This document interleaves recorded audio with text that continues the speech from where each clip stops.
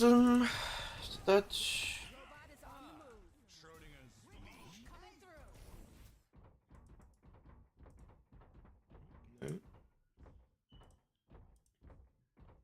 I'm gonna double check now if there's anyone in, or whether I need to sort my dinner out.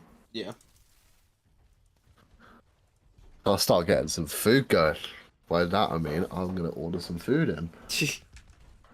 I did that yesterday. Got some pizza. Got pizza midstream, did you? I got pizza and it took 40 minutes to get delivered after it said it was out. Oh, lovely. So, Where did you order from? Did you order from Doughy's? Papa John's. Papa John. That's literally round the corner from your house. It is. I don't know what happened. I don't know what they were cooking, mate. Well, they took like 40 minutes after they said it was leaving to go around the corner. Oh wait, no. Yeah, they should be fine because there was an accident yesterday. Yeah, because I assumed there'd be some sort of problem, but like, there's no way it would have took 40 minutes, right? There was a fat accident on Milk Bowl, which is just round the corner, but it might have affected the driver getting to them, but they should have said it was out for delivery if the driver hadn't actually got there. To get to yours from there, yeah, it wouldn't have to touch Milk Bowl. And the road should have been fine because I think it was closed. It was like blocked off as the accident, so the road should have been fine, like getting out of there.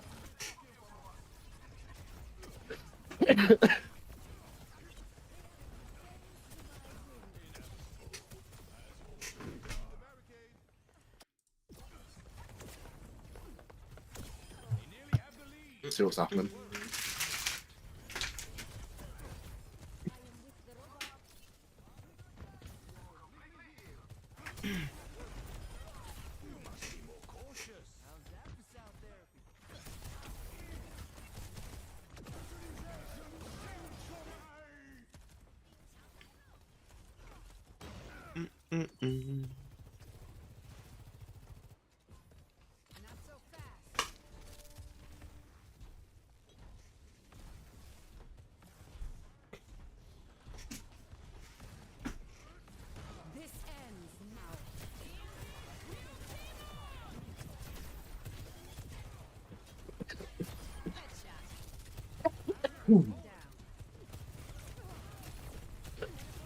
Oh, still got 1 minute, mate. Well,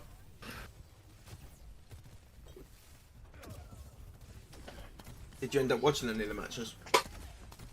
No. I can't even remember what I did, to be honest. I went. I was probably on maybe an hour after.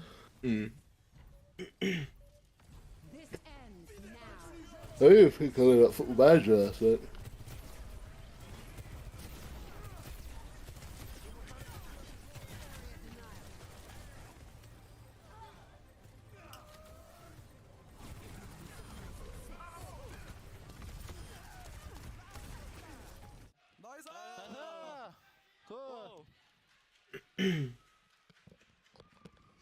악사로 가네? 아 모르겠다. 악순가?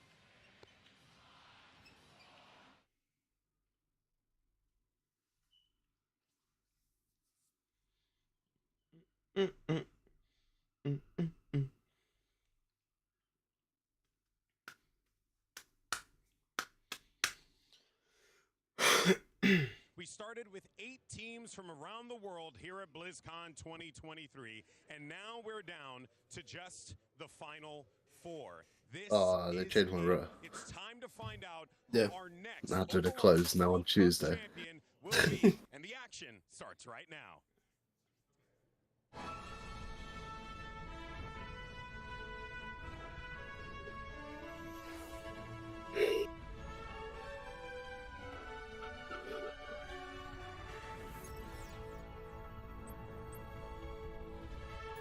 Hello and welcome to the second and final day of the Overwatch World Cup 2023. My name is Zoe Schmidt, and joining me here for all the festivities are Danny Lim, Jake Allion, and Johnny Snowden with an action-packed first day. Yes, the matches were on a one-sided spectrum. True. But But it was so today's exciting. might be a lot closer. It was very exciting, and it's always made more exciting because I get to sit here watching all of the action with my friends, and so can you. So make sure to host a watch party. That's right. You see it on your screen. That's the URL you need to use, and then you too can get Is into it? the community and have some fun. We had Costa and the other streamers in the building as well, Yeah, hosting Flat's watch doing parties. one, J3's doing one here at BlizzCon. That's So, you know, right. if you're here at BlizzCon, you can go check out some of the other watch parties. Exactly. You can just like insert yourself into the party. Like you just Well, be you there. can watch it. You can watch Yeah, it. you can watch it for sure, for sure. You also will be awarded with not just great things on your screen, you will also earn some drops, and that includes name cards, sprays, skins, all the goodies. All of that is going to happen on the Twitch Play Overwatch channel, so it's worth a while. You know, it's worth your time. Let's dive. Let's dive. It's actually dive. Rush such a, him. it's actually such a good Rush him, let's spray. dive. Oh, I'm no, gonna get God. stickers and just like go put it, like let's dive, like on the Let's wall. Oh, wait, we'd like to chat shit. Let's dive. Should- What's a little vandalism among friends? That's right. That's a spirit. I'll do it at home That's in the my house. spirit. In my house. Steph will appreciate that a lot, I'm pretty sure. Anyway, guys, we do have two semi-final matches happening today, and we will determine which teams will make it all the way to the finals for a chance for gold and the big bag. That's right, and you can still contribute to said bag. If we hit 750,000, actually everyone gets access to 16 weapon charms for all of our teams that qualify to the group stages.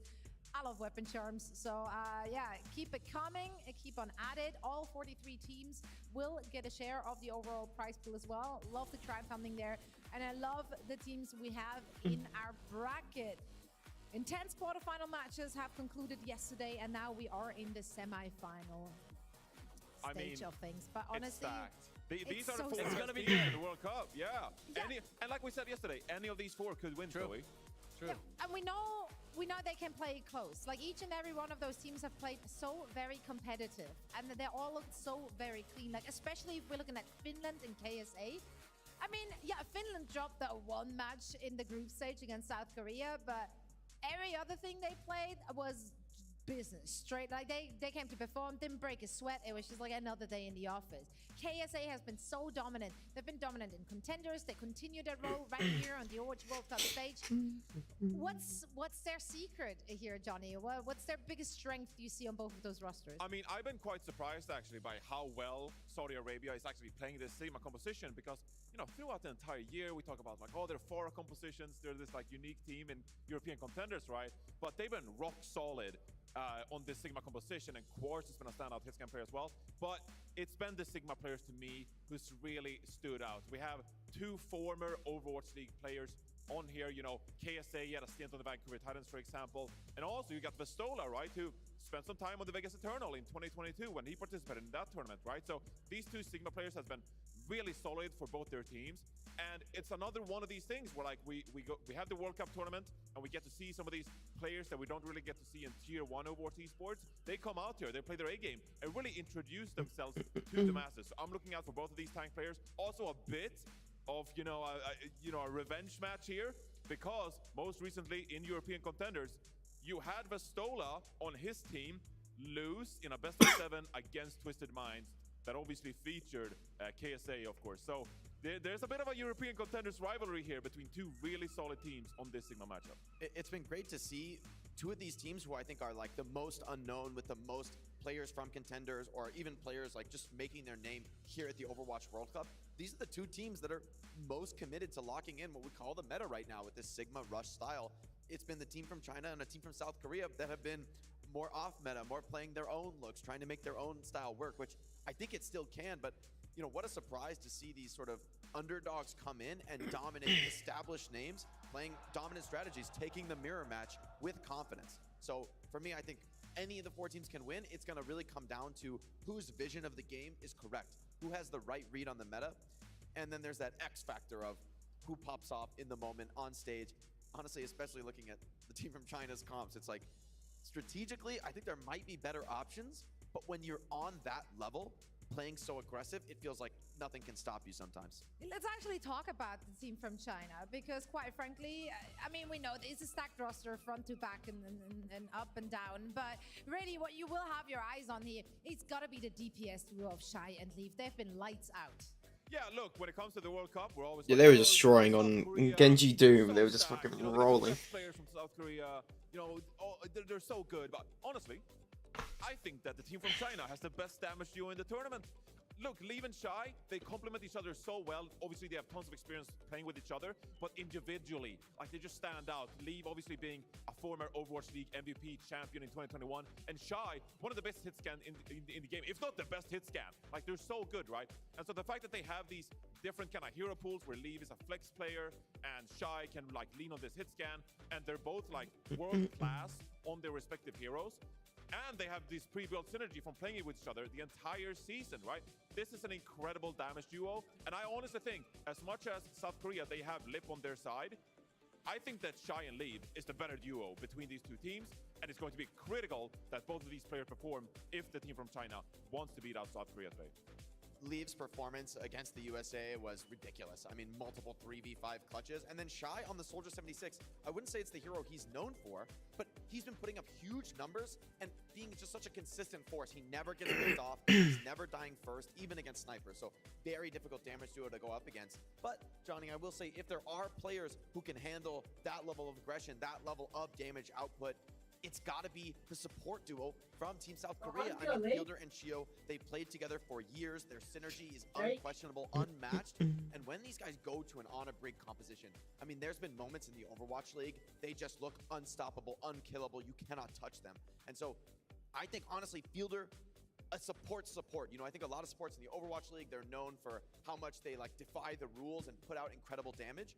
Fielder still hangs with the best when it comes to that, but he's really focused on enabling his team, being in the right place at the right time with that consistency that the rest of his team can rely on. So I think, you know, Leave especially is going to have his work cut out for him. He's going to be playing these Genjis, these Echoes in the dive comps. He's got to get on top of Chio and Fielder, and I think there's really no better support combo in the world when it comes to surviving these dives. Chio, I think, is crucial to that as well, right? While Fielder is doing so much for the team, enabling everybody else, Chio keeps Fielder alive and honestly is the more aggressive of the two. Chio on this main support, really aggressive player.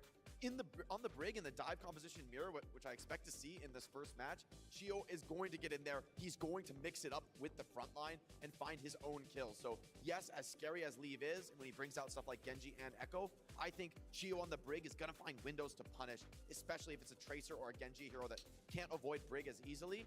Leave, he's going to have to win that 1v1 at times, and Chio, I think, can put up a very tough test for him. I think for me, Team Korea, one of the biggest advantage against team from China is that they are flexible. They could play a lot of different comps. They're good at dive, and we've seen how dangerous Hanbin could be on that Sigma. And they've been using a lot of different comps, you know, namely in the group stages. We saw Hanbin play that Diva, and there was Sombra and Tracer, right? See where you're going. And who I see else? where you're Brig.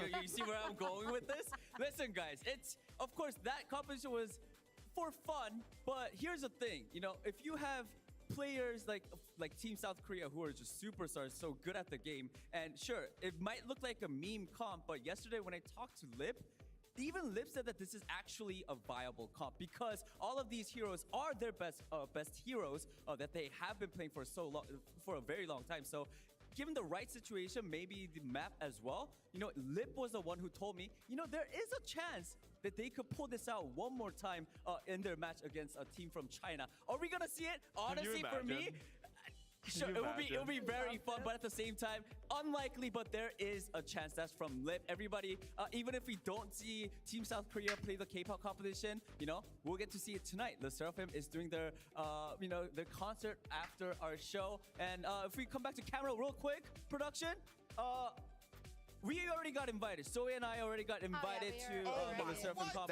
They only gave me the free. They only gave me the free donut. You guys don't have this? Zoe, we have it right here. I only got the free donut. They didn't exchange it. No. Well, I need Tracer. I need Tracer to sucks for you guys, but I mean, we're going there. We're gonna have a great time. It's gonna be great. Yeah. I got a credit card. Does that help? With good company. show up You at have good company. We got good company. Let's check out the video.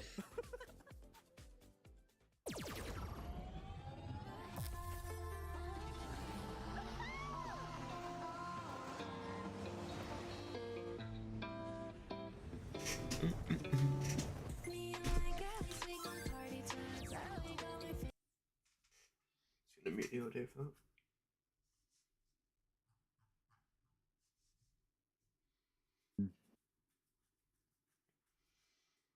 Food ordered. Yeah.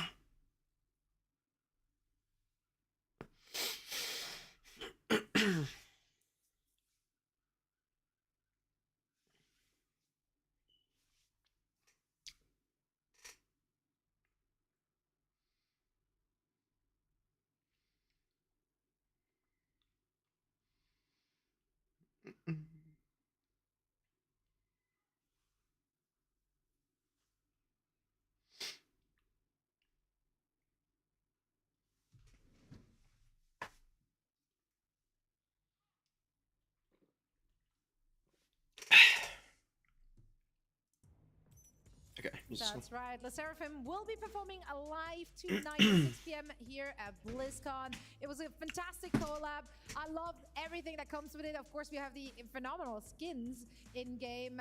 Got the emote, the dance. They got it all figured out. But also, man, those player icons, so cute. Look at that. These are seriously cute. They are so cute. Which one? Honestly, would that's you the best rock, part Joey? there. The ghost for sure. Hello. Oh, same. I was gonna say that. I'm gonna Yeah, go with the the little ducky in the middle. I'll, Good choice. I'll go with the tiger. Is that a tiger? That's a tiger, right? Looks like it, yeah. That's the most Danny player icon I can possibly imagine. So actually, I'm that feeling it. tracks. I'm feeling it. All right. Well, we are. I think we're about to be ready for this first game. So let's discuss our predictions. As we said plenty of times, these semi-final matches, we're expecting close games here. Also, they really could go either way. However, I gotta stick with them. You know, I'm gonna go for the team from China once more. I do think that they've just been so dominant on that Doomfist dive. Even if it's not an ideal composition on paper, it is for them. And the teams have not been able to dismantle it. And I just think they've been the cleaner team overall thus far in the Overwatch World Cup. I mean, I agree. I mean, no one right now could take down the team from China with their Doofus type. But if anyone can, I'm going with Team South Korea. They could play that dive composition. Not only that, you don't have to match South Korea. If it doesn't work, switch to Sigma composition. The ego battle, though, they will try to match it. I'm pretty sure they 100%. will. But if it doesn't work, I'm just letting you know, you don't really have to do it. You have other comps as well. Guys, I feel like we've been here before, and I feel like a lot of the players on Team South Korea, they stuck to that dive mirror to the end. Players from Team from China, they won those matches in the end, and so I feel like we might see a repeat of history. I think the team from China is on a hot streak here at the World Cup, right? From recent memory. Nice. Look at That's it why I go. can predict them, because from recent memory, Yeah, they've what been they gonna do when destroying Korea goes to the everybody. K-pop comp? Team South Korea has had stumbles, right? They've dropped maps. Things have been close. They've had to bring things back. Team from China has never been tested. Well, I suppose they'll just win. That could be an issue for them, but honestly, I think they're going to be so confident and so aggressive. I think, Johnny, you're right about this DPS damage. We'll go on for 3-2s, and then that. Very deadly in the air, and I think it's going to be very hard for the team from South Korea to match the synergy that the team from China brings. I think I made it quite clear over the past month or so, seeing some of these players from Team from China perform, that I'm a big fan. And so, of course, I'm going to go with Team from China. I think this is their year. I think they're going to take down South Korea in the semifinal matchup, and I think they'll bring it home later today. And for once, Johnny does not get booed by the audience. So it's a win-win already for everyone here on the desk. Sorry, Danny. But yeah, we're ready for the teams, so let's meet them. Let's welcome to the stage your first squad, the team from China. Team from China, playing to win it all today. Obviously, Right, are the maps going to be changed up? Because last time it was Lijiang for first every time. They made a name for themselves with Gushue coming out as the primal blade early on in the World Cup history. But here in 2023, they're fielding arguably the best roster they've ever fielded. Will this be their chance? Yellow stars on the flag, but I think it's gold in mind for the team from China this year. Incredible performances so far in the World Cup. I can't wait to see what they bring. And their opponents, welcome to the stage, Team South Korea! The team South Korea has fielded the strongest teams in Overwatch World Cup history. I think if you look back through the years, Team South Korea has fielded the best roster. They have the most professional players. Really, from a mathematical standpoint, there's no reason they shouldn't be winning every single year. So it's going to be a tough test for them up against the team from China. And these are our first two semi-finalists. Here to call all the action are no other than our iconic duo Mitch and Matt. Please take it away. Thank you, Zoe. 5 years ago, a semi-final featured South Korea and the team from China. It was a one-sided game during a period where South Korea were the most feared nation in Overwatch, but much has changed since then. It has. I mean, I think the team from China, obviously, they've just been rolling through just about everybody here. You know, at the Overwatch World Cup, we'll take a look at the starting lineups in a bit, but it'll be South Korea actually fielding Fearless here at the start of this series. So that tells you they want to play the dive. I think if Korea is going to win this series, it's going to be through the backline. I think if you look at the rosters, like that's probably the one spot where you probably like the players on the South Korea side a little bit more with Fielder and Shield. I mean, they've been so good. We are dealing with the 2022 World Champions plus Lip, one of the most hyped players over the last couple of seasons.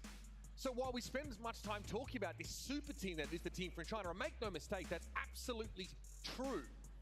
This South Korean roster also probably is bringing close to their best, if not exactly that. The one thing we have to point out, the elephant in the room, is that it's been a little bit of a bumpy road for this South Korean team to get here. There have been maps that have been dropped, namely to Finland, for example. So we've seen even the pluckiest of upstarts put pressure on this South Korean roster where the team from China haven't lost a map at all yet. They drop a map to Canada, right? I mean, you look at the bracket from yesterday. Who would have thought that would have been the closest game? Everybody else got, wrecked in terms of, matchups, right? 3-0s outside of that matchup against Canada. But, this is where like the money's made, so to speak, right? Where it doesn't really matter how you performed in groups, doesn't matter how you performed yesterday. You show up here, you win 2 matches today, you're the champion.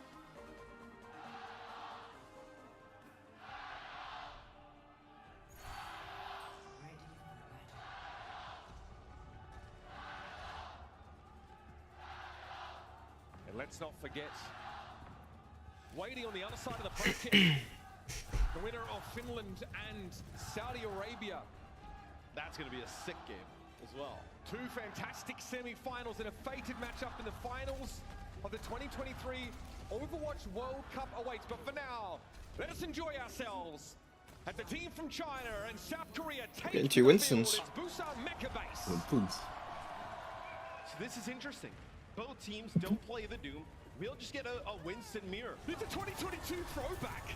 A World Championship composition for a World Championship team. This favors South Korea so much, in my opinion. Like, Gushue's been incredible on the Doom, right? Yeah, I think you're going to have to. Like, getting into that type of... He just didn't Reaper as well. South Korea so heavily in terms of, like, their comfort. This was the metagame that year and a bit ago now. There we go. South What are they Korea doing? want to make a return to there, and it looks pretty powerful. Fielder's able to drop to the point and make the cap. Lip's done for a moment by the powered up punch by Gooseray, but just able to slip away. The healing, though, it's got to come thick and fast. Fielder needs to attend to the rest of the teammates, but it turns out the best defense might be a good offense. Monk. Finish the job there on Monk. Monk just killing through. Just support things there. They pretty much give up Lip in their own backline. Yeah, you got that Doom now as well. For the team from China backline, but Much better for him. sick plays. Think back to yesterday. Team from China lose 2-3 players at the start of a fight and end up winning it. Gushui and Leave often turning it around. It'll be a pretty even scoreline here as the team from China got that flip just now. Lip under a bit of pressure. Leave harrying. Pulse bomb in hand here, but Sojourn maybe not the target. You want to fix it too. Look at the damage. Lip's low, but they're able to find the backline of the team from China already. Now Leave's options are sorely limited. Lip slides away, but Gushue's found 2. Don't tell me they're doing it again. Lip's out of the picture now. Kitsune rush. They got to keep Fearless in the fight. Fielder desperately heals the Winston up and is able to take Shy with a kunai. That's a fight win right there. I mean, Fielder is unbelievable as he's able to live throughout all that, keep Fearless alive. Also, the point flips really early. Like, the team from China give up the point really early. They only get 19%. Fearless drops in, great bubble. This is going to segment the team from China for a moment. Leave can't even get out of the door for the time being. They're going to rotate around to the far side of the point. And it's just going to be Fearless jumping in and collapsing. Sparkle with a pulse bomb as well. Primal Rage could just knock everybody back here. There's the stick. Rally. No kill from that one. Fielder going very low. There's a sound barrier around the corner here for Chio. The point is, when do we use that? Good Good sleep on Fearless. He was in primal rage. It's going to be stunned up briefly. It is a nano boosted sojourn for Shy. And Monk is the first to strike again. Lip is down. The Brig though out of the picture here for the team from China. And now South Korea leads into it. Where does Gushue go from here? He's going to try and back up a little bit. Maybe thinks to jump on Chio, but he's able to emerge from that side room and put pressure on Monk, who had to bionate himself. Now it's a 3 versus 3 here. We have Lip coming back on spawn. Fearless is very, very low, and there's no fielder to top him up. Almost got away. For the team from China, and Gushue dives in. Still Fearless on 1 HP. Like flying around. So important. And the Just like yesterday. Oh, I did go. Just like walking on the wall, it's like he's coming back, mate. Losing Chio. Some crazy plays. I feel like this pace, though, is kind of what we're going to see all series. And I think it's really, you know, South Korea being able to utilize this Winston that's going to benefit them. Kitsune rush here, an opportunity to take the point back, force a fight on the point. Lead cops a whip shot as South Korea emerged on the low grounds here. Gushue transitions back to the high ground once more. South Korea are actually making a rotation here. And in that last fight, it was Lee landing that pulse bomb onto Fearless, getting him low. That really set up the team from China to win. They might have Gushue trapped there, but he's so healthy. No one's really putting any damage down on him. They don't want to risk powering up that punch, but here comes Sparkle, looking for a pulse bomb target, but he's being pursued doggedly by Gushue. It's Shy falling first again, Lip with first blood in that fight, and Gushue powers up another one, but Lengsa gets left upon. Below ground is where the supports are, and Chio feasts. Well, we talked about it yesterday when you know, we casted the team from China versus Canada, in that you don't have any speed of the backline from the team from China. So it's way easier now with, I mean, Winston, Tracer, Kuriko, Lucio to hunt these players down. One more fight, and South Korea set themselves up on the point. Gushue has to touch first here. Meteor strike now, maybe to return to safety. There might need to be another touch on the point in the coming moments. That's achieved. Lengsa forced to shield back backwards, the pulse. Supports, just got booked. The sound barrier was in play already for South Korea, and that's 2 kills to start the fight. They find the backline once more, surgically extract the healers from the team from China. A big pulse there from Leave, and Fearless is down. There is a chance to touch here, but it's Shy from the high ground. Sparkles notes his position. He's going to try and slide across the point, but he'll be taken down. Gushue can touch here. He's on the point. Nano straight away. Lakes are coming in from the causeway here. Oh no, the wall! No! The wall stopped him. That's on fault. He might have actually got a couple if that wall went there. That's on fault. That wall on map 1. That's so bad. I had to nano slam and punch that Lucio and got nothing. A little bit of variance, Matt, makes the world go around, you know? Yeah. Variety and spice of life? No? There's a bunch of, you know, GM level Overwatch players clipping that and just posting it on the Blizzard forums at the moment, but just unfortunate, go with that punch, and he just gets right into it. Oh, Monk. This was the crazy play earlier. Preempts that shrouded step, which is huge. Note that he's landing shots, weaving them in amongst all of this dodging and ducking. That is a non-negligible amount of damage that Arnold put out there.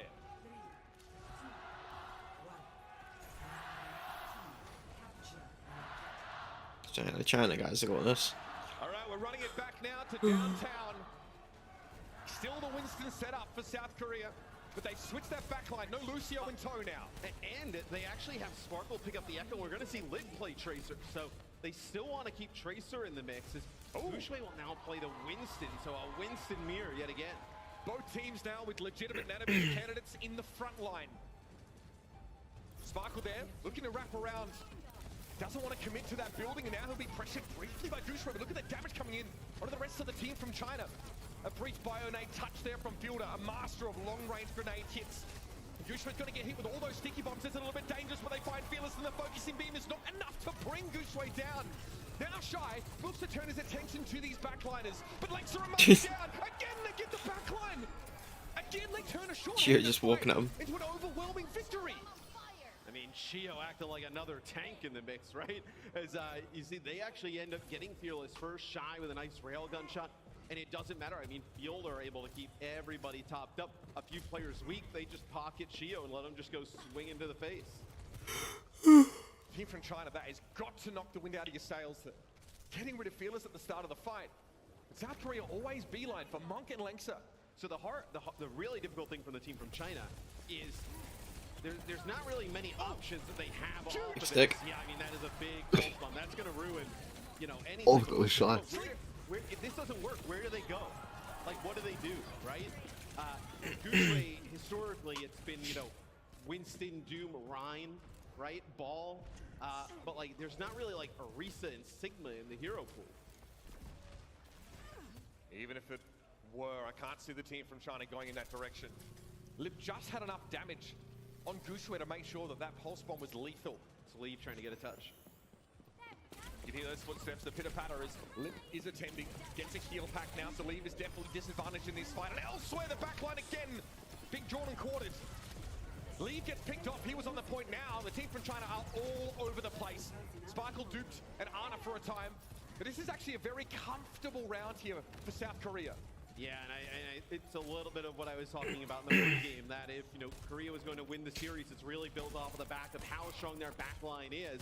And right now, the dive from South Korea just taking advantage of the team from China backline. Fearless stands the shield, so he didn't get hit with a biotic grenade there, Matt. He can stick around for a long time. He's got Primal Rage available as well. Oh, Fearless is so good. This is scary stuff here, but he's trying to maintain some footing. The guy's just trying to use overclock and he's just getting punched around. Just shoving Shy around. He's just there just trying to pop pop railguns into the supports and he just gets yeeted around there. With a backline that has wasted trophies before. And that, my friends, is a stopgap. And I'm just really interested in how the team from China responds, right? They've just kind of, you know, walked through everybody playing this aggressive style of play around Gushue's Doomfist, right? And like Leave getting really aggressive on whether it's like Echo or Tracer or Genji. And now somebody's brought the pace to them, right? What do they do to challenge this? And let's clarify as well. It's not that Monk and Lengsa aren't on the same level. It's just that they just can't play the game for nearly as long. I would say they have half the minutes alive. Yeah, probably. That South Korea's backline have. Situations like this, Fearless knows. He can pressure Monk down before Lengsa can get a rally here. This constant pressure onto the team from China's backline means that Gushue can't play nearly as aggressively anymore. And I mean, if you were South Korea, you probably came in and thought that, like, hey, if Fearless can play the Doom, you would be pretty happy, right? If you just like, there's an opportunity for you to get, like, a Winston here against teams, they would have been, like, stunned. It doesn't matter who it is. Yeah. This might be number 1 versus number 2 at Winston, right? Yeah. We're talking about the Primal Blade on the side of the team from China. But we've seen the Winston mixed in with these two teams because, again, it's a good place for the Nano to go. But this is so comfortable for South Korea, right? You know, when you have Fearless and Fielder and Geo on the same roster and you can play that like Winston with the Ana and the Brig and maybe some Lucio, it is just exactly what they want to play. The team from China have selected Paraíso for our second map in this series. Stick around. This one was getting played The team from China look a few times actually in the last one, I think. I remember it getting played yesterday. Oh, nice.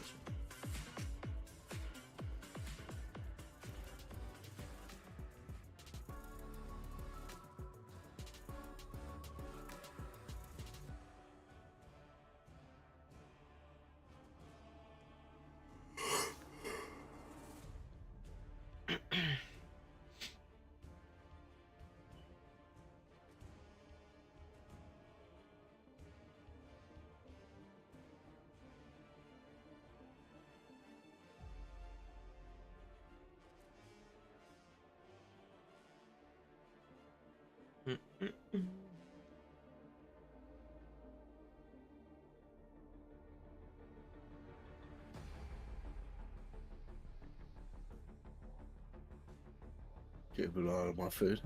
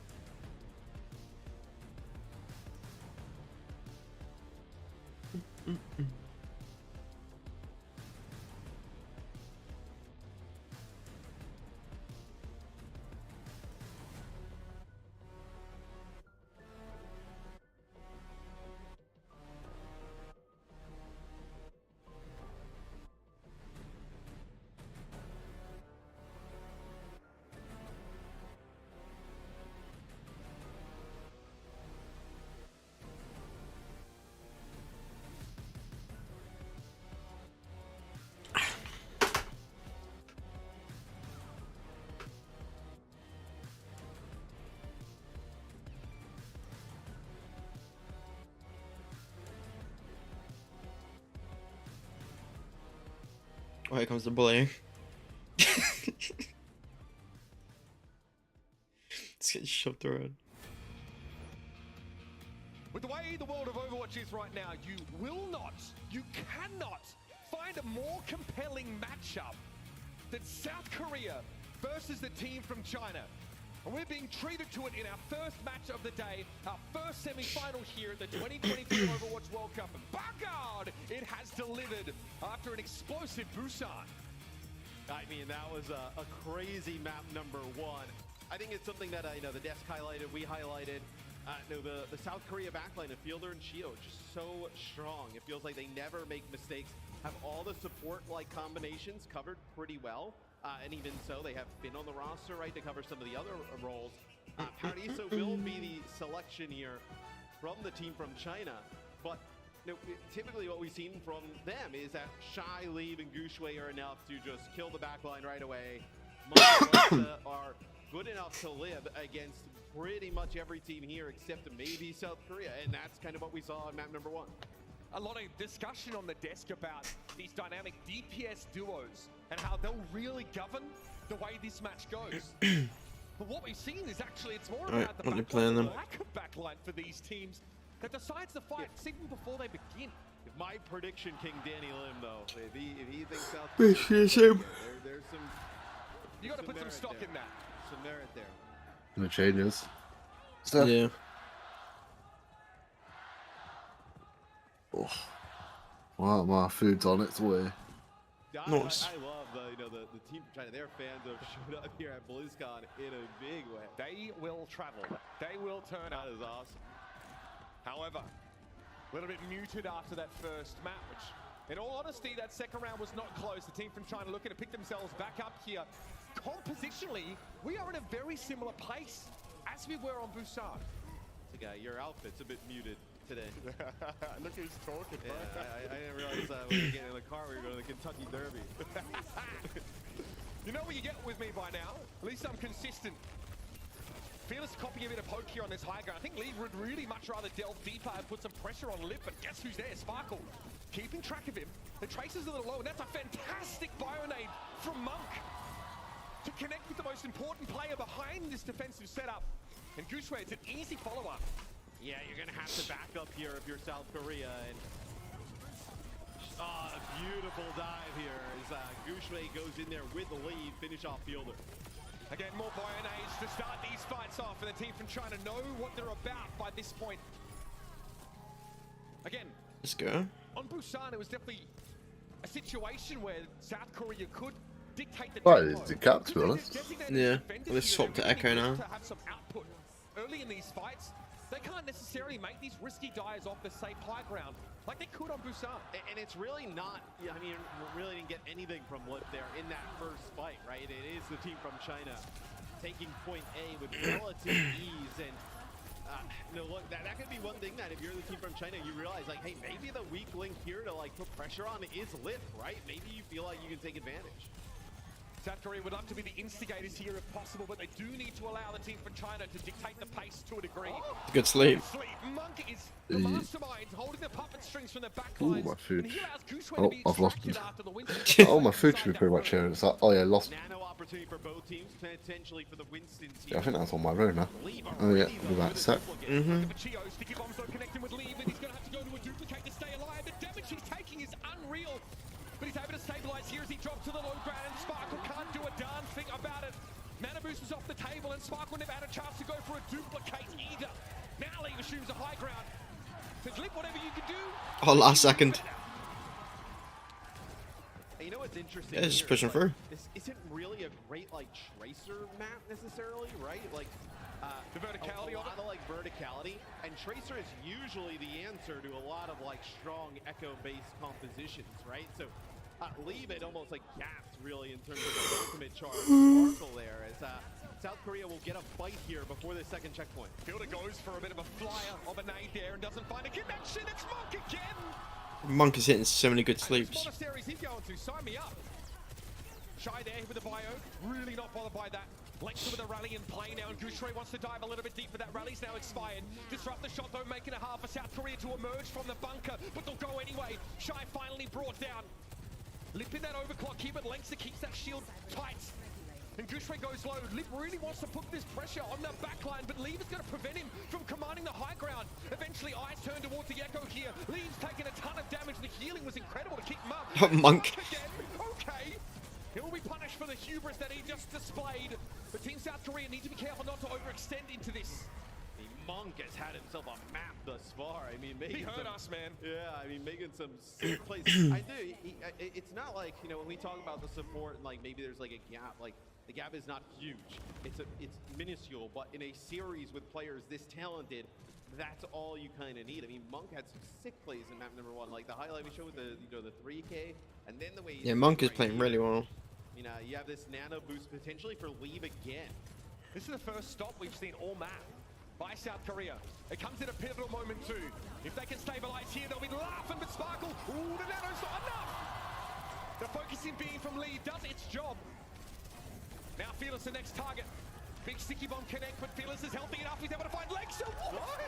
Shy, not ready for that. Fearless might have to give up his life here, but the damage is already done. But yeah, I mean, he takes out 2, and then it also sets up Fielder to take out Gushue. I mean, that is a huge swing. How does Fearless get away with that dive? I don't know, man. I mean, he would have probably lived all on through that if he doesn't get hit with a bio there at the end. I mean, on that part of the map, the team from China have to play from the low ground. That's why Shy is sat there as Fearless just dives on him. I think they're trying to remediate that now by pressuring up towards his left side.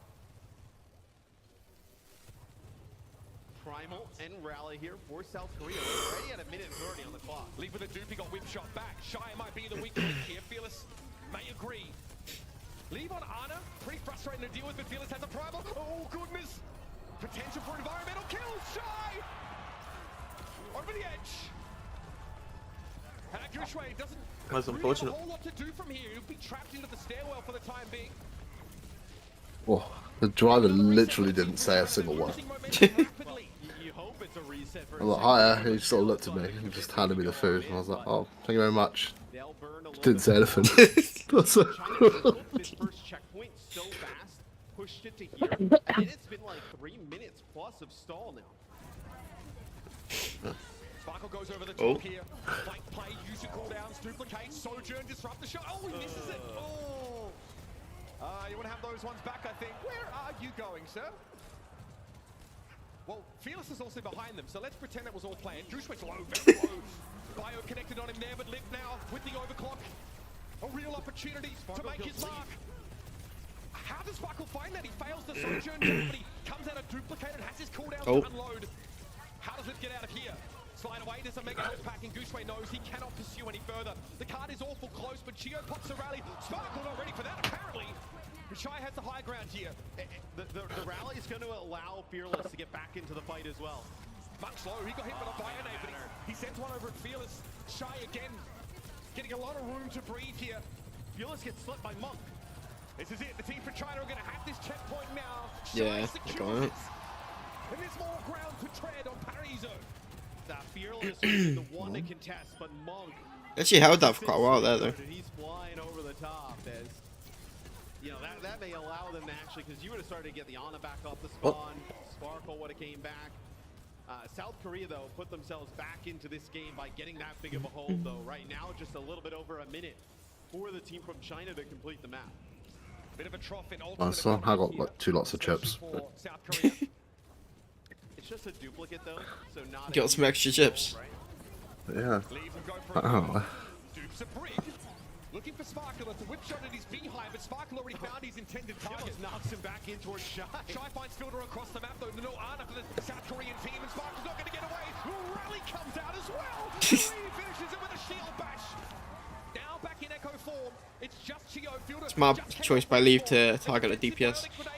Became a brig. But it looks like the team from China want to wait for a beat. Yeah, you're gonna have a nano here for Leave, and that's what you want to go with. Leave looking for Chio. Fielder going to grouped up. There's the sleep. Leave is going to be put down, especially with the Bionate that connects. Fearless is sleeping, but he's contesting the card as he does. So you're getting value still. And now, I mean, look at how the ultimate economy is just... Yeah, Korea's got 4 ults coming out. 4 ultimates here for South Korea. Sparkle! What? Interesting moment there. Sparkle dives in, gets punished for it instantly. Nano to lip. Chio, though, the rally. This is such a big ability right now. Oh, the bigger them. Grenade and Chio slept. The rally is still ticking. Oh, lips down. Brought down and Fearless had the primal rage. A lot of damage as a result of that. Oh. They're pushing through. Fearless hit with another bio. Fielder falling now. A desperate dupe from Sparkle. He finds Ana. See? Sparkle became Ana. Now back in Literally. he can still stall. Shy's in trouble. Focusing beam doesn't get him there, but Lips able to come back off the spawn, and here comes Chio. Gooseray wants to step up. Fearless is going to be back on the scene in just a moment, but Shy finds 2. A 3 versus 2 favoring Korea. Lee now joins the fight as Sombra. Hack on Fielder. The damage amp is enough to get the kill, but Lee might be in trouble himself. He's able to translocate away just in time of Gooseray. Gooseray's so healthy. Gooseray's so hungry. Fucking hell. Oh my god. Oh my god. They're still going. God damn. Wow. That was like a fucking week-long fight. That was crazy. That return on Sombra as well. Yeah.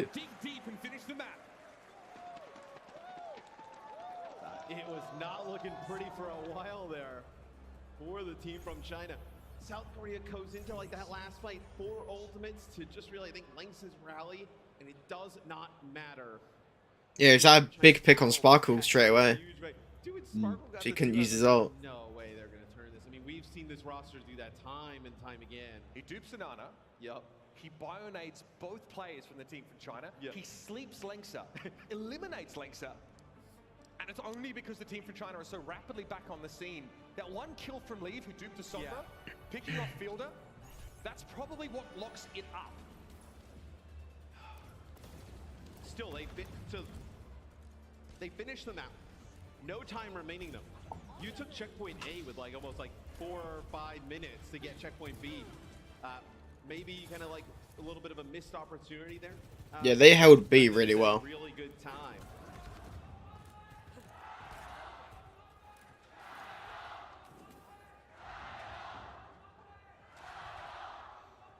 You just have to full hold him.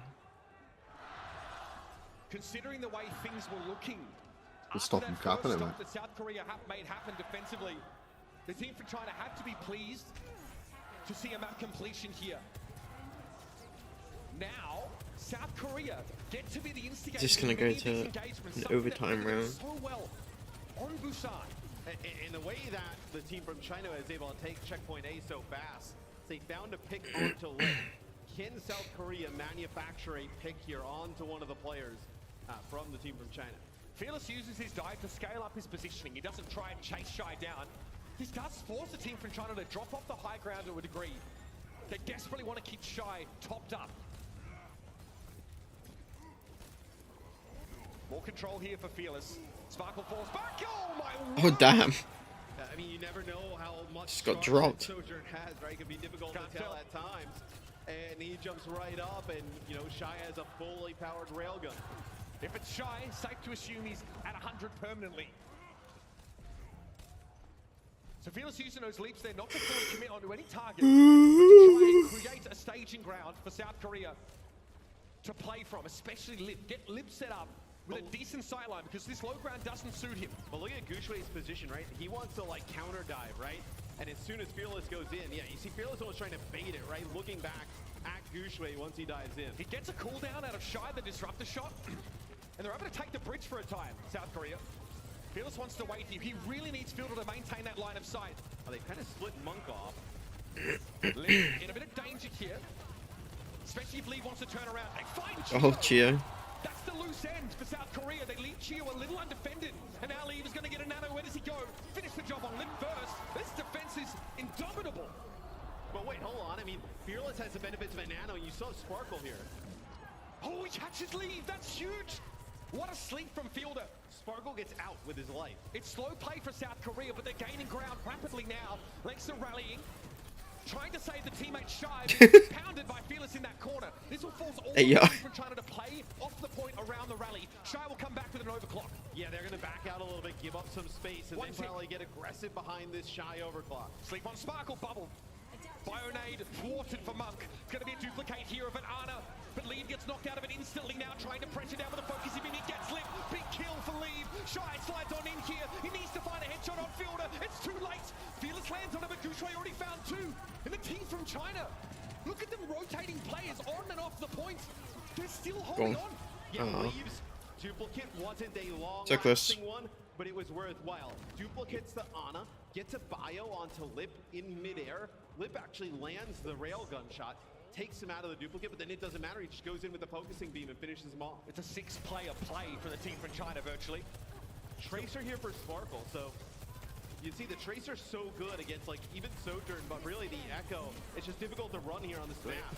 They need a headshot here. Lip can't find a great response. Lancer gives up his life to protect Monk, and he'll have to hope that's enough. Leave is so low, forced to play in that side room, but Lip can't hang around. Primal Blade is on the field right now. Gushui trying to protect the rest of his team with that Primal Rage, though. And again, the team from China will have another crack at this. Coming out from this room, but they've got only the Nano coming out for Monk. It's too late. Fearless is able to find Shy straight away, diving on in. Gushui might not be able to get that Nano at all here. And South Korea finally prevail on point A. Yeah, really good defense though from the team from China on point A. Gives themselves like a pretty clean opportunity to potentially hold here on what's a difficult point to take at checkpoint B. They bled so much time off the clock. It's such a good look. Okay, this is interesting. Dropping the Sojourn now. So you want to keep on the Echo. The Echo could put pressure on Shy, but then also have Lip now on the Tracer. Where I kind of like this because like, I didn't think Lip was getting a ton of value on the Sojourn. It didn't seem like, at least on this map. Lip has to use a blink though to cross the gap. Otherwise, it'll take 4 to 6 business years for him to reach the backline of the team from China. Lee fights Sparkle though. Oh, what a 1v1. Oh, he's too good. Gushui, oh, honorable mention there as he comes in to finish off that elimination. Team from South Korea now headed back towards spawn, and Lip is still struggling to find a way to create impacts. Yeah, I think you just have to wait a little bit for Sparkle to come back. You gotta get some spaces. Lip's gonna try and go on a little bit of a flank here. Maybe put some pressure on a Monk on the high ground. Primal Rage for Fearless. He'll again scale up that positioning, take the high ground, but Sparkle's jet is down. Sparkle getting exploited over these last couple of fights, constantly meaning South Korea are playing with 4. That's not good for Fielder. He's in a little bit of trouble. Chio quickly to the rescue, but Gushui says, okay, I'll jump on out. Use your cooldowns. Yeah, and I mean, you know, Shy has just been so good on the Sojourn, just getting these first picks, right? It's something we didn't see from the team from South Korea. How is Lip supposed to do anything when Lancer is constantly checking this flank route? I don't know. I mean, you see Leave checking it now as well, right? Leave. Now knows where Lip is. The return for Gushui. Diving back to the rest of his team. Oh my word! Shy down. Get stuck there on that high ground. Beautiful work from Lip. Finally, that's what South Korea were looking for, and now they can go up a gear. Gushui and Leave, though, might pose an issue. They can hit the backline, constantly counter-diving here, and a Bionade in mid-air from Leave means that Fearless is afflicted. Leave doesn't mind. He just wants to keep Gushui fighting, keep him ticking over like this, and Gushui has a primal. Can you punish the Echo here after the sleep? No. It's going to be a nano boost now for Leave to keep him alive, and Chio is down to Lance's shield bash. Fearless has to drop to the low ground, but there's 37 seconds left, and Fearless is sleeping on the job. This is not looking good for Korea at all. What a defense! Oh no. That's a rude stagger. God damn.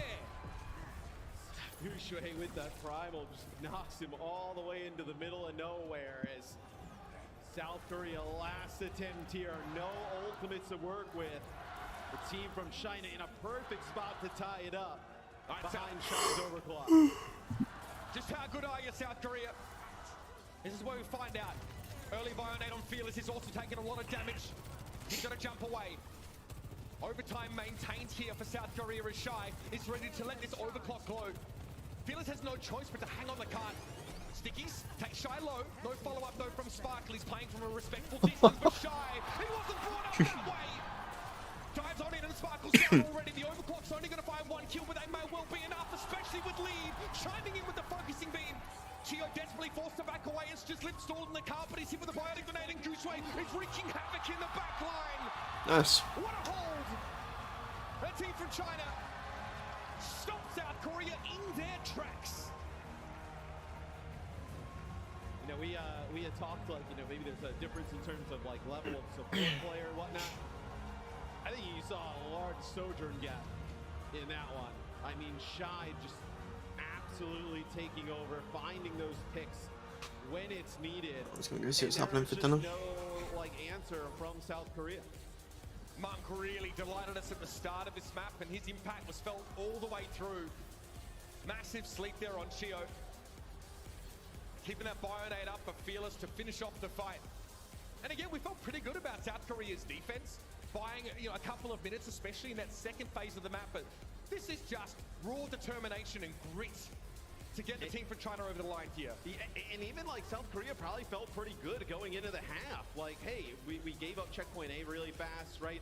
But you know, we battled back, we forced them to complete an OT. But their offense was not good.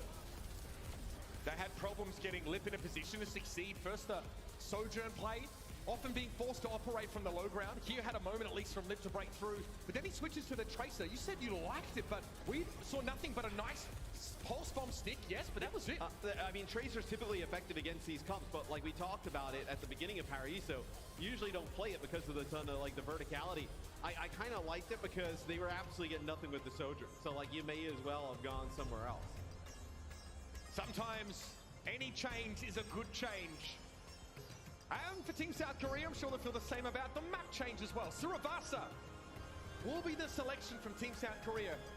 It doesn't appear that this will be accompanied by any substitutions either. Hanbin and Finn remain on the bench. Yeah, and we are going to go straight into this next one. We are not going to take a little bit of a break as Suravasa, I don't think you're going to see Finn obviously here because you need the Lucio, right? I don't think you're going to see that. Interesting though, when I believe we saw the team from China play, it was like New Junk City. They actually don't play the Lucio. They still play the Ana break backline. So it'll be curious. Like, you know, they're going to be behind on like a few fights. They'll probably be behind on some positioning, but if they're just too strong to, you know, overcome that. Looking for Genji here from Sparkle and Lead. Lip and Shy both maybe put on Soldier 76 duties. And that's something that we've sort of remarked on over the course of this World Cup. Is that on the Soldier 76, it's harder to be they should be going pretty much straight ahead as well. Flashy, right? But you have extreme levels of utility, duelist potential. We've been getting a lot of the New Junk City whenever they do this. Especially with like a Kiriko, if you have that comp. Kiriko can join you on those flanks and make them a little bit more punishing. Yeah, we saw a lot of Soldier, like the highest level play, right? You know, taking off angles throughout the year. I actually think you could run it here. We've seen Shy already pick it up. And I think you just need to figure out a way. You know, right? We talked about how maybe South Korea has an advantage in terms of the backline. Right now, though, the team from China, DPS players, when they play to their potential, I don't know if it really matters what happens on the other side. I mean, those two players with Leave and Shy are so good. Is it that? Well, it was supposed to go straight, but it paused. Of course. I mean, there was. I need to put on my own dinner at some point, though. And you know, what do you? When am I gonna be able to do that? Kind of get him going, get him in the. I guess when the set finishes. Sparkle come up with some plays, you know, whether it be on the Echo. Very aggressive. Yeah, very aggressive. Wants to play that way.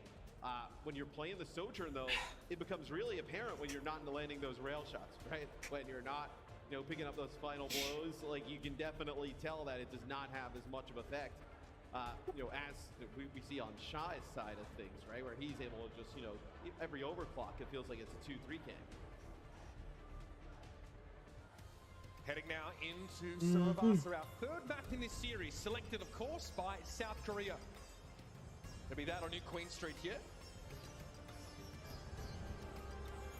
Got to see Sparkle on the Genji, leave also on that yesterday. Don't get too excited looking at South Korea's comp.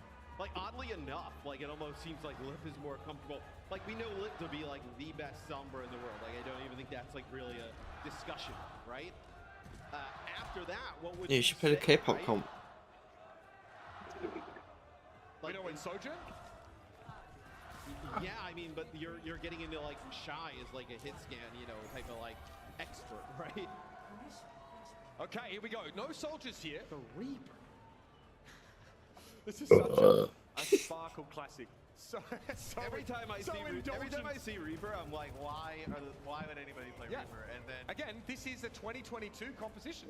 Yeah. The Winston, Lucio, Kiriko with the Sojourn and Reaper. Really team fight oriented, very brawly. And that's what they're going to do right now. South Korea want to go in, but Sparkle's already down. That's what you get for playing Reaper. Odd not to see teams take the fight on the point. South Korea thought they could fight China out in the open. But perhaps Korea just got slapped. Yeah. Yeah, it's you know, maybe you think you can punish Gushui a little bit with the Reaper. The Reaper has great survivability, right? I just feel like it's not as effective at, you know, putting pressure on the backline like the Tracer, right? This tells you, like, you know, trying to, like, put a ton of pressure on Gushui, maybe trying to, like, take away the kind of, like, counter divey style of play that they're trying to do. It's a little telegraphed.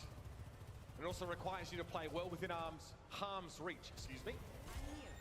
Both are valid. Here's Monk, safe spot to be. Shy obviously operating on the high ground for a time for those juicy sight lines. Okay, Sparkle inputting as soon as he comes out of the shadow step here. What is South Korea looking for? A dive target ideally. Fielder playing a loose end here. Poking down at Gushui, but this won't be nearly enough to cause problems for the Winston from the team from China. And here's that dive. Shy very low. They get the Sojourn first. Oh, that's a good one. You can't count on those, but when you get them, it really locks up a fight. Nicely done by Lip. Another rail to take Lexer out of the picture. And the team from China just have to throw themselves at it now. Yeah, this is what you want to see if you know, you want to see if you're South Korea, like, Lip start to come alive, right? 2 railgun connections there. We know he can, you know, this is a player who has been up for, like, MVP, you know, discussions of best player in terms of the damage dealer in the world, right? We know he can do it. It's just seeing it, you know, here and right there, that first, you know, real fight after the first one where, I mean, Team from China gets 99%, right? Lit with those 2 shots, puts Korea in control of the point. The most important cooldown here, Matt, is the Sojourn slide. That's what South Korea are looking for. They want to try to find a way to force it out, or to see Shy reposition before going in. Here they go, Kitsune Rush going to send them in. They see Monk, but they think better of it. It's going to be Lip going down first in this fight, though not ideal. Shy now, Nano and Overclock. They flip. More like overkill. Team for China get the point midway through the fight, and so Sparkle, well, this is awkward. Yeah, there goes Fielder, another rail hit from Shy. Mr. Yeah, they got the first one. In this series. And that'll be your first flashpoint going to the team from China. Yeah, then they do a tremendous job of keeping Shy alive, right? Because, like you mentioned, South Korea, they want to see that dash go out of the Sojourn, and then they want to try and collapse. But, you know, Lengsa and Monk do a tremendous job keeping Shy standing, and that's what decides a lot of these fights. What is the plan for South Korea now? No comp changes. It was hovered briefly. They're going to stay with this Lucio Kiriko. You have an overclock, right? Start things off. No support ults on both sides. You have an overclock, you'll have a Death Blossom here. So the Death Blossom, maybe if you're, like, a bit sneaky, you get a kill with it. But I think you're really looking at Lip to land some shots with this overclock. Fielder has to know that he's in a dangerous spot here. Shy looking for that head. Both Winston's in, get that overclock from Lip. He's going to find something here. Gushui.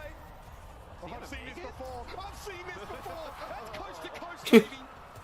Lip, though, will be waiting at the edge. I think we call that edge guarding.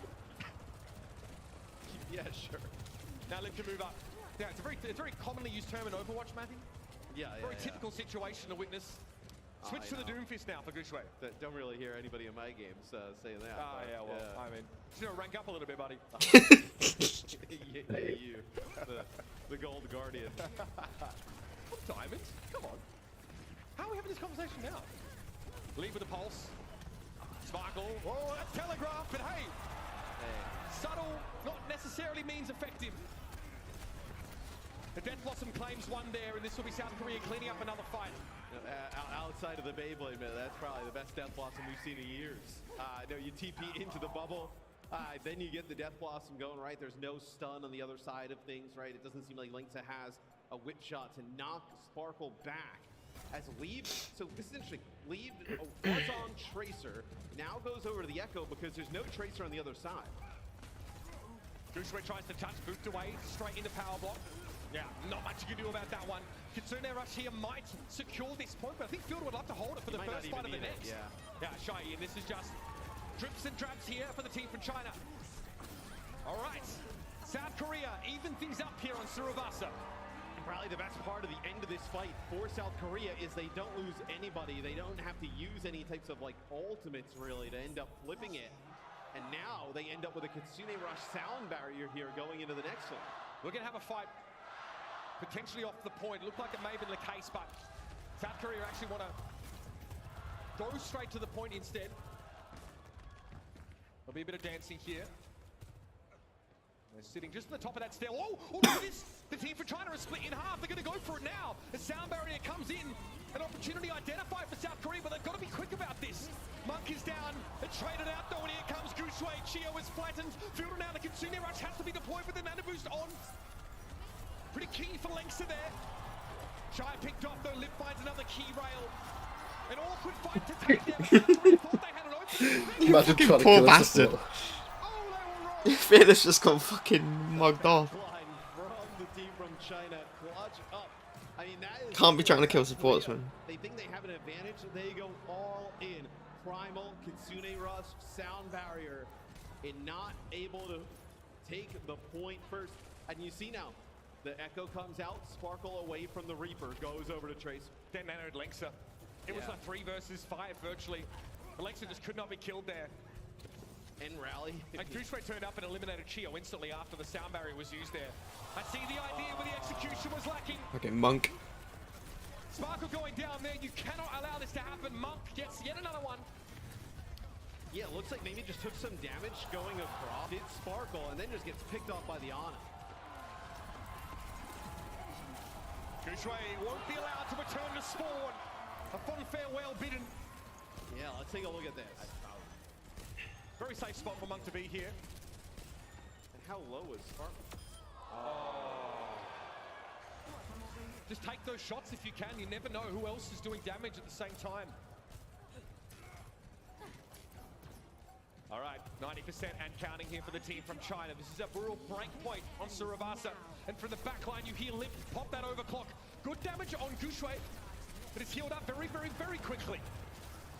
Yeah. Great disrupt the shot to slow them down here. Sparkle, God, does not want to get picked off early here. Leave almost does just that. Like it's go time though, right? Gushue, he's gonna have the meteor strike, you have the duplicate here as well. They still have Nano, the team from China. They have all this defensive utility, but they're not using it defensively. Meteor strike from Gushue, in he goes, and out go the remains. Oh, here comes Monk. Oh no, it's Leave. It's Swanna. Flashpoint for the team from China. They put themselves a flashpoint away from taking this map pick. South Korea ended up taking us here, and team from China, they have done tremendous job. We talked about that backline, maybe it's different. Does not look like that now, as Monk and Lynx have played great. Chio switched off the Lucio a while back here for the Brig. I think that extra durability in the rally is just something you can't go without. So off to the point we go. We'll have teams fighting outside of it once more. Fearless may opt to just allow the team from China to flow towards the point proper. And the one thing I wonder is, like, the Echo has actually been pretty good against, like, you know, Doom. And do you have enough damage for South Korea to get rid of Gushue, right? with the power block, like Tracer, you know, Winston, not a lot. Nano for Fearless, but he didn't go for the backline. Instead, playing defensively because Shy is on the hunt. Shield bash there from Chio doesn't do much to slow this relentless onslaught down. And Lip, oh, that could have been a big mistake. Taken to the skies while Shy was in overclock, but he isn't punished for it. Still, South Korea have to play off the point to start with, and Shy keeps that rail well and truly charged. Sparkle needs to keep his wits about him here, but he needs to be a threat in that off angle. Gushue got to be body blocked. They catch out the Doomfist. Here's an opportunity now for South Korea to go forward, and Fearless does just that. Into the back line, takes note of Shy's position, but Lynx is definitely the best target here. They take down the Brig, and now the team from China just throw themselves at it for respawn. Yeah, and at the start of that, it is actually pretty good trades from the team from China. They end up using a nano on a Shy, which we've seen a few times here throughout the week. And he gets into the back line, puts down some shots, and what happens? They end up having to use like nano and rally. Does South Korea. The Fearless also ends up popping Primal to live. So once you get all those three ultimates out, you kind of like back up. But South Korea, in the end, they get that pick on the Gushue to kick things off. He switches over to the Winston now. It's about even on this potential last flashpoint. Sparkle has that pulse bomb now, but who would be the recipient? Leave and duplicate, he's knocked back outside of the bubble. Monk's a viable target. It's dropped in the middle of them, and all of the team from China disperse. Leave getting a lot of work done, most of the damage here, and Fearless is going to get a nano boost now. Lex is off towards the side, but no one from South Korea is looking that way, because Shy was first on the menu. No Sojourn now, but a big Bionade to follow up on its fielder being picked off. Just Brig for healing for South Korea, and there's a nano boost here for the team from China.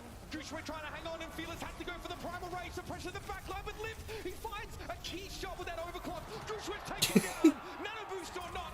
South Korea Getting pushed around by Brig. And oh my word, we are going all the way on Surabasa.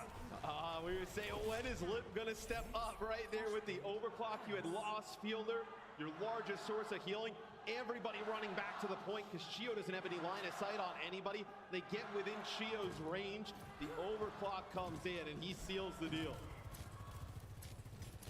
Running out for Chio, building that up in that last fight, not opting to use it. That left-hand side populated right now by the team from China. Sparkle, it's tough for him to threaten that spot as Tracer doesn't have the vertical translation. Chio gonna go for the rally here as Gushue might be posing a problem in this primal rage. Overclock as well here. Could Shy find anything? There's Lip. Yep, he can. There was a Bionade on Lip, but Shy didn't care. Finds the finish. Lex are very, very low on him with the Bionade, but he's able to bide his time. The fact that South Korea can't chase that Brig kill down is going to come back to haunt them. Yeah, Fearless gets hit with a bio as well, and he will fall. Hi, how you doing? Now you're just you're in a mirror matchup here, which, you know, early on we actually thought this favored South Korea, but as the series has gone on, team from China is starting to play great. This map especially for the team from China. Yeah. South Korea following suit with the changes Oh, to their backline now, realizing how pivotal the Brig is. Stick isn't there for lead. So he backs out now. 40%, but there's Lip. What a pick. Shy gets taken down. It's a charge. They're probably nano into us now. You cannot ask for much more than that from Lip. And we Okay. get spin. Now the rally lengths that Okay, probably nano here, but I feel they pushed a bit quicker because they got a pick, but into a team fight win. They've got to go here. Gushue low. He gets a nano just in time. Great It's timing Gushue. from Monk to keep him up. And he gets Chio. Gushue on his own. Disrupts the backline. And now Fearless is sleeping. He can't get Primal in time. Monk takes him. there you go, and then China cleaning up. And you've got to believe that's curtains. South Korea outplayed. And Gushue does a great job of just sitting in the choke, controlling that choke. 2-1 to China. Fielder push up, denying that line of sight.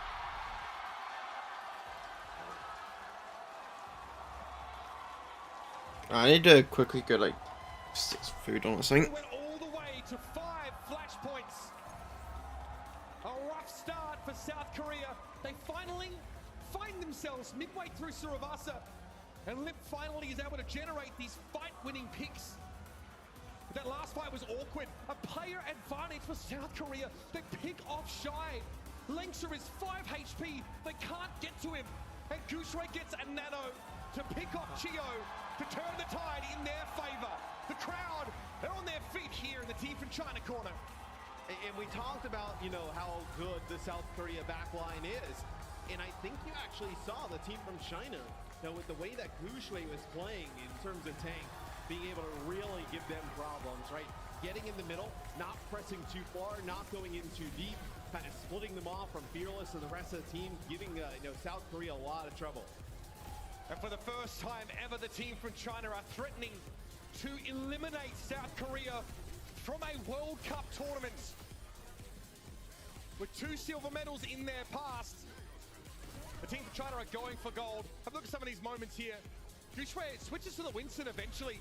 This body block here, I think, was pretty massive at the start of this fight. Fearless gets in the way. That is so important there. So I think a positive sign for South Korea is I think you start to saw Lit play a bit better on the Sojourn. You're going to need that if you're going to battle back in this series. But I think you're going to need to make adjustments in how you kind of play around your back line. Maybe try and bait Gushue in a little bit more. This moment here. Okay, no, this shoot on. Oh, and Chio is just a little overextended. He may not even have been in line of sight of Fielder there. These fights came down to the slimmest of margins. And that's what you hope for from a series like this. The team from China and South Korea here in this semi-final is delivering. You'd be bonkers to go anywhere. Let's go, China.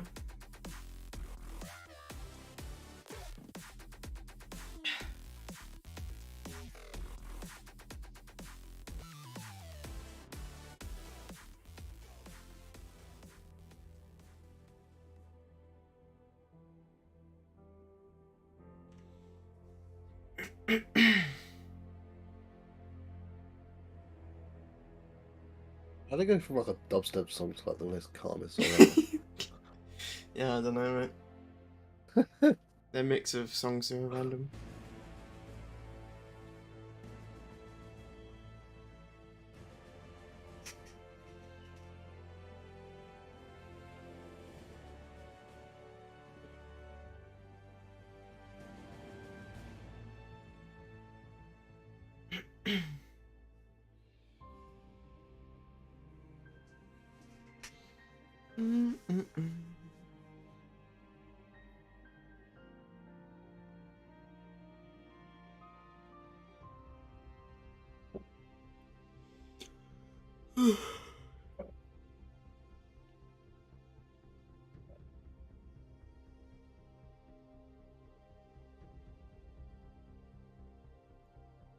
I think every push map I've seen in the World Cup has been like an absolute roll.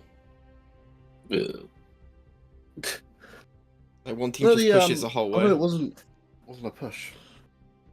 I was gonna say it wasn't South Korea versus Finland, but no, they didn't go to push. Yeah. In the third map. To be fair, I've only seen the US.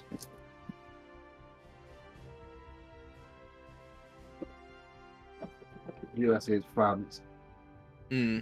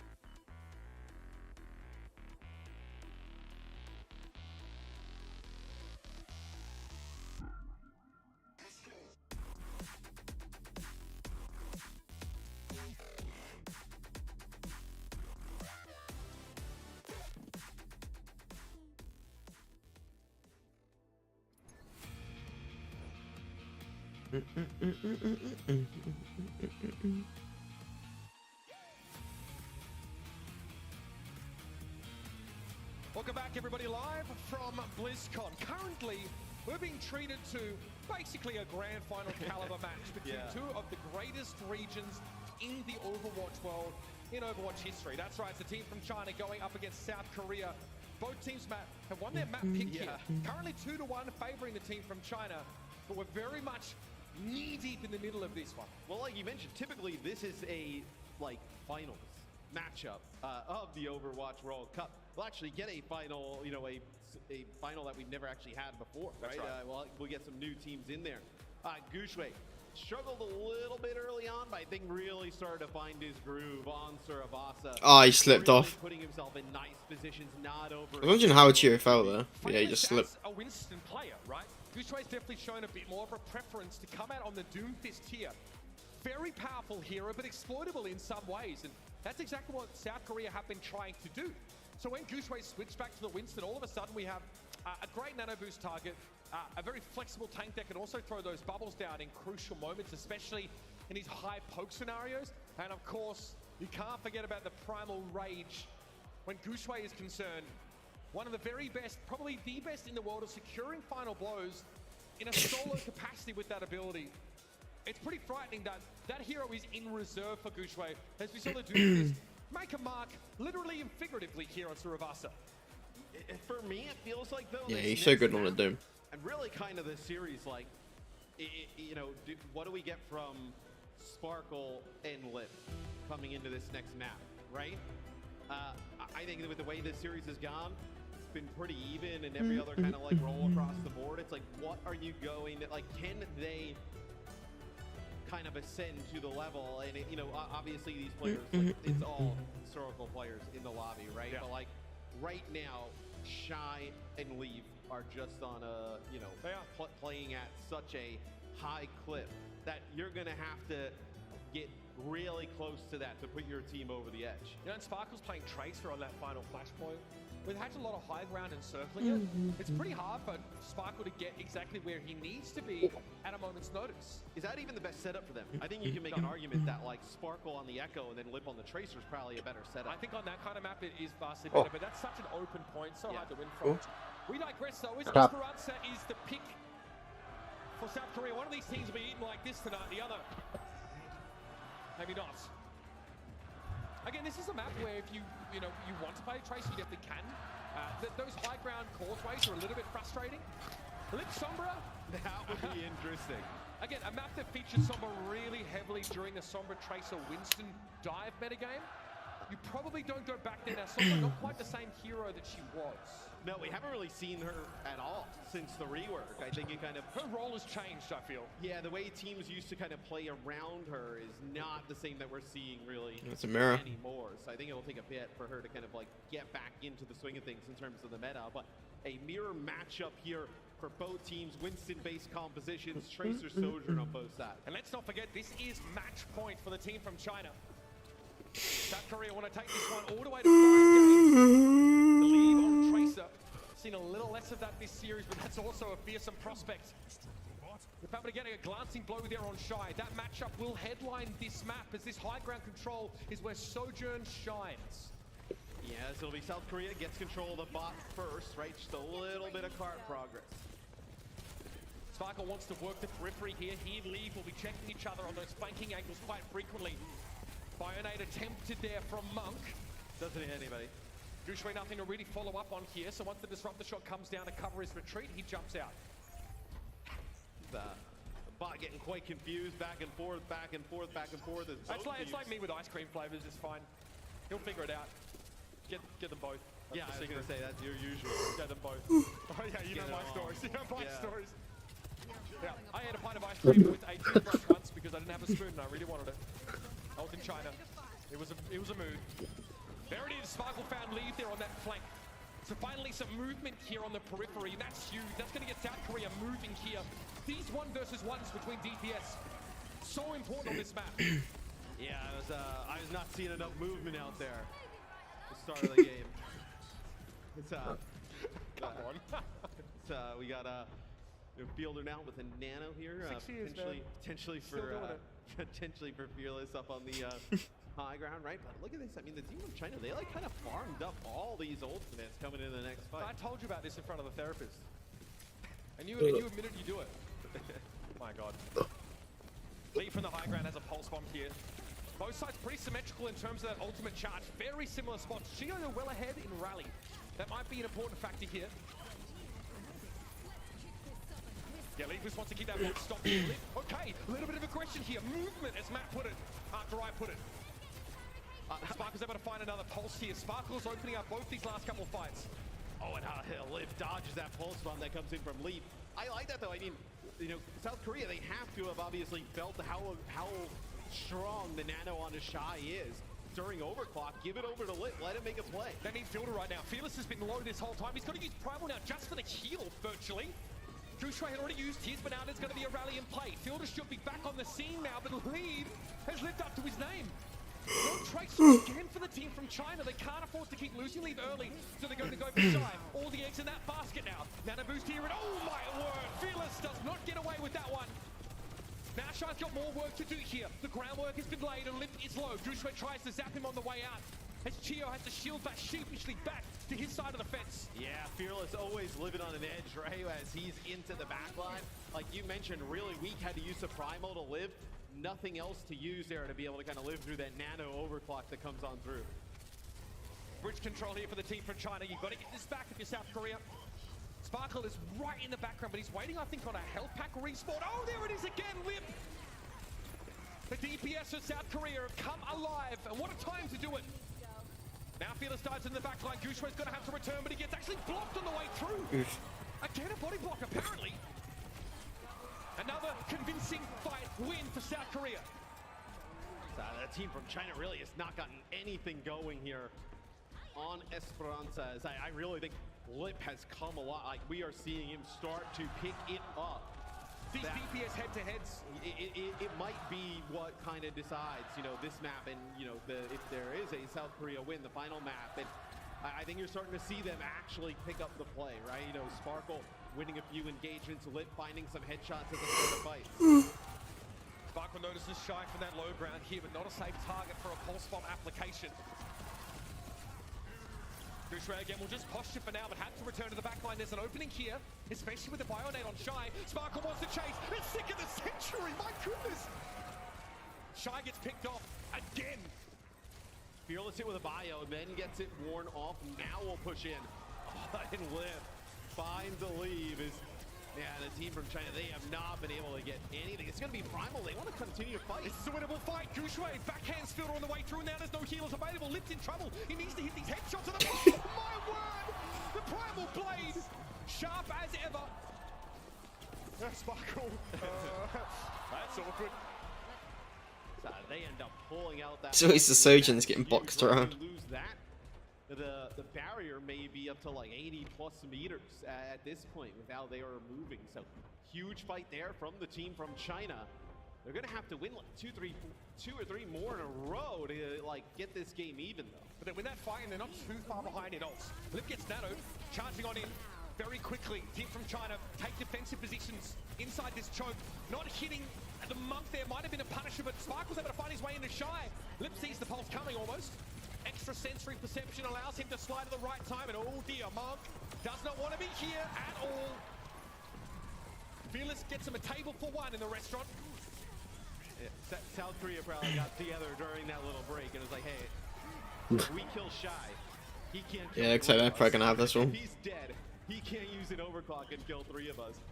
Because it looks like a little bit more of a concerted effort, right, to put, I know, some emphasis on taking him out, right? Sparkle getting in his face. That time, Lip, you know, that's his second nano here of Esperanza, right? Receiving the benefits of that with the overclock, letting him go in, make a play. It's good to see Lip set up for success a little bit more now, getting greater investment from the rest of South Korea. And he's returning that with interest. Oh, here comes Monk. Oh. Okay, Sleep doesn't quite hit. Fearless doesn't want to hang around. They've lost Sparkle in the backline. Finally, Shy gets some action here. And we're off to the races now for the team from China. Fearless hoping to make some use of the end of that Primal Raging. Does get Monk, but Chio pushes up to try and support Fearless. And that exposes him to Lead, who might be a little irate at this point. Yes, I mean, Shy actually got hit with a Primal. He got hit with a fist, and he shot Sparkle mid-air and took him out. But you've given up even more progress here. Has the team from China probably puts themselves at even another fight away from tying it up. And we've already had a lot of the game go by. I mean, the last three. Yeah. A comeback here for the team from China would be absolutely astounding. They are a long way behind because factor in there's a checkpoint here for South Korea. So we may as well add another fight on for the team from China from here on out in terms of what they need to do to equalize. In South Korea, they know they don't need to be the team that like is aggressive and pushes down to that low ground. Well, Shy don't give it down though. Lip just falls to pieces under Shy scrutiny there. That's really enough. Now you're in an awkward spot. Your group is 4. Can you dive on Shy post Nano? He's going to get back to safety. There's a pulse bomb here though. Getting a player differential very quickly via Sparkle's ultimate could be the key, but they've lost feelers. This now gets ugly. This now could mean a checkpoint for the team from China. And that was a Nano that was going on a Fearless, died as it was going through, so that is a Nano boost gone. Oh, we've got a good push going though. That could be a bit of a turning point. And so the wind shifts to fill the sails of the team from China now. They have that checkpoint made up. This is what, 34 or so meters. That gets eaten up pretty quickly if you can't get on the front foot. You're looking at like 2 fights. If you're South Korea, you take a fight early, right? Give yourself another defensive fight before like a, box of victory, so to speak. What a pulse! Fearless very low and now needs to be topped up by Fielder. They'll get him back into the fight though. It's gonna be another 10 meters gained there by the team from China. You're okay with this if you're South Korea. Like just playing inside of this choke, there's no reason for you to kind of push the other side. Oh, Monk's ready! He's so good! Sparkle there just has to airdrop that one and it's no good, but elsewhere, Lip, another big one from Lip. This will stop the team from China in their tracks. The question is, can South Korea now flip the switch? Now it looks like the team from China, they want to back out. Probably play from the bridge area. 1 minute. China might have made enough progress there to make it a one-fight game if they can get the bot control.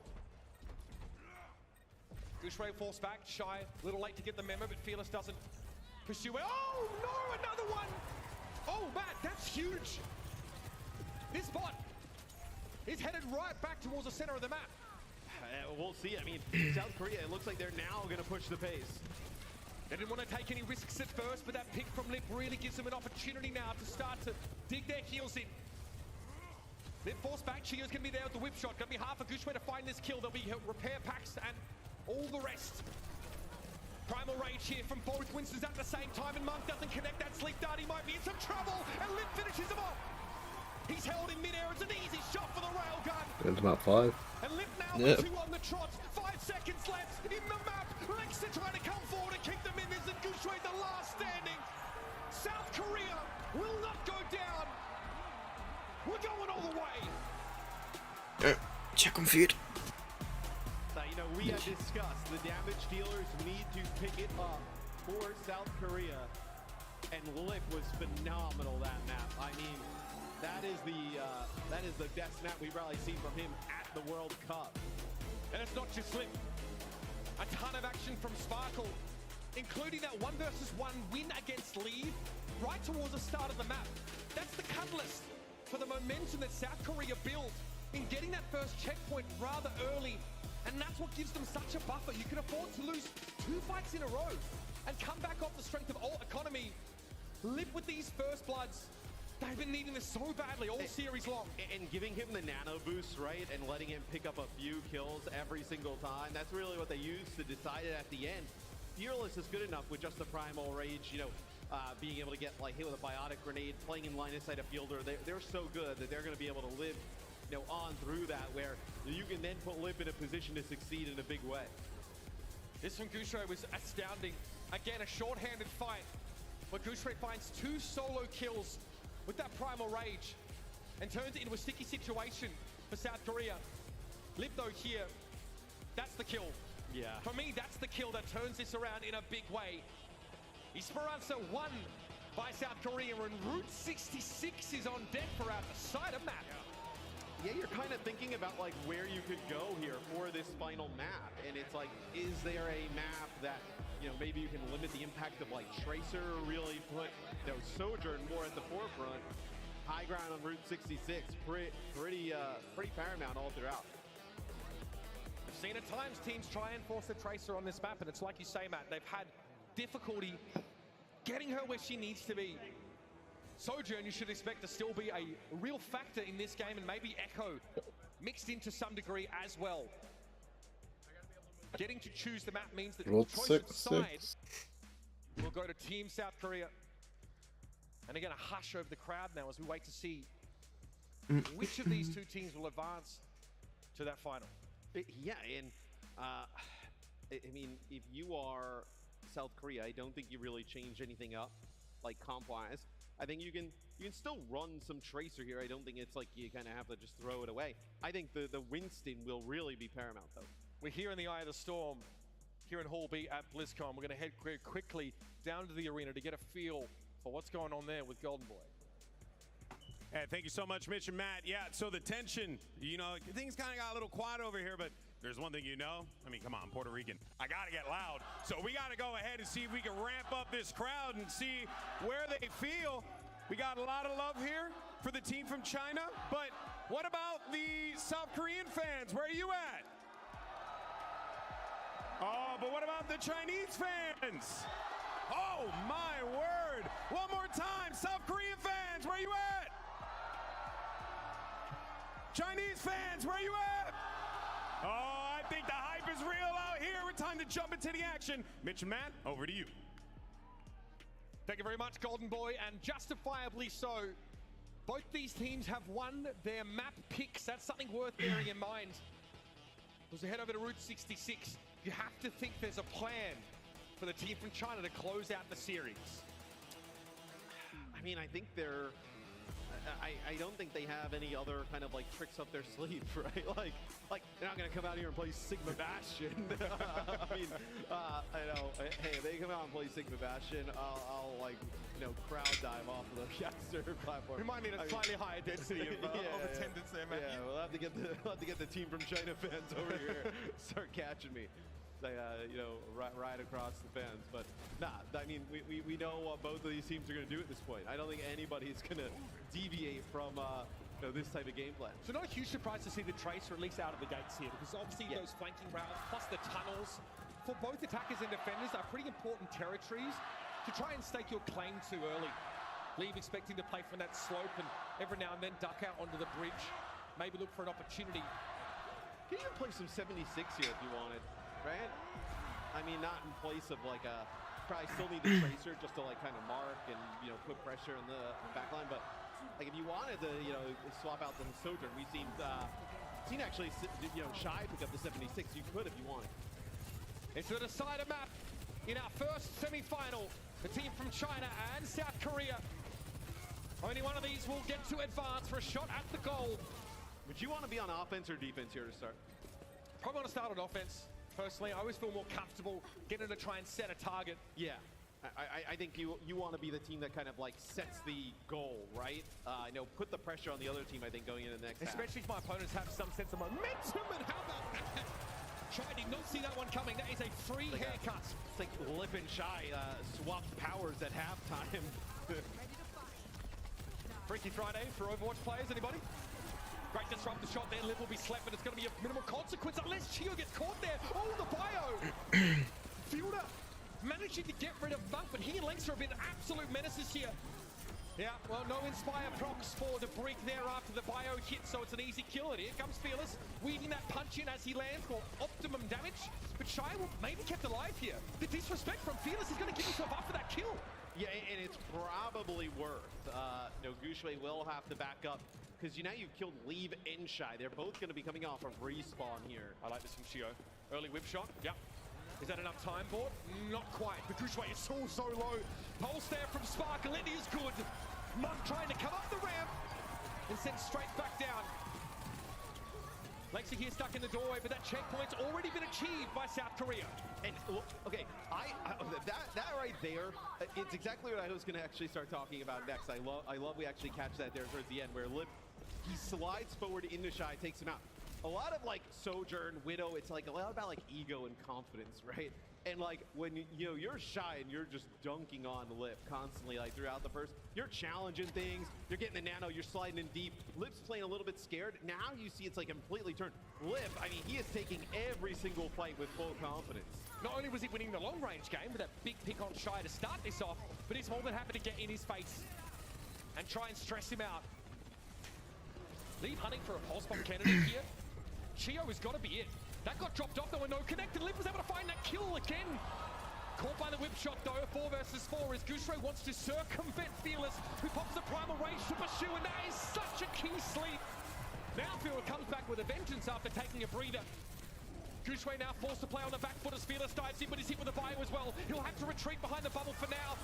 But the safety won't last forever. The rally can't keep him alive. There was a nano, it's gonna instead go over towards Lip now with the overclock. He's gotta find a kill to keep this card on the move. Gooseray in danger, playing out in the open here, and Sparkle is coming for Shy. He knows it. Lip up on the high ground. Still aggressive. I mean, you use a nano and an overclock, you have to try and make a play, right? But dude, both teams dump everything they have into that. So now it's how does South Korea manufacture a pick, take that high ground? Something tells me, Matt, this isn't just about making it to the grand finals anymore.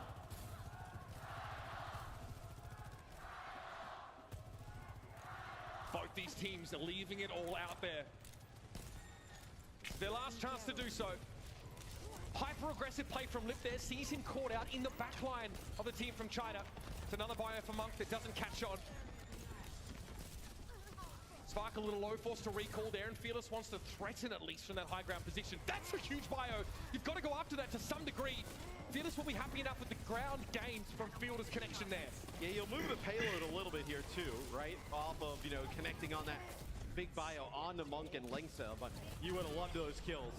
Slide out of the way there from Lip. He's got no interest in being stuck with the pulse. Beautiful long-range bio, and Fielder is going to be next. Dead taxes and dying to Winston after bio. It's guaranteed. And that's how you follow up on the bio, right? Support. Monk with a long-range one. Fearless really low as Shy just comes up, you know, towards that new double door, right?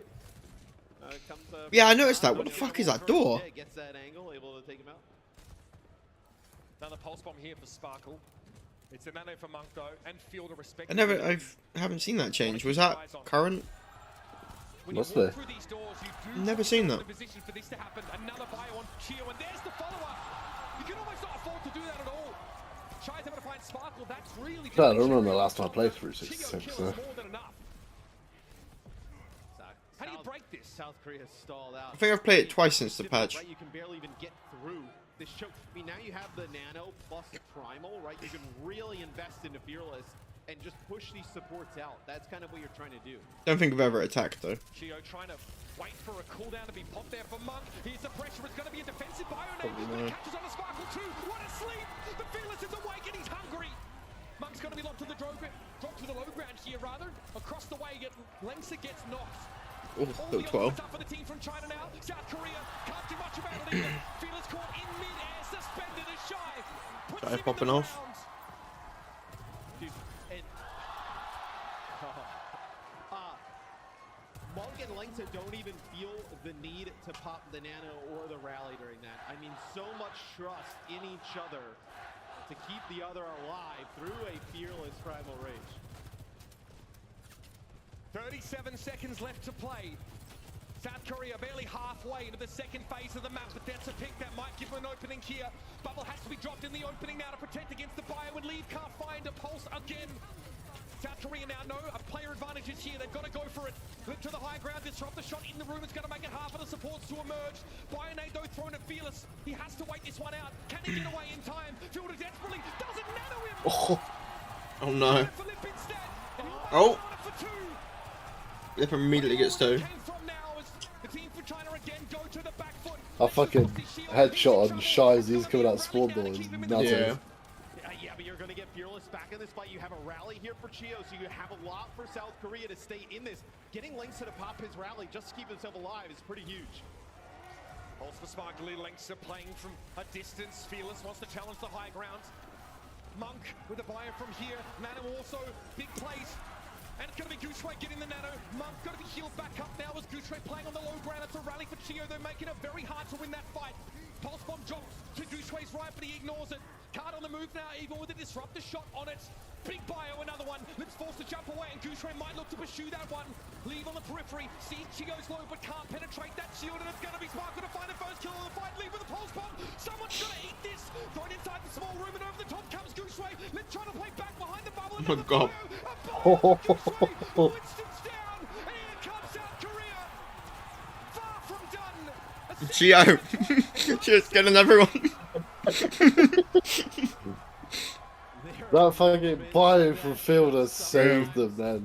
Gio killed 4 as well. Well, Lip was like one shot for like 2 minutes. Like. Yeah. Lip with that overclock goes huge, right? Gives them a chance to get that payload over the line, and they finally do it. The team from China, they went all out, and that one they got to be devastated. They don't have the time to think about it though, Matt. They've got to pick themselves back up and set a new line of scrimmage here. Their last phase of the map. Gio knocked away there, shield bashing back towards Fielder, who's going to give the nano over towards Fearless. Doesn't want to challenge Monk's position for fear of the sleek dart, and instead wants a bit of the brick. Primal rage available for Fearless, but he's holding on to it, playing conservatively here. 36 seconds to play. Shy pushes up to the card, wants to get in Lip's face, but Linksa gets there first. And the Sojourn is down for South Korea. Oh, damn. Could get out of hand very quickly, but yeah, South Korea. You just jump in front of that shot. One more fight from the team for China to be able to get a hold here. Nano, Rally, probably available for China. What do? Do you nano Gushui here? South Korea, you're going to have the Rally and the Primal. It's actually pretty nice that Fearless saved this Primal to extend this fight. Lip will go for the overclock without the nano. Sparkle caught by lead briefly. He's able to get that health back up. Overtime now as Fearless will touch. Here's the nano on towards Gushui. Will be looking for a backliner in a moment.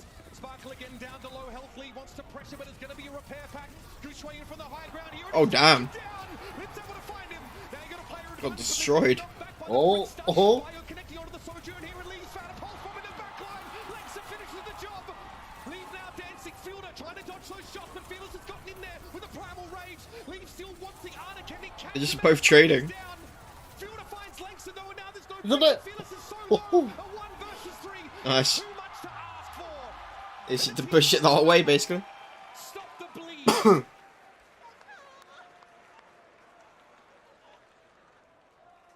Now at least you know what you have to do for South Korea to get that win. It can actually get pretty difficult to take that second checkpoint. So just getting past that second checkpoint, a little bit around that corner, could be huge for South Korea. I think it gives you a better idea of like how to use your ultimates in the second half of the game, right? Knowing kind of you have that backstop and you know how much time is on the clock and how many fights you're going to get here or there. So they put themselves in a position to potentially, I mean, this would be a squeak out a series win. Think back to Parizo. Again, it was South Korea being tested on the attack. It came to their defense. They struggled. Let's have a look back at the final moments of the last round. As this will be the latest pulse bomb, right? So Lip kicks Yeah, getting the pulse bomb on Brig. the first blood on Noguchi. I mean, that is that is a really difficult play to make, and Lee makes it look easy. Kill on Sparkle as well. So important to find that there as Sparkle can just lap up another mini health pack and get going. So your win condition is established. The team from China look to finish the map essentially to get themselves a seat at the table in our grand finals. Gushui hit with a bio early, but not going to be able to follow up any of that, as looks like South Korea does not want to play close. They want to probably play this first corner, give themselves like 2 fights here at this first checkpoint. Disrupt the shot there to deny that angle from Lip. Shy wants to make sure he knows where to be looking here. Find a grenade, downs as both Shy and Monk, but it doesn't matter. It won't stop the headshot potential. Sparkle wanders into that one. Chio almost overextended. They get lead. Great railgun from both Sojourns now. Fearless comes home to roost here, but not before Lip gets picked off by Monk. All of the team from China are piling on in here. Gushui's happy to actually slow things down a little bit. Doesn't need to overextend into this position.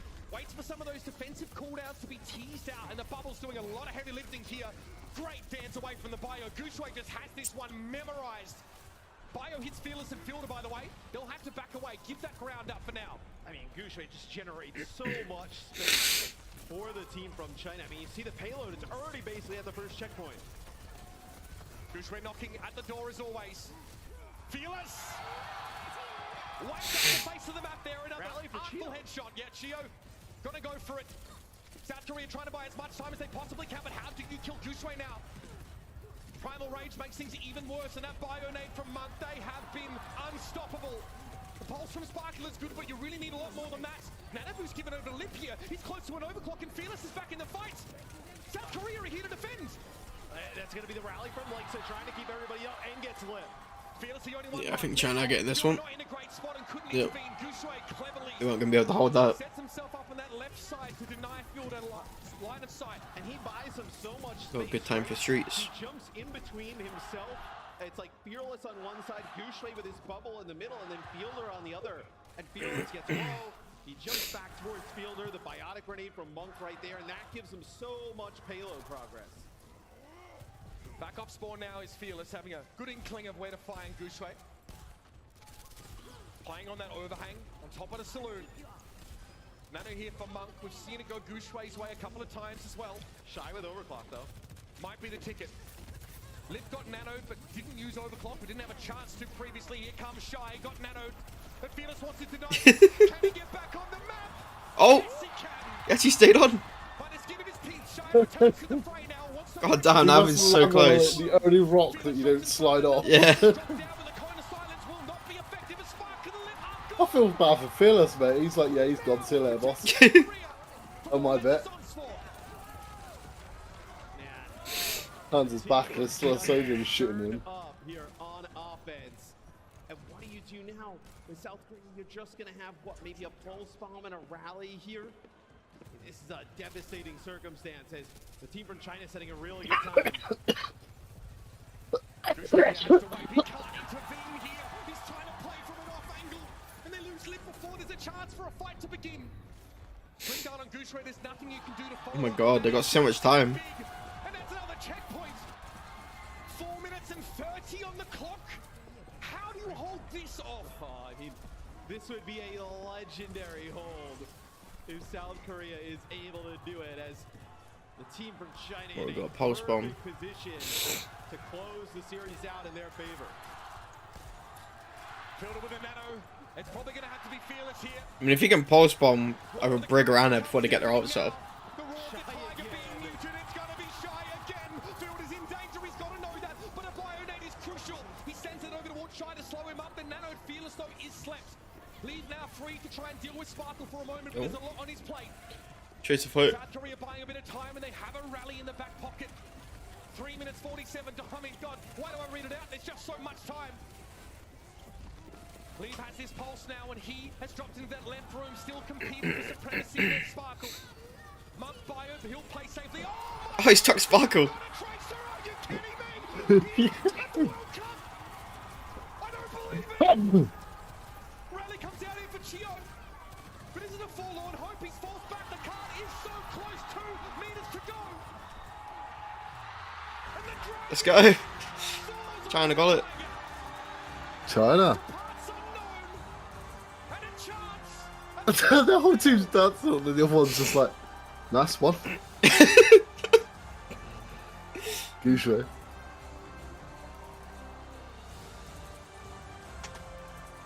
Yeah, Gushui's just like, this happens every day, it's fine. In the end, Watching play the game, mate. duo of Shy and Leave with just too much. You had to make sure you got play. That offensive half of Route 66, they were just dominant. Shy, it feels like every fight, getting a first blood, picking a player off on the Sojourn, and then Leave with the pulse bomb onto the Tracer, blows it out. I mean, they are in a prime position, never been in a better spot to get the goal. So what we're getting, Saudi or Finland versus them. China are here now to That'll rewrite be. history. Falling to South Korea in 2018. 2 silver medals in their past. Right now they are fixed on only one thing, and that is the World Championship. That is the gold medal. And who can stand in their way? It feels like you probably slayed a bit of a demon here, right? Somebody who's always been in your path, never been able to get over. And even for South Korea, right? It didn't play the best. I mean, you see how much this means to the fans here that came out to support the team from China. But South Korea, they didn't really kind of, play their best, but always in those big moments, they were going to come up. and play to the level of their competition. And the team from China just a step ahead. We discussed how choice of map might impact how the way went, but again, it came down, as it has for months. That was crazy. That fight probably would have played out different if he actually fell off the map, but he managed to stay on. Yes. That's unfortunate. Landed on the little rock that allowed him to go. Doesn't matter, there's always going to be a follow-up. It's electric in here. The crowd's excited. I can feel something. Unfortunate for Korea though. We're going to head now down with an interview with Shai. Thank you so much, guys. What an exhilarating match. I'm sorry. I had myself together before this, and then the moment I came on stage and saw Shai, I just got a little emotional. But anyways, congratulations. Great performances from both teams. You know, Team Korea is a team that's known for its flexibility, so how are you guys able to prepare and just adjust for whatever they were throwing at you? Shai, 首先恭喜你们，这场比赛对你们来说也有很大的象征性。那么韩国队是个相当有灵活性的一个队伍，你们是怎么准备的这么充分呢？对，你们队伍是怎么准备的这么充分？因为我们之前也就是遇到过他们其中一些队员，跟他们一起交手过一次，所以我们怎么说呢？就是并不惧怕他们，我觉得我们一定可以战胜他们。对。So it's not the first time that we went up against Team Korea. We have faced these players many times before, so we were very prepared in every department. Now the next question is, the only thing standing in the way between you and that gold medal is one more match. So, will this be the year that you guys take it all? 接下来呢，你们很有可能面对芬兰队或沙特阿拉伯。那无论是哪个队，你们觉得你们能不能赢冠军呢？因为我觉得我们五个人，或者说我们这些团队里面的人在一起，就是相聚在一起特别不容易。我觉得我们就是在一起的目标就只有一个，就冠军。我觉得无论如何，不管是什么样的对手，我觉得我们都会战胜他们。It's not going to be an easy match, but I believe that no matter what, with the 5 of us together, if we perform our best, then we can definitely win and we can take home the gold. Thank you guys so much, and again, Shai, 非常感谢你。希望你们比赛顺利，晒出水平，晒出风格。Thank you so much. Back to you at the desk. Thank you so much, Emily. Great to hear it from Shai here. China take this one in a nail biter of a series. This is what we wanted to see. This might as well have been a finals. But I gotta ask here first, are you okay, Danny? Oh, come on. You know, I'm gonna be honest, I'm not really used to this. I mean, sure, me getting Preds wrong, I'm very used to that. But, you know, Team South Korea has always been historically a very dominant team. But you know, they did a great job, but honestly, team from China is something else. Oh my God, they were amazing. They were. And Johnny, heading into this match, in our match preview, you said you're going to have your eyes on that DPS duo, and they showed up. Yeah, the damage duo from the team from China was obviously the difference maker in this series. I think you saw that both Lip and Shai went head-to-head when it came to the Sojourn battle. Finding picks early on in these fights really sets up the rest of the team. As much as you can talk about Winston's and backlines mitigating, you know, the support played phenomenally from both sides, both Monk and Fielder, Xiolengsa, but really it comes down to the damage players, in my opinion. Sparkle, finding these pull spawn picks, especially on Esperanza, was crucial for South Korea, but most of the time, it was really Leave who had the upper hand when it came to that matchup. And I think that was the big difference maker in this series right here.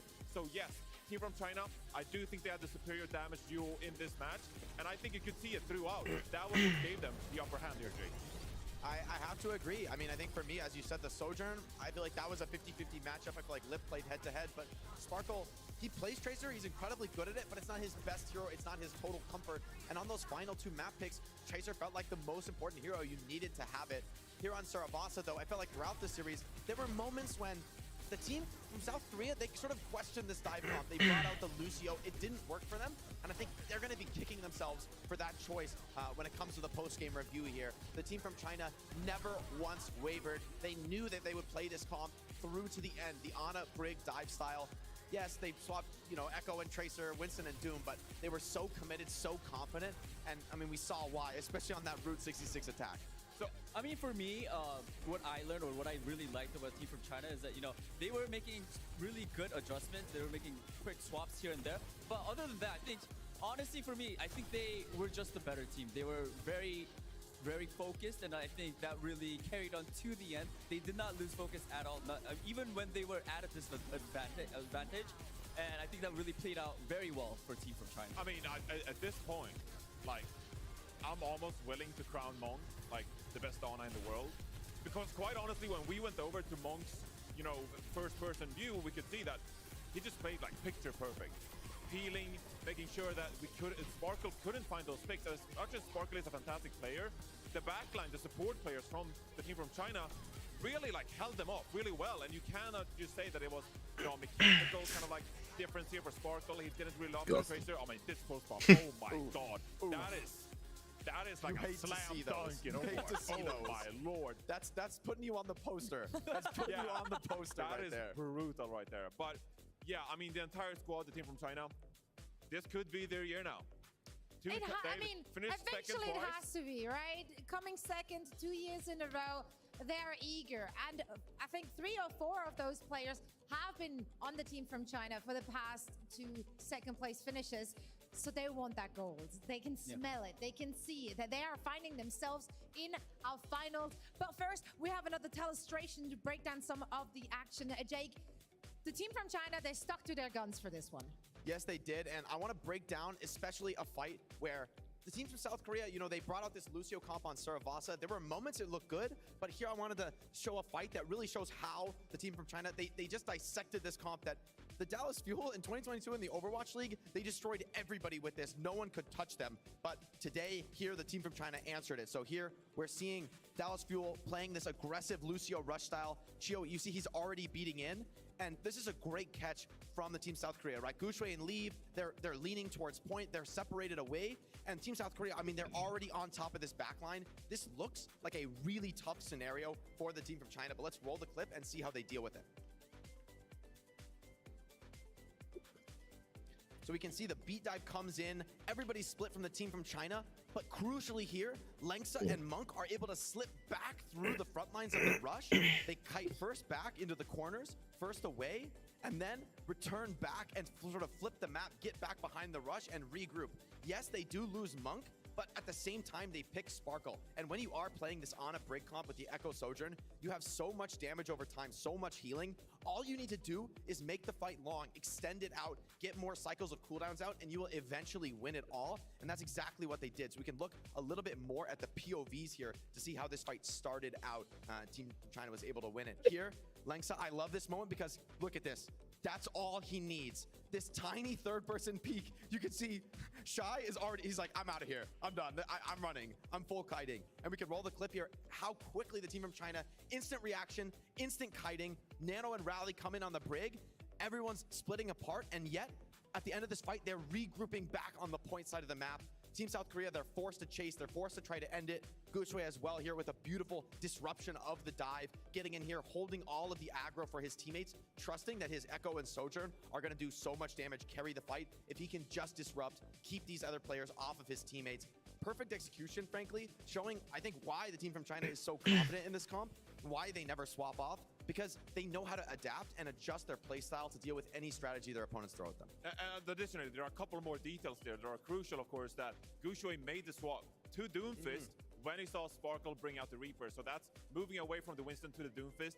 Really made a difference in that fight. But also the heads-up play to put the Nano onto the rallying Brigitte. They recognize that, okay, South Korea, they're going to dive aggressively as a team with that Reaper, with the Lucio, with the Kirchhoff. They're going to be in our face. So we're going to invest the Nano, not into our Sojourn this time, but onto the rallying Brigitte. And that is going to help us peel off South Korea and buy us time to turn this fight around. So really heads up from the team from China, like Jake said. And honestly, it's something we've seen from them multiple times at this point in the tournament. Even when Monk goes down, he knows he's going to die there. He knows there's not really much that anybody can do for him. But Nano in the Brig, now she's not going to go down. You're still going to have heals. You're still going to have sustain, and you're still going to be able to outlast in the team fight. And we saw that against the Team USA as well, right? Like even when Team USA gets opening picks, the team from China, they strike back and they win what looks like a disadvantaged fight. It looks like it's going bad for them, but it's in the end, it's always in their control. They have the read of the game, and it's incredibly impressive to see this level of play at the Overwatch World Cup. So good. Yeah, they've been able to dictate the tempo here. They are on the same page. The cohesion of that team is thus far unmatched in the Overwatch World Cup. Let's see if one of the teams can take them down, as they are now waiting in the finals. And the two teams which are vying for that second spot are Team Finland and the Kingdom of Saudi Arabia. One of these teams will be getting a chance to take China down and to stop their reign, or their attempted reign, their attempt at that gold medal, which they might be getting this year around. We'll find out very soon. First, we're heading into a break, and afterwards we are back with the second semi-final match of the day.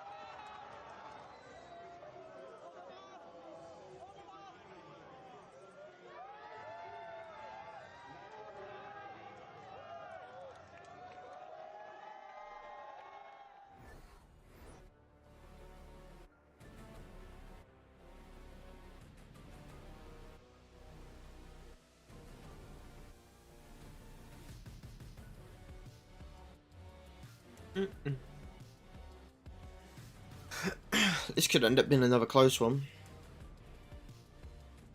I would have said Saudi Arabia, but Finland have been playing so well. Yeah.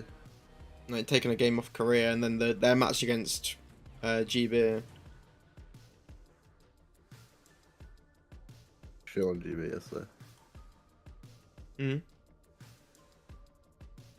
He said the shit on GB yesterday, basically. Yeah. Very good match, hopefully. I think pretty certain Saudi beat Finland in the group stages. The qualifiers. They did, yeah.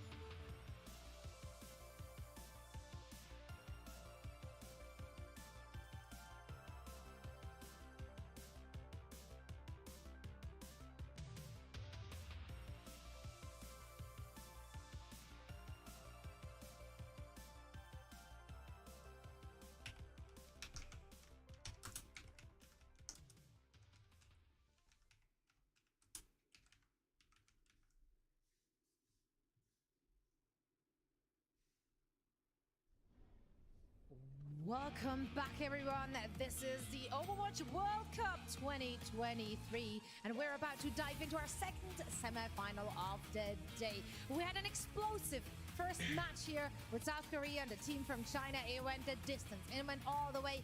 And quite frankly, this is my expectation for the second game as well. Both these teams, which are finding themselves in the semi-finals here for this one, they have been very, very clean, very cohesive. They looked very, very strong, and I dare say some of them really surprised the audience. Yeah, So let's talk about in the two qualifiers, teams at hand. Finland lost Saudi one Arabia game. It was first. to Saudi Arabia. We know them, of course, from Yeah. the European contenders as Twisted Minds. They are backed up here by Jet from the Overwatch League, and they've been looking like they really are on the same page, and they know their win conditions.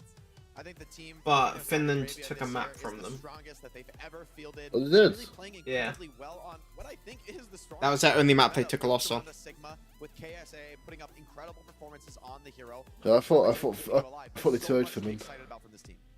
And they will be facing off against So the this team this from could be a good one. Finland. They have been lights out, taking South Korea all the way. Nico Massa. Like they made them sweat for it, Johnny. Yeah, a bit of a dark horse here in Team Finland. Obviously, a lot of new names coming into this roster, but also old legends like Masa, who of course has competed in Overwatch League Grand Finals. He's had that stature with him. Another team that has really excelled playing this slower Sigma composition that we're seeing ourselves now. So a bit funny going from semifinal 1, where we saw the team from China and South Korea duke it out on these Winston, Doomfist, heavy dive compositions, into a second semifinal where I think we just expect Sigma throughout. Yeah, I think this will be a no compositional clash in either semi, but both the bronze and gold medal matches will be very exciting to see strategically who comes out on top. What kind of swaps do we see?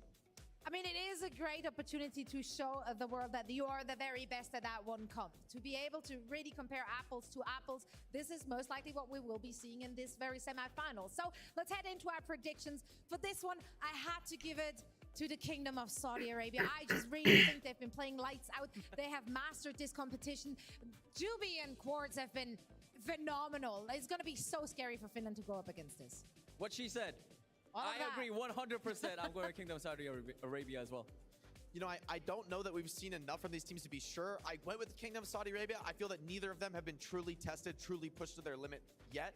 And so I want to see more. I think Finland very much has a chance here, but I went with the Kingdom of Saudi Arabia. Yeah, so did I. I went with Saudi Arabia to win this one. 2 dark horses, but Finland is like the darker horse of 2. I got Saudi Arabia winning this one. Never has Finland been considered darker than Saudi Arabia. After the match, maybe, probably not. For now, Oh. ready to meet the teams. And let's bring out your first team to the stage. Put your hands together for the Kingdom of Saudi Arabia. This team, they play with so much confidence. They're coming on the stage with swagger because they haven't been touched so far in the World Cup. They have been destroying all comers, ready to take on anything that Finland brings here.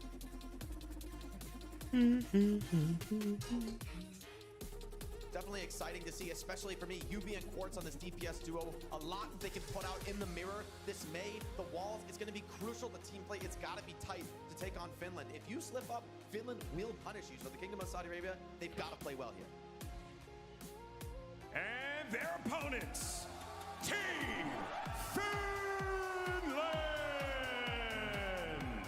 The stoic, solid Finns coming in here into the semi-final matchup, playing with a bit of spirit from Safis, Fragi, old Overwatch legends, of course, who had a really good performance back in 2016. Now, that was 7 years ago. Can this new generation of Finnish talent bring it to Saudi Arabia and perhaps qualify for the grand final? I'm sure we're in for a treat, and here to take us through all the action are Lemon Kiwi and Necro. Thank you so much, Zoe. I'm so excited for our second and final semi-final. Oh my god, against 2 amazing teams. One that has already claimed the throne, and the other who is a big dark horse in this bracket. Exactly. I mean, KSA, they've already called themselves champions, especially on a stage like this. And Finland, they're here to prove to everybody that they're not a team to be underestimated. But what makes this match even more exciting is that both of these teams have some history playing against each other in European contenders. So they're very familiar with their play styles, their tendencies, and that adds an extra dimension to this match today. And we're expecting a mirror matchup. Like, both these teams dominated in their quarterfinals based off of, well, they have very experienced Sigma players on the tank roles, and they were facing off against teams that preferred the Orisa. Now, we could really kind of break that down as a compositional difference, as the desk has been talking time and time again how strong Sigma is in the meta right now. Both these teams have put on a masterclass performance on Sigma, Mei, Bastion. That's what I'm really expecting to see. On Control, we saw highlighted plays, though, from the Symmetra and how good these teams were around coordinating that. And it'll be interesting to see whether or not the Symmetra comes out in this particular matchup, especially because we're going over to Sanctuary. There's a lot of different areas you have to try to control, and whether or not that Symmetra comes into play will help you to be able to close the distance. One big thing that we ended up seeing yesterday as well from KSA is when they ended up playing in their matchup, they did bring out the Junker Kun. We just saw KSA hover over it, but I don't believe they're going to bring it out here today because it was really a rock, paper, scissors against the Reinhardt that they ended up playing against. So it is going to be more of the mirror. Well, our second semifinal is ready. The doors are open. Here we go. It's the Mei Symmetra from Finland. I love this roster because Cloud and Sana can trade that Mei role, so they have so many compositions available. Finland have already taken control of Drum. KSA are heading to the other side, counter-rotating to have some form of shelter, and Finland are on their tail. And what Finland really want to do here is close the distance. So KSA is forcing them to have to use their cooldowns to get close. But Quartz is opening things up with a big pick. And that's the fact that KSA have a Sojourn, they have a lot of good range DPS with the Mei. No discounting what Sonic can do. Those Symmetra right clicks are so good. But Quartz has been a highlight thus far, making that 3 picks for KSA. And Finland are down for the count. What we've seen before is Well, it's Sana just pick fucking up this Sojourn role. So it's fucking 'em up. possible that as the match progresses, we may see Sana try to pick that up in order to have those DPS tools against Quartz. Quartz has been able to open up these fights so well in the quarterfinals, the group stage, just getting instant picks with something like the Sojourn, and that's something that Finland are going to have to be very cautious of. So Cloud using those Mei walls a bit reactively so that Finland can get through to the point a little bit better. Finland are trying to place this teleporter, and this is why you play the sim. You want to gap close, and they place the Matrix. They isolate KSA. He seems to be okay, and even Yuffie throws the Blizzard in their face, and Finland were able to disengage. You have the Ice Block from Cloud. No one really got frozen by that. Finland took the pressure well, even though the Matrix didn't catch KSA too much. Speaking of that, Surmajet places his good Maywall from Cloud to block most of that, and Quartz is left unattended on this off angle, and Matrix plus overclock. The equation equals death. Oh, look at that too. Haku's just gonna help Quartz try to follow up those picks, and despite the best effort from Finland in opening things up to have that personnel advantage, KSA is gonna be able to maintain control of this point, and Finland now gonna try to retake with this Gravitic Flux. Great barrier from Haku, even though it was only a 2-man flux. KSA are happy to invest that, and they're flawless thus far. They just have to read where this Finland Symmetra teleporter is. Finland have been placing it, though, right in front of KSA. Their objective is using Cloud's Mei wall to isolate KSA specifically. That tank is a problem. Here's the flux, and the respawning sound barrier there from Bassa, but Finland are very low. Cloud manages to get the Blizzard off at 2 HP, and the immortality from Mickey greatly placed to allow that to happen. KSA had to give up a lot of real estate, and Finland are on the board. Look at the photon barrier too. It's gonna help keep Finland safe and hopefully keep control of this point. For now, KSA, as soon as this wall drops, they could be trying to open up with an amplification matrix. Keep an eye on what Quartz is doing. Doesn't want to be too eager on this off angle. Waits to see what KSA does and what call he makes. At matrix from Surmajet. Vestola is very far forward. How long can Finland defend this? It's 92 for KSA. And there's another Ant Matrix, this time from Mickey. And KSA seem to be okay, but they have to deal with Vestola, who's just putting in so much damage, and Finland are ramping up. It's Sana melting the faces of KSA, who now have to head for the hills. Something that we saw Finland do yesterday was use these symmetric teleporters to bait and switch. You put one down, maybe it draws away the focus fire of KSA so that Finland can focus on the real objective, which is going to continue to be marking down KSA on the Sigma so that you don't have a frontline presence. In the Sigma versus Sigma, it's really important to have the upper hand with a stronger frontline, and that's something that Vistola is going to be battling out to have for Finland. Sports has the overclock. He's might have been detected because of those Symmetra turrets, but he may be behind that Vistola shield. Sports with the overclock. Keep an eye on what picks he can get. Now the Blizzard is thrown. Cloud is down before he could use his Blizzard. He was at 92. And Haku actually got his sound barrier canceled, I believe, and Masa was able to unleash his. A lot of sustain from Finland, but as soon as that goes away, KSA kick him in the dirt. They're about to take back the point at 92. It's not a lot of time for Finland to touch. I don't think they can touch. They're going to have to send someone to blink onto the point, but KSA are ready, and that's going to be it. That's the first point for KSA. No. 100 to 89. That is close. In that sound barrier difference at the end, that could have been what swung the whole fight. Really and truly. I mean, KSA, and honestly, just looking at the Lucy, you can really celebrate what Haku and Masa have been able to accomplish for both of their teams. Masa, especially, has really impressed me with the timing of those sound barriers, and that's something that Finland has been able to take so much advantage of. Sadly, Haku did lose the sound barrier in that last engagement, but KSA played so well, knowing that that ultimate was lost. What KSA are really good at is giving up that space, knowing that the end goal is to take it back and keep control of that objective. It's time to head downtown. A lot of speed. Trying to take over Mega Pack, but Asona was maybe trying to set up a teleporter. He just gets beamed down. An early advantage for KSA, and speaking of KSA, he's been stunned up. Good grasp. Now he's out of cooldowns. Finland trying to retreat. KSA hot on their trail. And the Maywall is so beautiful from UB. Finland managed to defend themselves with their own Maywall and survive, only dropping one member. Look at that Mickey too, with a perfectly timed immortality field on top of the Maywall to help keep Finland safe. Despite that, KSA are still able to get control of this point first, and so the onus is on Finland here to try to break down that bunker behind that point. Did you ever get your food? Yeah. I remember you said you were putting it on and you were checking on it, but I don't remember you said you got it. Yeah, when I went down to check on it, it was done. I was gonna say, I was like, oh shit, I've been down to check on it and I'm free going around maps and stuff. Fuck. All the damage they did to poke down Finland during that first fight has netted them 3-4 ultimates to use in this next one. So KSA have a lot of different tools to work with here.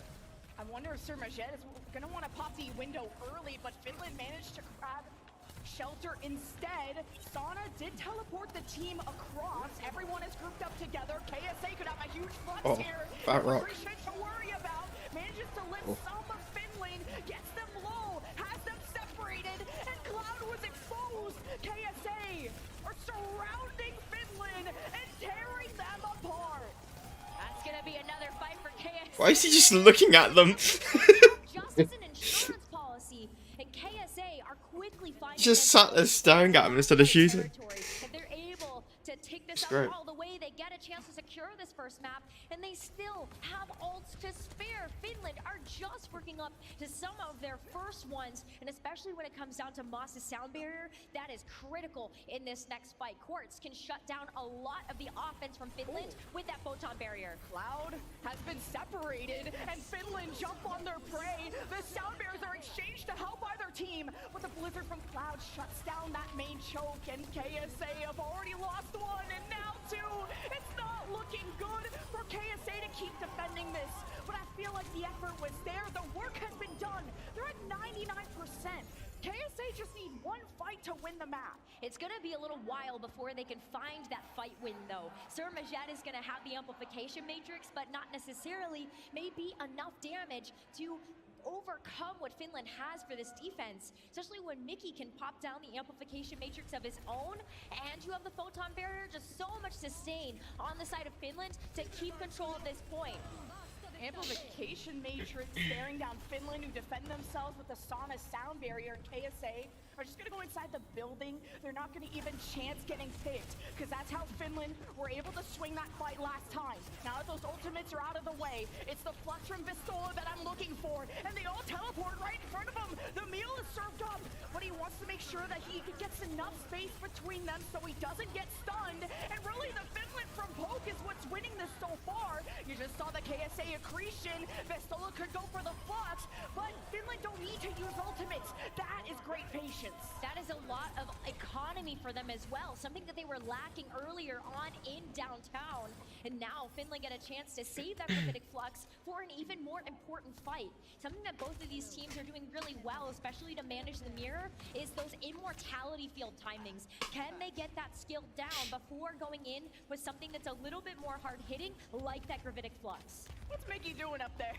He's cooking. Let him cook. Let him cook. Let him Mickey's just vibing up there. KSA are below. Do they know that bird is up there?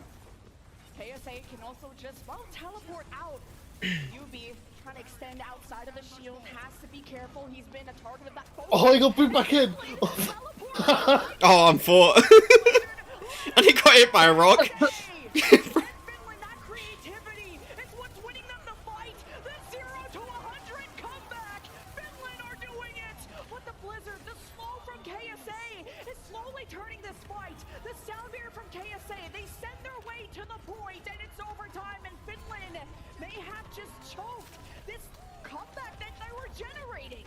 Oh my gosh, the overtime is going to be in effect here. Mossick gets an important pick onto UB, which is the main source of damage for KSA, but KSA is back with his gravitic flux, but not before Finland reinforcements can come through.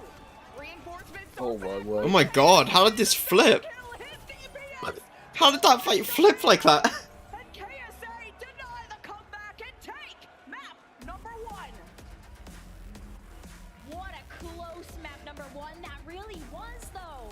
We saw the 189% on that very first point of Sanctuary, and almost saw the reverse sweep coming through for Finland. What a phenomenal first map we have in our hands here, and this match is much closer. They were just rolling through that last fight, and then they got it flipped on them. This is the real esport that we're casting right now. With the Symmetras, you have to constantly be watching your back, where they're going, and then you had what, Finland teleport on top of KSA. That is probably one of the coolest Blizzards I've ever seen. Mickey was cooking something, and he made the call. Join the party up here. I've got an idea. I mean, he had even better sightlines though under the team from that position too, so you can invest so much more healing resource, and especially if someone might not be looking at you, maybe you get some pop shots from behind too. But Finland, what beautiful execution of this composition, but the same can be said for KSA. Honestly, that's what makes mirror matches so exciting, is you get a chance to look at those micro decisions that do make this matchup very exciting. And from what we saw from the South Korea versus team from China when they're playing other things like your Winstons and whatnot, maybe we can start to say that these are the two best Sigma teams. We were excited to see how the matchup goes, because now you can't blame the composition. It's about execution, about mechanics, and these teams went toe-to-toe. 100 to 89 to 100 to 99 on both rounds, where Finland were just this close Blizzard to World. making the 0 to 100 comeback. Finland have this choice of map. They want to go to Blizzard World. Well, how perfect is that when we're at BlizzCon right now? It does feel like Blizzard World here. It really does, but it's amazing to be able to see everybody come together to celebrate all of these Blizzard titles, but especially for Blizzard World, this is a great Sigma map. You are able to get so far, especially looking at that first choke point, and that Sigma shield can be so beneficial to help you do that. KSA made Team USA look silly on this map. This was a big map for them that decided that series. And this is where Symmetras, it's hard to execute because of how long range that first point is. You might think, oh, use a Symmetra teleporter to gap close. But there's a limit on how far you can go with that teleporter, and that's how teams like USA and others really suffered when depending on that Symmetra, and how KSA were so good at playing that space previously. And that timing has to be really good, right? Especially when you consider the fact that maybe you need the Sigma shield to help protect you. That Symmetra teleporter can be a bit predictive.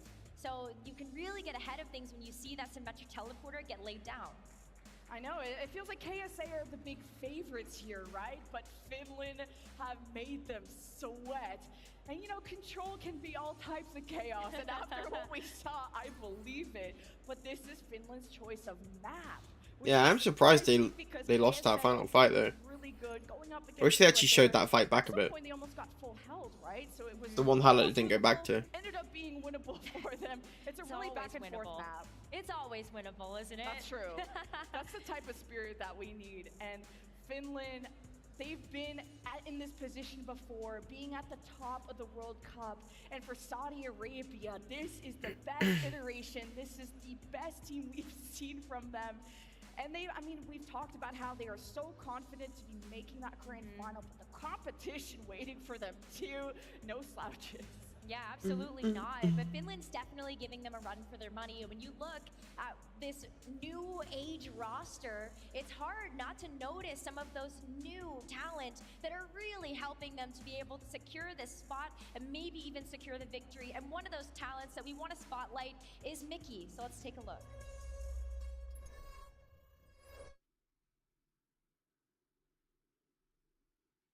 Pog.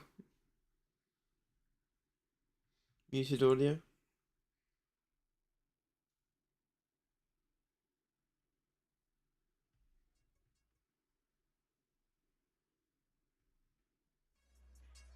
Nice. Well, we're gonna well, he looked really good talking. He looked really good talking there. Yeah. He probably had some really nice things to say, but we're gonna work on that and get back to that a little bit later as we focus on the task at hand, which is gonna be Finland coming back into this match. Yeah, I don't think they have too much to change. I think it's just about the ultimates. Maybe I saw a little bit of hesitation. I call it patience if it's a good play. I call it hesitation if it's bad. Where at some points, I wanted to see Vestola really pull the trigger on some of these fluxes, either before the Symmetra teleport, you maybe want to take the initiative before the KSA setup is there, or you maybe try to read where that teleporter is going and have the flux ready when they're all trying to take it. That could be a nice group up play. Yeah, the immortality field does throw a bit of a wrench into that though, right? Because that is such an important skill for that Baptiste to use, and it has to be perfectly timed.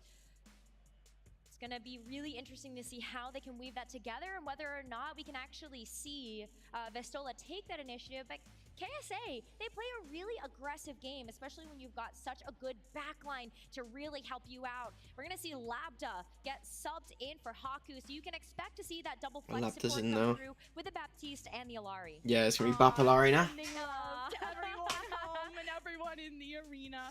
Double flex is on the menu, and of course Masa stays in because you know the Lucio speed. It's very valuable. It's valuable, but you know what? Damage is what kills people. That's true. That's what the double flex support will be used for. And Labda's actually a DPS player, where we were hoping to see, you know, the Echo, the Pharah, but the way that players show up at World Cup and That is great that they've just made their DPS player a support now. He really is. Just so they can play Bap and Alari.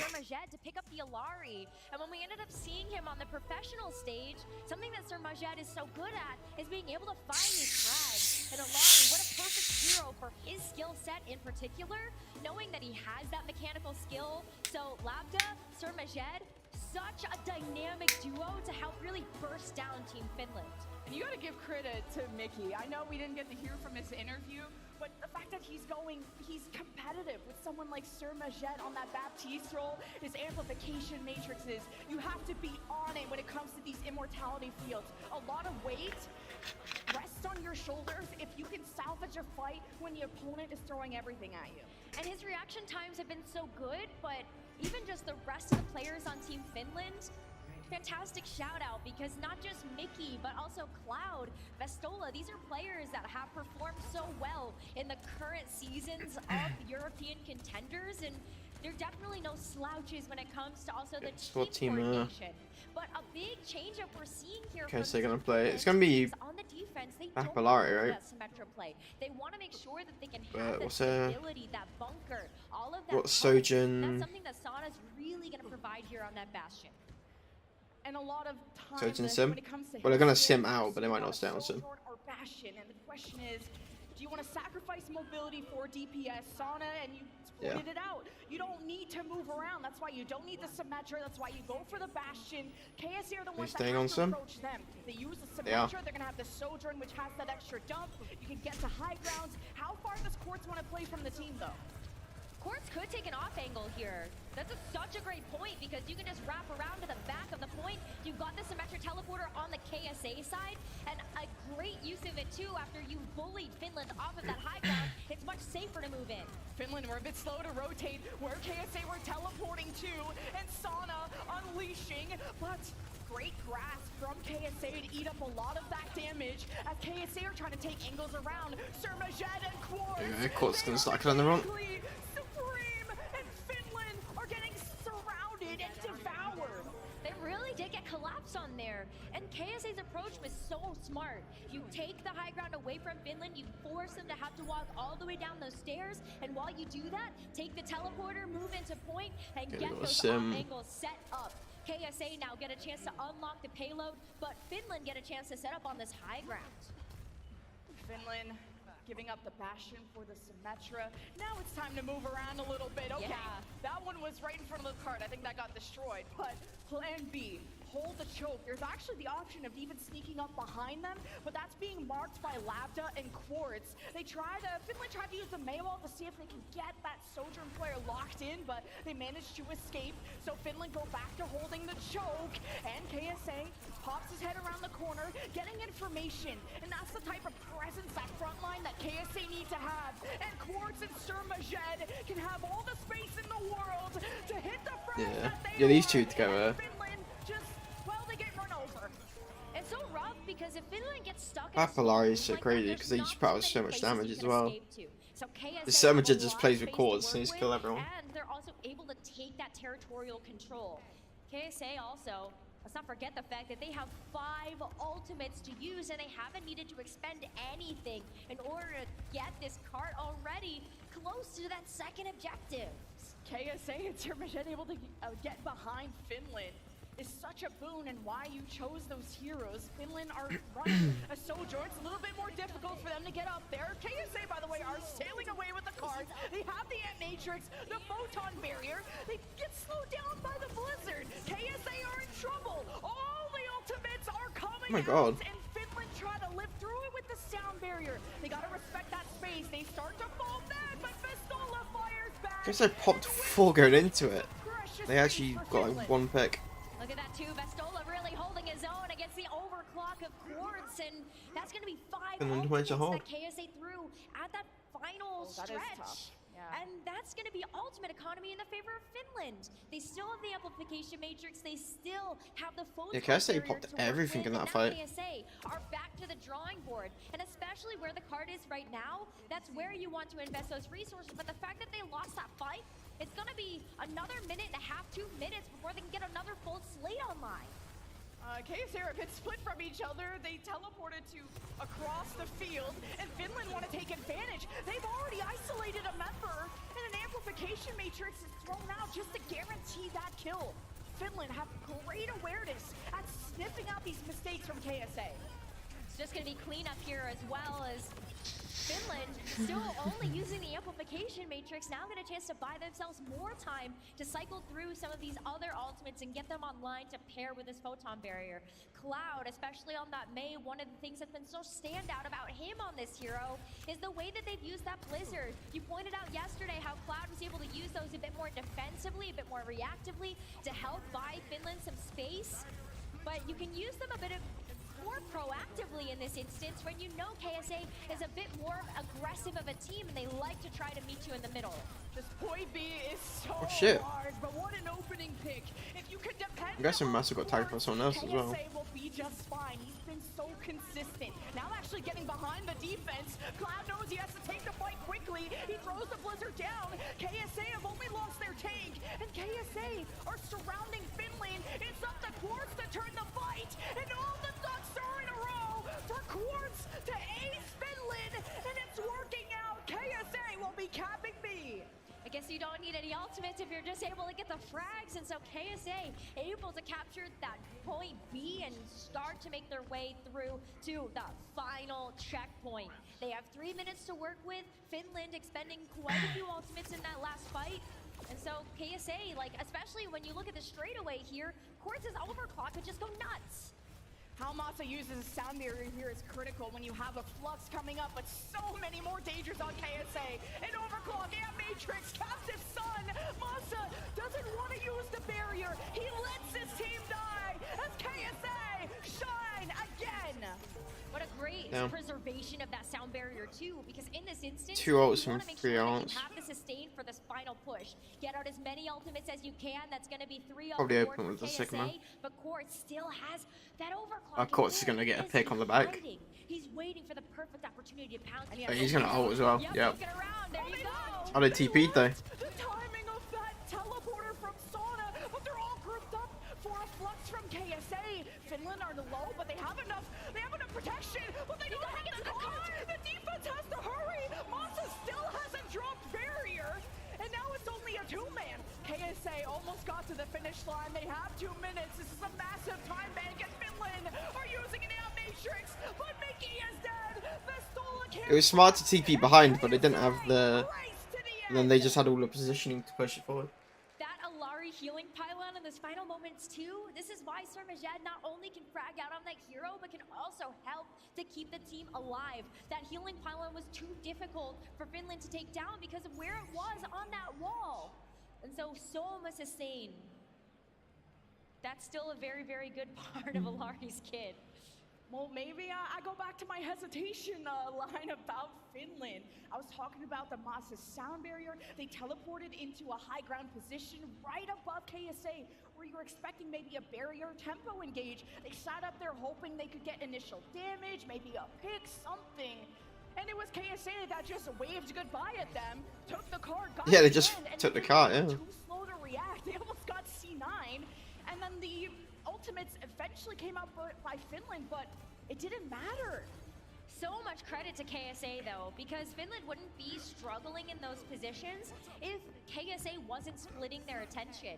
You saw where Quartz was with that overclock. He was waiting in the wings to be able to just nab Finland from behind. But then what do, right? Because Finland sniffed that out, they needed to kite away, and KSA decided to switcheroo on them.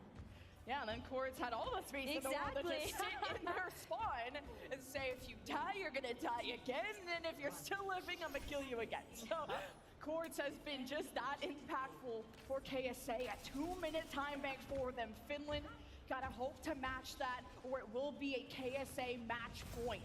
Finland trying to take a very hidden route. Symmetra teleporter, where are they going? Yeah, I think KSA are gonna have it. I don't think they can deal with the Ilarian Surgeon. Yeah, that Sigma shield too to be able to help keep Team Finland alive. And now they get a chance to rotate towards the backup point, but KSA, they're working up from this. Got a pick on Sarmajed. That's a lot of healing removed. Not headshot. That's not something that Sarmajed can rotate out of in time. Too slow to the count. First take no for Finland. KSA, how do they retake this? They haven't taken much damage, done much healing. There's no ultimates. And Cloud Maywalls him and almost forces the C9. KSA steps on, but he's getting rocked to the floor. His grasp is barely keeping him up. Oh, he actually gets they got it. They got it really quick. Finland within the first fight, which they didn't even really need to take a fight. Yeah, it was just that really good opening pick. That too, and KSA are gonna get staggered here. Quartz is stuck behind the team. He's hoping to take somebody down with him, but it's not gonna happen. Mickey's gonna be able to get back into this fight so quickly, but what an impressive time bank for Team Finland to work with here. 5 minutes for the second objective. They're gonna be getting ultimates online, and maybe this is the snowball that Team Finland needs. Yeah, if they get through streets really quick, they'll definitely be able to get more time.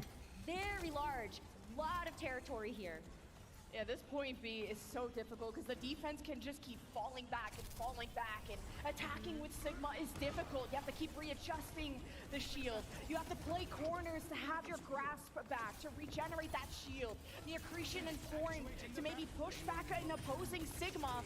Finland are playing the low ground, and actually UB drops. KSA are gonna have to protect him. He has the shield up, but the amplification matrix is dropped by Mickey, and Finland are still pushing the cart. KSA have to stop this. The sustain from Masa is enough for Finland. Yeah, Finland are playing this really well. To the end. KSA can only protect themselves for so long. They'll have an anchor spot because of this photon barrier, but now the blizzard is thrown in their face. What a play from Cloud!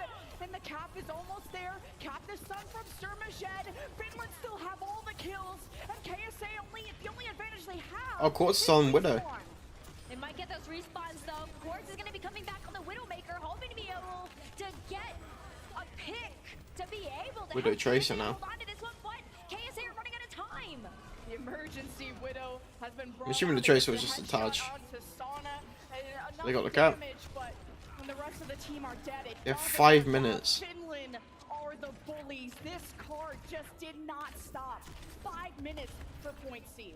Look at that too. I mean, Masa is just a Oh, damn, that rock. Quartz is now again stuck behind enemy lines where it's gonna get taken down. That Widowmaker though almost saved the day for KSA. Even did enough damage. They're gonna be able to get those 440 to get all the way to the end. Switch back. Give it up. Those sites are not going to be valuable in this third point when you know where Team Finland's going to be. They're going to be playing around this teleporter, and there's the Flux. Oh, Sana's in trouble. The Flux slams him down. What an immortality from Mickey, but has to sacrifice his life for it. And with the supports of Finland missing, they just will not be able to keep up this avalanche. But it's KSA that jumped around the corner, and Now they're in a good spot. They got Sim in here. This is a dangerous position for this card to be for Team Finland. KSA are able to play around so many of these corners. Take a look at the healing pylon placement just behind that left wall, and KSA can take a lot of angles. Quartz able to easily jump back to the team, but Finland moving on this. Finland teleported up to Quartz and didn't really commit to the push. Immortality's been used. Vestola has to go big here with the Gravitic Flux and gets the support low. Lambda is gone, but so is Cloud as the 4v4, but a sound beer advantage for Finland. Captive Sun just focused on Mickey, but Sturmaged's not hitting the shots to get the execution. Finland are halfway to C with a 3:30 time bank. Quartz with the double kill though is turning this for the defense. Has the overclock if he wants to invest it, but smartly is going to save it for this next engage. And with how much Finland needs to close Gonna have the 2 gap, ults on you're KSA. really you're just depending on this Might just Sana about get the May. teleporter and also all of this different building angle to work with. Cloud also looking for an opportunity to try to build up that blizzard. A great way to create space for this team, and also with that area of effect with such close quarters. I don't think Finland managed to get the teleporter down, or at least it was a fake play. Quartz is behind with an overclock. Mickey marks it. He's gonna counter-rotate towards his tank. KSA go for a pinch play, and Quartz is sliding into his own death. Thought that KSA were gonna go on the other side. That was a mistake. UB protects his team though with the photon barrier, so KSA have their half of the map. KSA is free to go for the Flux, and Cloud is using the ice block, but Sana doesn't have that kind of survivability. The blizzard from Cloud is thrown, thinking that. Surprised I didn't get 8 actually. I guess you threw it into the ground. Oh, it just might be. Masa and Vestola are still alive. The healing pylon is down, and everybody on KSA is gonna have to back up and scatter. You do not want to get taken down here, especially when the card is getting so close to the finish line. Vestola's gonna have to be careful though, because he's getting very low, but he's buying time for his team to come back and hopefully just sink this payload over the line. Finland just can't give it up now. They're so close to the end. God, the time is so close. Separating the map here for Finland. The sound barrier too. It's all sides go. Finland, the green light to the end. KSA are overwhelmed. They try to escape, but you can't run from Finland. They can't within minute 37. That was a good hold from KSA though, because they had 4 minutes going into that last bit, and they managed to make it go lower than their time. To be able to get ultimates online and have a fair shot in these next rounds. See what they're gonna come out with. That was a good hold from them. Once they won the first fight, they were good at winning the second, third. They didn't have to reset too much. Finland had a good attack last time, so if they can cap it quick again, Where they lost most of the time, it was an insta cap for the initial point A. they can probably hold KSA. KSA. Grind where KSA had some contest, but it was just one long drawn-out fight that KSA couldn't contest because they were busy trying to flank and get around Finland, who were winning the frontline war while KSA were having a number disadvantage, being all over the place. So Finland stay organized. They still have a time-based disadvantage though, but not by a huge amount. Yeah, Finland are so good at playing with momentum. And what a perfect example of what you were just talking about, which is the focus fire from Team Finland. You see those teleporters go down, may as well try to get a predictive shot. Vestola, once again, was such an impressive eat. He's so good at that too. He ate a blizzard yesterday, of all things, right? And so every single time you see Vestola on the Sigma, this is just continues to be examples of why Vestola is considered one of the best Sigma in the entire world. Yeah. So Finland get a chance to attack first. Vestola is just so criminally underrated because, like you Agreed. said, this is his meta.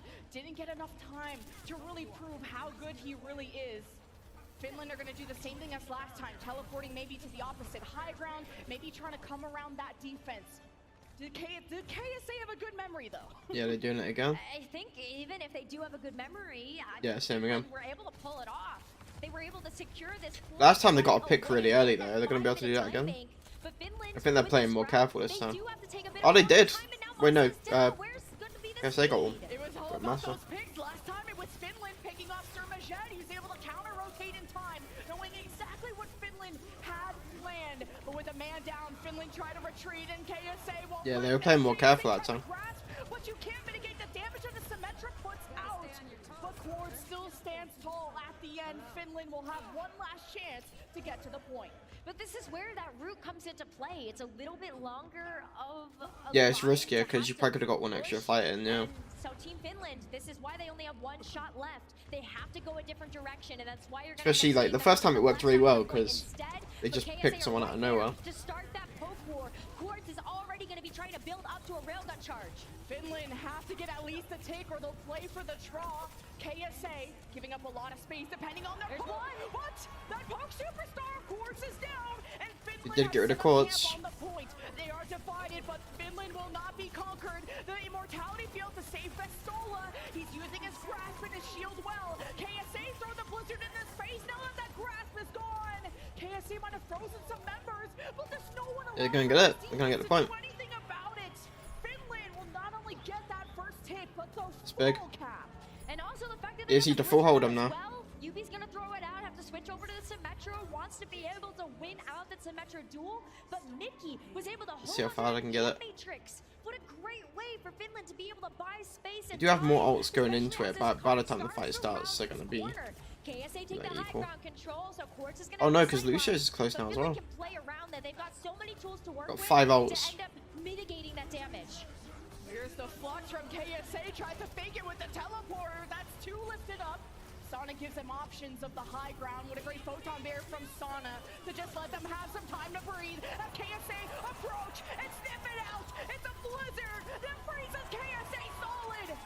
And Cloud gets the headshot onto Yubi, and Big. that card is rolling. You need to get rid of Quartz before he gets his ult though. Through this second objective, but Team Finland are not going to be stopping quite yet. They still have this Gravitic Flux and the Ant Matrix to work with. And so as you search around this corner, they're hoping that they can just get more and more time with this card. KSA, they're running out of time to get these ultimates online, to be able to stop Finland's push. And like I said before, once Finland get that ball Quartz rolling, about to pop it is off. hard to stop them.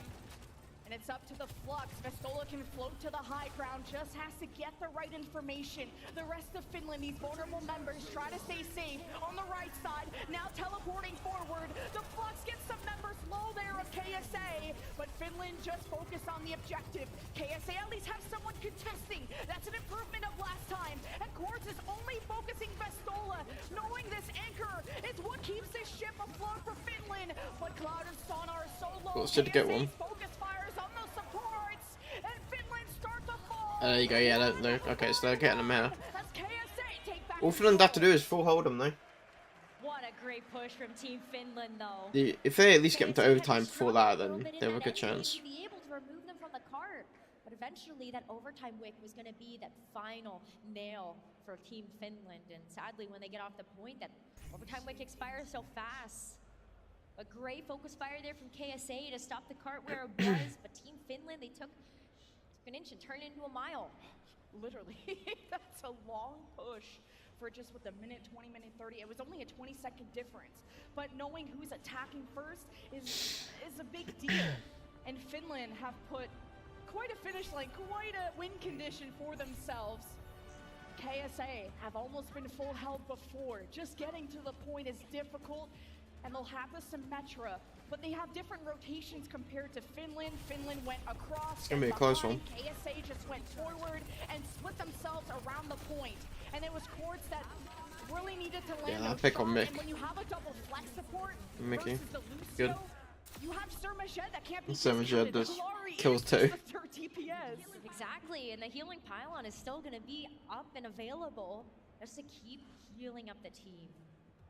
Let's see if KSA though, are they going to really try this Widowmaker strat? It's like, I gotta practice my aim.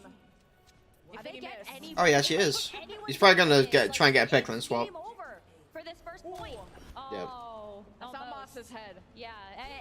Masa was like, I don't want that. So absolutely peeks away. But you can see that Team Finland are taking the same approach. You called out that the rotations are different. It was because Team Finland was set up on that high ground, and KSA are gonna try to take that away. But Finland made a much faster rotation this time. KSA are split. They're gonna try and surround the point like they did last time.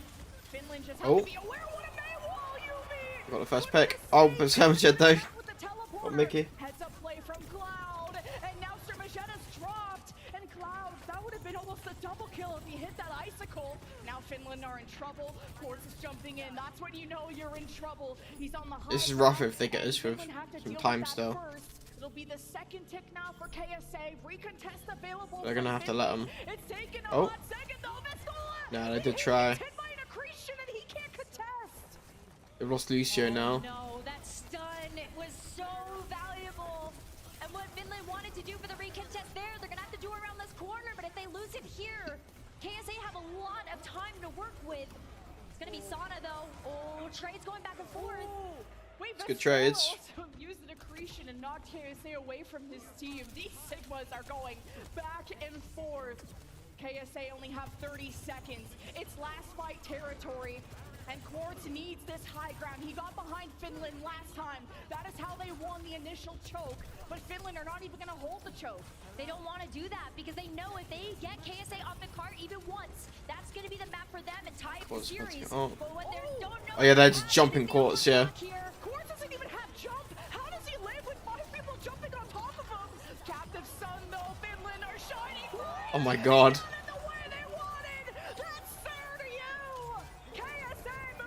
That's done it, because every time it spawns. The Ilari ult. Nah, yeah, they couldn't touch.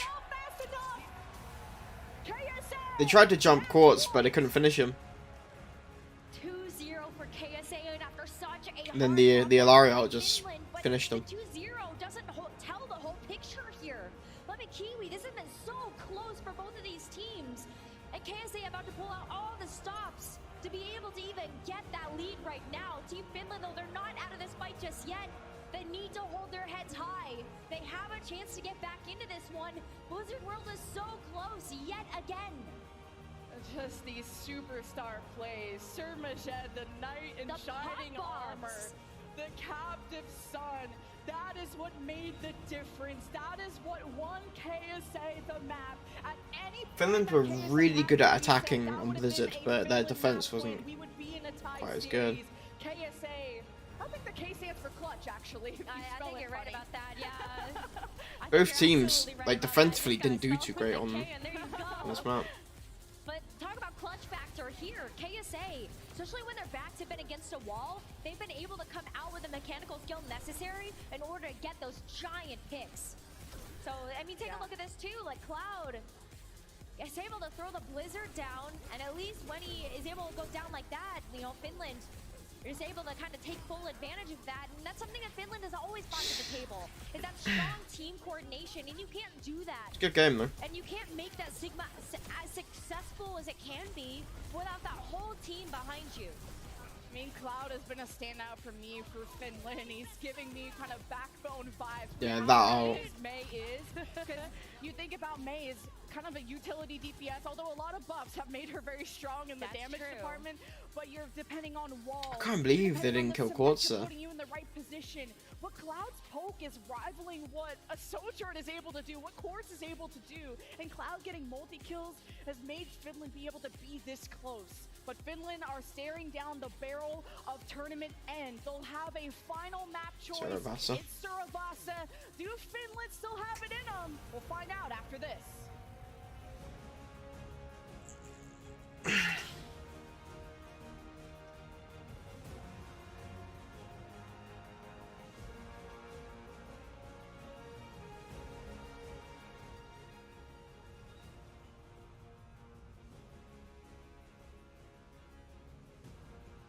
I want to see the fight where Quartz lived.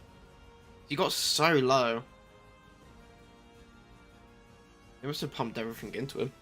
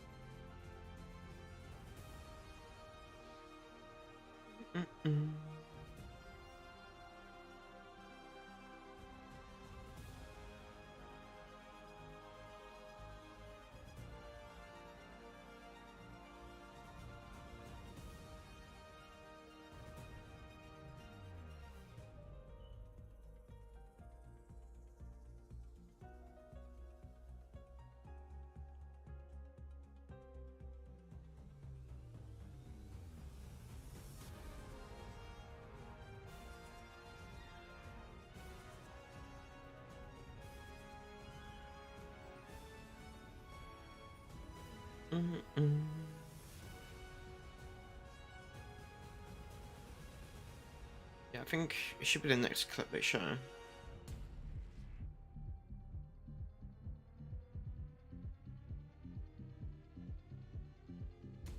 Hopefully they show it before the timer. Not this one. When it actually shows their attack. I'm curious to see how he didn't get took out. Because they all jumped Quartz.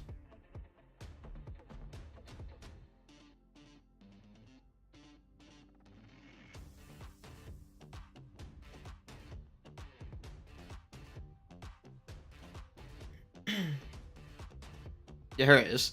They all just TP onto him. 30 health, 20. Yeah.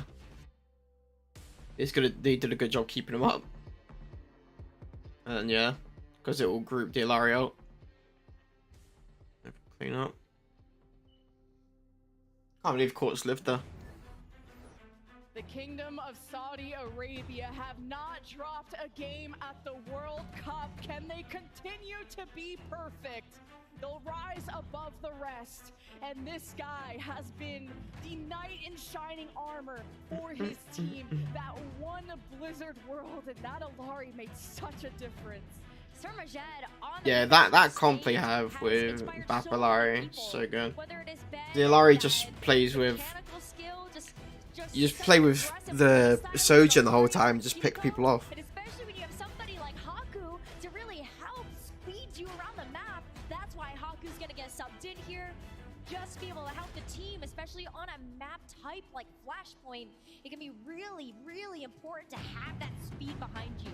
And with a Sigma composition, if that is what they end up running, getting into a position where you can defend is important. That speed, getting you there is always helpful. They haven't said they're doing a substitution, so they're probably going to do Illari again. Between the Lucio composition and the double flex support of KSA, both teams executed it so well. Finland were good at being aggressive, always teleporting in their face, using the speed to overwhelm KSA. But as soon as KSA had a second, had some space. That's where Quartz gets online, and they just find these picks on the Finland, and that's what won them the map. They're so good at waiting for those defensive cooldowns to be offline. And that is the big difference maker there when KSA is trying to weave in all of this damage. Saudi Arabia has been really good at that. Still there? And sometimes if you're able to overwhelm that offensive pressure, there just isn't enough. Oh no, they did the do the board. substitution. Masa Okay. and Mickey They got are doing Haku back so again. much for their team to So they won't be in the help Lari teams this time. sustain online. And it's even more helpful when you have very self-sufficient It's just gonna be a heroes mirror match. like the Sigma, like the Mei, so that you can focus on helping to get some. Unless they do. Oh, are they actually gonna do it? No, they are gonna mirror. I thought they were gonna queen for a second though. Consider Flashpoint to be just baby control. It really is. It's more or control. like hyper control. Hyper control, yes. But it's the Sigmas that return, no Bastion and no Quartz. They are really good on the queen, It's all but about teleporting on they're just doing the enemy mirror. team and using the utility of the Mei to focus down that Sigma. Here's a first Mei wall from KSA. Doesn't get anything. This Finland wall is a lot better. Locks KSA into a fight that they may not want to take. And a beautiful boot from Masa splits up KSA. They can group back up, but KSA is the little duckling that got left behind. And now Quartz is down, and Finland have a one-man advantage, but what a stun from KSA to find the trading blow. You can see it's 4v4 and Vestola is very weak. That's why Finland are giving up space, and Haku making sure that he cannot run away. And Finland are just gonna give this up.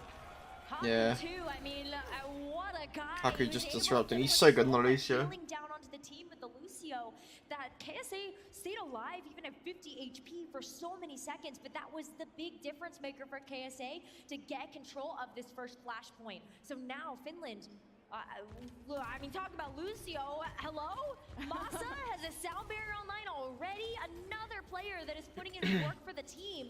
And that sound barrier you can use very aggressively here to get in and try to wrestle this control away from Saudi Arabia. Ooh, and Matrix right in Finland's space. They use the Mei wall to protect themselves. The sound barrier from Masa keeps them anchored in. But Finland are hesitating. They drop away from Yeah, the couldn't UV save Blizzard. KSA. Are actually starting to win this fight. Oh, they're all trading out. And KSA are at 83+%. Quartz is generating so much DPS. So is Finland Sana. just about won that one up. As the dust settles, only 2 members remain, and it's Finland that flip. Sana has been placing these Symmetra turrets so beautifully, especially when you expect KSA to try to pounce onto that backline. Sana has already set up those turrets. You can see how much work they were putting in to slow down Sir Majed, making him a little bit easier And of a have target ult to try advantage to as take well. down. And those turrets are also softening everybody up so that Cloud and Sana can land these shots, land these beams, and just totally chunk people down. The grab flux, he dodges. KSA dodges the accretion and isn't sure how far past the photon barrier he wants to go. Good reaction from Sana. Counter flux from Vestola. Finland are pushing in. And KSA Nice. are against the wall. Can Finland make that 0 to 100 comeback like they did on Control? They failed last time, but one fight away from doing just that. Mickey's gonna have to make his way back to the point. That's why you see Masa going back to Still got a Tag mail City up so as they well. have that full support line available because they're gonna need it. KSA at this point, UB is gonna be very close to that Blizzard, but Cloud already has it online. So Finland might be able to just throw that early and lock Saudi Arabia off of this point. Cloud needs to watch the grasp and just places it on the other side of his wall when KSA couldn't see it. Quartz is frozen. The ice block from UB is there. The Blizzard. Oh, they got their Blizzard though. That was a risk that KSA were willing to take. Vestola's actually Yeah, Finland had his first point. and he manages to live while being the only one frozen. And Finland have made Nice. that 0 to 100 comeback to win point 1. There you go. Market is now under Finland's control. We get a chance to go over to Palace in Finland. Going to use their Symmetra teleporter to be able to get there a little bit first. This allows them time to set up while Saudi Arabia are going to make their way slowly into the point here. You still have a few seconds before this flashpoint's going to unlock. So plenty of time Finland have the for ults Saudi again as Arabia well. to also get their own setup. The biggest difference maker is that Finland has a lot of different walls to work around, but Saudi Arabia want to try to make this a tiny room Overwatch. Oh man, Amplification Matrix, and Mickey is like, he's actually gonna take his solo off angle, and the Mei wall That's huge. isolates KSA and lines up all the dominoes for Mickey to knock them down. Finland really good battle. Use that amplification matrix for the team, but sometimes it's going to be They're gonna have the matrix that works guys out Sigma even better. going So into it as Finn well. able to take that off angle, use that amp matrix They to should get boost both up their that ults damage, and KSA just didn't really know what as hit well. them in that moment. Swan and Finland Cloud. too, they're able to whittle away at this Saudi Arabia. They've always got the ult advantage in this game. has another gravitic flux online. Sana has this photon barrier to use reactively in these engagements. And so important to have that, especially when you know Saudi Arabia needs to get up and close. Oh, photon barrier. KSA don't want to teleport. They just want to try and cap this, force Finland down from their high horse. And Cloud does that, use the Maywall to contest. KSA haven't flipped. Oh, for still get no one. Is this enough? KSA have to run them down. And the Finland Blizzard could only slow them for so long. Finland out their backs against the wall. They're trying to get around KSA. Surmajet is dead. There's barely any heals. Because Sono's going crazy for a second. And the Quartz DPS is gold for KSA. They did win one fight there and get that back. And when wins the second are point. so charged up, it's going to be really easy for each of those Symmetras to be able to get those takedowns. But Finland, they did the work that they needed to do. They have 83% of that flashpoint capture. Guess they have the wanna keep themselves Sigma in this Male though. match. This is how they do it. So And this isn't Sana gonna be still too great has for that Finland in photon this barrier, fight. which can prove to be very valuable when KSA does have that gravitic flux online. Another way to keep your team safe without the immortality field. Vestola made it through. He has the wall to protect themselves while they were separated from the May wall. Yubi, he's going for the Blizzard. Photon barriers there to help him out. And the Blizzard Just trying to get Sauna. No, he's on the edge, and he's well protected by his May. KSA. Oh, they did it. He did finally get Sauna. The ult actually didn't get him at all. Can't handle the heat. Well, you better get out of the kitchen. This is KSA's point. And now they're just staggering. Just punching him. Palace now being taken by Saudi Arabia means that we get a chance to move Alright, it's on one to each. another flashpoint. We'll see where we're moving and whether or not Finland's gonna have an advantage here. We're gonna be getting over to Ruins on that top left corner, so it is gonna be a race to try to get there first. Finland didn't have a chance to expend some ultimates in that last fight, so they have a few tools to work with. Yeah, Finland should take the first fight. Get control of this point first, and they really are a team that likes to run with momentum. Whoever wins Oh, unless Cloud gets took out here. this is a very defendable comp. Yeah, Cloud got took out. Down his opposition. The photon barrier. KSA will just push past it if they need. But they will round the corner. Use the teleport surprise, of course, if they need. Quartz is actually on the other side. Finland read this like a book. They go back to bunker down the point. No one has actually captured it yet. Finland draw KSA into their trap, and Finland go on the other side. And now KSA is into the pain sandwich, and Vestola pops the flux. But Haku's there with the sound bear, not before Quartz has been headshot. Finland have the one-man advantage, but KSA have been clutched before. But it seems too much to handle. All of Yeah, Finland got it. focus is Got all it back. over the place, and Finland will take back the point. KSA walk And Cloud's still away gonna have the ult 100% for capture progress, but next Finland because he was died in the able last to one, wrestle back last that fight. control. But Cloud with the Blizzard is going to be able to help them. They're keep both gonna this have Blizzard. advantage and try to keep the ball rolling. You can see how far forward Cloud is trying to play. You see the teleporter just to be able to grab that high ground and get some poke down onto Saudi Arabia as they move in. Look at the turret placement too. You gotta see Saudi Arabia think twice. The wall from Yubi! Block the Blizzard! KSA are safe! These Mays are insane, I swear. Yubi has his own Blizzard. Finland were trying to be as creative as they did on downtown, even going for a drop-down play, but KSA rotated away. And now they stare at each other with Finland in control. KSA gonna of take the lead. fight. This is maybe the last fight to see who goes to round point. And Finland defend for now. Gonna Sigma into Blizzard. Awfully quiet, maybe not sure about the Blizzard. Looking to see where Oh, no, they're Finland saving it. are. I suppose he didn't grab a lot of it. There we go. Oh, here's the Blizzard there from Yubi. And it's only these supports. Monsters in trouble. Doesn't get frozen. And the barrier could be critical. Mickey is so low. The barrier! From save him! Oh wait, Vestola. Finland are on round point on Surabasa. Oh my god, what a clutch! That could not have been more frame perfect for Masa to be able to save Mickey and keep this point alive. Surmajet has no choice except Managed to get back and save it. to go back to the spawn room so that he's able to get back to the team. But Finland, they know what their objective is. They're going over to guard it on that bottom right point of the map, and and they still have so many ultimates. So they get a chance to not only beat Saudi Arabia to the punch, but also set up the defenses. This point is so open. So Finland really want to make sure that they have the best defensive position possible. Even though Finland are defending, KSA also have great cover. Here's the first fight. KSA jump in and Matrix. KSA is locked down. Goodbye to that tank. KSA now commit the beat. They'll have to do it without him. And Finland popped 3 ultimates to fight back. Oh God. KSA, while also I couldn't quite get the pick on Sauna. this lead is growing for Finland. This looks like an expensive fight, but Finland have bought themselves so much time when they know that they've already secured 2 flashpoints. And to be fair, Lucio and May, like May's gonna get Blizzard first. Maybe take somebody down before they. And they're gonna have sound barrier as well. That's gonna be a huge difference maker. Finland already working up to 50% on this final flashpoint. And KSA, they've got to start making a move. The Sigma has been really good in terms of that close quarters duel. But KSA has kind of fallen, especially when they take this teleporter right into the face of Finland, and Cloud is a Blizzard. Finland are known to play this. They were very defensive last time against that Orisa opponent. She's got sound barrier when they engage as well. Just sit pretty, wait for KSA to approach with this Blizzard, but Yubi has a similar idea. Both Blizzards are dropped. It's a no man's land, and it's only Vestola frozen, I believe, and the sound barrier is just enough. That actually saved Vestola, yeah. Vestola is alive. Is this enough for Finland? It's down to the He was just about in range of that sound barrier. They were desperate for the kill. They were divided and conquered. Finland. That was a massive sound barrier, and Finland got it.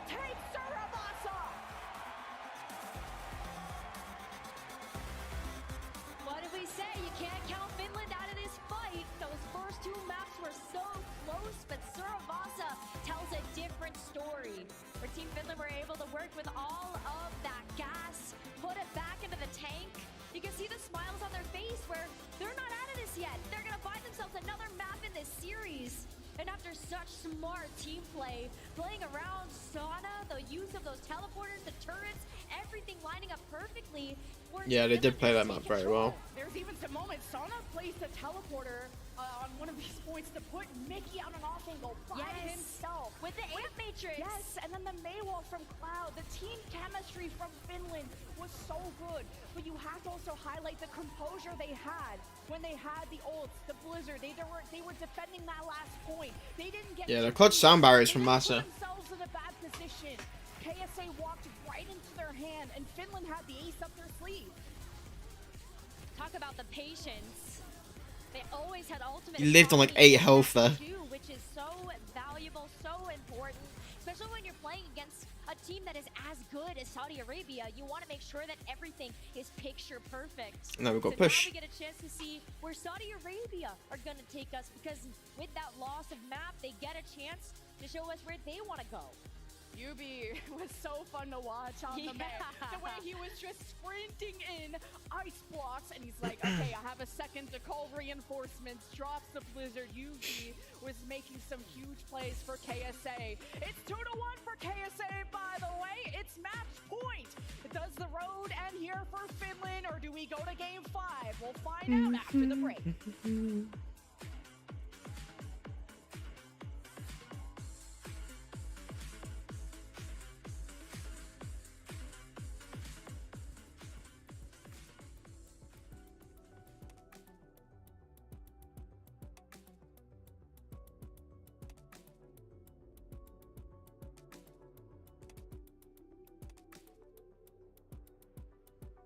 Yeah, Massa and Mickey in that game was really good.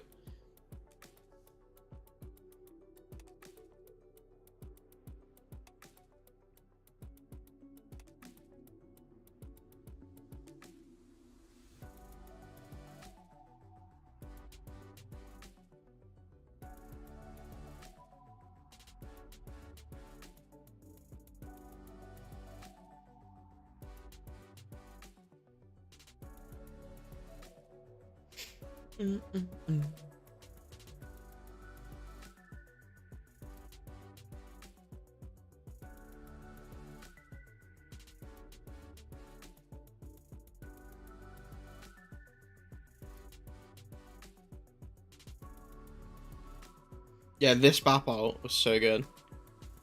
Teleported to the off angle and then just bap ulted into him.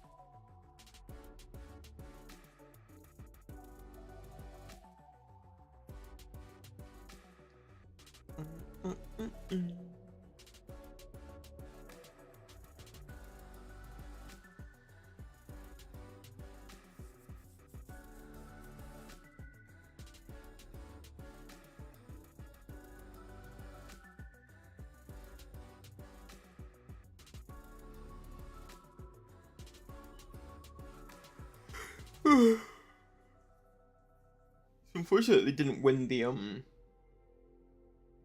Blizzard well. Could be up 2-1 right now. A Blizzard World was a very close one. It's such a good attack until the last point.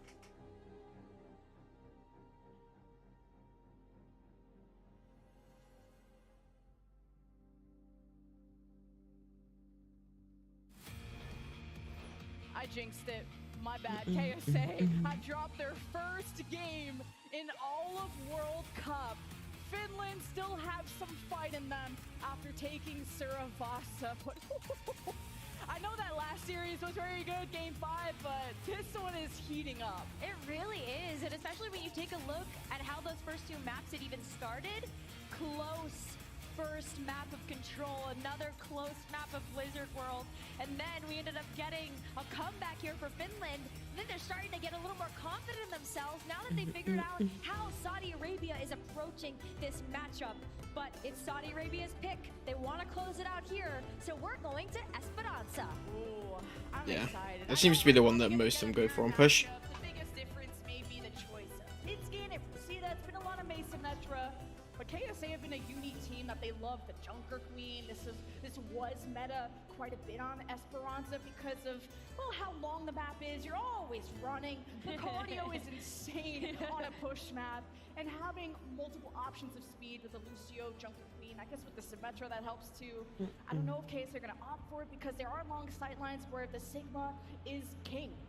Sigma is king, but I'm looking at Quartz right now, because Quartz has been the flexible DPS in this entire matchup.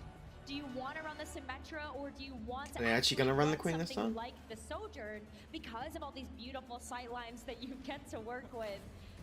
I see that face over there. We're not getting the Junker Queen. I'm so grin on my face. If I, No. I'm Yeah, I'm not gonna do it. He swapped as soon as I had a grin on my face. I know. He knew, but he didn't want it. And sadly, in this matchup, it doesn't. It's going to be difficult to get that to work. The Junker Queen would have to get through a lot of that overhealth. Vastola, especially when he's able to maneuver around the shield that he has, makes the Junker Queen even more vulnerable in those instances. I would love to see it too, not gonna lie, but it is gonna be the Sigma versus Sigma. Saudi Arabia on the back foot though, as it's gonna be Finland making it to that bot first. And you can play around this central building to go on a flank. You may not expect it as much since you don't have a Sojourn. Everyone is playing for a teleport play. And maybe even generating an amp matrix. KSA are the first to rotate around this corner. They probably have used some important cooldowns like the grasp or have a low shield. But Finland have now teleported to the top of the bridge, having Cloud down to contest. And off of the Maywall of Cloud, KSA are taking a ton of damage. The ice block is out, but Yubi doesn't want to stay there too long. The first kill for KSA goes through, and Finland are in trouble. Yeah, without Masa, you just don't get in the first have fight. as many choices to be able to get away from Saudi Arabia. And Sana as well, just the lack of the teleporter can also prove to be detrimental. But Saudi Arabia too, look at what they walk away with. How does Haku have a sound barrier online already? The frags, the headshots, really helping to add up to that ultimate charge as Haku's gonna try to sit this one out, try to get that bot a little bit more far forward.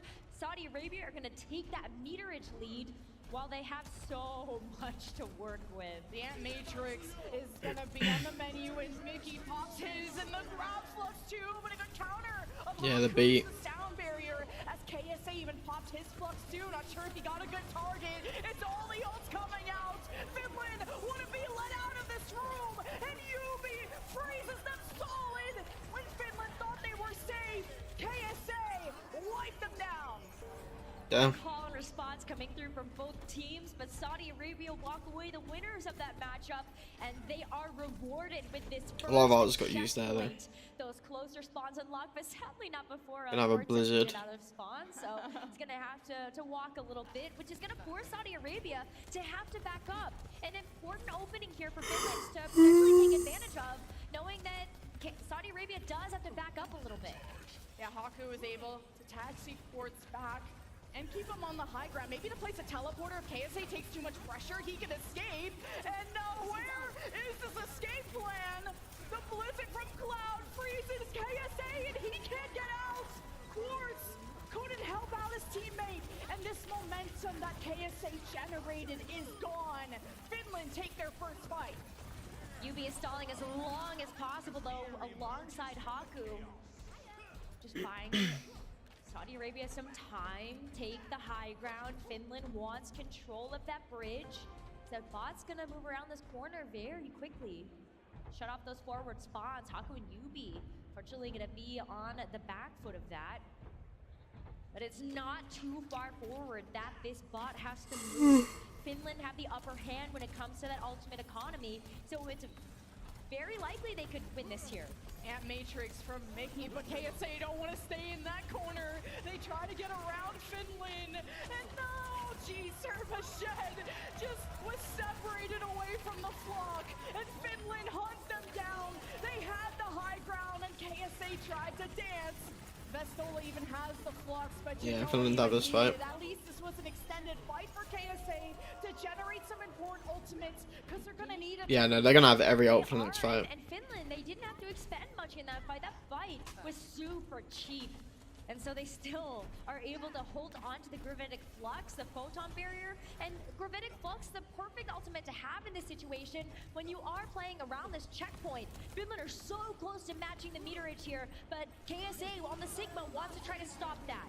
Okay, there's a Photon Barrier from Quartz, separates the fight in half. And the escape plan from Quartz is there too.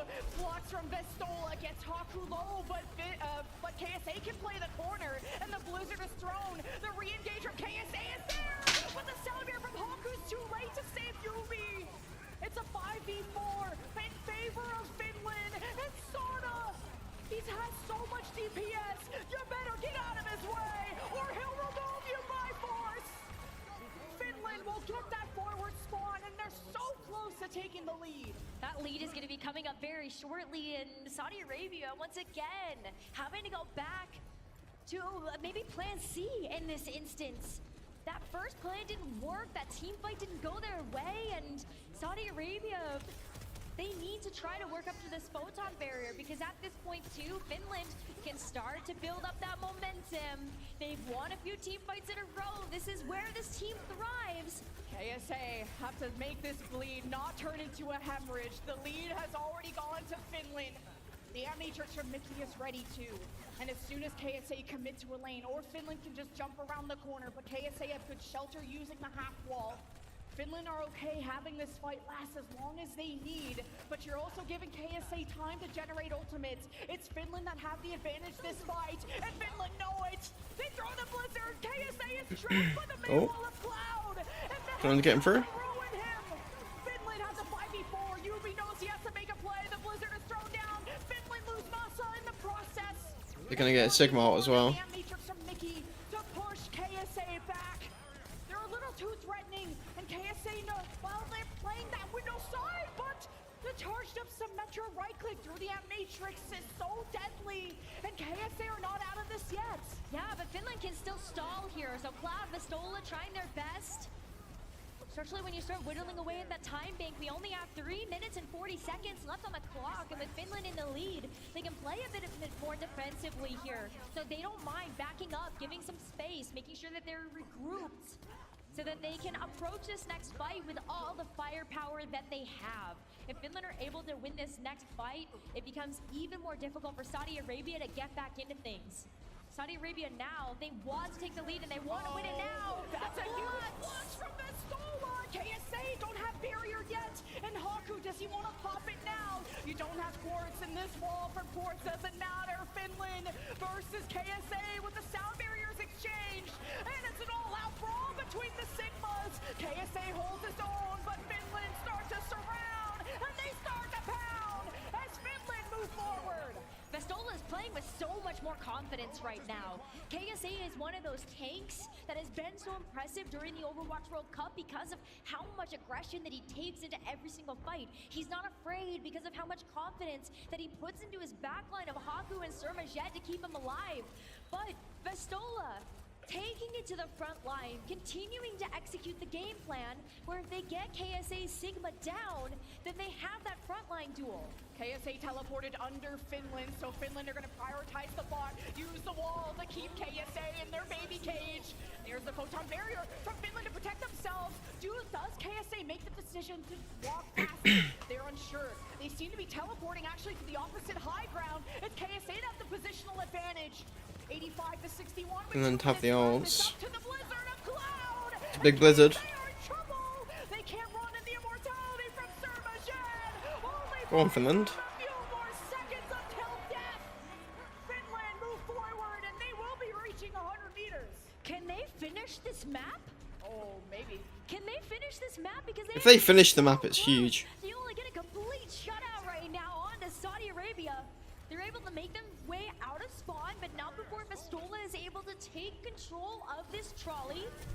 And now, with the gravitic flux, That's at least Surmajet. Does he have the immortality? It doesn't save him. He's killed before he lands into the sideline. Finland dismantled them one by one. You ask if Finland could full cap. They've got a loose shot as well for next fight. oh, the stagger! Poor Quartz is gonna get taken down. Maybe you're able to stall out this bot for just a little bit longer. Guess they have so many ults though. Maybe I have to walk out of spawn into this open territory that Finland get a chance to poke down. KSA is already so low. UB as well needs to be able to use that amp it up from that Lucio to get back to full health. Probably gonna have to flux it into Blizzard. Oh, there you go. They can. Oh, you got 8.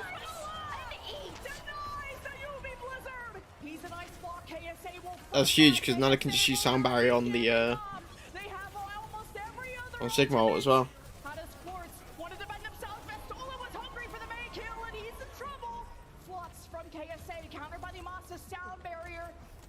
Only has the wall. Surmajet with the matrix, and KSA know they need the ultimate to turn it around. But have KSA already drowned when Finland have 135 meters with 11 seconds left? KSA, we know they can clutch, but this is a lot to ask for. This is definitely Yeah, I don't know if they're gonna get all the way through there on overtime. Against the wall, that is when they frag the most. Of course, is gonna have to use that teleporter though to be able to get back to the team. It's overtime spawns though, so if they do manage to win out some fights. That photon barrier is gonna be able to help protect them from the amplification matrix from Mickey, but you also have those area effects of Cloud, Blizzard, Vastola's amp matrix. KSA, will they fall? That's a big blizzard.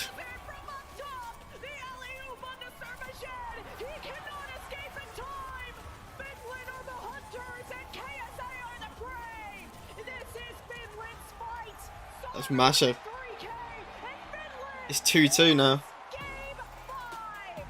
Both semi-finals have went to the final map. We have a series on our hands. Oh my goodness.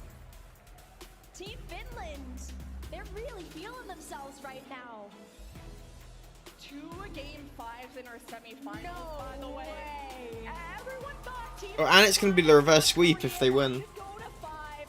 and everyone thought KSA, oh yeah, they're easily a finalist, but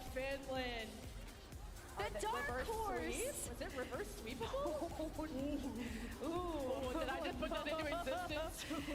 I don't know. You either put it into existence or you cursed it. I'm not sure which one. But you're right about it. There very well could be a reverse sweep on the table for Team Finland. If they keep playing like that, absolutely they could do it. Vestola is the GOAT. Truly. Everyone starting today better respect this guy. You know, a shiny paper, if you're looking for a Sigma, I know Vestola would happily sign it. He was such a Cloud did so many good blizzards in this game. And Cloud throwing blizzards all up in KSA like that. They couldn't run even if they tried. They didn't have time to react because Cloud doesn't give you time to think. But that's what Team Finland is so good at, playing together as a 366 team. for the It's a final. whole team effort there. Moss is beating them around. You also have the Baptiste just Mickey so good on those off angles, whether he's playing for the team or selfishly. And let's not forget, Sauna's Symmetra has been absolutely popping off. We haven't even needed really to see the Bastion or the Sojourn out of him to make a big difference and impact on the DPS role. I know Quartz would be just popping off if he was allowed to go on the Sojourn. Right? Symmetra is a tough ask. You need perfect execution out of him. But when I think about someone perfect, I think about Golden Boys. Me too. Let's go check in with him. Well, that is factually untrue, but I do appreciate it, girls. In any case, so we're going to Game 5, BlizzCon. Holy moly, 2 in a day. We should be so gifted. So lucky. Yeah, both semi-finals going to the last game was crazy. Your first name, where are you from, and how are you going to get these fans to cheer for KSA in Game 5? Well, I'm Atik. I came from the Kingdom of Saudi Arabia. I flew 19 hours here, and I know that they're gonna win. So let's get it, KSA! All right. But look, on the other side, Finland managed to come back. Maybe a reverse sweep in the cards. What's your name? Where are you from? Also, what the hell is that on the sign? Hi, I'm Days. I'm from California, and I'm cheering on Masa and Finland. Let's go, Team Finland! Let's go, Team Finland. She's cheering on Masa, cheering on the Kingdom of Saudi Arabia. This match is going to pop off, girls. It's going to be incredible to send it back over to you. But come on, BlizzCon, let's make some noise!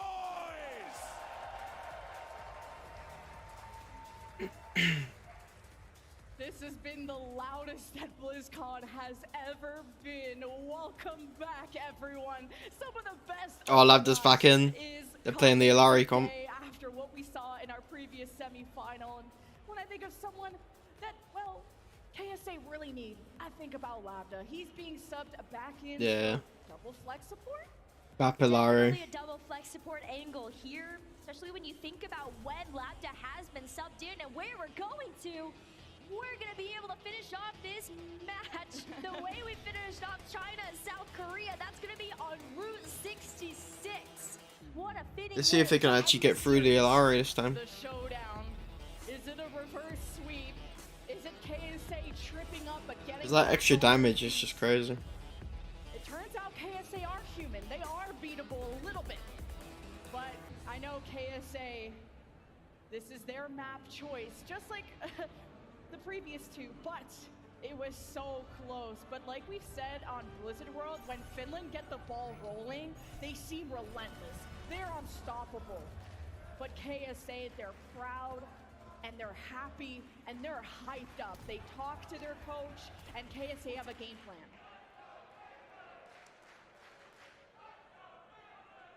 You can hear the cheers in the crowd. For both of Game the paused. teams on stage, they have so much love and support in the arena, and it is so good to be able to see, to celebrate these players. We love the Overwatch World Cup for that reason, right? Is we want to be able to hype up these players that get a chance to prove themselves in a different way for their country, to be able to just showcase also all of the hard work that they've put in so many different levels of the competition. Both of these teams, no stranger to putting on phenomenal performances in tournaments. I know when we go to payload maps, there's an attacking team, a defending team, but when you go to Symmetra, everyone's attacking all the time. Yeah, right. Sometimes they just switch sides on you, and then you don't know what's up from down. So, especially when the Symmetra teleporters sometimes go behind the enemy team. I know, especially Quartz and Sir Majed were devastating on Blizzard World when they were able to pull that off. But Finland have to keep note of that and have to react quickly. And it's the Finland May Symmetra that comes out again. But does Quartz get that opening pick? Well, there's no one home to maybe find. Well, for moments like these, I wish I had eyes in the back of my head. Just in case there's Or gonna like be X-ray vision. Right? Yeah, no, that's why the Widowmaker's there, isn't that right? Trying to get those sights online. Maybe Quartz is gonna be able to get a quick pick here. As you're right, nobody's home. Finland, though, they want to try to take this close corner. Oh, you gotta be careful. Mickey almost getting his head taken off by that sniper shot. But Quartz thinks better of it, wants to go back to this Insurgent. that has been so nasty in these fights. Yeah, that See if Finland can beat their Bapalari comp. The extra damage though is just. They dig them out, and KSA move forward. An honorable Just start so much. to this map, though. Team Finland making that close hold. But Saudi Arabia now get a chance to take Big Earls away from Team Finland. And that's where you start to run into some problems. Finland needs to figure out a different approach to this fight. And so they're actually going to go underneath the canyon so that they can take the garage away in Big Earls. Oh. How did that happen? Labda!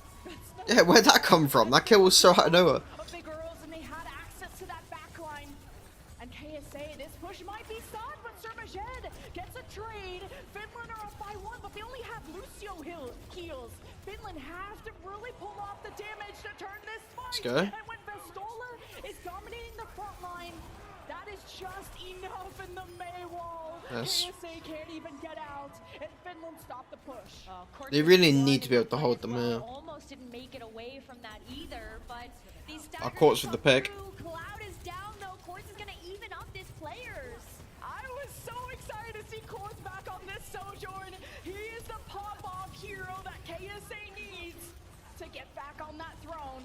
But Quartz is above, so close to overclock, and Vestola isn't there to protect Mickey, but that's a pretty sturdy rock that these supports are hiding behind as Quartz jumps behind and denies the amp Yeah, they're getting through. from Finland. Alright, it's gonna be streets. The photon barrier caused a lot of confusion there, and KSA should be able to cap A. Maybe we get a chance to see a recontest come through. Basana's down with the Symmetra, so it might be a little bit more difficult unless you want to send Cloud in to try to get that ice block down. But take a look at where Sermajed is. Quartz too. The Maywall cycled with the ice block. Oh, is he gonna be able to? No, he's not gonna be able to get. Or maybe might be able to get May out in time. No. Quartz popping off. Yeah. To cap point A. UB almost let him have it. Almost let him have it. Let's watch that again though. As Quartz had the overclock, you saw the investment of the gravitic flux, but even with the sound barrier, just wasn't enough to save everybody. And Quartz once again showing why the Sojourn is one of his absolute best heroes. We're talking about that too. If we get a chance to see Quartz on the Symmetra, maybe it didn't quite work out the way that Saudi Arabia wanted it to in terms of those final 2 maps, but here, let's play Ring Around the Rosie, shall we? Finland are just rotating that position to contest the card. KSA are happy on top saloon, but you can't forget about the objective. And as KSA go back to the card, they walk into a storm. There is the blizzard from Cloud. And KSA have their tank frozen. Nice. KSA manages to They're gonna take the fight there. Quartz just chill on the high ground. while Quartz stays on the high ground. Finland know that is a threat they have to deal with, or at least hide away. As Vestola pressures him back, Quartz has to jump out of the line of fire, and well, that's still enough poke, because I guess while Quartz is gone, The UB comes back and gets through. and Finland are gone. Take a look at where Labda's positioning was as well. Labda just got subbed back in for this map so that Saudi Arabia could play this double flex support. Now you can see really why Labda's taking that off angle, taking a page out of Mickey's book there just to help Saudi Arabia's front line, and Quartz never died. KSA never died. And that was all off the back of just Labda's fantastic positioning to help keep the team up. But Finland are back. This is going to be the final contest. They thought that, KSA thought that Finland were coming on the right side, but Finland teleported on the other, so this photon barrier doesn't matter. KSA though, that wall matters from Cloud. KSA is dead, and Surmajed, he's trying to clutch up for his team, tries to heal Yep. Yubi, and Surmajed has such great balance. Overlord, probably one of the best in the world. Yeah, this comp is so good for them. So much time left in the bank as well. They've been on a slow roll all throughout Route 66, so that's 3 minutes on the clock here for Saudi Arabia to try to finish out this map. Team Finland gotta dig their heels into the sand because they're also starting to run out of that time. Finland can play this corner and even actually teleport past it and play both sides. KSA are going to look both ways before crossing through and try to pounce on the Vestola. Masa saves him with a sound barrier.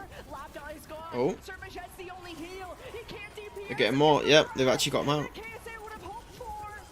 And Finland holds strong on the Nice. corner. But it's a time bank that they got to shave down. Great defensive corner for them though, right? Because Team Yeah, it's a good Finland, spot for they them. can play around the right side where we They got see 3 ults as Storm well. trying to lock down. There's an off angle that we can see Cloud take, and it's the Mickey will probably position get an of ult during the both those fight. heroes in particular that helps bolster up Team Finland's front line. We'll see if they can hold strong though, because I've got to survive another onslaught here from Saudi Arabia. KSA are trying to find the perfect angle for this. There you go, that's the main ult. Gets poked down the orbs of this Sigma Vestola. Can bounce around and get such good information. You could cause the Surmajed just get a nice flank. And Quartz is gonna get staggered. KSA are trying to save Yep. him, but they walk into the flex of Vestola. And KSA Vestola saved it. Labda there to help get KSA away from that damage. But Team Finland are still pushing forward. Vestola is able to get some poke down, wants to have this gravitic flux online for the inevitable next fight.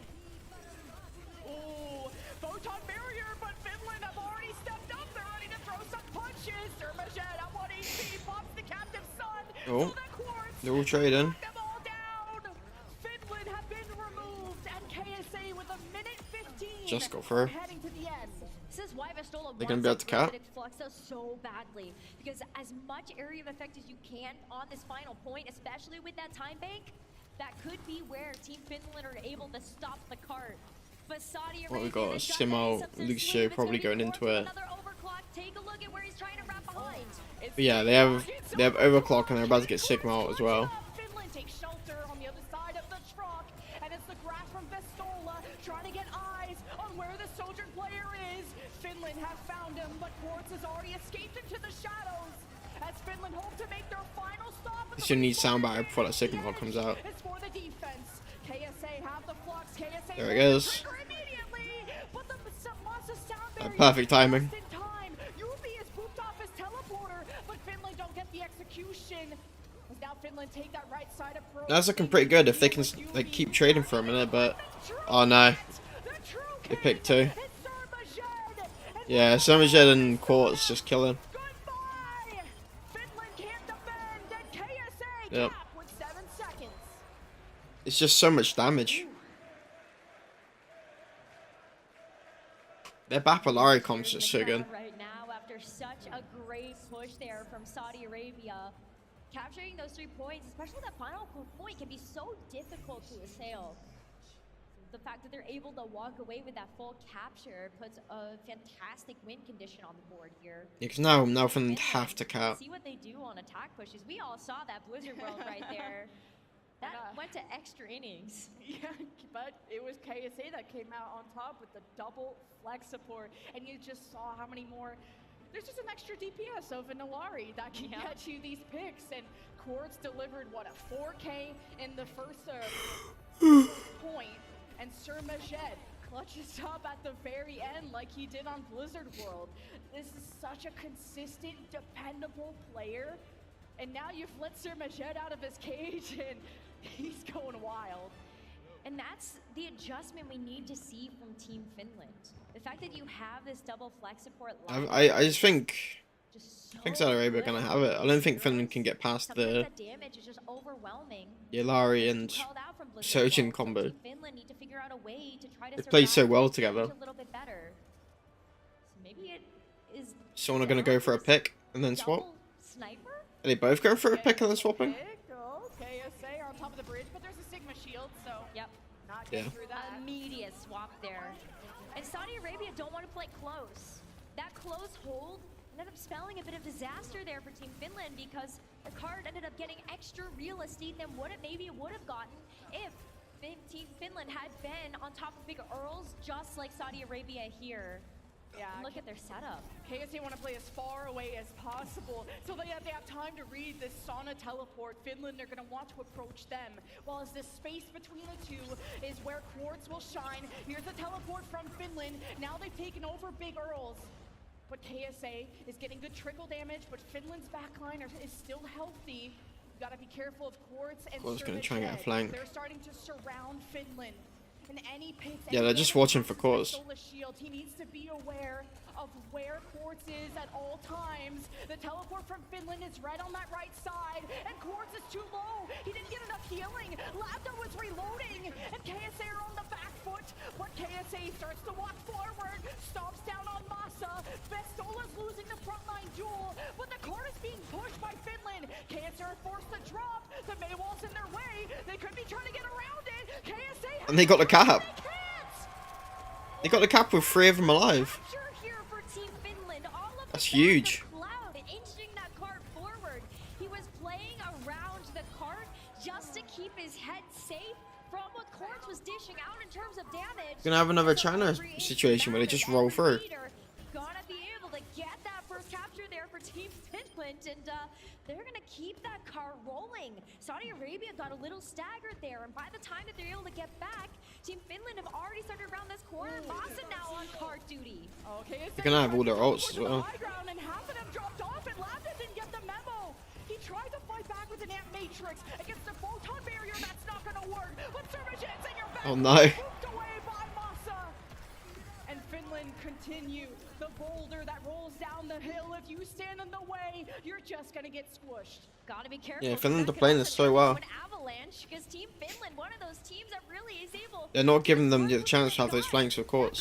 So close. They have 4 minutes left on the time bank. Wait, KSA tried to teleport, but Finland were so aggressive they denied. They separated KSA. I get rid of UB. There's no one to save UB. Oh, maybe not. Oh yeah. Yeah, they're just rolling through. This is huge. What are they gonna have?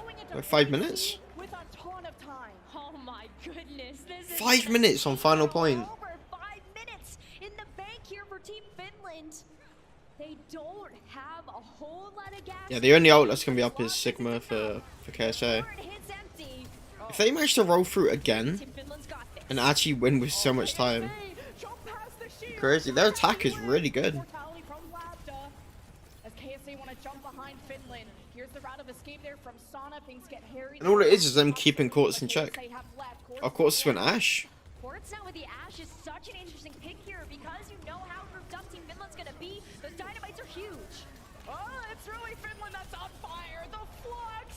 Oh, that sets them ablaze. And Finland, for the first time on this push, have been stopped. They got all that way just off the first push. Do you even care if you're Team Finland? You still have 4 minutes and 20 seconds on the clock.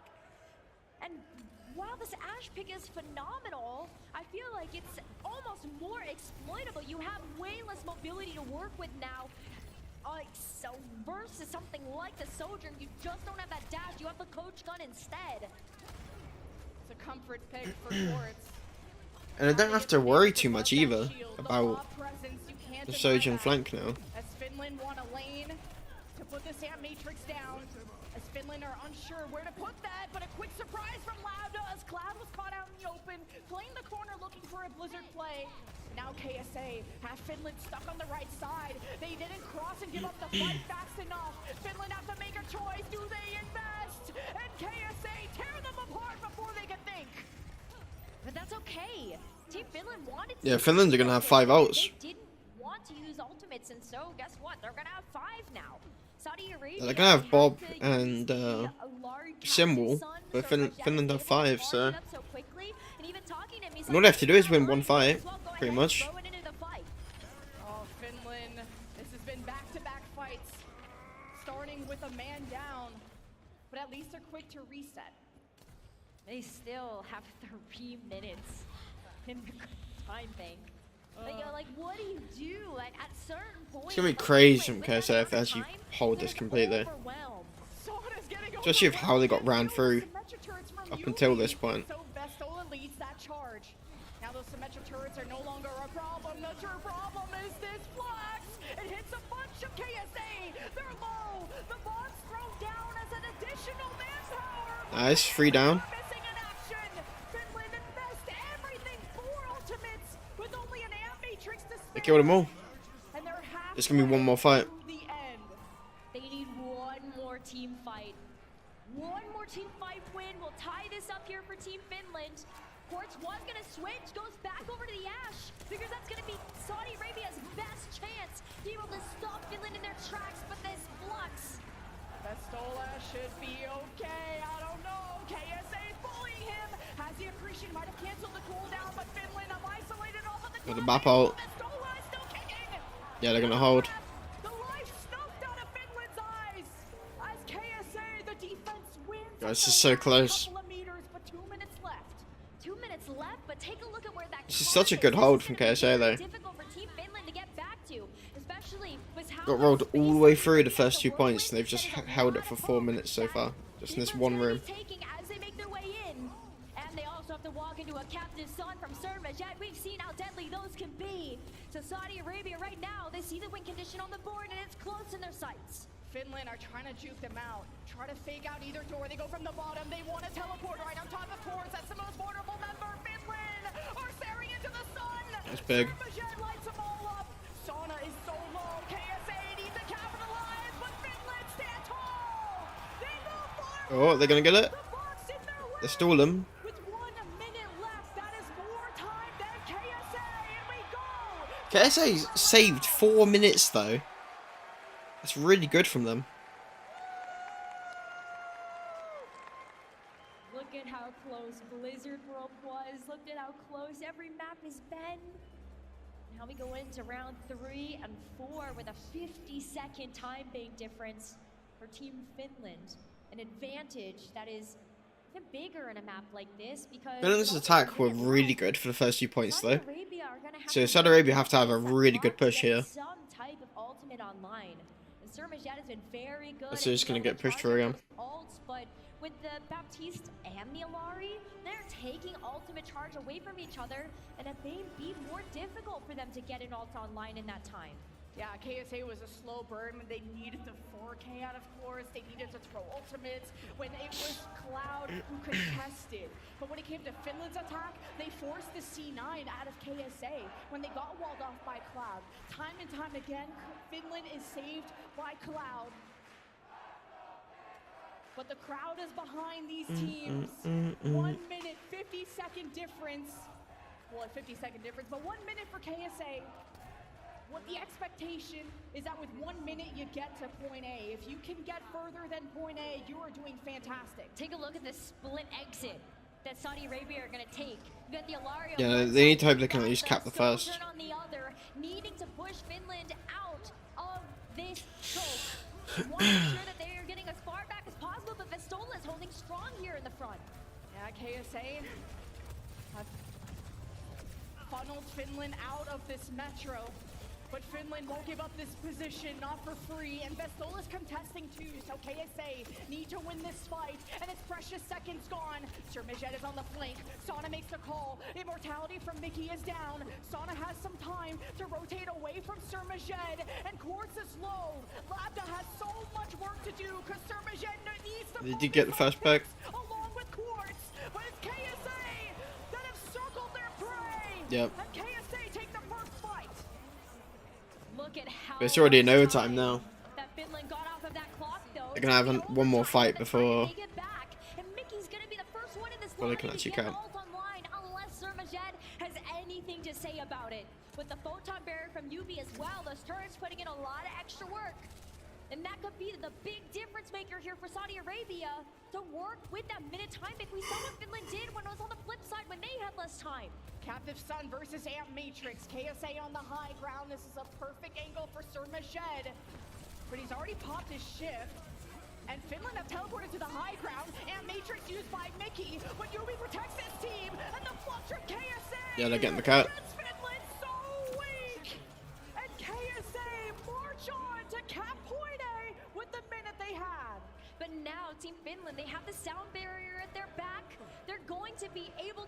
They were gonna spawn in time. Yep.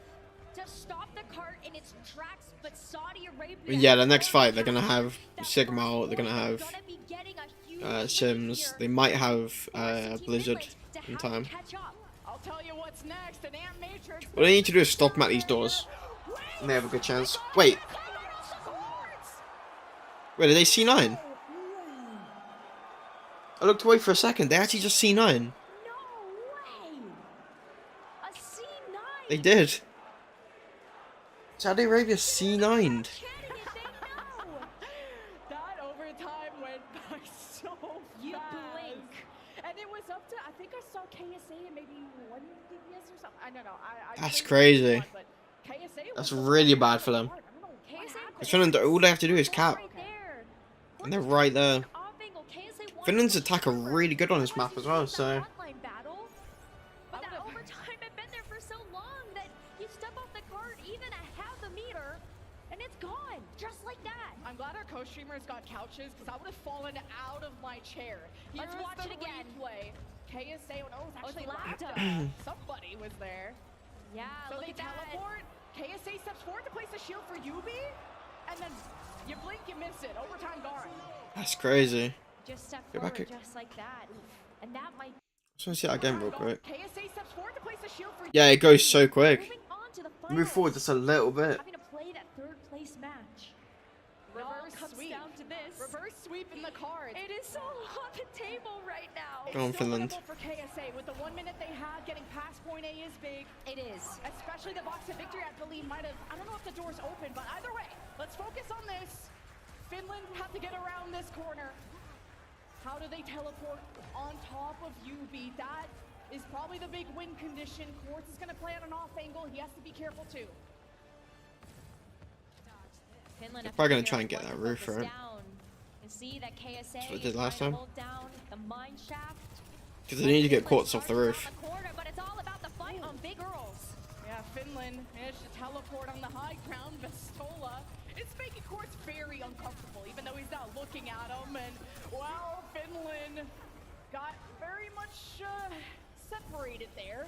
Yeah, they got KSA shut down able that to time. jump down while Finland were teleporting, and KSA take the first fight win. It's going to be half the time being gone here for Team Finland and a little bit of breathing room for Saudi Arabia as it's going to buy valuable time for Surmashed to try to get this Captive Sun online. A lot of poke coming down from Saudi Arabia onto Team Finland where they have to wait for this teleporter. They have to wait for these defensive cooldowns to make their way into this fight. 35 seconds now, Team Finland. Now their backs are against the wall here. KSA, they can keep getting these first picks off of Quartz. Finland cannot afford to wait. Time is running out. They're worried about KSA on the top left, and Cloud just used Ice Block, but Finland have to take the risk. The Maywall from Cloud misses. KSA is not locked down, but they've at least pushed him back. Finland have the Amp Matrix, but with KSA on the high ground, that is 5 seconds. Surmashed has the Captive Sun. Couple more seconds left. It's do or die for Finland. KSA can deny the That was a huge knockback. Surmashed lets it rain on top of Mickey, who can't use the Amp That's huge. Matrix. And they actually held him. Might have dropped some games, but they head to the That's a C9ing as well. for Finland.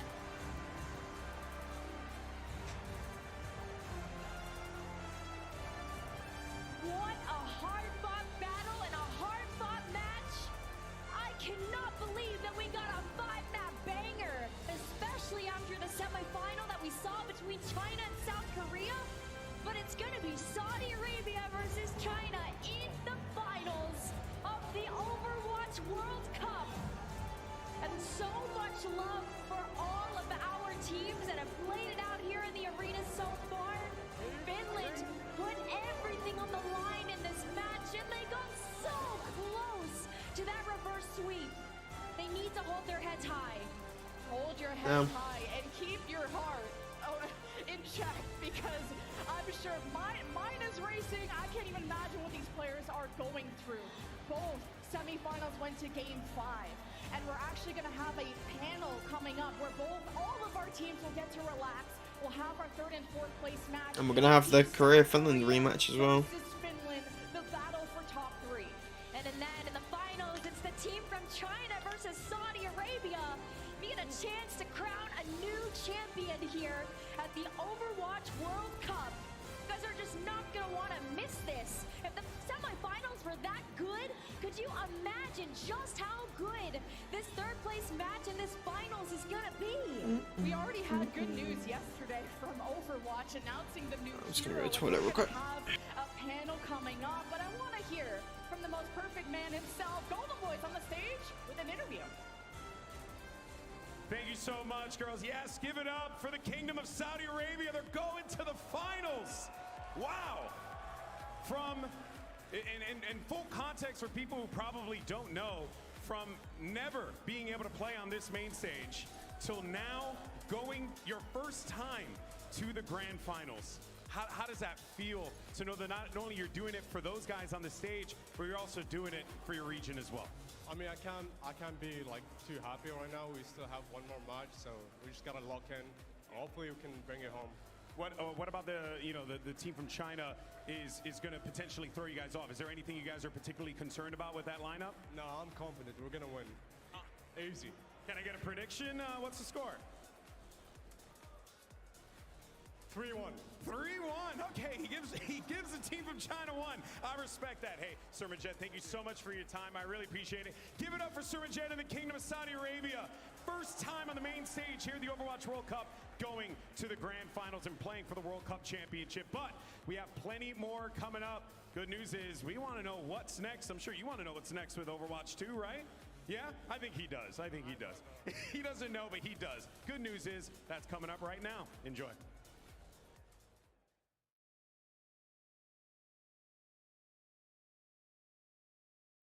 Good afternoon, everybody. Our next panel presentation will give you a glimpse into the future. Here's Overwatch, What's Next?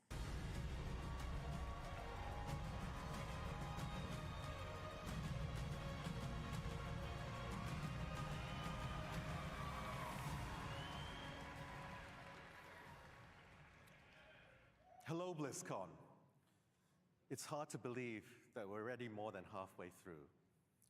BlizzCon is an event that I wish could last the whole week. During yesterday's opening ceremony, Aaron showed off a few things the team is working on.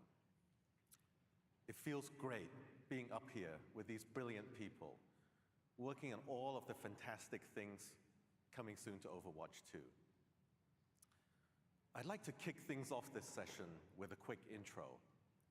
I've been Overwatch franchise GM since November 2021. While I spent most of my first year as executive producer of Overwatch 2, I'm now focused on guiding Overwatch at the franchise level. Way back in 2013, and early in my Blizzard career, the company made the decision to move forward with a project codenamed Prometheus. I remember sitting in the room that day and seeing the look of wonder in the eyes of everyone around the table. It wasn't about numbers or dev schedules. No, the magic in the room was created by imagination of the adventures to come in the Overwatch universe. I had a similar feeling again at BlizzCon in 2014. I sat in the crowd at opening ceremony, and I literally held my breath as the announcement of Overwatch approached. And as that Overwatch logo came up at the end of the first ever cinematic, the love in the hall felt as close to tangible as I've ever experienced. Since then, we've shared Overwatch as team-based PvP in the original game and now in Overwatch 2. And we also shared stories about our heroes in our cinematic pieces, comics, and short stories. But there are more stories to tell and brand new experiences, big and small, to share in the future. As GM, I'm leading the exploration to push the frontiers of Overwatch and to reach beyond. But today, we're very excited to talk about the cool things coming to Overwatch 2. We're going to show you stuff that's very much work in progress, and perhaps tell you things that would make marketing nervous. But we really want to give you as much visibility as we can into the future of the game. Before I hand it off to my teammates, I have some high-level context on where we're taking Overwatch 2 and our goals for the next year. We're focused on giving the millions of players in our game each day the very best PvP experience we can. While we'll be mixing in PvE events and modes and progressing storytelling, our main goal for Overwatch 2 is striving to make PvP gameplay more rewarding and more fun. For today, our intention is to focus primarily on how we are aiming to improve those elements of the game that we know are important to so many of you. To go through it all, we have members of our fantastic team here. I'd like to hand it off to Game Director Aaron Keller to introduce them. Thank you. Thank you, Walter. And hello, BlizzCon. Yeah, so we are excited to share as many of the exciting things that our team has been working on as we can. I'm Aaron, and I am joined by our lead character concept artist, Daryl Tan, game producer, Monica Lee, associate art director, Peter Lee, hello, and senior system designer, Gavin Winter. Okay, so let's kick things off and get into it. Peter, can you talk to us about Clash? All right. Hello. Okay, it's the new mode. I wish I have a Chris Metzen voice. What up, BlizzCon? Focus. All right. As you can see, I am super excited to be here and share some of the content that we prepared, especially for Clash map. So before I jump in, can you share the new map? Share a cool video with you guys. So can we play the video? All right. Is this map looks familiar to everyone? Cool. Yeah, Hanamura is one of my favorite map. We'll talk more about that, but before I jump in, everything we are going to see today is very work in progress. And as a matter of fact, we were making a lot of changes even this week also. So please, look at this, screenshots and videos and concepts, as that, inside of your mind. That big building in the back looks pretty familiar too. I think that looks awesome, and we'll talk more about that. Yeah, so our original 2CP maps were absolutely gorgeous. However, due to challenges we had with the 2CP mode, we had to remove some of those iconic maps, from our rotation, including Hanamura. There are beautiful, lots of beautiful maps in our game, yet Hanamura in particular has a special place in our heart for many reasons. Let me share my story. When you are trying to create a world that no one has seen before, there's a little bit of uncertainty and a lot of question, as you can imagine. Am I doing it right? What is the world that we are trying to build, Aaron? And as what Chris Metzen mentioned yesterday, sometimes very epic thing can start with a small heartfelt moment. And this is the perfect example. I still remember the day that I created this concept. I was walking down the back alley of the Japan street with the Google map, and I got obsessed about a small mom and pop store, and I loved it. And I was thinking, yes, let's expand this world with our lens. It was a magical moment that I cannot forget. Just like that, Hanamura was one of the first locations that really made a team feel, this is it. This is Overwatch. yes, we can build this world. Our vision of this universe instantly became clear. So after we retired some of those iconic maps, we have wanted to find a way to bring them back because Hanamura is loved and known to our players and to our characters. Also, there were so many stories that we had developed around this city, right? So, now with this new Clash mode, it was our perfect opportunity to bring, our Hanamura back. However, the big question was, how can we do this without making it feel artificial? Considering we did not want to remove the original location from our game. Instead, we wanted to expand the world because identity is so important in our game. So we made a new section of Hanamura, a street right next to the original map. And we named our map Hanaoka, meaning flower hill. You can picture the image, right? When you play this map, you can even see some section of the original Hanamura, the map in the backdrop. As you can see in this screenshot, there is a famous Rikimaru ramen shop, and you can see the gate right behind it, right? We all know what that gate is. That's a famous choke point. Yeah. Yeah.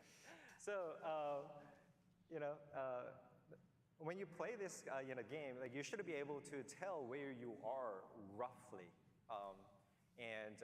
During this process, we also made a few new assets that can hint at the stories of Shimada clan and Hashimoto clan, also Kiriko's yokai group, and many others. So as an example, what you're seeing on the screen, the tiger represents Hashimoto clan, and the dragon represents the Shimada clan in our story.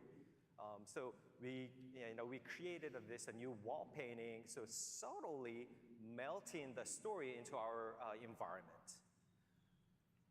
I don't know if you can feel it, but every step and decision we made for this Hanaoka map was pretty exciting personally as a fanboy.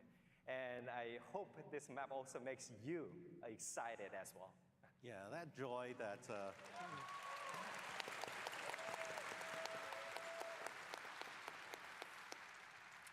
That joy that Peter and his team have put into the Hanaoka map really is infectious. And we're very excited for players that loved Hanamura to re-experience it, and for players that are new to feel that wonder for the first time. All of our maps are these beautiful works, and Hanaoka pushes that even further. Thanks, Peter. Thank you.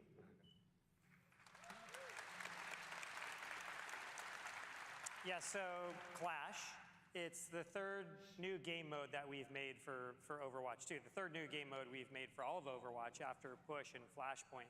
I think it's probably important to go into a bit of why we even make new game modes for Overwatch. We think it's really important to always be developing new maps, and we put out several of them every year, but each time we do it, when we build a map for a known game mode, one that we already have, we can only make so many changes to that map.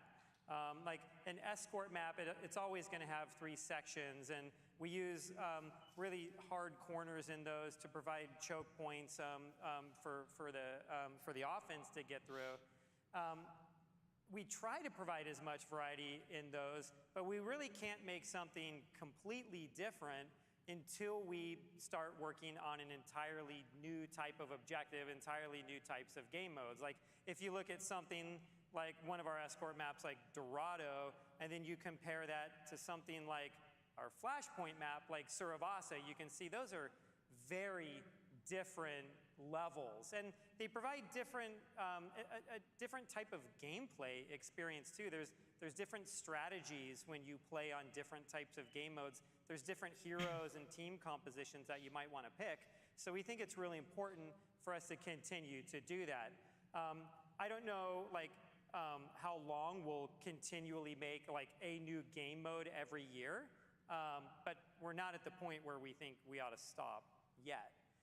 And so let's talk a little bit about the history of Clash and the history of 5CP, because Clash has 5 control points laid out in a row. This is not the first time the Overwatch team has tried to make a 5CP map. We originally started making it for Volskaya. Volskaya Heavy Industries started as a 5CP map. Our early prototypes were of that. And we had like 5 control points laid out in a row. And originally we called it Iron Star. These images right here were pieces that Peter did a long time ago as we were working on Iron Star. And I think you did these when we were on Project Titan before Overwatch, right? Yeah, how old are these images, do you think? I don't exactly recall, but I like it. It looks cool. This is like maybe 2010 or something like that. And so we even had 5CP maps on Project Titan that we were doing. And we even had a variant of it that was a 3CP map. And when you look at 3CP, where there's like a point in the middle and one on each side, it's almost like a symmetrical version of Assault, or what the community would call 2CP for Overwatch. I'm assuming most of you know what it is. If you're new to Overwatch 2 and didn't play the original game, 2CP was a game mode where there was an offense and a defense, and the offense would try to capture 2 control points in a row. And we had a lot of issues with 2CP that we were never really able to solve. And the 2 biggest ones, they're related to each other. The offense sometimes would just get stalled out at the first choke point in an assault map. And the way those maps were designed, because there's only 2 objectives, we really favored the defense from a level design point of view. But sometimes the offense would make no progress in the map, time would run out, they would lose. It felt like the match had like no story to it, almost like nothing even happened over the course of that game. And on the other side, sometimes because Overwatch can be a game that snowballs a bit, the offense would get an early pick, they'd win a team fight, instantly take the first point, they'd all have their ults, run to point B, wipe out the enemy team, and then like win the whole game or the round if it was competitive, and they could do all of this in under a minute. 30 seconds sometimes. And yeah, in 30 seconds in like the most extreme examples. And it just felt like on the defense, you had like no opportunity to respond to that. Like the answer was like, you shouldn't have one person die very early in the match, you know? And it's like, it didn't work. So we spent months and months trying to fix it. And we never were really able to come up with something that worked that didn't require us to completely rebuild some of those maps. One of the things we did try was we like greatly expanded the cap time for those control points. It's like over a minute to take them some of the time.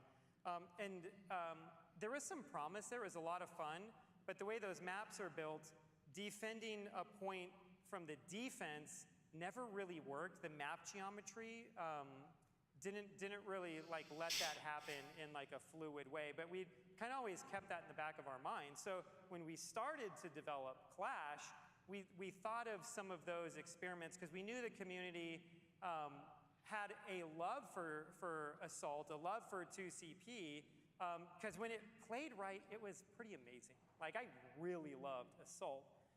And so we started thinking of a version of it, maybe it's not a successor, but at least some of the mechanics were inspired by 2CP, and so we started working on Clash. And so I can get into a bit of the rules and the way Clash works. That, I guess, was the preamble for the way Clash works.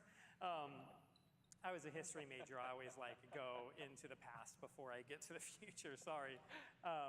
So there are 5 control points.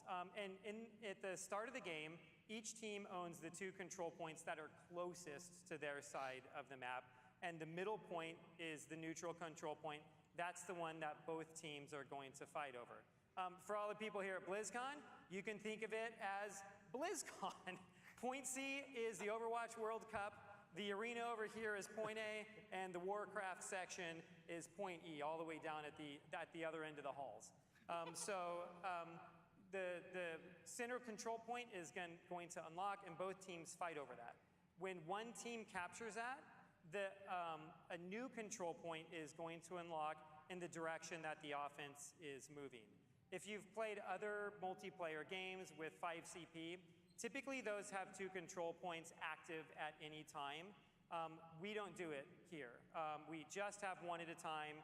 Every time we've tried to make more than 1 objective active for Overwatch, the game just doesn't work the same as it does. Like, some of the magic is gone. The magic of Overwatch is 2 teams working together for a common objective, and the heroes sort of like relying on each other to do that. In this example, point D would unlock. If Team 1 were to take point D, they would, then point E would unlock. And if they were to actually go all the way through and capture point E, then Team 1 would win. It doesn't happen that often. It's very defensive favor at that point. It even takes longer to capture as the offense. And so typically this match starts moving back and forth, and the offense will push a certain distance, and then they won't take the next point. The defense will take it, and then the defense starts moving. So it almost feels a little bit like 2CP, but you're moving back and forth across the map. Each of these points, when you take one, your team will score a point. So we do have a maximum score in there. Sometimes 5CP can devolve into these hour-long matches where nobody's able to push all the way through. That's our early out in this phase, where you get to a certain score. We're still tuning that right now, but you'll hit a certain score, and then your team will also win right there. Aaron, would you say it's our sweatiest game mode yet? Some people on the team say that this is like the sweatiest version of Overwatch, because you do move back and forth a lot. You have a lot of moments where there's a lot less chokes in a map like this. We don't have the same sort of chokes that 2CP did. So there's a lot of free movement back and forth, and there's a lot of cool strategies you can have. You know you're going to take a point sometimes, and you start pushing your team forward to start just getting a positional advantage on the next one. It can be really fun. Yeah, something I really like about this process that we were developing this game, not like we wait a long time before we finalize anything, and like we were just like quickly building it and blocking it out and put it in the game and test it and get the feedback and fix it and re-put it in the game. So that kind of collaboration between our team members was very meaningful, and in a way very similar to the fast sweetest game mode, the fast pace the game mode. So yeah, it's like really interesting to think about. Like, the team really came together for this. Our team has grown a lot over the years. We have a lot of new people on the Overwatch team, and this is the first time that we've actually created a new game mode from scratch with all new people on the team. Gavin Winter was a part of it. The level designer on it, Morton, he wasn't on the original Overwatch, and so these people like really came together. And it's like this new team, this new group of people that were able to pull this off. And I'm like so proud of all of them to be able to do something like this. Okay, so that's Clash, and we're going to talk a lot more about PvP changes coming to the game and heroes. But before we get into that, Monica, can you get into some of the PvE updates that are coming? Yeah, super excited to be here chatting with you guys. PvE encompasses so many different things, and we are working on some really fun stuff for next year. For most of it, we don't have any specifics that we can share just yet. I know I'm a monster, I'm sorry. But it's really awesome to see how invested people are and what's gonna happen with the Overwatch story, both canon and non-canon, with the heroes and the universe. The team has received some really great feedback from players that we're going through, and we're using all of that to inform how we develop all of the cool stuff coming next. But for right now, I'm really excited to share some major updates coming in Season 8 for Hero Mastery. The thing that I really love about Overwatch is that it isn't just one thing, there's something for everyone. For folks that wanted a solo challenge and leaderboard experience, we introduced Hero Mastery this past September. It's been so much fun for us to see players in the courses trying to top their previous scores and get better, so we're really excited to expand the roster of playable heroes. Those scores go to the 100th of a second. That's too OP. Coming in Season 8, we'll have 5 new heroes joining Hero Mastery. Hog. Those will be What 5? Eva, Echo, Genji, Genji. Lucio, and Mei.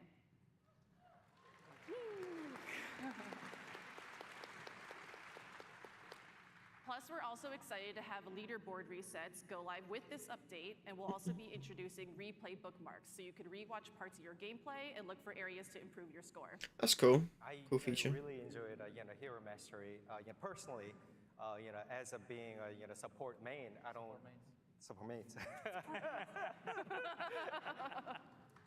As a being a support main, I don't get to play the tank too much. Like I wanted to expand my hero roster, but I didn't have a proper introduction to that role. So Hero Mastery was the perfect opportunity for me to jump in and like practice my skill, and especially when I was doing that with Reinhardt, like it was such a great moment for for me to learn the a control of charge, when to charge, how to stop, like how early should I stop.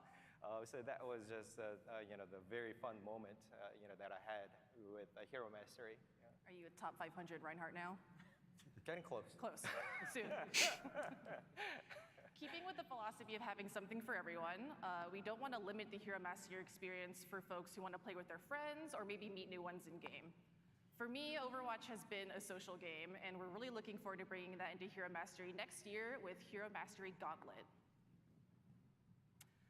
This new 3-player co-op mode features the Hero Mastery Art Kit, bots, and all new gameplay that is focused on enemy waves and tower defense. We have some work in progress footage up here where you could see It's more of towers. a thing for like team play, which is good. The goal for the team is to defend the towers from attacking bots. There'll be That's more of a beneficial bots, all sort of varieties there. practice mode than current Hero Mastery one. Towers, the different kinds Which you of actually have to bots, work different with ways to people. power up. And so as a result, you want to make sure that you are defending really well in your towers, getting power-ups on all of them. There's airstrikes that you could call in if you're being swarmed by bots, or you can generate healing for the entire team. This is It's more of a fun mode of like seeing what score you can get and stuff. Mastery, right? But like now you can play Hero Mastery plus. What is going on there? There's so many. Mode. And like you can do that with your friends. Yeah. Yep, and there's leaderboards for this too. So like, there's going to be like a crazy race when this one comes out. It's really, really hard too. It's a great thing. Yeah, I played it recently, and my 2 of my towers just went down immediately. Gotta practice some more. I had a really funny moment on Monday. We were doing a stream on J3's stream, and someone in the chat asked, would we ever do a tower defense mode? And I said, that is very interesting. Interesting you asked that. When Gauntlet ships, we're going to have heroes rotate seasonally, and we're also going to have new custom rewards from challenges. We really want each game to feel highly replayable and really unique, so we're really excited for you all to jump into Gauntlet with your friends next year.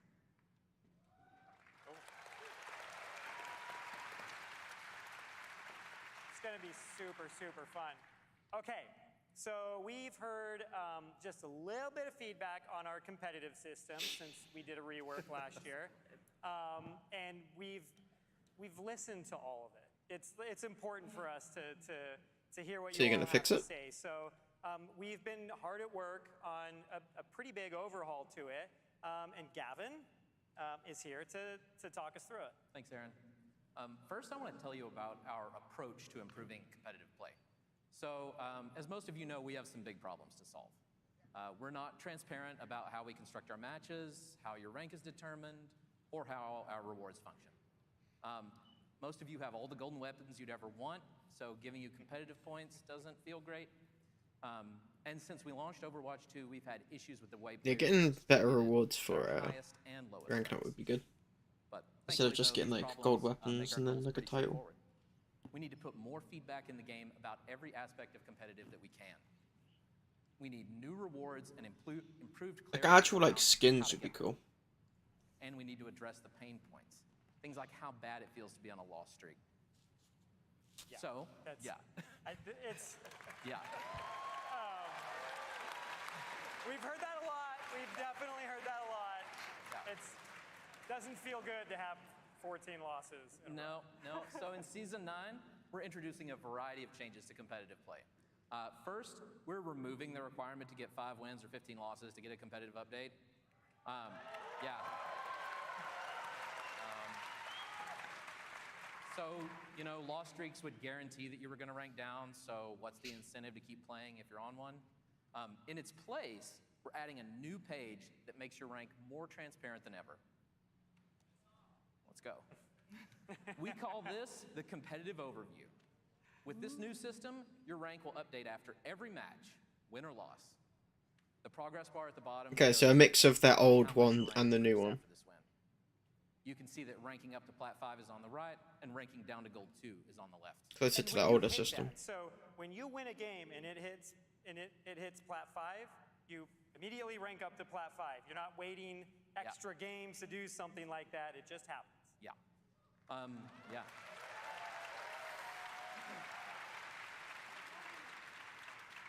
So That's also cool. Complete one game, wins Grand and Triple. For 10, and then you can get 200 points. That's really good. Since we want to be as You can actually unlock gold weapons quicker and stuff like that. In detail by the information button on this page, but an example here is streak. This one means you ranked up even more because you're on a win streak. We'll talk about that smaller progress bar in the top right in a moment, but as you can see at the bottom, we've also added a link that takes you straight to the final scoreboard. Yeah, and there's also a rank progress. It might be hard to read. It's a little bit small on the screen, but it's right above that bar right there. And right now it says your rank progress is 85%. So you can see you're exactly 85% of the way to the next rank. There's a lot of people, when we get feedback, a lot of people were asking us to bring SR back. It was the system that we had on Overwatch 1. And we did have a few issues with SR, and maybe like 2 of the biggest ones are, one, it was a very arbitrary number to just say you were 2374. Arbitrary. 2374. Everybody knows what 2374 is. And it does, like, we recognize it does take on meaning after a while for people that are playing with it. What we're hoping here is that you're Gold 1 and you're 85. You're 85% of the way through Gold 1, and that actually has more meaning for the vast majority of players. And also at the same time, the difference between a Gold 3 and a Gold 4 sometimes is just, it's like less than 4 wins away from each other. And so that wasn't necessarily conveyed very well through the SR system. We really like having these divisions in there, and we really want people to know precisely where they are in that division. And so that's the reason we went this way. Obviously, we listen to feedback, you know, like the system can evolve over time, but this is where it's at right now. Yeah, thanks. Yeah. Yeah, so when we launch Season 9, we'll also be resetting ranks and bringing placements back to Overwatch 2. So this isn't a full MMR reset, but it will give you a chance to make a big change to your rank. Because your it's cool. It gives you a predicted rank based on placements as well. We want to do that every year. Along with They've definitely done a good job of like adding more information. We want to give everyone a chance to earn a new rank, because we'll also be redistributing players at all ranks. Those of you in Bronze 5, Silver 5, and Silver 4 know how hard it can be to rank up in our current system, and we can fix that with the redistribution. Okay, so it's all getting like redone. Know that we have more Grandmasters than we ever did in Overwatch 1. So, as it's because all the Grandmasters players are all fucking gold and plat from Overwatch 1. Grandmaster called Ultimate. We want to update our competitive rewards every year too. So in Season 9, we'll be adding Emerald weapons.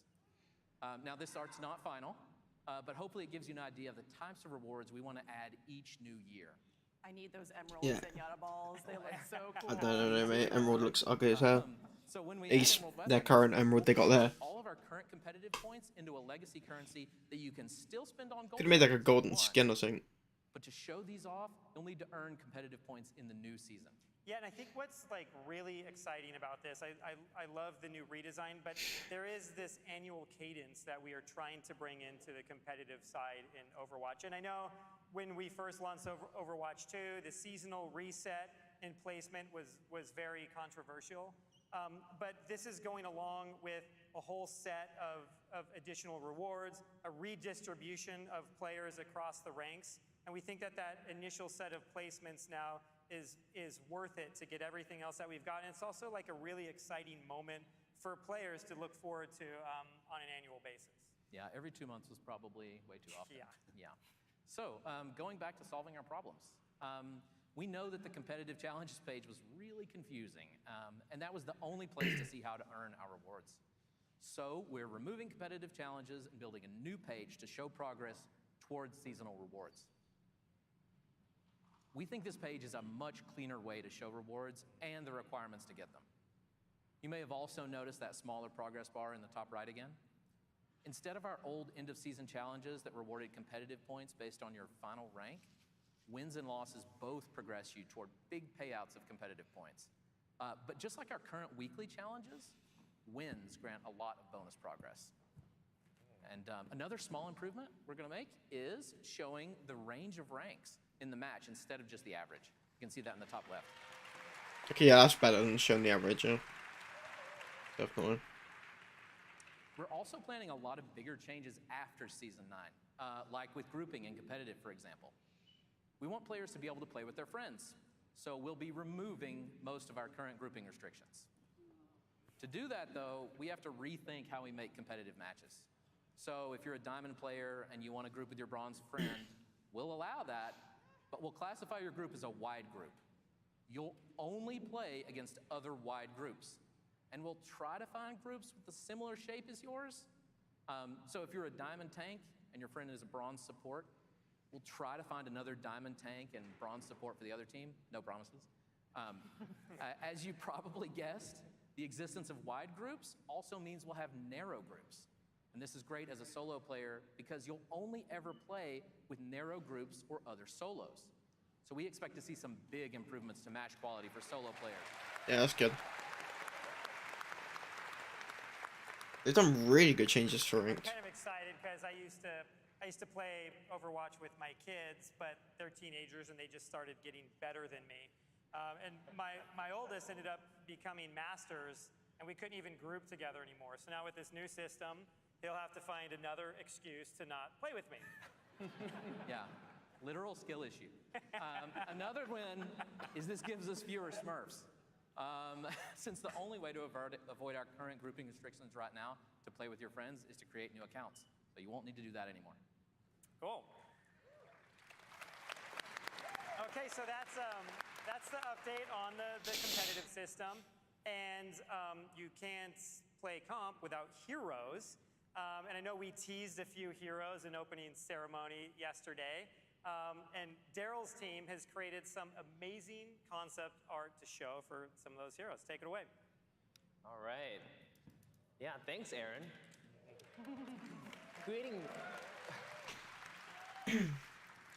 Creating such a visually unique and beautiful game like Overwatch 2 takes a lot of time and iteration.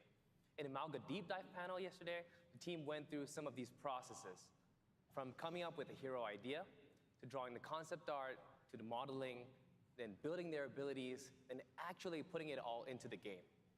We have a bunch of hero ideas and concepts always brewing. And during the opening ceremony, Aaron teased 2 of these heroes, so let's get into them. Next year, we'll be releasing 3 new heroes: a tank, a support, and a damage hero. Internally, we are already testing all 3 of these heroes in their various states. And more. We're testing more heroes. And more. And more. Always more. Even though they're already undergoing testing, we aren't ready to show all 3 of them just yet. The hero coming in Season 14 is far enough that we're going to keep that work to ourselves for now. I have to stress that a lot can still change this far out, including abilities and even their in-game models. But here is what we can show you. In Season 12, the next support hero will be released. Currently known on the development team by the codename Space Ranger. She will be our first hero for the Mars colony. She's so cute. I love her so much.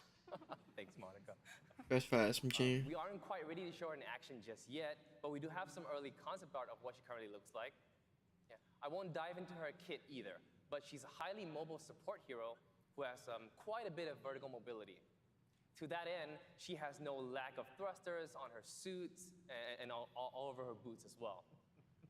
And when we say that things are still changing, Space Ranger is a perfect example. Her gun has already changed from what we're showing here. Not only that, but as production moves along, we will inevitably run into other elements on her design we'll have to iterate on. When we fully reveal her for Season 12, we can talk about all the changes we made to her from the early drawings that you guys see over here to the final model and the final concepts.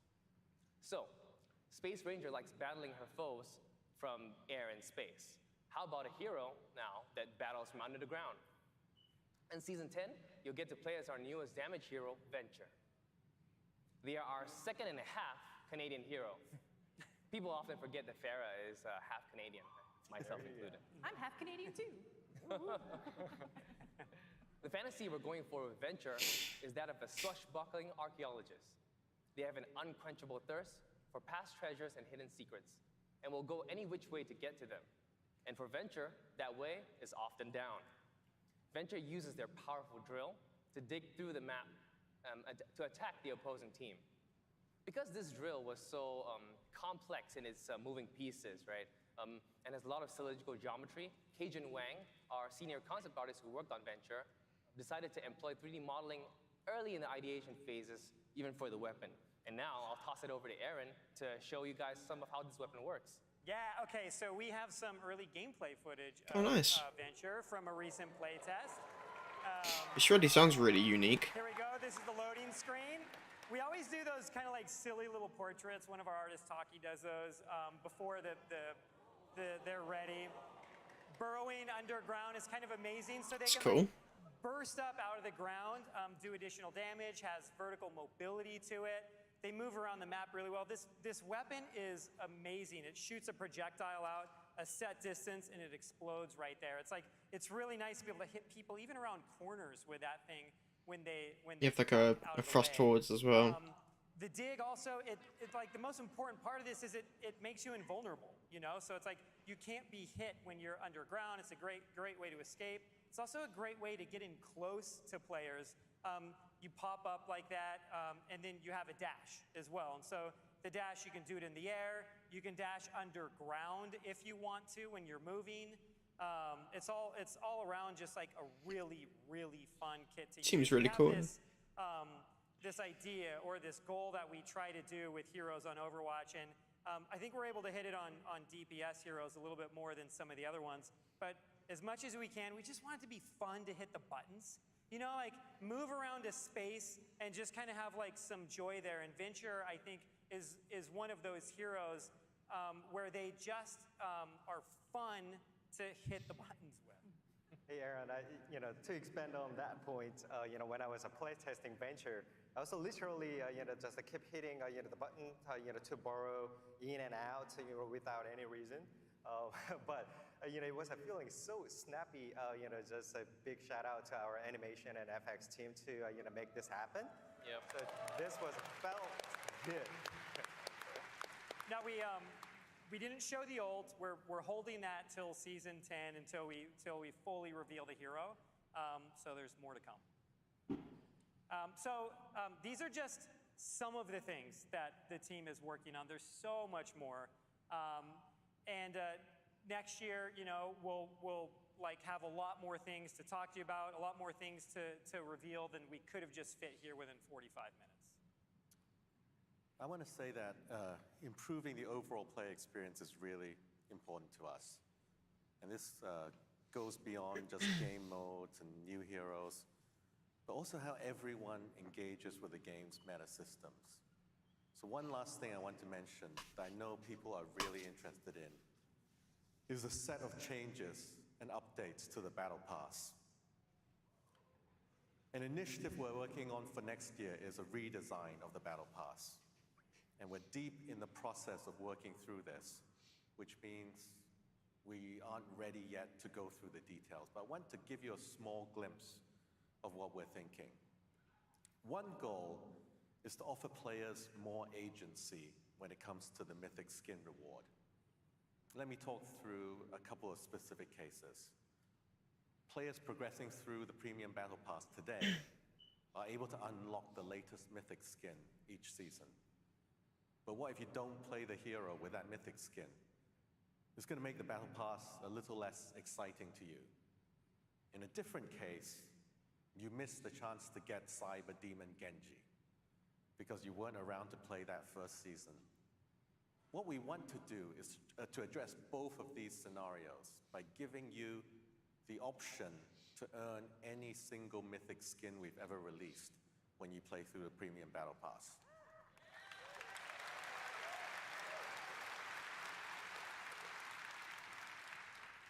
But beyond this, we're aiming to make play in Overwatch 2 more rewarding with a total set of changes to the Battle Pass. We'll have more to share on that next year. Some of what we presented may change between now and release, but we wanted to be as open as possible on what we're developing, planning, or even thinking about. And this doesn't even touch on the longer-term franchise plan, but that's really a discussion for another day. Finally, I want to say that everyone here represents hundreds of employees on our team who care so much about this game and this work, and we can't wait to release it all. Thank you, BlizzCon.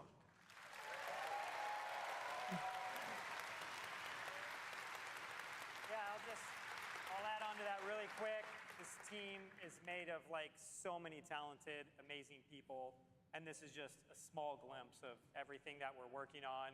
And even a glimpse of things that we didn't talk about today, like an image of a Peru map that's coming in the future that we also started this presentation off with. And there was, I'm sure people will talk about it online in the next few days, some other Easter eggs in this presentation that kind of give hints at some of the things that are coming next year as well. So thank you everyone so much, and we'll see you on the streets of Hanaoka. So that's also a new push map behind them by the looks of it.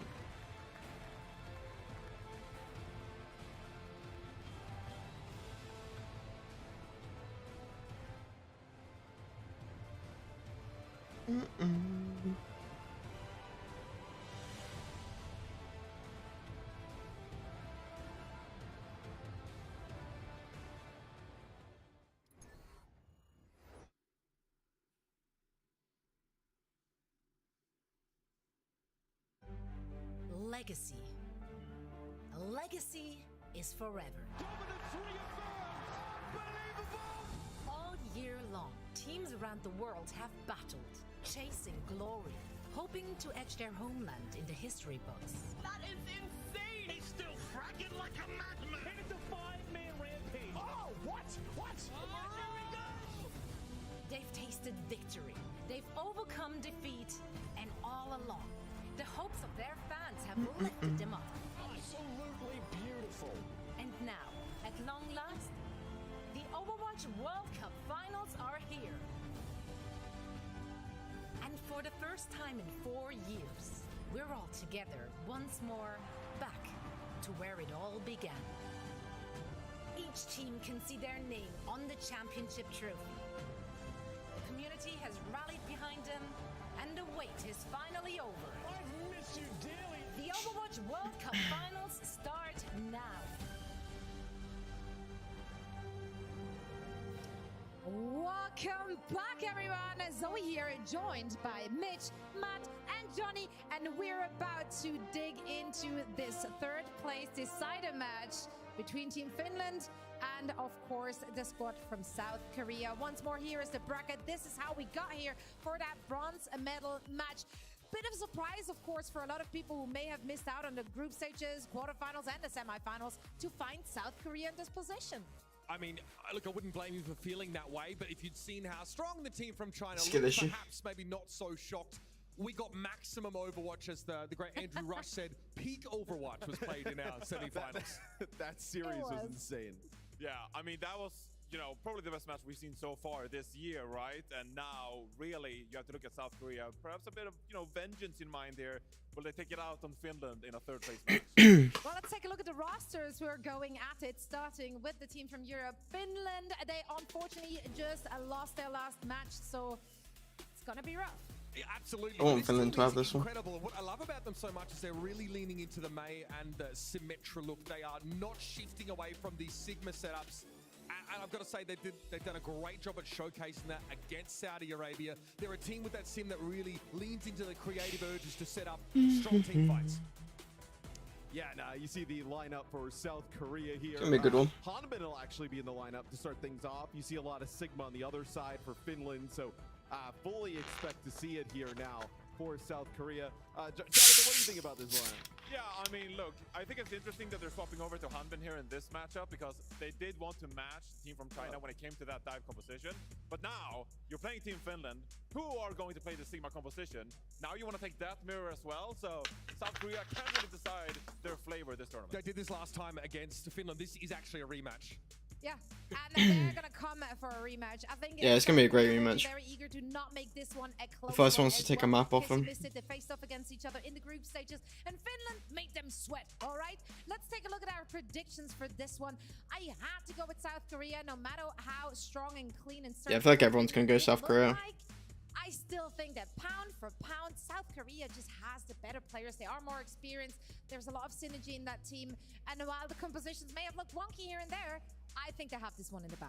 Again, this is really about setting up lip on Team South Korea. I'm also predicting that we will see a South Korea victory, a 3-1. But this comp, the Sigma comp, is fallible. It's probably the weakest look for South Korea out of the two picks. Yeah, I went South Korea as well, but seeing Hanbin in, it's like kind of bizarre to say. Like, I feel a little bit less confident. Like, I think the Sigma versus Sigma head-to-head could be a bit of an issue. I went South Korea, but wouldn't be surprised if... Yeah, they're all gonna go South Korea. Yeah, I went with South Korea too. Yeah. Look, they are the better team. Finland are definitely underdogs in this match, but Finland have been playing so good. In the World Cup, right? This would mean so much to them. So they're probably coming in with a lot of motivation for this match. It would be the highest that team has ever placed. Team Finland in 2016 placed 4th, I believe. And after that, they didn't make it past the preliminaries or even qualifiers. So this is a lot on the line for both of those teams. South Korea looking for revenge. Let's see if they can get it. It is now time to meet our teams. Let's meet your first squad. It's Team Finland. Hello? Hello. Have you been watching at all? I saw Finland nearly reverse sweeped. Did you see the Saudi Arabia C9? Yeah. No. They C9'd.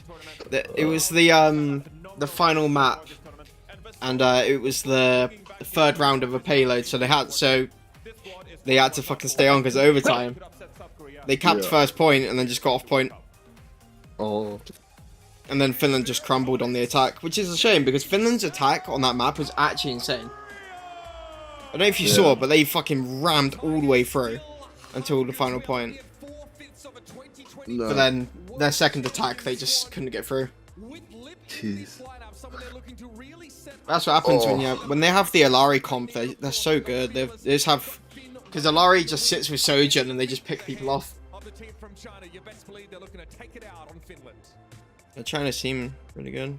China and the final's gonna be crazy. China and Saudi.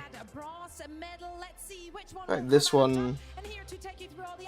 Everyone's going South Korea, but Finland have been playing really good. So yeah.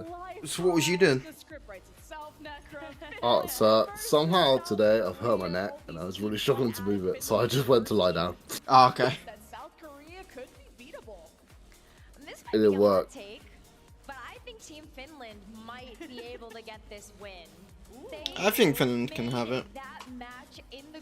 Oh yeah, so they just have you been watching that whole like BlizzCon discussion thing they were doing with Overwatch? No, I just saw a massive discussion going on and I was like, you know what? No, I'm all good. Yeah, it was actually really good. They're talking about all the fixes they've done for ranked, which is actually really good. They spoke about the new map and the new mode. The new mode is essentially 2 CP with 5 points, but you fight over going one direction to the other. So it sounds quite good. And then they showed off the DPS hero a little bit. The character does work like a drill sort of thing, so you can go underground and then come up for like a attack. It shoots like a grenade launcher, and then it has like a dash, like ram forward as well. Looks quite cool. Both of them had such close losses, They didn't show off the right? ultimate though. South Korea was also They a showed off that little bit. match. Finland just came off of the back of a 5-man match. But yeah, overall they were talking about all the stuff they're doing for changes, and actually like the ranked thing's really good. They're doing a complete overhaul. They're gonna reset the ranks because this is like the most GMs they've ever had. It's because all the GMs are like gold players. So they're gonna be resetting all the ranks as well, and they're actually bringing back placements. And your progression goes up every game, not just after 5 games. Right. So they're actually like fixing all their problems. The ranks might be enjoyable. And they're doing, you know, they did that mode where like you could queue with anyone, like even if you were GM and bronze. So they're doing that as an actual thing now, where it's a separate queue that you can play with people no matter what rank they are. And it tries to even out. And they've also made it so if you're a solo queue player, you should only be put against solo queue players. Which is, they're doing a lot of good fixes for that game. For sure. I feel like there's probably some other stuff as well. Oh, Battle Pass. They're improving the Battle Pass as well. They didn't speak on too much, but the main thing they said is that instead of just getting the one big skin at the end, you can choose any of those mythic skins that's ever came out as your reward for the pass. Well, that's nice. So if you missed one, or you don't like the character that currently is it, you can get an old one. Yeah. Which is good for me, because if one shows up, I can just grab the Genji one, because I never got it when Genji was the one. Yeah, they're doing a lot of good changes. And the new mode does sound quite fun.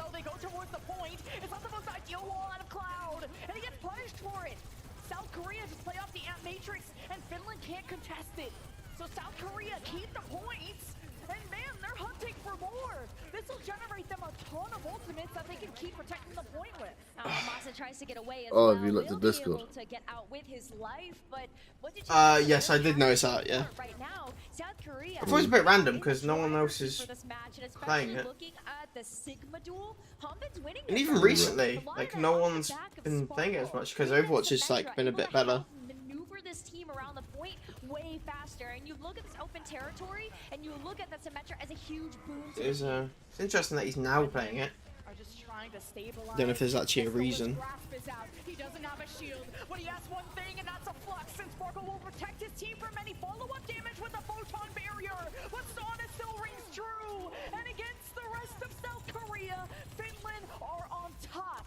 They will be getting the point back, but there's quite a gap in the score to close. 77% though, that is a percentage that Team Finland can come back from.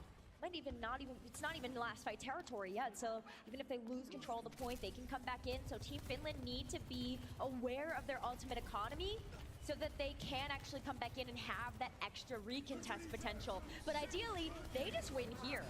Hanbin fluxes too, but because of the roof, he can't really land any damage on him. So he redirects his attention to Cloud, forces the ice block, and it's the overclocks that will make a difference. Sauna removes 3! And South Korea, Lip never even had a chance to match that, so Finland will take back the lead shortly. That does mean that Lip gets to come back into this with the overclock, and so with those sight lines, you're hoping that you're going to be able to land some of those shots to be able to get South Korea back into this one, but pay attention to the sound barriers. Chio and Masa are both ready to let that rip, and whether or not you're going to get that burst, it's all about the sound barrier that's last. Yeah, it might be a good idea for Masa to pop that in response to the Lip overclock, and that is exactly the response that Finland needed. They'll bring the speed. They're pushing South Korea back into the building, where they just fire back with the Amp Matrix. Finland respect that space. They're also at 90+%. This is last fight territory for Beach of for Samoa. Here is the flux from Vestola, waiting for Hanbin to be as low as he can, and he's gone. And South Korea can't back him up. They'll take the teleporter to escape, actually to get behind Finland, who focus their attention forward. Good rock. First point.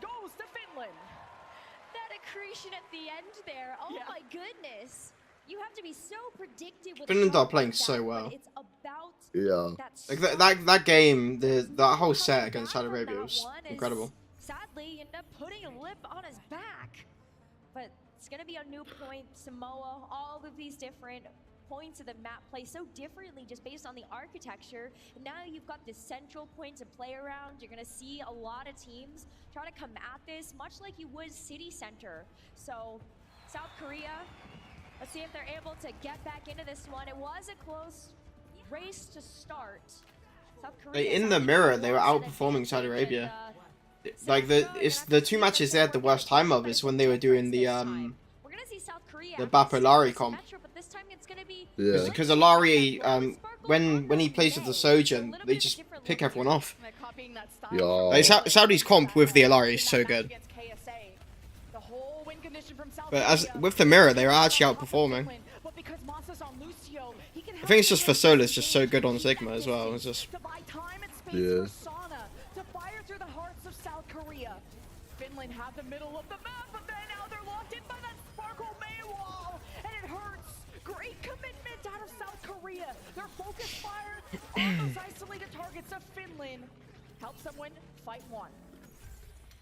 That May proving to be such a big difference in this point in particular. That May really helps to shape the architecture of the map in your favor. So Sparkle can help put up those walls. You said isolate a target, make sure that somebody is caught out of position and just try to capitalize on that. South Korea giving up a lot of space here, want to try to get that poke, but they know they need to kite backwards so they don't just fall to Vastola in the front line. I feel like we haven't seen a lot of Ramatra at the World Cup. Vastola ready to throw some punches. Ramatra? I wasn't paying attention for 1 second. With his own, and it's a ring around the Rosie, but Vastola has to block the damage from the M-Matrix of Fielder, and the flux to get Finland low. Might have missed either way. The sound here from Masa brings Finland back on their feet. But they don't have any more ultimate options. South Korea can play off the photon barrier, but as they stepped past it, Sauna strikes true, and Finland take back the point. So interesting to see the Ramatra here too, because well, maybe you just need the sound barrier to put that extra on the top. What in the world? You would think a 5v3 is winnable, but South Korea were able to get a double kill to even things up, and now it's a 3 versus 3 with reinforcements actually coming back very quickly thanks to these Lucios. And Sauna's overclock gets the shots he needs for Finland. Fucking machine gun. Win the fight. What a great stall from South Korea. Yes, they Sauna. expended ultimates there, but with the primary goal of getting even more percentage down. So they walk away with 72% capture progress on this next objective, but Team Finland take back control. Got the ult advantage as well. Let's talk about that Ramatra choice, because how does the Annihilation come into play here?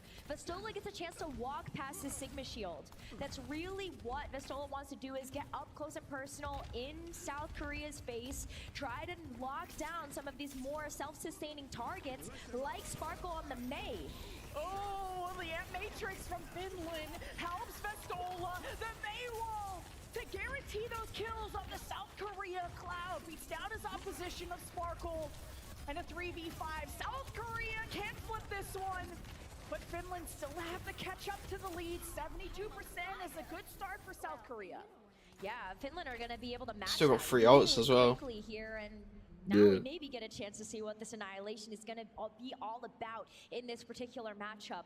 But on top of that too, how are you going to take down Vastola? Masa has a sound barrier available. So much to say to make Vastola almost unstoppable with all the power that I love the window comes out and just see him just run off. And got out of dodge. Doesn't want any of that smoke. South Korea still dance around it. Gonna stay to their half. And now the photon barrier to divide the fight in half. Sauna. And it's the Sauna overclock at an off angle. But his tank is in trouble. Vastola's able to block and take a lot of pressure very well. South Korea now have to deal with a blizzard from Cloud. It doesn't freeze anyone. Just waiting for that ram ult. Shot down by Sauna, and Finland only have a small advantage, and it's not over yet if you're South Korea. But with the Cloud. It's fucking melting him. Rally the troops, but Finland seconds away from taking a first map against one of the strongest teams at the World Cup in South Korea Fall. Map number 1 goes to Finland. Didn't even try and touch. I Finland it was gone. Yeah, just gave it. We were saying it might come down to the Sigma versus Sigma. Yeah, no, Finland are playing really good. It's going to be Vestola getting that upper hand. Even when it came down to the switch up to the Ramatra, so much survivability on the side of Vestola where they didn't even need to invest a sound barrier. It was all about what Ramatra could put down on its own. And that's going to be a tough tank to take down. Something else, though, you got to talk about too is just how much the DPS lineup in Finland was really putting down the table. I know Sana was much quieter in the previous series because his job was to maneuver the team around on the Symmetra. And it's Yeah, Sauna didn't play Surgeon that much in the Saudi match. Mainly he was playing Sim. Yeah. And South Korea didn't have a plan B at times. They just relied on their mechanics, and Finland just had better macro. At the end of the day, on a small map like this, the Ramatra was the right call. The Ramatra was such a good pick here, and that really does throw an extra layer of difficulty into this match for South Korea. We might have expected just to see the mirror, but that just might not be the case, and maybe we see South Korea make a substitution. We know that they have Fearless waiting in the back just in case we want to see one of those tank switch-ups, but we'll have to see whether or not that happens because we're going to Blizzard World on the other side of this break.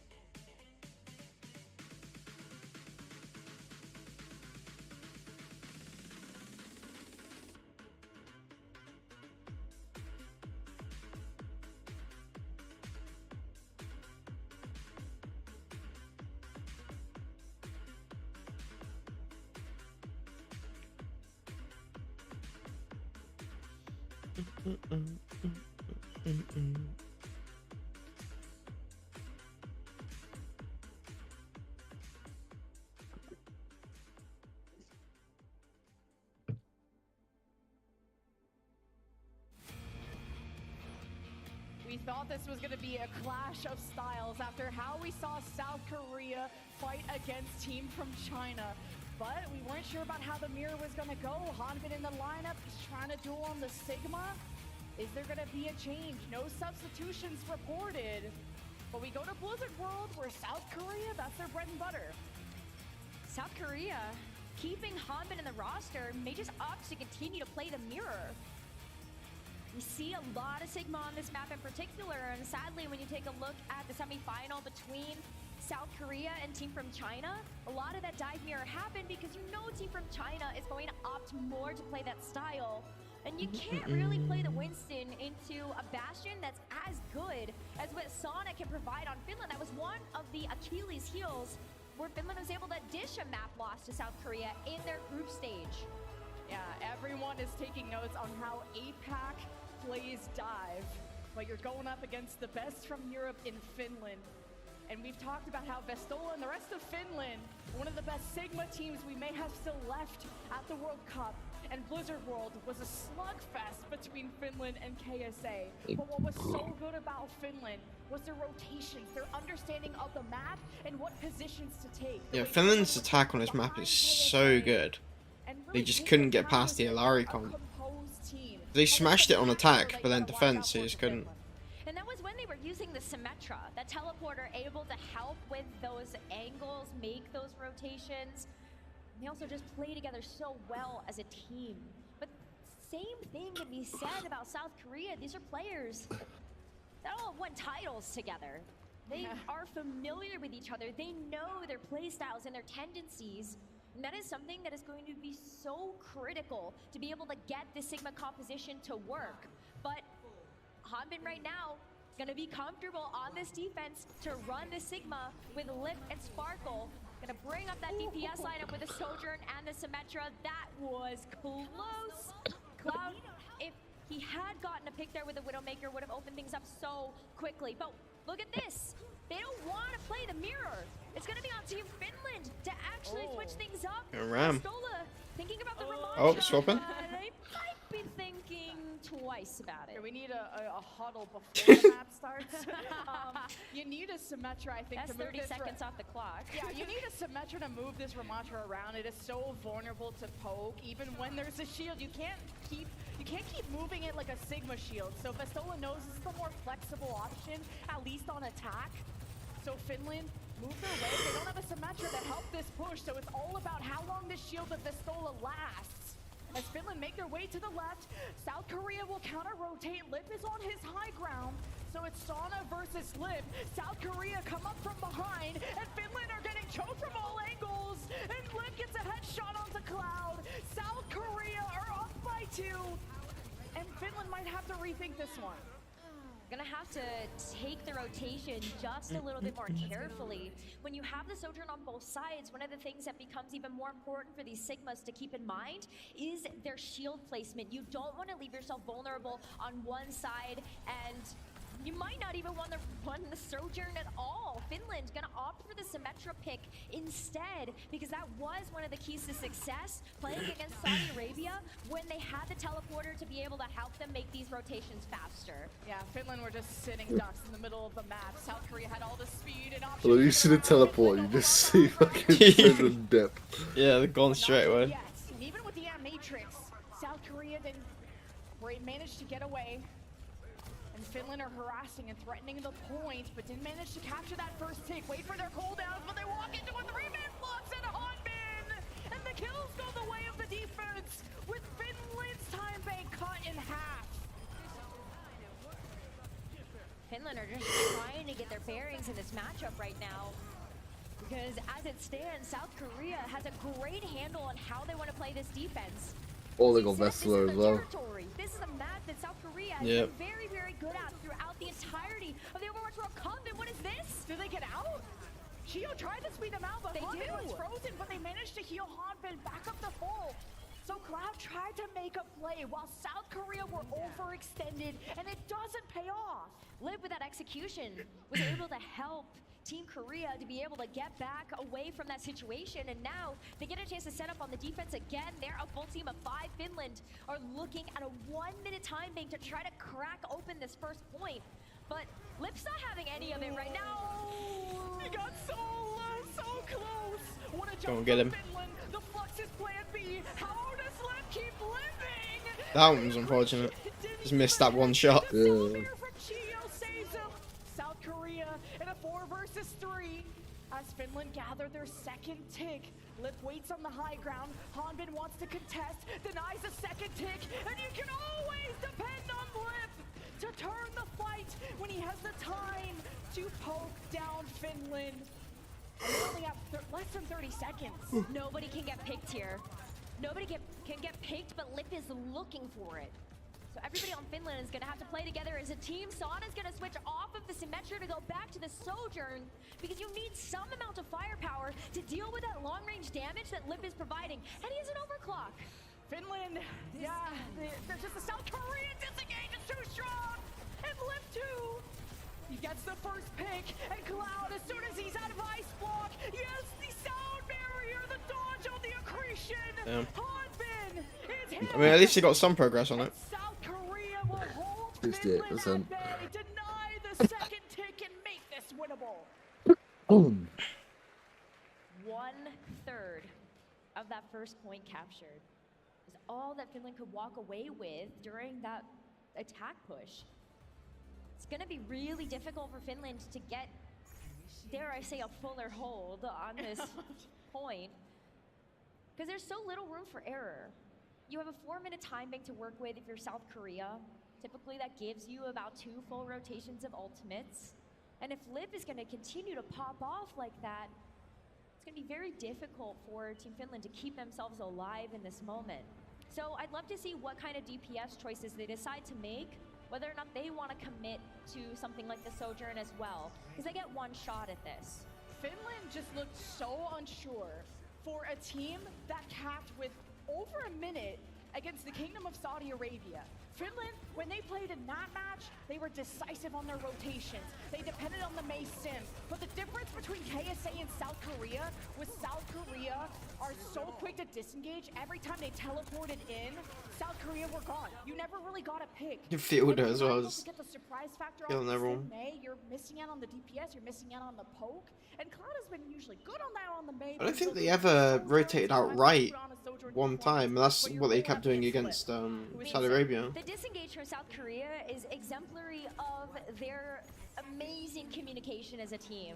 We've all heard some of their team Because they usually go for the flank on the first their point. matches, and they're just so on point. They're so together.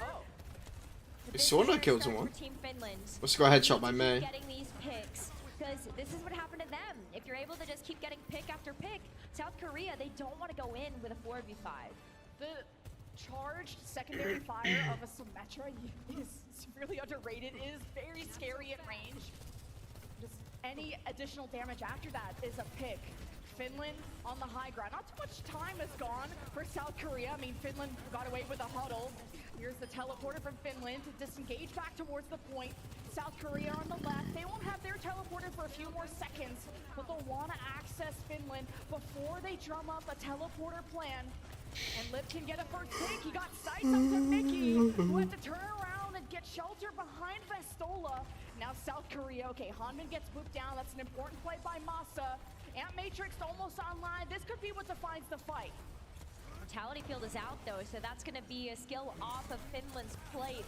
And this might be the time for Fielder to strike as that amplification matrix is coming up. Yeah, Mickey has his first, but Fielder pulls the trigger first. And it's staring down the point, and Finland want to contest, but they have to deal with the damage. And Mickey is gone, and he knows how impactful his death is when the limited heals that Finland just don't have. And South Korea, Oh no, he literally just got it. Yeah, it's dumb. that'll at least be a first tick. Is Finland able to recontest? Masa's just respawning now. The answer is no. South Korea swiftly tie the series 1-1.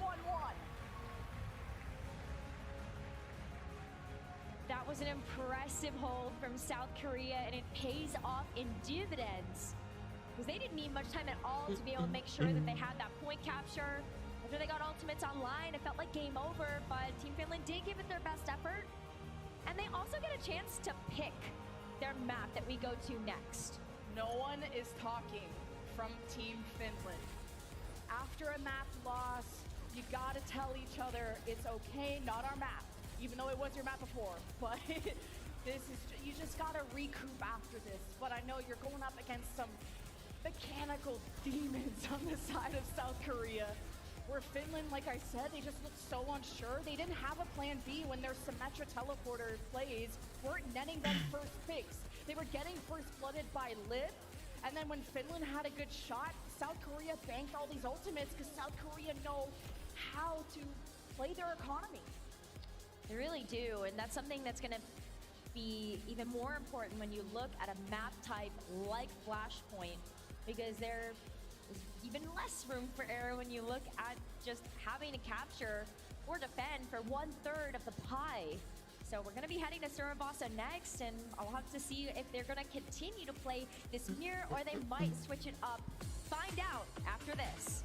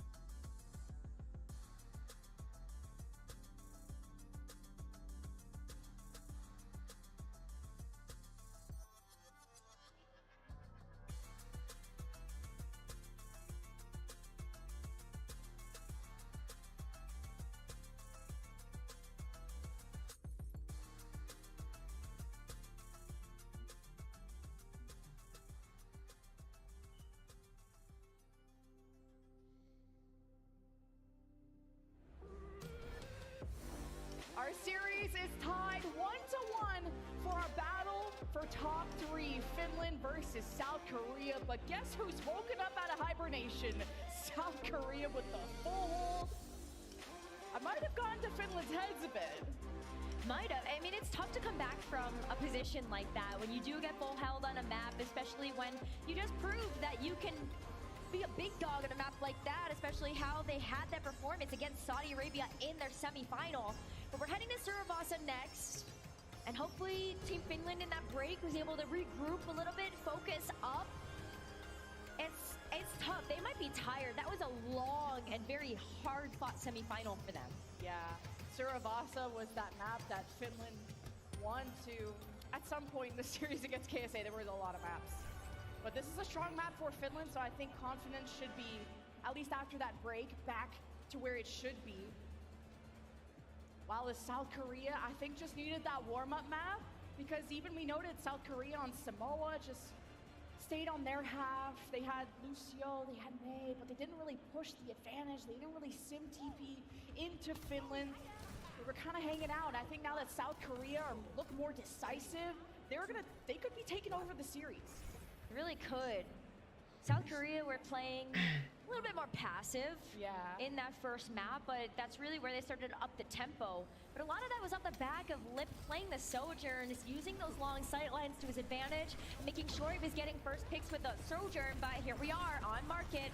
All right, Finland, this is their high ground, looping them back. I like that Boss is on off angle as he crosses the road. He almost gets hit by the car. And Finland still trying to just disrupt the structure of South Korea. But now Finland a little bit separated away from each other. South Korea getting their revenge at disrupting the organization there. South Korea already got a first pick, and Mickey is gone. So this is just not winnable for Finland. Gotta go back to spawn and refigure out how they're gonna try to attack this point, because the way that South Korea is playing now, they're using the advantage, being in the upper hand position, trying to get that poke down, and it's netting them such faster ultimate charge. Flip is doing amazing. I take a look at that. He's gonna have photon barrier up before basically anything else in the lobby. And those symmetric turrets, especially when you are playing from the defensive side, you get a chance to set those up so that Finland are just walking right into them, get even more damage down onto the team, soften them up and take them down. Yeah, Matrix, does Fielder want to put this on the high ground, or do they want to drop it low? Just so you can guarantee usage out of it, but Finland are more decisive with their ultimates. South Korea TP behind them and drop the photon barrier and the Matrix. And Finland had the sound barrier. They had ults of their own. But execution favors South Korea. They get the first point. They're seconds away from taking point one. They're definitely playing together as a team right now. You can tell how much more in focus South Korea are after that first map loss. And so that's going to be the first flashpoint of this map heading their direction. Made a chance to see where we're going next. It's going to be towards the bottom of the map. We're going to head over to Gardens, and this is where we might even see a clash just early on, but not if South Korea can say anything about it. Try to beat them to the punch, use that symmetric teleporter and the amp it up to get there first and play from the defensive position once again. Being able to defend with this composition is such an advantage. Finland are forced to play this corridor. So it'll be Festola that can make that call. He can poke his head out, he's okay to take damage, that's what a tank does, and he's close to the flux. The photon barrier for Finland, once they take space, could be what helps them hold it, while Sparkle's still patient with the blizzard, but gets taken down before he can throw it out. And Finland with the confidence behind the flux, the sound barrier from Chio to bring South Korea back to their feet. Can South Korea flip the 4v5? Hanvin's in trouble, what a Maywall from Cloud! And Finland are now playing like the Finland we know and love. We're gonna take control of Garden, and there you go. Now they get a chance to play from that defensive side. So Sana able to take full advantage of that, set up the turrets, has that photon barrier ready to go.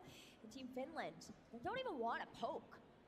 I would be worried too if you're playing against somebody that has aim as good as Lip, as good as Sparkle. Might not want to push forward either, lest you potentially get staggered, and there you go. That might give an advantage to South Korea, but Team Finland back on point. Let's see what South Korea's got to give them.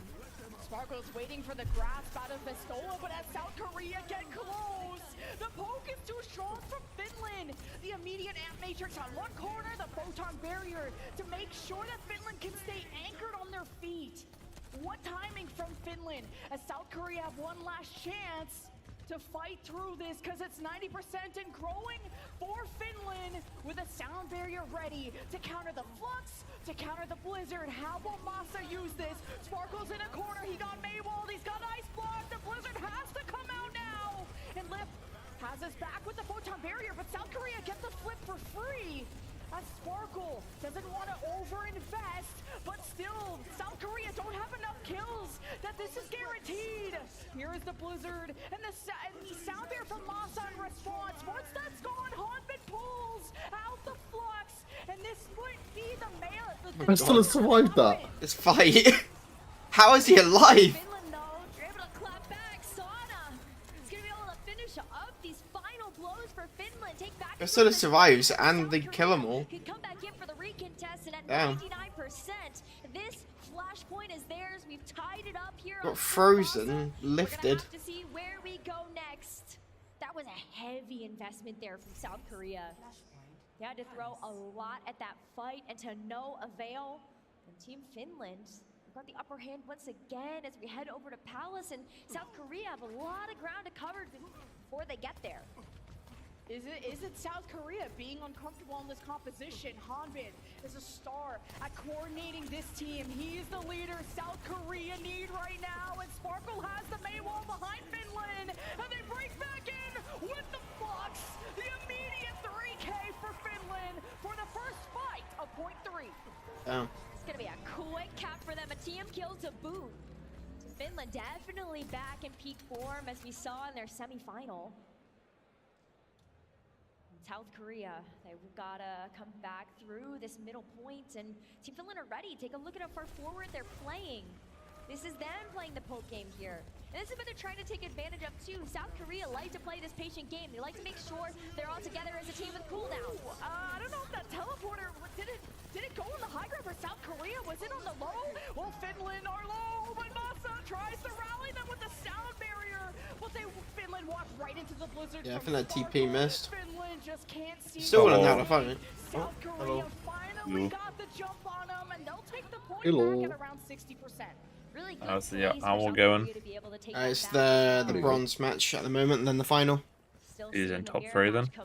So the bronze match is Finland, Korea. Yeah. And then the final is China and Saudi Arabia. Oh, you predicted that. Yeah. Well, Finland are doing. Finland are really good. Yeah. Their match against South, both the semi-finals went to final match. Oh, damn. Finland had a really good game against Saudi Arabia. I'm watching a Yu-Gi-Oh! ICS at the minute. Yeah. I've watched 2 feature matches. Both of them have been Vanadium, so I'm like, yes, thank you. Give me some footage. That's something that South Korea has been really good at. What's been going on in the chat? I just noticed that. To be able to surround oh, he's Finland. just. It's also really hard to try to thrive in that chaos. But this guy literally super polyed board. It's a bit like, that's rough. They only have 8 more seconds on even as Team Finland have to come back into this one. South Korea have the high ground, and the amplification matrix for Fielder is popped, and Hanbin bullies Vestola 6 feet under. And Finland just hesitate on the ultimates. They're gonna bank them for the next point. South Korea go to Surabasa round point. So there you go. It's going to be Palace off the table as well as Garden. So we have no choice except to go to this top part of the map. And it's still a race to get there. Take a look at this. You got the teleporters to try to make your way past this midpoint. But you might just take a fight here. I think South Korea thought they were disorganized, and Vestola has to pull out the flux to try and delay it. Oh, you know, I was saying Fortnite yesterday had the most it's ever had. Oh, really? Since they've been the records are live. So since April, but they had 5 million concurrent players. Jesus. They got 6.1 million today. Damn. Yeah, I definitely want to give it a go at some point. Yeah. Well, I mean, if Matt's winning, gotta get a cheeky, easy win. I think he's playing with his cousin or something. I'm assuming they're in like absolute bot lobbies there because he's like barely played it, and even if he has played it, he wouldn't have done too great. No, he's gone off. He's gone off it now because his cousin. I'm still alive. Oh my god, how? Healing's crazy. Yeah, both supports on him. South Korea clutch. What in the world? This backline is insane, and that's why Fielder and Chio are considered some of the absolute best supports in the world, especially how long that they have worked together. They understand how to cooperate. Now both Sigmas have had fights where they should have been dead. So that Oh, alright. Hanbin can get hard-pocketed in some of the hardest of times. And poor Team Finland also went down early in that fight. Had the sound barrier available, and that could have been really critical in a fight like that to help Team Finland stay in this. But South Korea are staring down the barrel of the last fight and taking this final flashpoint. Hanbin, that's a huge grab flux. Masa with the sound barrier. What are they doing back here? He's moving. Masa's moving. Yeah, it's huge from Masa. The matrix from Fielder. The assassination on the Fielder and Sparkle. South Korea lose hold of the point right at the finish line to win the map. Finland survive. Finland are alive for now, but South Korea are coming back with, I saw Lifeweaver there for a second. Playing a little bit of a rotating support here for South Korea, but Fielder and the Baptiste is going to just be a better choice for the team right now. Those immortality fields have been so clutch for South Korea to survive, and especially when you take a look at the AoE healing that Baptiste can provide too. South Korea are a very hard team to take down right now. Does Vestola get the grab flux before Chio gets the barrier online? Now it's too late. Chio will have a counter to this. Now the teleporter starts. South Korea teleport to the other side. The Chio sound barrier's early, and Vestola gets nothing out of his flux. It's up to the Cloud Blizzard, but he ice blocks early. He was low, and South Korea are locked in. And Finland only have a one-man advantage. Yeah, we're coming down to the last point. Pistola with the third. We go to the final point of Surabasa.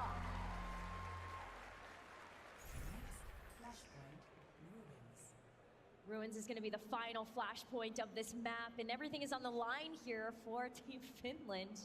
They want to get themselves back into this one. This was the map where they started a potential reverse sweep against Saudi Arabia, and that's when they started to get to peak form. They're getting there again. Now it's going to be Sparkle's turn to use this Blizzard, and South Korea are going to try to come into the final flashpoint with the smallest area as well with that Blizzard. Sana has a photon barrier and he didn't feel like using it early. South Korea are eager. I don't know if that Blizzard bounced against the wall. Either way, Finland. Yeah, where did that Blizzard go? They couldn't get up because It bounced off the main wall, but it's still like landed next to him. Korea take the first point, or first fight of the final point. South Korea know that they have to play this flawlessly. To be able to get the match lead, to go to match point, just means they're one step closer to being able to get the revenge that they wanted. Both these semifinals for these teams are so close. You know, they're putting everything on the line right now, but South Korea are getting closer and closer to that finish line, and Hanbin could just keep everybody at bay here with that grab. You just don't have time to think in these fights. You just have to go for the heroic play, and Masa with the tempo engage against the flux of Hanbin. Finland are already down, but they gotta trade on the fielder. South Korea don't have a lot of healing. Sparkle manages to fall back to the team, but Masa rides above. Oh my god, how is he alive? Finland managed to make this fight close. I literally don't even know who's winning that fight. They're just trading. Korea. I think Korea got that now. Yeah. They're equal in number. Yeah, now they got it. Yeah. Korea got this map. That last point only had 2 fights. The first fight was to cap it. Yeah. Fantastic team play coming through from South Korea to be able to get the lead in this series. But after an explosive map number 1 from Team Finland, they're going to have to go back to the drawing board here for this push. Yeah, we got Hopefully push. tie up the series and bring us to a 5th and final map. But South Korea look a lot better on this Sigma composition than we Man, gave open credit for gas. at the very beginning Jesus. of this match. What the fuck? Main deck's lava golem. You know, he's a little less confident seeing that we might be seeing that. Oh, he's playing blind second Kashtira. What? South Korea played this Great. mirror in the group stage. South Korea still had the edge and were able to get the win. There's 2 underrated players. It's Masa versus Chio. We talk about how amazing Chio has been in the Overwatch League, but Masa's not afraid to swoop South Korea back into his own team, even finish off kills past the Sigma shield, which is difficult for this composition of a sim mate to do. And Masa takes that risk, and so does Chio. The timing of these sound barriers have been everything to save their teams against the flux. And even when South Korea looked a bit flustered having a sound barrier that didn't hit everyone from the team, it was the photon barrier of Flip and how they played around it that what really propelled South Korea in the end. Nice, They're Prancer. making this backline just really difficult to execute here from Team Finland. And I think that's another reason why South Korea is finding the upper hand. It's really difficult to have to work through all of these different threats on the table.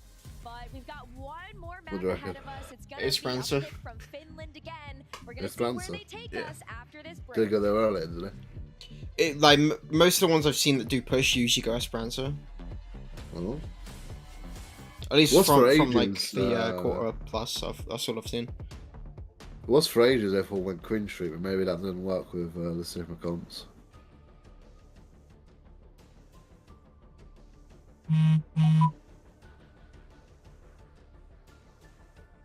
Yeah, all of the ones today has all been just Queen. Or not Queen, Esperanza.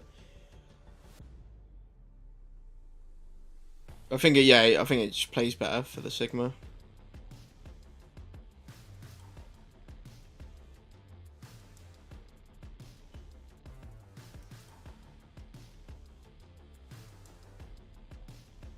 Finland had a really good game on that like, as well against Saudi Arabia, so they probably would pick that.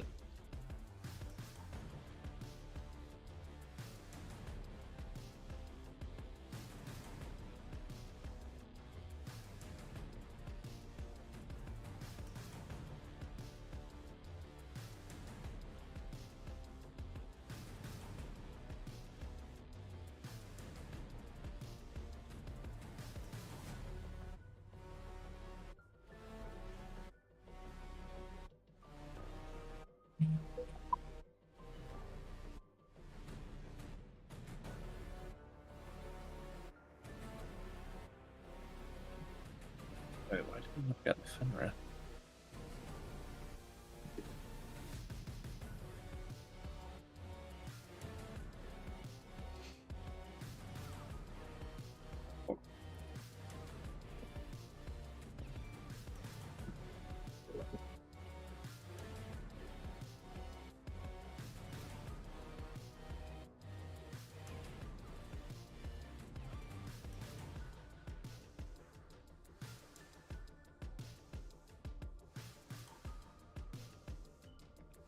Oh, shit.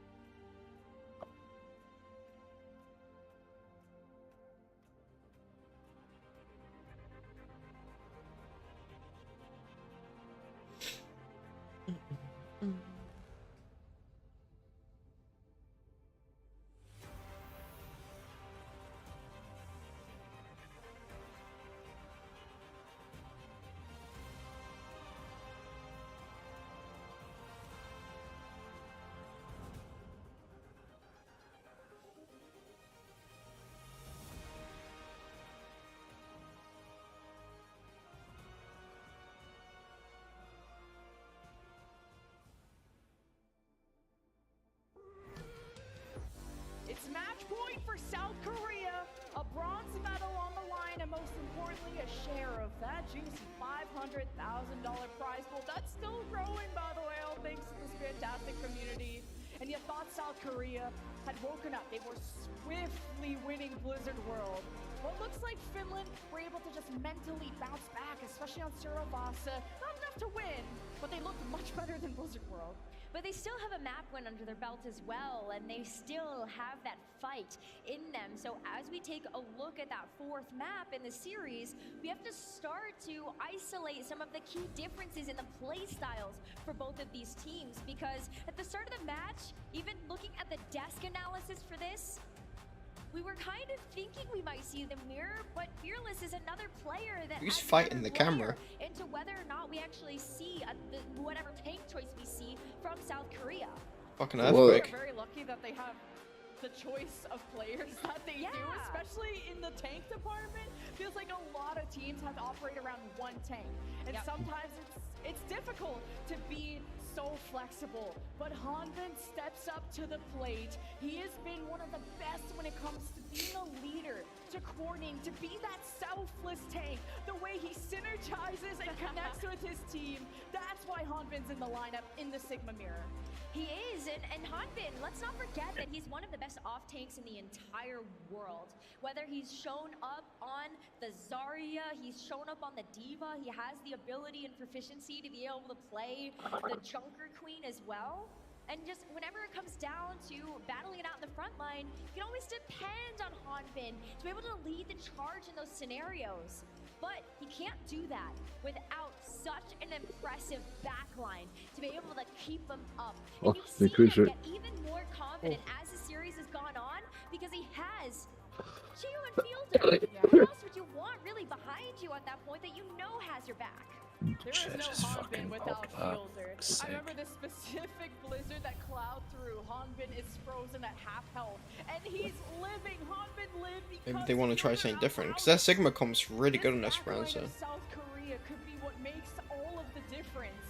And Masa and Mickey, I think, are extremely competitive, but like you mentioned before, when your cooldowns are being forced because South Korea are constantly flanking you, you can't protect your front line, and Festola gets edged out by Hanbin in these moments, so it's still such a close match after Surabasa. It is, and exactly what you said, like Masa and Mickey have a ton of pressure on them right now.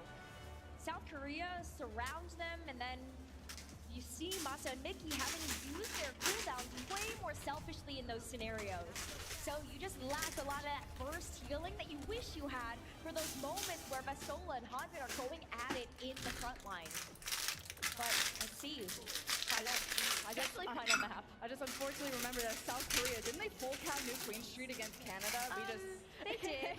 So we didn't get a chance to see that, but it was probably fantastic, and maybe Finland regretting that and maybe didn't get a chance to see the strategy. We'll see if that gives an edge to South Korea not having to reveal that. Listen, why is you as a Canadian, are you bringing this up for yourself? I feel like that's just absolutely Doom Street right there. But it's gonna be Cloud getting the first pick for this new Queen Street. Because I won't mention Hanbin getting walls off either. What a heads-up play from Cloud. He has been my May player to watch at this World Cup.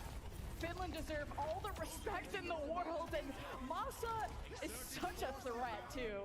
He really is, and when you take a look at New Queen Street and how these Lucios get a chance to interact with each other, you're really looking at Masa to be able to wall right around. He's one of the best Lucios to get behind the team and reposition somebody so it goes into the loving arms of Festola or Cloud. Even saw Masa going back, taxi Mickey back into the fight. So to be here to help provide that burst healing. Finland took so much damage, and they're actually going to commit to teleporting to a safer room now that they're all regenerated and healthy. They try to put the pressure onto Hanbin first, who is that anchor for South Korea. The immortality's brought out from Fielder.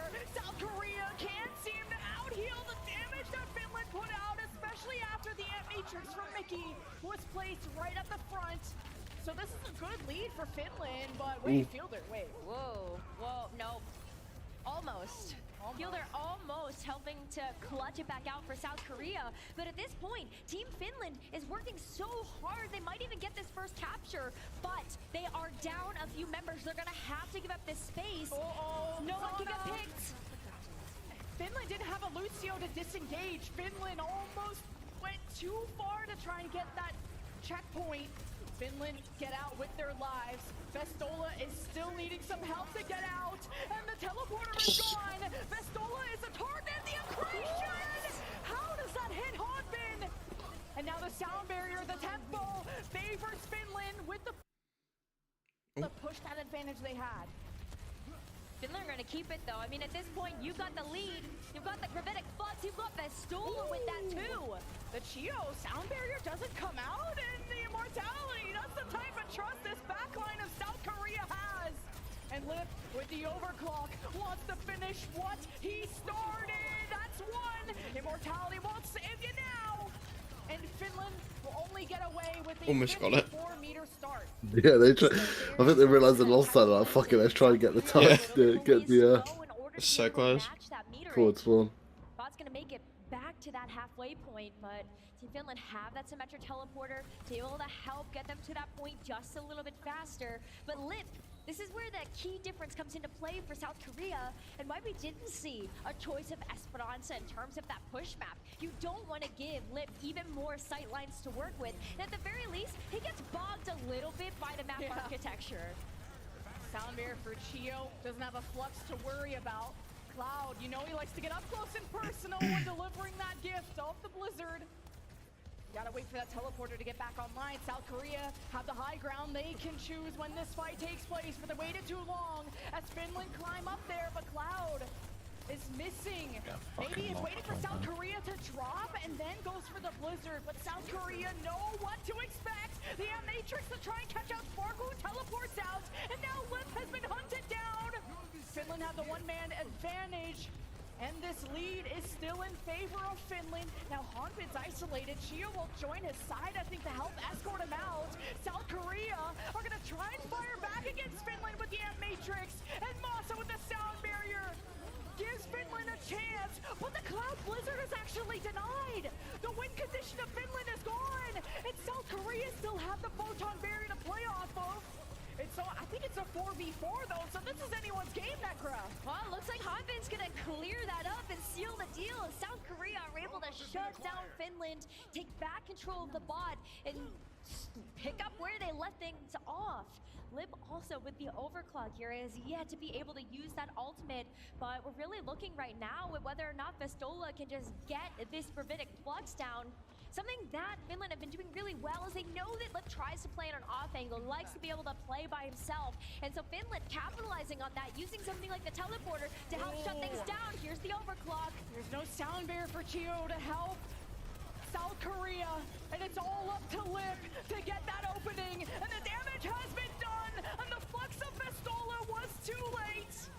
South Korea take this fight, but how many bodies do they lose? It's only one.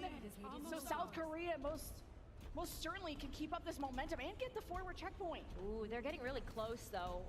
Finland might try to come back in and get the recontest here, but Hanbin is there to meet them. You got the accretion as well to help stun them as they start to walk back in, but there is that checkpoint for South Korea. South Korea can play this corner. They try to teleport upwards. The Cloud May wall blocks them, so South Korea play out of line of sight. Finland drop to them. Sauna has the photon barrier if they want to divide this fight up, but once they had Hanbin in their grasp, all they needed was that symmetric DPS to grow. And Finland are on the chase. South Korea can't afford to get staggered too much. South Korea can still smile because they have that 57-meter lead advantage. But South Korea just need to die on the bot. They need to reset quickly. Oh, what? The amplification. That was an interesting ult there. Was that a fat finger? Must have fat fingered that. Looked like anybody was going to be able to take advantage of that, even though Chio was there. You're just not going to be. There's no way he thought he would actually get away with it. Must have fat fingered it. Well, for that one fight, they managed to get the whole like difference. Yeah. Just like that, able to match the progress, get the checkpoint of their own, and start on their path to victory, because they know they need this map in order to stay alive in this series. Taking a second for this lead. It's gonna be a big blizzard. Finland, it's still tied, and there it is. Finland back in the lead. The sound barrier versus the block. The blizzard from Cloud has South Korea on lockdown. And the photon barrier, South Korea couldn't protect themselves, and Finland, they're on their way to the end. This is where Finland starts to come alive a little bit more. We Got Sigma out for the fight as well. For their team coordination, their focus fire, and also just the aggression that they bring to the table. And now it's South Korea that's going to be on the back. Force out sound barrier. Push the gas. Oh, good shield from Festola, but overclock from Lip. He tries to get past this tank. And Finland are all just out in the open. And Lip hasn't found any picks. Finland's support backline is so good. And the Matrix from Finland, they didn't even have time to use it. South Korea are pushing them to the brink. Just did that. And it just looks like it's going the way of South Korea slowly but surely, especially with the respawn advantage. South Korea Mickey got 2 though. with 3. And they can still push the bot though. They can. Those forward spawns are still activated here for Finland as well, so able to get back out into the fight. Yeah, they can just push them. Look at the lead that they were able to take over South Korea. It's going to be about 35 meters if they get a chance to play with, and wow, he's so low. He didn't have ice block? Why didn't he ice block? And there's no immortality because Fielder didn't trust that. Yeah, Mickey getting those 2 picks before he died was really good. Yeah, that didn't work out either. Yeah. Finland The Korea was staggered because of the spawn difference. I'm surprised Korea kept pushing it until they saw Finland. Yeah, I thought they would have went back. I really thought they would have got to halfway to cancel the forward spawn. Oh, come on, man. Fuck off. They're going to play the corner. Fielder waits for the call, waits for Finland to get more committed. But it's South Korea that have the weight on their shoulders to make a move. But will it be checkmate? Finland have the sound barrier too to buy themselves seconds to get away from the Ant Matrix, as it's a stalemate, Necra. It's a stalemate now, but take a look at how much time has been off the clock, and Mickey is about to make this a 5v4 minute left. Now the Ant Matrix from Fielder, Mickey just mashed it with his own, so it was all neutralized. And the bot is still moving, and South Korea find themselves behind, metaphorically. Big rock as well. Just TP'd behind them. Yeah. Finland know where they are. This Oh, is a shit. Oh, yeah. South Korea don't want to be in. The grab block hits 3. Finland hold on to the sound barrier. They are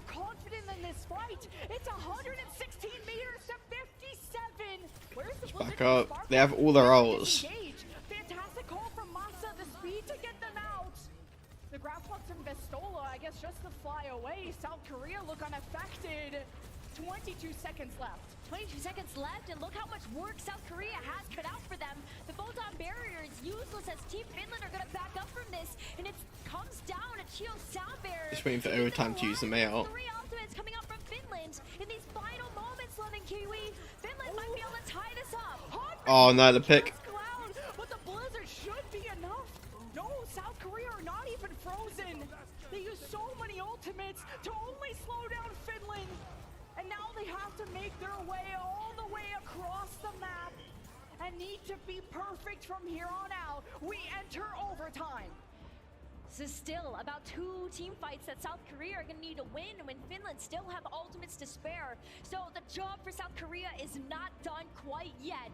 Fielder can help keep it at bay here with the amplification matrix, and Chio still has that sound barrier in their back pocket. But Finland, they have a way to overwhelm this. This would be the most historical comeback that South Korea has ever seen. If they can make that 57 to 100 meter comeback.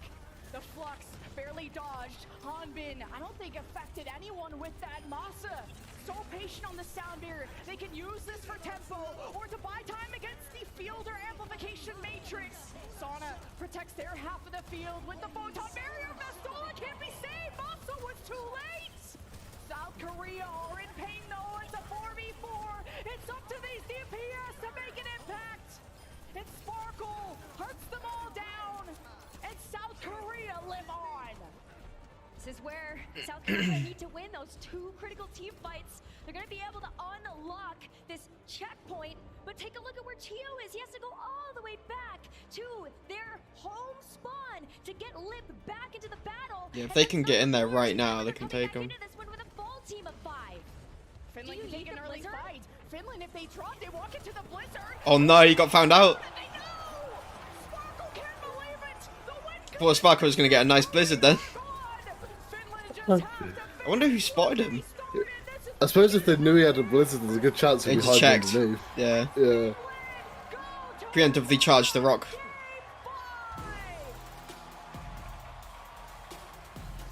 Finland played that so well. Thingy hit there earlier on as well, didn't he? Yeah. Sauna. Or Cloud, sorry. Cloud hit there. Every single series today? We're at 3 out of 4 right now. I'll take it.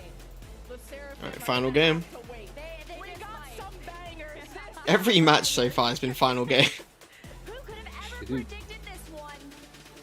Finland and South Korea, though, when they played in the group stage, it went the So this can be Route 66. They gave South Korea a very hard time. Korea's map, innit? Was it their map going into the final one against China? Or was it China's? I think it was China's. Of a match point here for South Korea, but Masa, my goodness, like look at how he pushes the pressure out of the front. I think every payload today has been a route. We always said Laurie was a DPS. No, it's Probably considering how much Circuit Royale they played in the earlier on. Yeah. I want a PC check.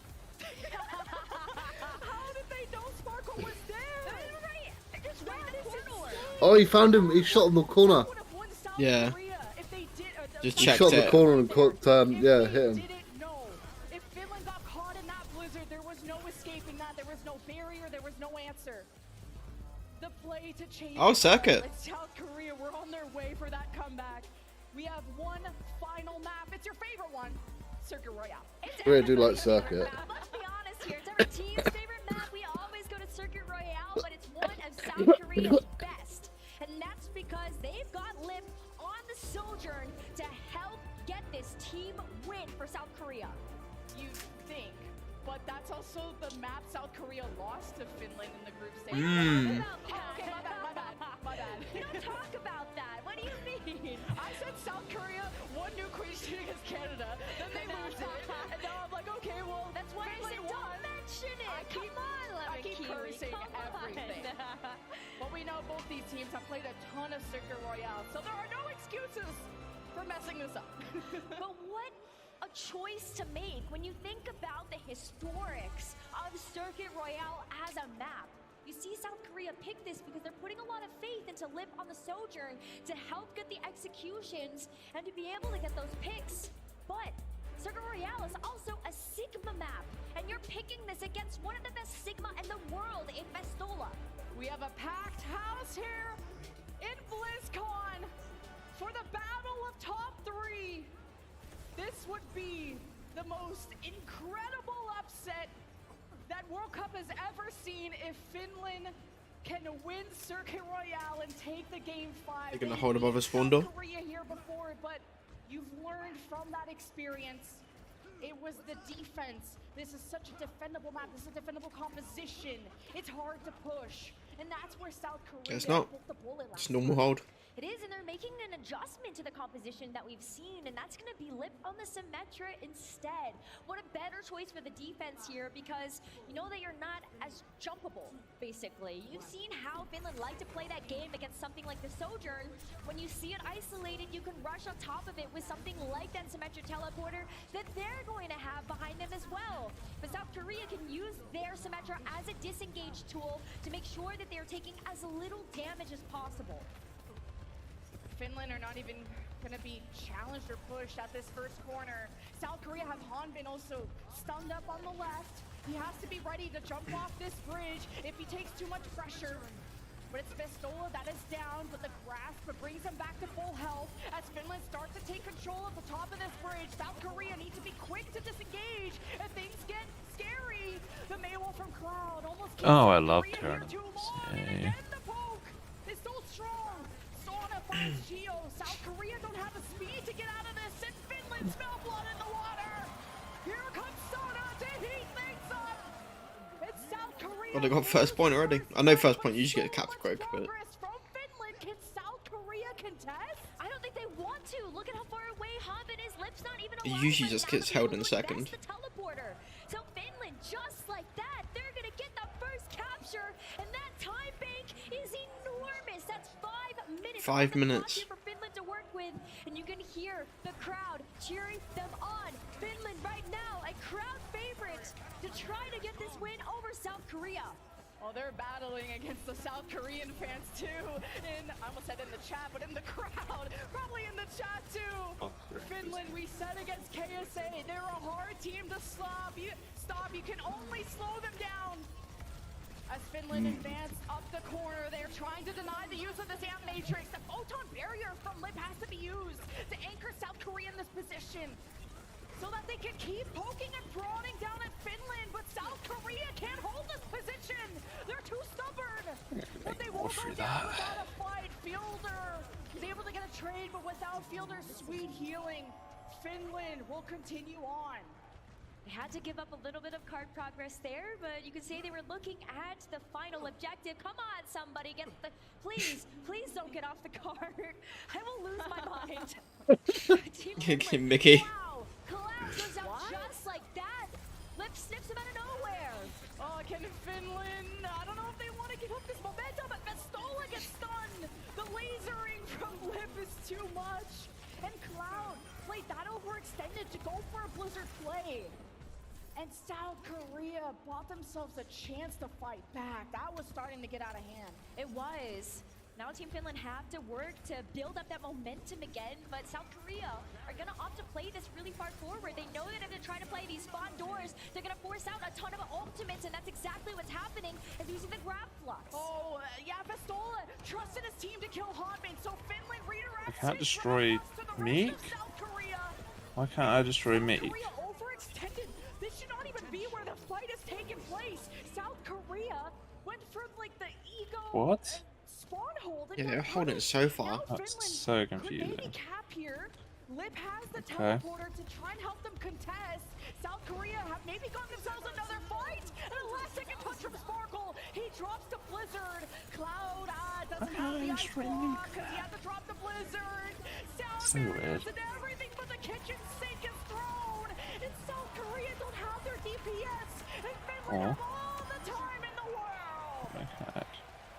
They did a May and Sigma and got South nothing. Korea's game plan there is just try to get out those ultimates ultimates. They know how much Finland has to work with, and if you're able to lessen the burden, then South Korea has an easier time to be able to because hold this defense. of this fucker. Finland, they don't care about that. So annoying. They see that finish line. They see where that victory box is going to be. They want to plant themselves on that third objective, and they got the ball rolling now. Oh, the boob. I'll see you later, look. And he's pooping. No fielder can't deal with any. Yeah, Massa's a fucking menace. That just wasn't necessary at all. Yeah. Can't be playing out there with Massa, fucking demon. It's another day in the office for him at this point, especially working on that coast side. That one on Hanbin was fucking just so rude. He's already off the map. Might as well get credit for it. Seeing South Korea try to take this pool side. They take the high ground away, but where's the bay wall? Where's the team right Where now? did the photon barrier go? Yeah, go fuck shitty tier player. Hold behind the car. Remember, they're on Hate that guy. But Finland will be able to push this cart, but they'll have a lot of room to work with. This is a good point to defend, and the flux comes out from Vestola. GU doesn't have a barrier, but a good May wall. It's actually Finland hurting themselves there with the May wall. Wasn't sure how didn't want Vestola to get too far, but Finland are getting far. They have almost a 3-minute time bank, and they're up by 1 in this fight. Good out Matrix exchange, but Mickey is down. Do love watching the team swap where they're playing from. And now you just remove Fielder, and Finland start to see Rock just let him out of nowhere kills Phil. Mickey will also be on Kiriko to tell What is going on? as Finland march on to the end of the match with over a 2-minute time bank. South Korea can't even lead. Hey, Massa just killed 3. Got 2 minutes. Oh, what the fuck? He set up for me to go first. Fuck's sake, you prick. Finland have been bringing the absolute pressure. South Korea have been folding under it. Every single moment, Finland knows exactly where to hit Korea. Alright, come on, Finland. Just full hold them. Oh, Finland chance. I can understand it now. It's hard to hear sometimes.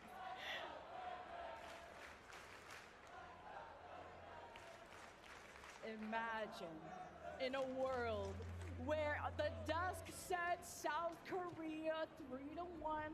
They were realistic where they weren't sure about Hanbin. Hanbin is not the problem. Finland are just so good. This composition, they're showing other teams how to play it. Yeah, they're giving a masterclass right now. There's so many great things to point out about how Team Finland See the are base playing sugar this to get the teleport.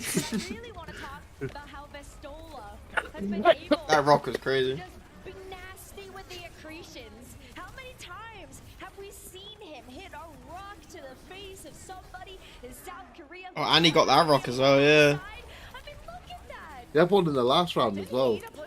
Off the grab flux. He's got a physics degree or something. Yeah, Vestola's so good on Sigma. Give him a PhD at this point. And the eat. He denies 2 ultimates. Yeah, Oh, denied 2 ults in that clip. absolutely like could carry that final moment. But we're about to get into. And they are holding the door. South Korea had to try to lead the spawn. Sparkles on the Genji. Hanbin's on the Junker Queen. They're gonna throw something at this, or Hold on. They actually did stick with the Genji Junker Queen. Alright, let's go. That overhealth to Sparkle. That's one of his best heroes, but against the Sigma, if you get hit by an accretion, you're dead. Speaking of that, Sparkle is, and so is Chio. You can't mitigate the damage that Symmetra does. It's on a disadvantage. They really must not be confident in the mirror against them then.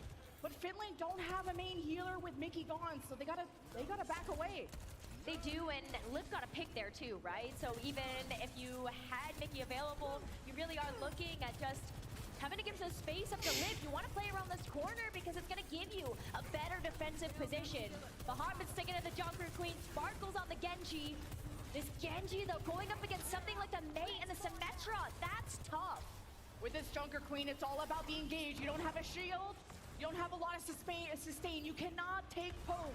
You will not win the long war. As South Korea head in with the speed, they ignore Vestola. They head to the back line. Mickey is a victim, and Finland have no heals. Oh my god, the rock. Matrix Couldn't finish it though. Every time you see him, he's hitting some crazy rock. South Korea might be able to get this first capture point. But Finland are actually making a move on this one. Sana thinking about it, maybe investing in the teleporter here, but we're gonna end up seeing the Sojourn keep the team enough at bay. So Finland have to think twice about this. They want to play from the high ground.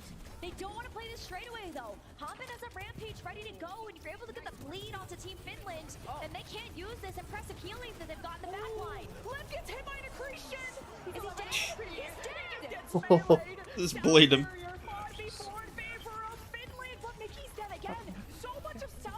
Focus has now been on this backline. They know they can't win the tank mirror.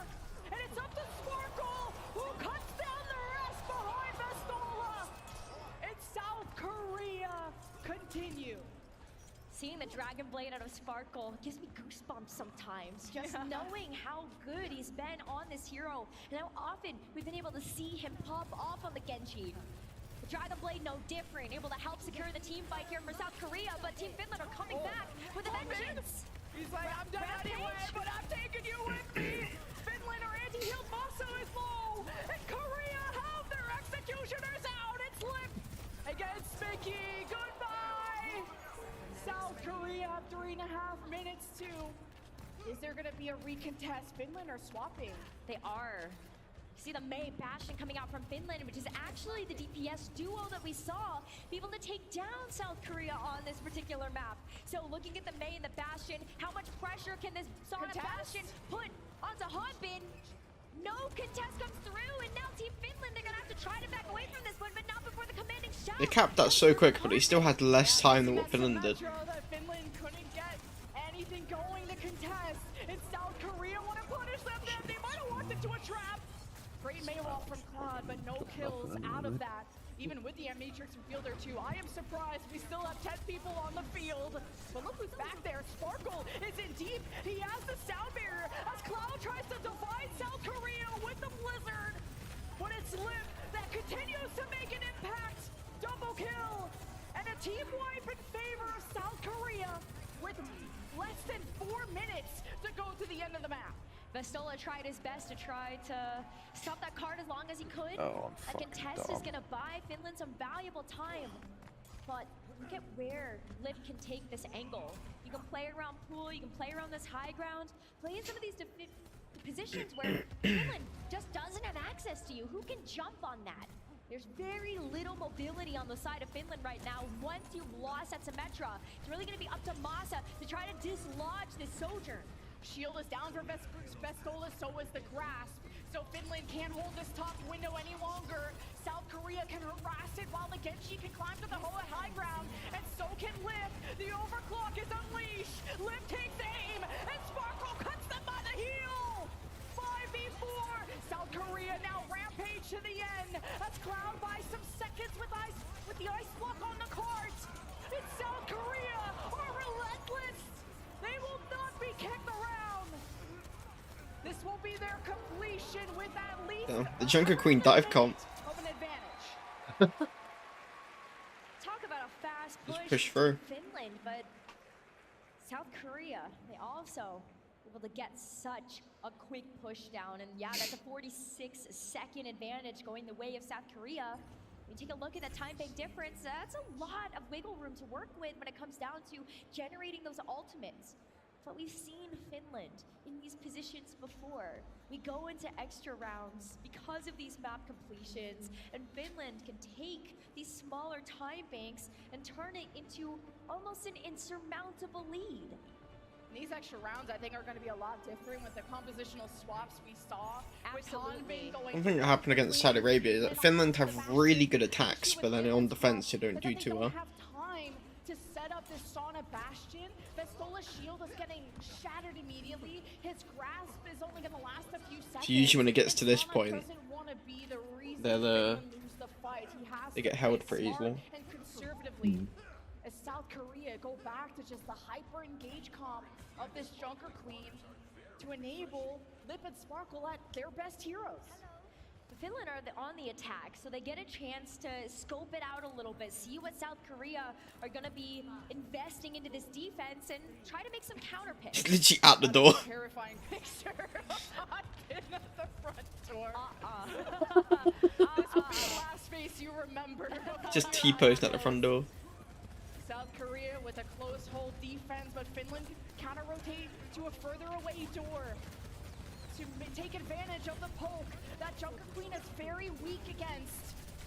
Finland focusing at least at Fielder and Chio. Hodman is at half health. The wall is brought up from Cloud, but Lip strikes through Sana as soon as he goes to tank form. And South Korea at least were able to take some of this time bank down before Finland move on. Another sick crazy accretion. Yeah. Vistola is landing these left and right. We're gonna get down to 1 minute and 10 seconds, starting around that first quarter of that first point, but South Korea get a chance to take this defensive position before they get a setup for Sana's Bastion. That gives a big advantage here to South Korea, especially when you look at someone like Hanbin that can use the knife from Junker Queen to help dislodge somebody.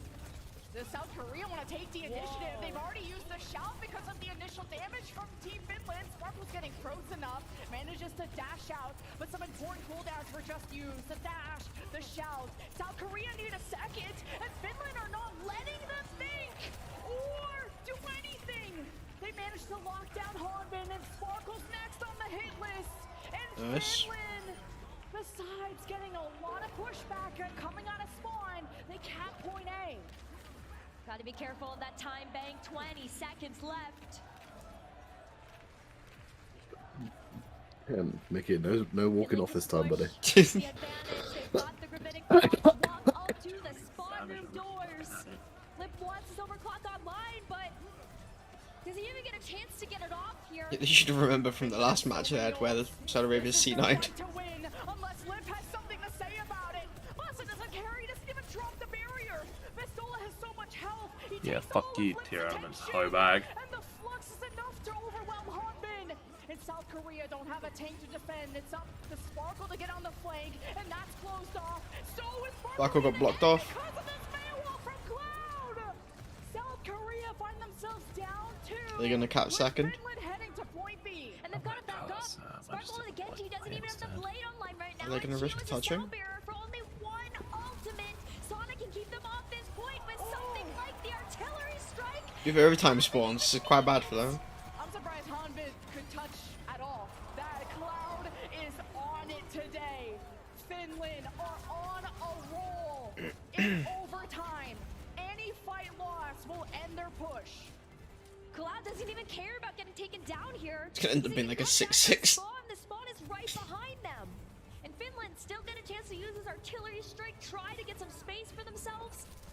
But South Korea, they're starting to look at the wall right now. They've got to rotate around this point, got to start to strike and keep this defense alive.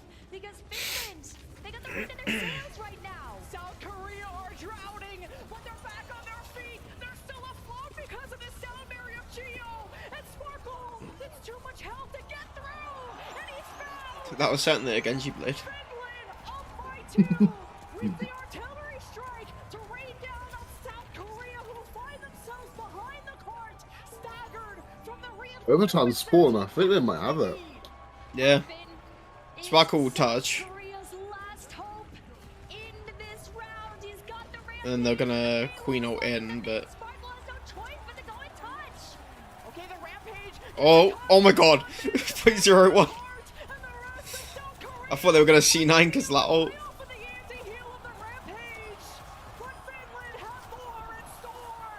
Wait. Oh, Lip just started popping. Go on, Mickey. Mickey. Go on. No. Fuck up. Go on, Mickey. Oh. Sparkle got it. 0.01. Right. The only way Korea can do better is literally capping it. Yep. So they have to get to 6. I thought Mickey was gonna clutch it though. Finland almost got a full capture. Oh, imagine if we clap the Tracer. We are deciding a winner. What? Of this bronze medal in this round. South Korea only had a minute advantage. I forgot. Both teams are so good at attacking, so like Korea could easily get through. You know, also, this map's supposed to be one of the harder ones to attack. Yeah. That's one thing I noticed though, on payload, like Finland are really good at attacking. Because it was the same with against Saudi Arabia, they were really good on the attacks. I think Sparkle using the recoil is cheating. I'm surprised that didn't cap over. The amount of time that it recalled. I'm surprised that weren't enough time to make it push that tiny bit. Managed to come back and then win it. I thought South Korea were gonna lose that for sure. Oh, Mickey almost clutched. Almost, but you can't even call it a clutch right now because South Korea have to I don't think Finland are gonna hold door this time. 2 minutes and 46 seconds. They're gonna make sure to waste as much time as possible. Play a bit slower. Average branded board, let's go. All-star duo of Fielder and Chio. But Lip has to be opening things up with a pick. This Sojourn is so important. I'm surprised there hasn't been a little bit more of the dive comps in the semis, because like Doom Genji was really good. And then Queen Genji as well, but it's only been one. Maybe it's because of how well the teams are just so good with Sigma. Yeah. Super poly, okay. They're just gonna win out this first fine. one. This is huge Oh, if okay, Finland that's win fine. this fight. So they are. Yeah. Lip is able to pop his head out of that spawn room door, but he has no cover. Vestola and Cloud in this front line are still gonna keep this defense alive for Finland. And Mickey, If they can get him to overtime before the first. you got that amp matrix. Even if just keep Because first point always gets Tug. Yeah. It's just streets is usually held. Sona was ready at the perfect time.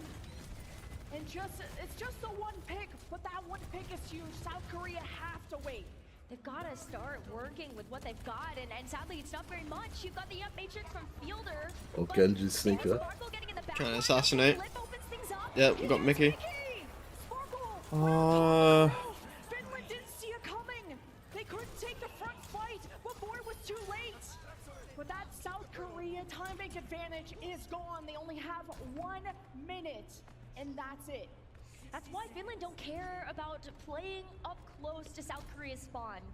While it might look like it's really risky, Finland at this point have whittled away enough of the time bank that if they win one fight, or if the cart's in overtime, look at how much room they have to work with. They have such a big lead in terms of how much progress they got in their round. Bastion in the front. Oh, okay, Sparkle is dodging everything. The accretion, and he finds his way past the immortality. And Cloud is in trouble. Finland are carved apart. And South Korea need to win this quickly too. They'll get point A. And the time bank just gets smaller and smaller. This will have to be an Finland's saving their ults though. Oh yeah. All they need is one fight win. Finland and South Korea, they had really One fight win between here and the end. They want to prove that they were that close. And Lip is just that close to finding some foreheads. Let's get this main When the Vestola gets a fat ult here, it's over. There's a guy playing early on the feature at the Merchant. Don't know what his record is. I'm not sure who's here at the minute. He's got Lip.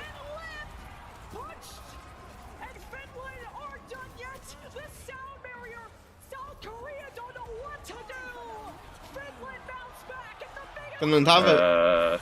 The Perry player's done 6 wins, 1 draw.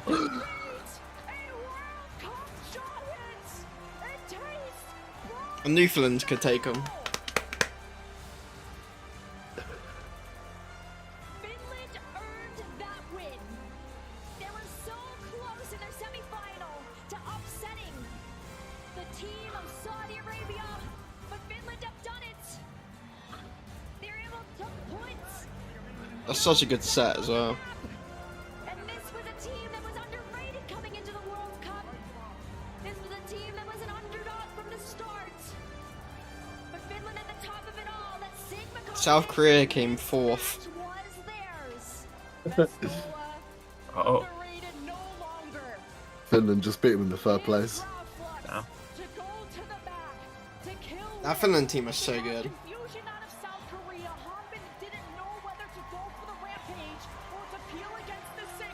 Let's go. Fucking troll those shitty Rescue Ace players. Hose. No, we just have China, Saudi Arabia. South Korea not getting a medal with how star-studded their roster is insane. I can't believe the World Cup we are having here at BlizzCon. This World Cup has been incredible. Oh, if they didn't choke that game against Saudi Arabia where Saudi C9'd, I think they would have won. Players, I'm excited to have done that alongside you, and what a fantastic celebration of Overwatch and all of these players coming together to tell their story and to share their dreams of playing on a stage like this. And to represent their region. This has always been APAC and North America, and Europe has been in that conversation, and now they are the main topic after what Finland has been able to do in this, not only in the semi-final, bringing KSA to a Game 5, but to win against South Korea again too on Circuit Royale. I didn't jinx it this time. I'm so excited.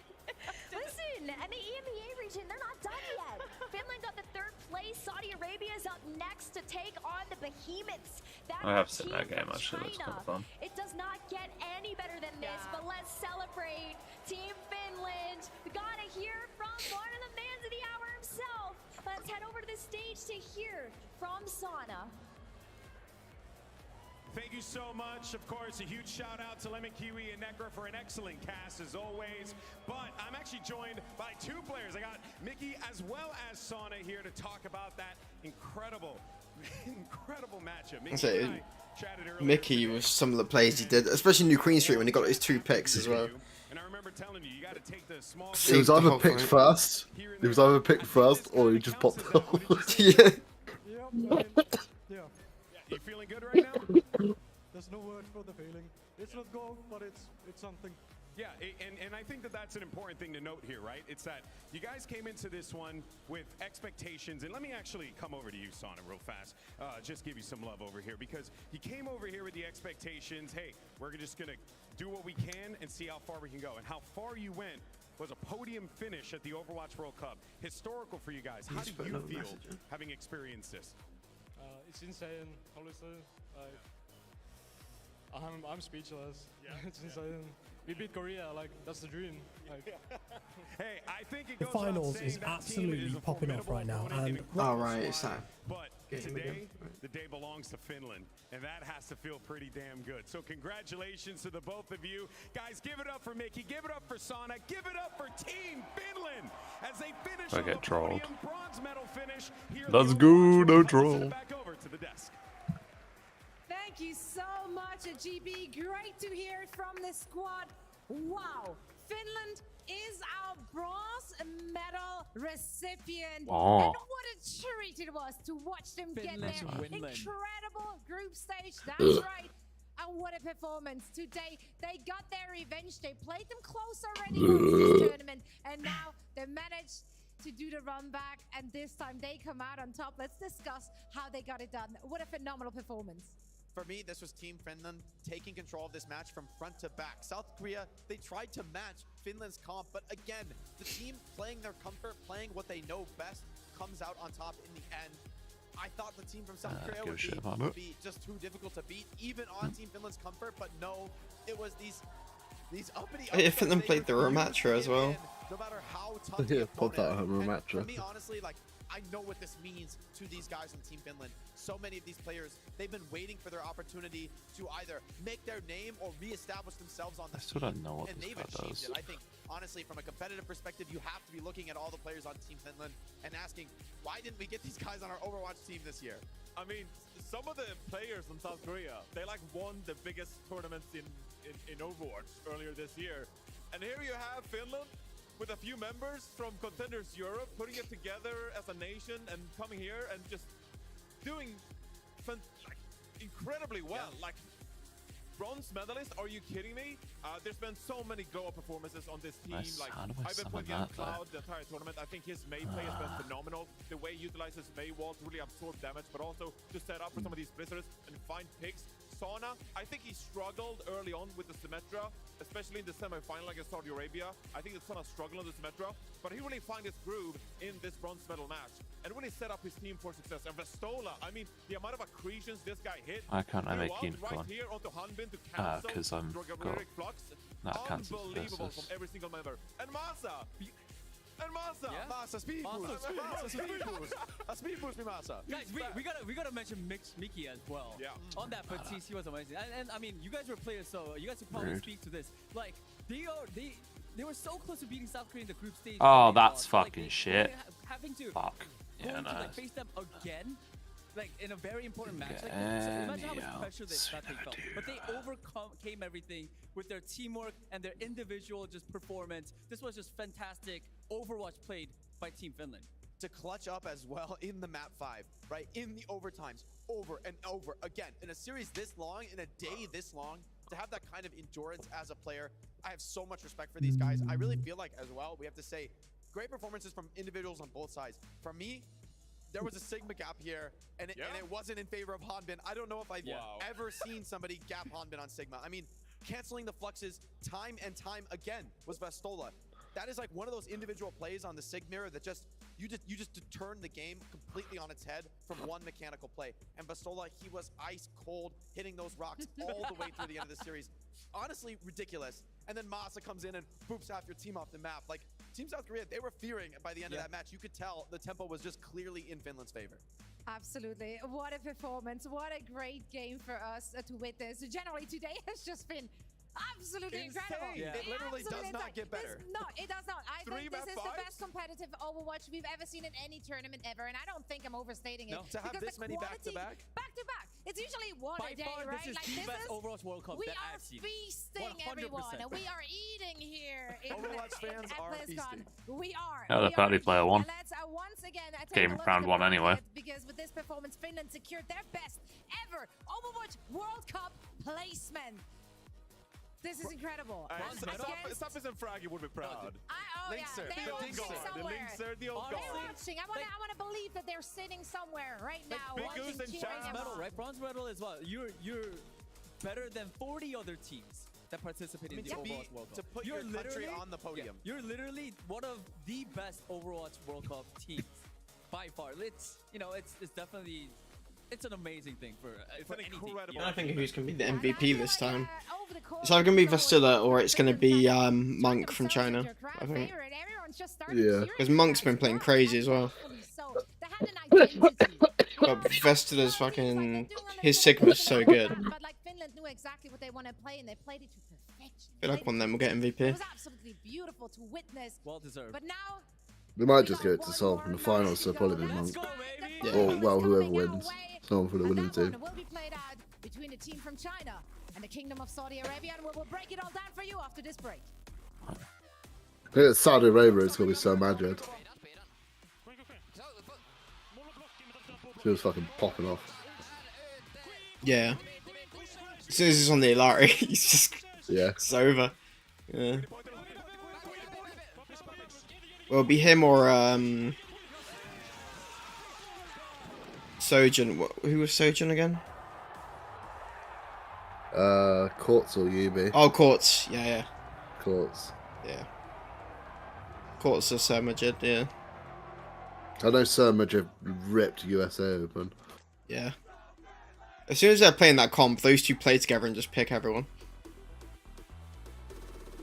It's the only reason they beat Finland. Well, we get the boop again. Hey, Massa was getting crazy. This is such a rude He killed move. Fielder too quick to boop him off. Yeah.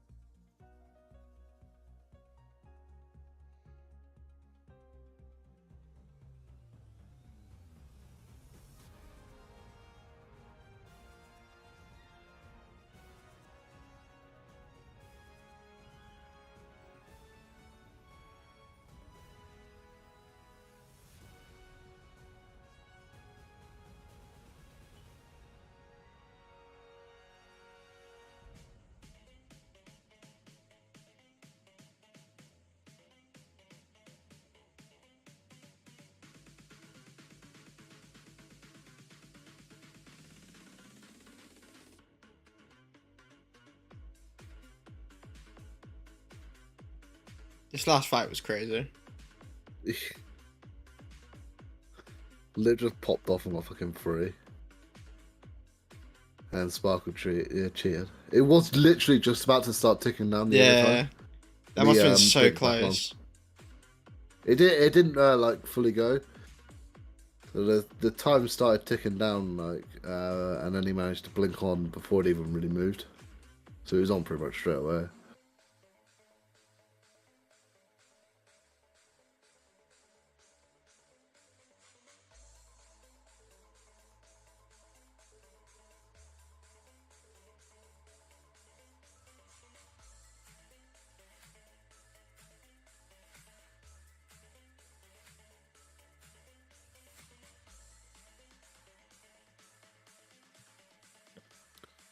Let's kill on Lip. Honestly deserved. I think the character that got the most abuse in the whole of World Cup is Sojourn. Because Sojourn's so good, it's got fucking demolished. 9 times out of 10 is Sojourn. Oh, why have you done that, mate? Oh, you dick. Actually, that's problematic. Fine. Yeah, you get rid of the SP, whatever, still have this part. That's It boring. seriously does. The sheer scale of getting to see everyone and all these characters that we know and love come to life because of all these wonderful, creative, passionate people. It's just, there's nothing like it. I'm honestly just consistently blown away. And on top of that, too, you have really just a loving group of people who came through. Is that really what it's all about? Just like folks who just like care, The Reaper. have a lot of passion, and just want to make cool stuff? So much so, I've just been collecting people on the way, walking over here, and just getting to hear about everybody's experiences with the games that we all love. Oh, I love it so much. It truly is. So, look, BlizzCon has been an amazing time, and so many people came out. But what's a message as someone who cosplays, who does so much for the community, that you would like to share with folks who have never come to BlizzCon before? You guys got to join us next year. This is so much fun. There's nothing like it, and yeah, I want to see you join the cosplay crowd. Yes. You can do it. Yes. It's so much fun. Indeed. What is Reaper holding? Look at the incredible cosplay behind us. All the folks Pizza. that came out as well. I think Pizza. it's safe to say that this BlizzCon is pretty damn awesome. Wouldn't you guys agree with that? Hell yeah. Back to you guys. Thank you so much. We are here to vibe, to have a good time, to connect with friends, with family, with everyone who is an enjoyer of good Overwatch. And that is what these teams have been brought to the table for the Overwatch World Cup 2023. We're here and we are getting ready for the finals. We need to crown our champion. And this year, this one is going to be fought out between the team from China and the Kingdom of Saudi Arabia. We did know that China is a very likely, contestant for this title heading into this. But I dare say a lot of people would not have had the Kingdom of Saudi Arabia joining them in this very final. So let's talk about this very squad and what they've brought to the table and how they performed thus far. They've made an incredible dark horse run so far in the tournament, Zoe, but I think I can't overstate how much this is the best in class ever that we've seen from the Kingdom of Saudi Arabia, that the performance has been amazing. To even get this far, right, to be in the top 2 is an incredible accomplishment, and now they have a chance to fight for a gold medal here in the Overwatch World Cup. This is an incredible opportunity for them, but I can't overstate as well how much of an upset this would be if they were able to win. I mean, these guys, they're contenders players, right? Yes, they're making a name for themselves. Yes, they're like burgeoning onto the scene, but the team from China is fully stacked. I mean, that is a monster roster you are up against. So now the challenge for the Kingdom of Saudi Arabia is to stick to your guns, to stay confident through to the end, right? Finland, they were able to force the team from South Korea to come to their house and match their comp. And I wonder, can the Kingdom of Saudi Arabia do the same? But they have an uphill battle to fight as they are going up against a team from China. And in 2 consecutive World Cups, the team from China has placed second here at the Overwatch World Cup. I'm on Gyushu actually. Or Gyushu. Here in the gold He's really good. matchup. Hungry to win this tournament. I mean, this is an incredibly stacked roster featuring some of the best players in the world. I called it already, the best damage duo we have seen so far this tournament. Gujo is back in the World Cup one more time after building his name, his legacy in this very tournament. The backline as well, we've been overlooking it for the past few years, but really how they've come into their own the past couple of years. Monk has been a standout in Ana, arguably the best Ana player in the entire world. So this is an all-star team with pre-built synergy going into this tournament. This is the big juggernaut that find themselves here in the gold medalist match. Yeah, I think looking at this match ahead of time, you would have thought it would be South Korea and the team from China here, but no. Team from China, the only one standing of the two, and only one more in their way. So there's been 3 MVPs from what I can tell. Everyone should be. Yeah, and I'm especially excited because this it, might or is very there well be more? a clash of styles. We I do remember see the team from Okay. Kingdom of Saudi Arabia heavily relying on those Sigma Season compositions. On the other MVP. side, we do see that strong dive coming out, that aggressive playstyle from the team from China. Now, I can't wait to find out who is going to be the top dog, who's going to have the upper deck in this battle. I know we're ready for this. I am certain our teams are ready, but the big question is our crowd ready? Let's send it to Golden Boy to find out. Thank you so much, Zoe. Yes, I am here to find out if Oh, our I'm crowd fucking dumb. is ready for the Overwatch World Cup Finals. I don't know, is this section ready? Are you guys ready? What about over there toward the rafters? How about right here? You guys ready to go? Oh, I know you guys are ready to go. This is it, folks. It all comes down to this. The Kingdom of Saudi Arabia versus the team from China. Two teams looking to make history. But we got to find out what our desk thinks about the predictions. So send it back over to Zoe. Thank you so much. Yeah, the crowd is ready and rowdy, and so are we. So let's dive straight into our predictions. I think as much as my European heart does want to see, you know, a European contenders team taking it all, what a great story that will be.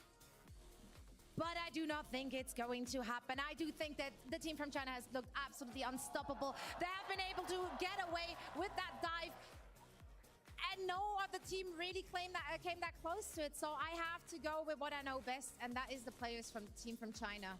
I also went with team from China after they beat Team South Korea. That was it. I was like, this team is gonna be the team that gets the gold medal this year. They're stacked roster. They look locked in and they look ready. I'm going for team from China. You guys know me. I always choose my mind over my heart. My mind tells me, you know, the Sigma comps with the right counter picks, you can shut down the Echo, you can stifle the Genji if you're just perfectly on point playing well. But guys, my heart has been captured by another team this year. It's the team from China. I don't even believe they're playing the best meta, the most optimal comp. I just don't think it matters. They are playing on such a level, such momentum, such pace, talent, and coordination. I don't think there are 5 players in the world who could challenge them on this stage right here today. Agreed. I was kind of hoping a little bit that it would be this roster's moment in Toronto, but alas, it was not. But this time around, this really is the culmination of Chinese Overwatch bonding together and fighting and earning themselves that first global title. I got the team from China winning their first Overwatch World Cup here today. I think it's going to be a triumphant 3-0 victory over the Kingdom of Saudi Arabia.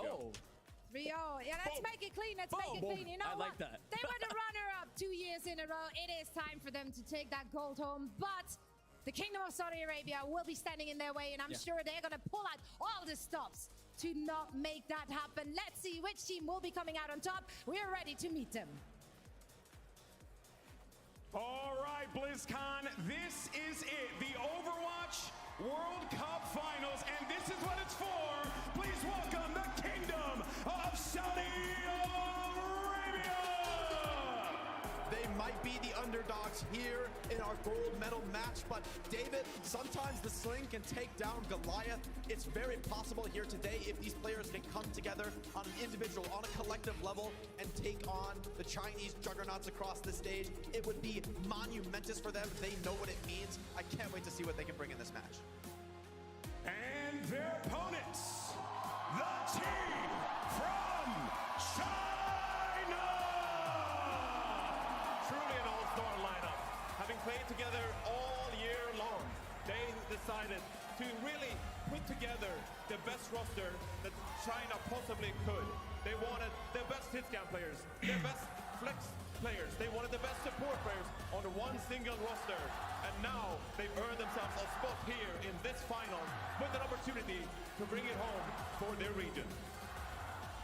BlizzCon, this is what it's all about right here. This I think, yeah, they might want China to win the crowd. Yeah. Don't know what gives me an idea. Let's try it again. Are you ready? Let's send it over to your casters. It's Uber and Mr. X. 4 years ago, the Kingdom of Saudi Arabia made their foray into the Overwatch World Cup. They placed 11th through 20th. The prelims. The prelims. Never made it to BlizzCon. Now they await their final task, and in front of them, the mythical dragon rears its head. It's years of history, hard work, and legacy in the team from China that await them. And it's really impressive. I mean, what, 11th through 20th in the prelims? Like that is, you're not They're down even, there with like Singapore, Iceland. You're not getting even close to groups. And from that They haven't done a World Cup since 2019. Okay, that's why I was confused. Yeah, they didn't do one for the COVID times. Because I was trying to figure out how many MVPs there have been, but I was trying to figure out who they were. So it was XQC, Jonak, Sinatra, and then who was the one? Saudi Arabia are the underdog. Yep. Team from China are expecting here to come and take the gold. But that sets up the storyline. Flutter, I think. Teases this David versus Goliath. Those are the 4 MVPs. Young, incredibly talented team. Oh no, Miro. On the side of Saudi Arabia, going up against the juggernauts, the giants, the team from China. I think South Korea have won it every time apart from one where US won it. The Sigma comps are probably better. It's just that the team from China plays this dive so fast. The one thing I will say is we do see Surma Jet pick up the last one, US one. Player in the world. It's a little bit of a different look. We see a lot of teams with the Sigma either run like a BAP with but they haven't always had the skin. XQC got it on the one when they were runner-up. Well, Canada runner-up, or? Yeah. And then he got the MVP skin. So yeah, either of these teams were probably gonna. That's what we got. We got the Doom comp. Sigma comps pretty much exclusively the entire time, and this may catch the team from China. They're really good at the Doom Genji. They got Cass and Junker Queen. Down map, we saw Gushui very quickly. What's that? Making about face happen. Kaisei on the Junker Queen here, and a Cassidy for Quartz. One of the most dominant hit scam players at this tournament. Expect Quartz to make waves here. And they still run the sim for a little bit of extra mobility. Really interesting here. Leave headshot there, forced into a deflect. Quartz playing rather close to the front line here as Gushui is reluctant to engage too deeply. It's a teleport play into the backside, but 3 players from KSA are hit with a Bionade. UB under a bit of pressure, but Gushui won't commit to any of these dives yet. Shy now has a lot of space as he rotates around, and Saudi Arabia have to play from this small room. Yeah, and you've used a TP. They want to make a play for the supports of the team from China, but a biotic grenade from Monk could stop that. Marjet is in a reload animation and has to go for the mortality field instead. Maybe not the most efficient use of that ability, but it keeps his team standing. KSA is in trouble though. He's here with a biotic grenade, and here's the meteor strike. That's the first blood. Gushui claims Haku. And it is going to be a full-scale rout for Saudi Arabia. Yeah, so team from China, they win that. It's really a really drawn out fight, right? KSA poking, prodding, getting that amp matrix that Surmajet has, and then trying to make a play after that. They commit to this comp for at least another fight. It's a big investment in the Cassidy here for Quartz. Oh, there it is, okay. Oh, wow. The poke damage claims leaders. He's playing on top of the bridge.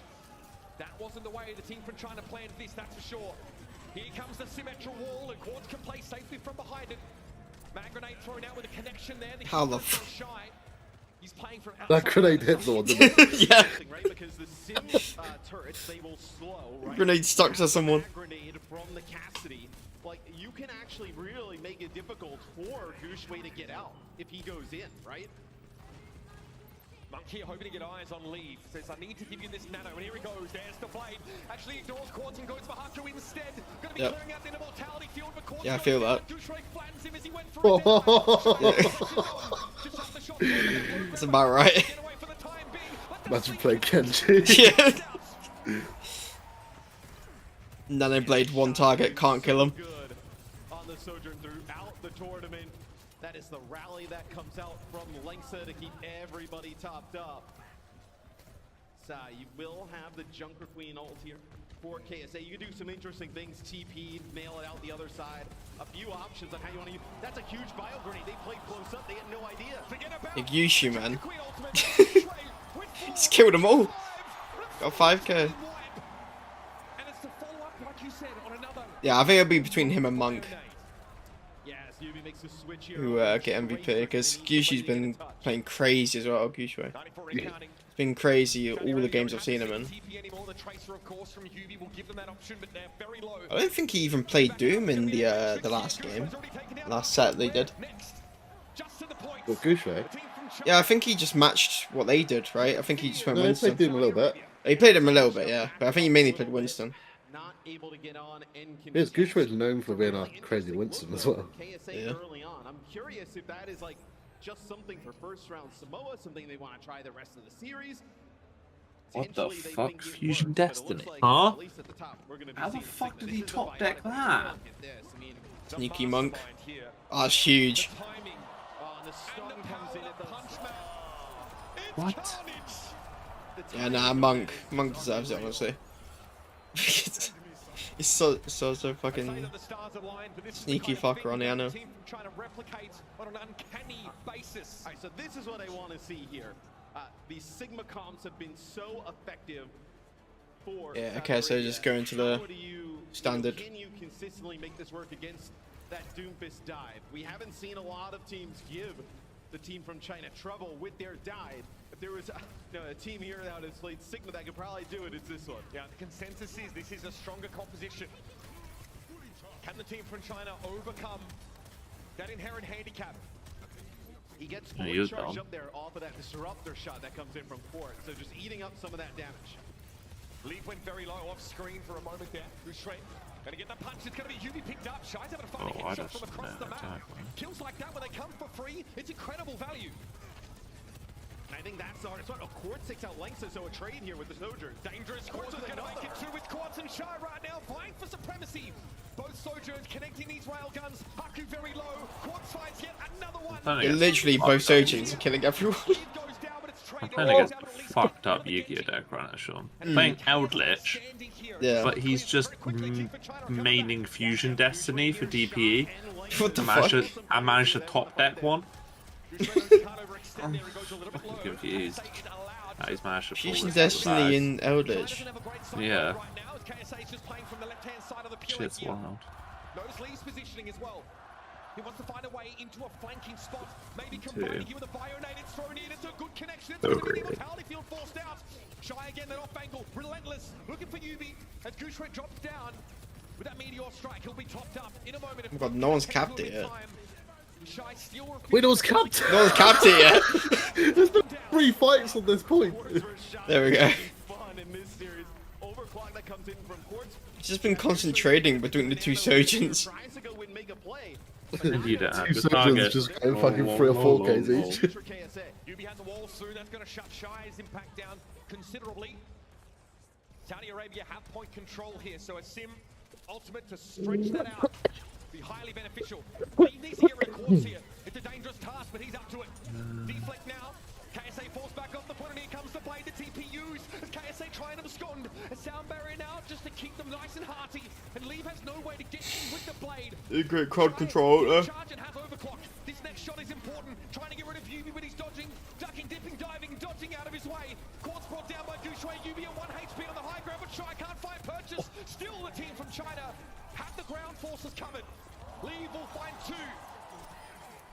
The team for China are now in control. Yeah, almost 50% though. You got the dash bugger. I really like that. It's like interesting use, like the TP, right? They get out right behind Shy. Bro, Like, could not move. The hardest thing with mechanics, obviously, in like a shooter like this is being able to like change. Yeah, their dive's really good. I don't think anybody's actually stopped them on that dive. Really difficult for Shy to adjust to try and land. They even took a close packed group here point off them. for Saudi Arabia. They're expected to move here into this room, and this is where Quartz wants to play from to get some of these. They all play for like Spark, right? At least most of them. I think the whole team plays the Spark. Yeah. I think when I looked at that list, it showed Spark, and then one of them doesn't. I think one of them plays for a different team. Nobody gets the drop on that guy. Munkdo in trouble. Doesn't expect Quartz to be nearly so close. He's forced to play back from behind the TP, and there's a Natter now to deploy, but Monk won't have a chance. He's brought down. Okay, can't do that. Getting rid of lead is massive. Now the team from China clambering to hold this point.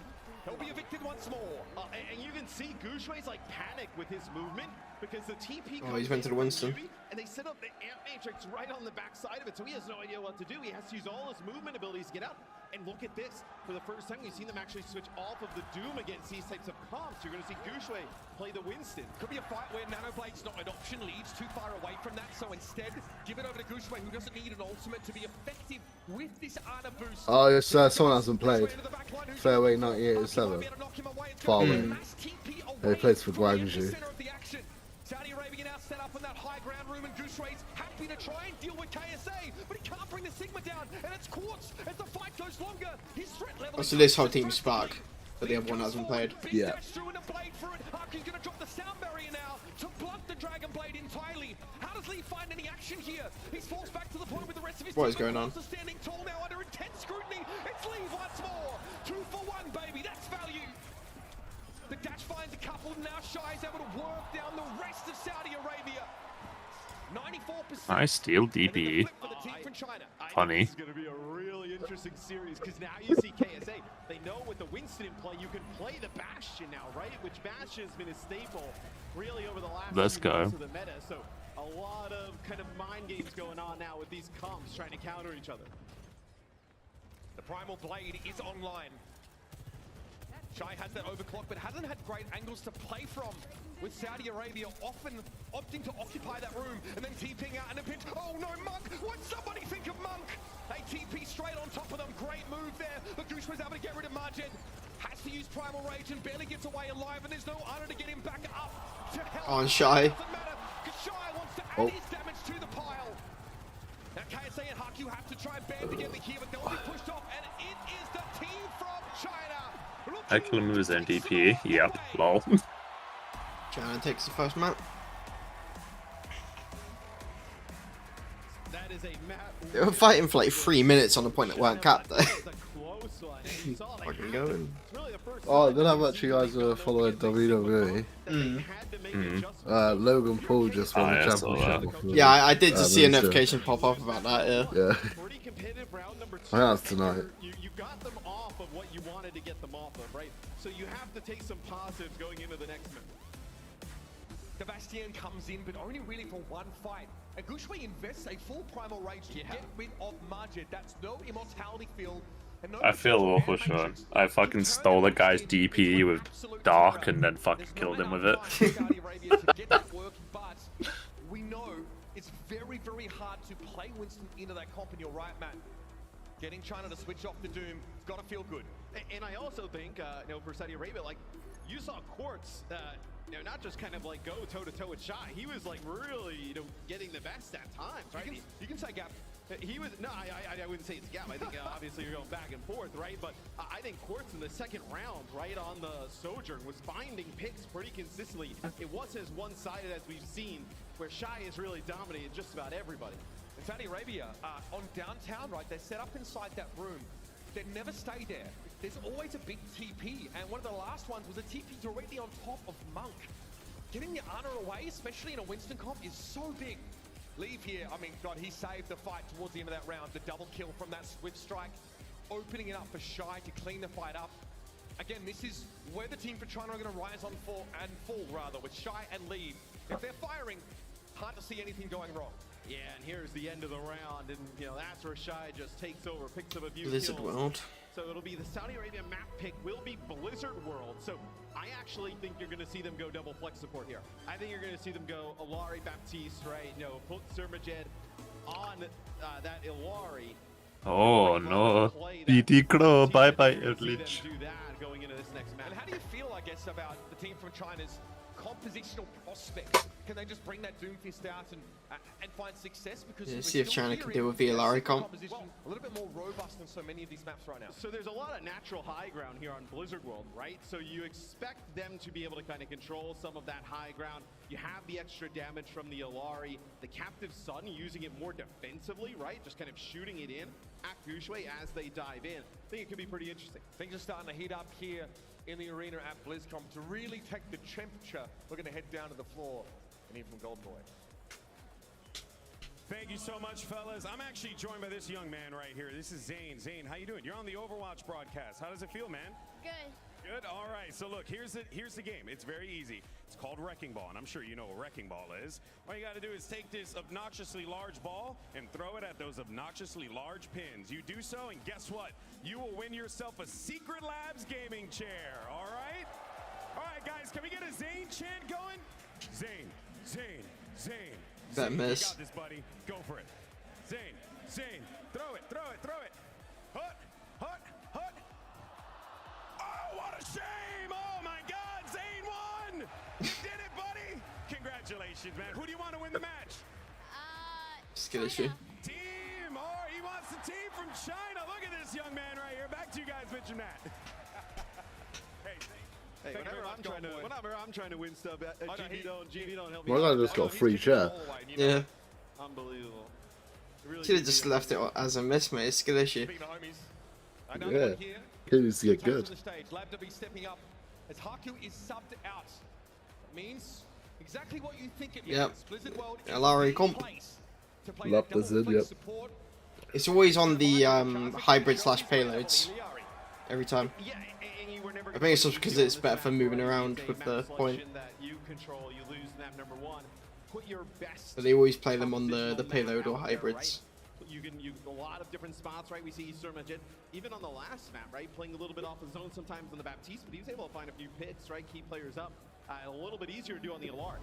A fun map that Samoa one was. And if that's anything to go by, these two teams perhaps are a little more evenly matched than a 3-0 prediction from the desk might have indicated.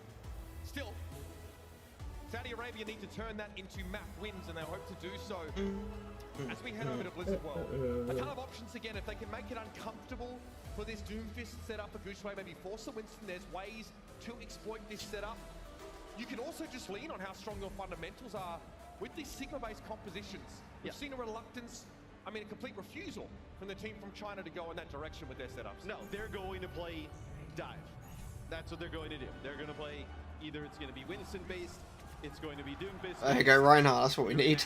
Shy play Sojourn, and then you're going to have Leave end up playing like Echo Genji, right? Maybe some Tracers. So you're going to see from team from China in the mix. This is what I expected to see from KSA. Yubi on the sim. This is going to be able to get them moving around the map, right? No speed, so it's going to give them a little bit more mobility. A lot like how we've seen from Hadi and the Spitfire, right? Moving around the map with that sim. We like a bit of movement. Yep. It's, let's see what they decide to do. I mean, I just banish it. Is he actually staying on Ryan? Oh my god, he's actually staying on Ryan. Oh no, they're just checking. They would have been crazy. Oh, Hanzo though. Hanzo Genji with a Winston here, so flex it a little bit here, doing some different stuff. Yeah, the Hanzo is interesting. That's rude. I don't know what to expect from your analysis of this conversation. We have not seen them play Hanzo the entire tournament, right? That's a shout out to my boy Jinmu. I'm surprised on the Hanzo, not gonna lie. Yeah, Hanzo is a weird one. Like the Sojourn Kid, right? Okay. Taking out all the equipment. Fireballs, yep. Oh, and Quartz. You know what, mate? You stay on Hanzo, then that's fine.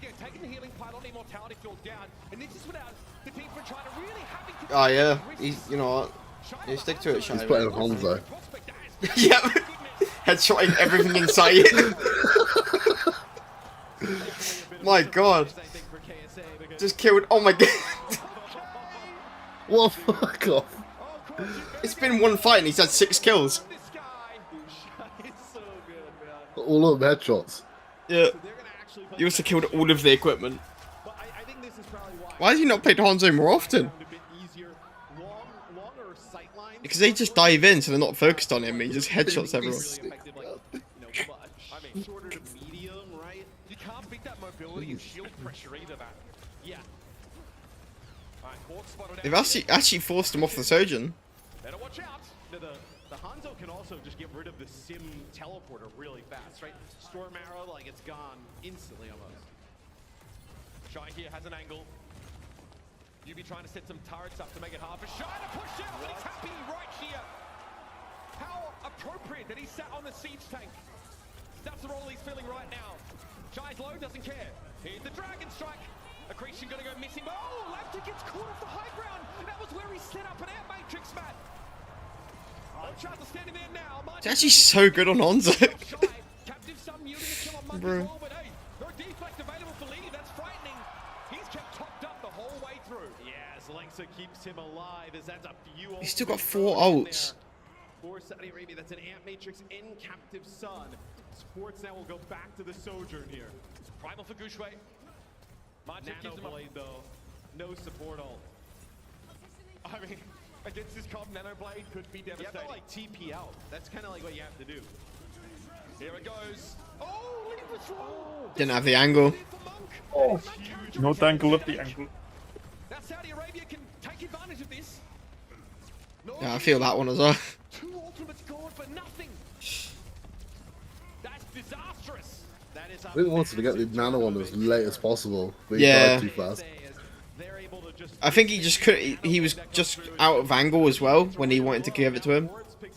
He couldn't see him through the wall. Gushway might be able to escape here, but tell you what. It's unfortunate. More insult than injury after losing leave in Nano. And this is what I thought would make a difference when we were in the back, and you know we were kind of waiting for the series to kick off. Is that the Alari does so much damage from the support role, right? That if you were gonna like try and burst down a Doom or a Winston or something, having that in the back line, like you're not really gonna survive a Nano Blade no matter what, right? Like if you have a rally or anything, right? Like so you may as well try and play full offensive. What do you mean you won't survive Nano Blade with a fucking with a rally? To invest a bit more to get rid of him. It's Marjet though from long range.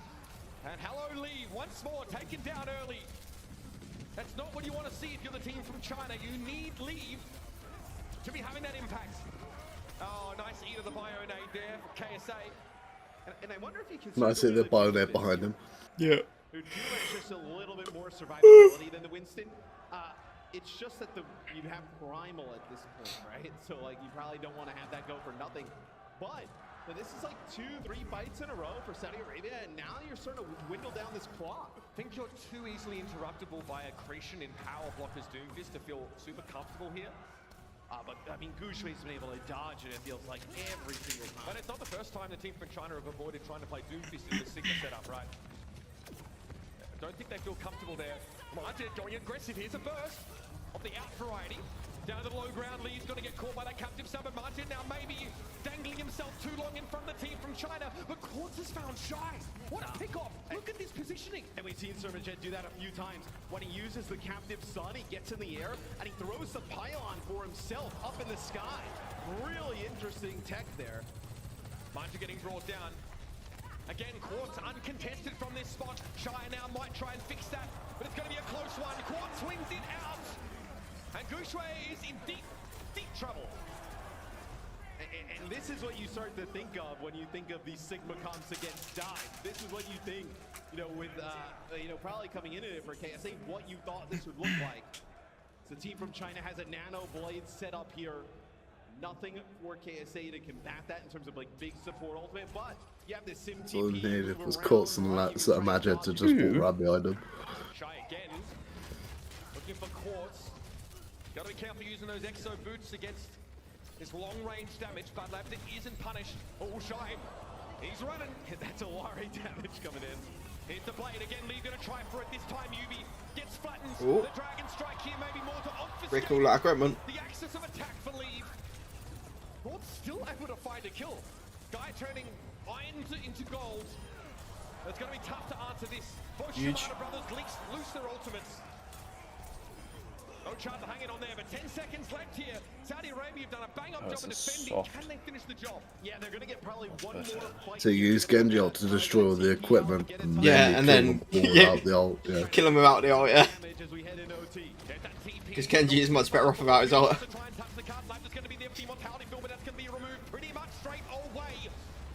Shy falls back here, Quartz in position now in that assault configuration. Pretty scary stuff, but China hanging on here. Quartz wants to try and pressure down, but Shy wins it out with a Storm Arrow. Lengths are now under pressure, but KSA's hit with a Biotic Grenade is in deep danger. They charge ahead of the shield. And the team from China. Do they almost pull that? Silly tank tried to fight the supports. Set up on the high ground that is so deadly against that Winston. And, you know, KSA and a few other players get hit with a Biotic Grenade. Another one from Monk on the day. I mean, he's at 98% towards a flux. You probably consider using it there if he's not hit. Disrupt the shuttle, force Shy down for now. Still with the Hanzo. A bit of damage there on KSA. Another Dragon Strike here. You definitely can catch people out from this position. Send it through the corner. Gushue with the primal now as well. We know what that sound means as a captive sun. Lengsa hit by it. Margin trying to get an angle over the top of the shield, but he won't find it. Here's the Gravitic Flux though when Lengsa gets taken down. Eventually, the Liari has her fill. Healing pylon is down. Mead gets through that immortality field as well. And is looking at Yubi, but he's so far away and the turrets are slowing him up. He has to go for the primal range here. Kill secured, he says. Now on with the job. Elsewhere, Quartz was able to get rid of Shy, and there's an issue with KSA on that card. But Margin is the focus, and That's Goose huge. turns him into a pancake. Getting close in a few of these fights, but not able to take it. Is he The team swapping? from China will continue to move the payload. No ultimates to work with. No. Amp Matrix here Just is running all back. No. Corrupta, so maybe you're able to get a hold before a map I was completion. surprised he's walking back to the spawn door. Tentatively, Saudi Arabia starts to set themselves up for this last fight. And Air Matrix here for Lambda, a pretty safe position to set this one up from, and immediately the team from China have to duck their heads. And some Metro Barrier as well is going to make it very hard to stand on the card. It's such a lopsided scenario. The high ground, owned by Saudi Arabia for the time being here. Gushue though still healthy. He jumps up, can't be in control for the time being, and Lee's going to go with the Dragon Blade. It's going to be Yubi falling down first, and Lex found KSA. The Sigma's gone. The pressure is on for Lambda. He stays off Lee, who now has to go to the card. He just scared him away. That's all I needed. Just scared him away. I'm off, mate. See you later. That was great. China, they'll get a map completion. No time left in the time bank. So considering how things started off, actually pretty good defense towards the end there from KSA. It's just how are they going to go on offense? You know, they're going to have to... Yeah, Shy on Hanzo is actually really good. As, you know, the team from China is getting aggressive right onto them. It seems like sometimes they had some difficulty. I'm surprised they... that on Samoa. Like, he went back to... Quartz went back to Bastion again. After he started, like, doing well on Sojourn. Arabia on virtue of just not expecting the Hanzo there. That is extremely out of left field. But once they're able to adapt, My think it was a bit harder to get on this part of the map, Saudi Arabia He was trying to get back to areas fight and quicker. have to shoot or whatever. to bleed a heck of a lot of time off that clock. And they run the Hanzo the entire time, right? Access that high ground time and time again. How did you like it in the later part of the round? I think it's fine. I think it's just like a more long-range option. Let's see this here. Oh my point. This is a bio grenade, right? I mean, that's huge because if that bio grenade doesn't hit, right? You have Majid there able to heal up KSA. That's like a lot of burst healing from the Alara. You have the pylon. Maybe you end up using the flux there. Huge nade from Monk. Still the Hanzo for the team from China. That's cheeky as well. Meet them at the door. Just sat there waiting for the teleporter. Play from behind the statue. Saudi Arabia would love to try and play for that high ground platform, but it's going to be a little bit tough to take with Lengsa and Monk set up there. They'll actually opt to give it up though, as Shy has a decent little side angle to play from. Look at him space back. Yeah, I mean, you see how fast they can get rid of the Sigma shield there. With that Hanzo, it just slows up the push. I like the TP to the high ground. Yubi feigns and commitment into the backline, forcing Shy to play inside Snacks Ramus again. This 1v1 playing itself out again. This time, Shy comes out on top. Both players just not afraid to take that 1v1 as that time It'll be Shy that comes out on top. Monk gets a kill at range, but you're going to have Sermagent take out lead. So maybe you can just kind of hold here for KSA. Hang on. Jay gets another. Headshot on a Gushway. Here comes Margin looking for more damage on Monk. Forces him off that sight line too. It's just a Brig and the Sojourn playing for that high ground. This is about to get quite dangerous here for the team from China. Or rather, it's the Hanzo Shy. Here's the TP. Do they go through it? Just Yubi for now. It won't force the team from China away entirely. They're going to have a chance to contest this. Look at the wraparound from Shy. He's trying to flank. Gushway now going to jump into the fight, and Immortality Field won't stop him for long. He's looking for the sim, but the damage is so insane. And the Mega Health Pack picked up their Oh my god. This is taking Gushway. How is he alive? It gives up half of his health pool. A kill on Lambda is absolutely essential. Quartz, don't know what happened there. Margin now with a captive son to the low ground, but has to spend most of the That was crazy from China. back up. Margin is down, leaves able to find him, and it's just KSA left. That fight loss is going to leave a 98.4%. The amount of time he spent fighting that sim as well, and he still got away with that. Yeah. I can't believe sim took that long to take down. So I would love to know what happened with Quartz there, because he's a huge damage dealer for KSA, and somehow ends up falling off or something happens, and I mean, that's a lot of damage that you would have loved to have. Okay, here comes that teleporter. Wall thrown up. Dragon strike from Shy from an odd angle. It's hard to know where that's going to come from. Saudi Arabia forced to play away from that Immortality Field, but there's no follow-up from the team from China. It's Margin on leave. What a big kill. What a way to open this fight up too. Yubi picked off by Shy.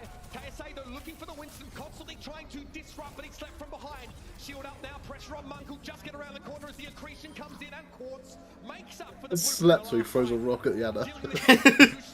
Yeah, it's definitely revenge. You really do see how effective the Alari is, though, against these types of comps, right? I mean, a few times we've already seen Margin able to take out Leave. He gets slapped, he turns around and Monk just dips. Yeah, it's the immediate target, yeah. Honestly, it deserves. Direction they're going in, right? 3 minutes plus here on the clock. No way to access high ground is going to be tough for KSA. It's really hard to keep up your healing obligations as Iliari while doing this much damage. What we don't see is a constant I thought he trapped her at the back. Let's see. Oh. Got two. How did he not get sim there? Leave can't challenge that line right now. Lengths was able to find Quartz, and Leave will do some house. It's like TP'd the frame he was about to slash her. They get a fight win here at the choke. A bio grenade just slows them up yet a little bit again. How does Leave get away with being accretion without nano boost? And they let him live. It looks like they either have Monk or Lengsa directly behind him, just pocketing him the entire time. Yeah, maybe not let Live. It was just Monk pumping those heals. Look at this. You have the Sojourn and the Alari on an off angle. This is so much burst damage. You have no idea it's coming, and look at that. They're able to get a pick. All of these hits can projectiles. Very, very hard for Genji to deal with. Here's Gushway. Martindo has eyes for... Doesn't know where to go. Monk, gotta be hit here. Leave Monk alone. Can't quite get purchased. One more will do it though, and there's the detonation of the D. Got his sleeping time though. Shy in the meantime though, found Lapta. That's a big kill. Healing pylon thrown down by Margin. He's trying to hang around. Yeah, his sleep was massive. Prolongs the inevitable in Quartz. I didn't realize he's just slid into enemy territory as Gushway gobbles him up. Yes, you were hoping that outburst from the Alari would have put you up on the high ground of the bridge, but it looks like you just knocked his head right underneath it. Did not end up on the high ground. So about a half the time as KSA had here to get this second checkpoint. You've got about halfway through to checkpoint B. They're building up a huge bank of ultimates though, Matt. Yeah. They do have that going for them. Not getting high ground though with this amp matrix. Like I don't know what you're doing with it, right? You can just run away. That healing pylon's down. Lee can go in. I like the timing here. KSA's forced to go for kinetic grasp, but Yubi's already been picked off. It's got to be Quartz to try and rescue them, and so he has. Monk and Gushway. Oh, he gets somebody. Yeah, Lengsa inside that flux. No chance to follow up on it though, but Lengsa is low. He's unlikely to use a rally for just himself. It makes no sense. And eventually Shy is brought down. Quartz has 3 final blows in that fight. This guy's Quartz is about to get ran up on by a brick. Fucking hell. Like every fight win. It's just Quartz and Sermagent able to get some good. Oh my god. Here we go. Oh. Mid Quartz run away. From Lengsa there, whose nickname I can't mention on air, but it definitely speaks to his prowess. As a Widowmaker here. Maybe just really wants to punish Marjet for hanging out in the air. Dangling himself with those outbursts. Captive Suns as well. I like the TP though. Oh, Shy! Didn't expect a tea party. Can't really get rid of it as fast as you can with Hanzo. Too easy to dive. That Widow landed down though. Gushue at least on the counter dive finds one, but look how close the card is. 26 seconds left. We're in a 4 versus 4, but losing Lambda is absolutely devastating. Here's the blade from Leave. Who does he find? Captive Sun. Yeah, that's rude. He drops to the ground. He's vulnerable. He's looking for KSA though, and it gets Oh wait. somehow Leave prevails again and again. Coming up with the goods. And now Quartz needs a nice big old whale to settle the score. But everyone runs away from me, he still manages to sneak a cheeky pick out of it. Saudi Arabia aren't going anywhere. So that puts the team Let's go China. one map away from winning the Overwatch World Cup. So they are doing it with all different types of styles and comps now, right? The Widowmaker switch at the end, Hanzo play. I mean, Shy just showing us everything here. One step away from making history. Going back to 2016, 2017, no one really took that region seriously. They said they're behind. They got a slow read on the meta. They're playing old school. But as the years pass by, the team from China and their countrymen began to come to the forefront.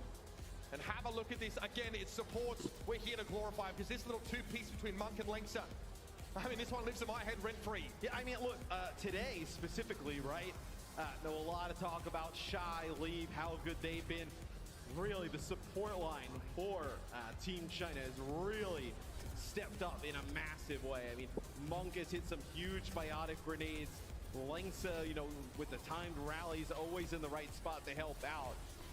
Feels like they've, you know, they know what was in front of them coming into the day, and they probably felt like, hey, you know, we win that semifinal, we feel really good going into the rest of the day, and they've come in extremely focused. And I think if there's any map that's going to showcase the strengths of not only the Sigma composition, but also Saudi Arabia, it's this one.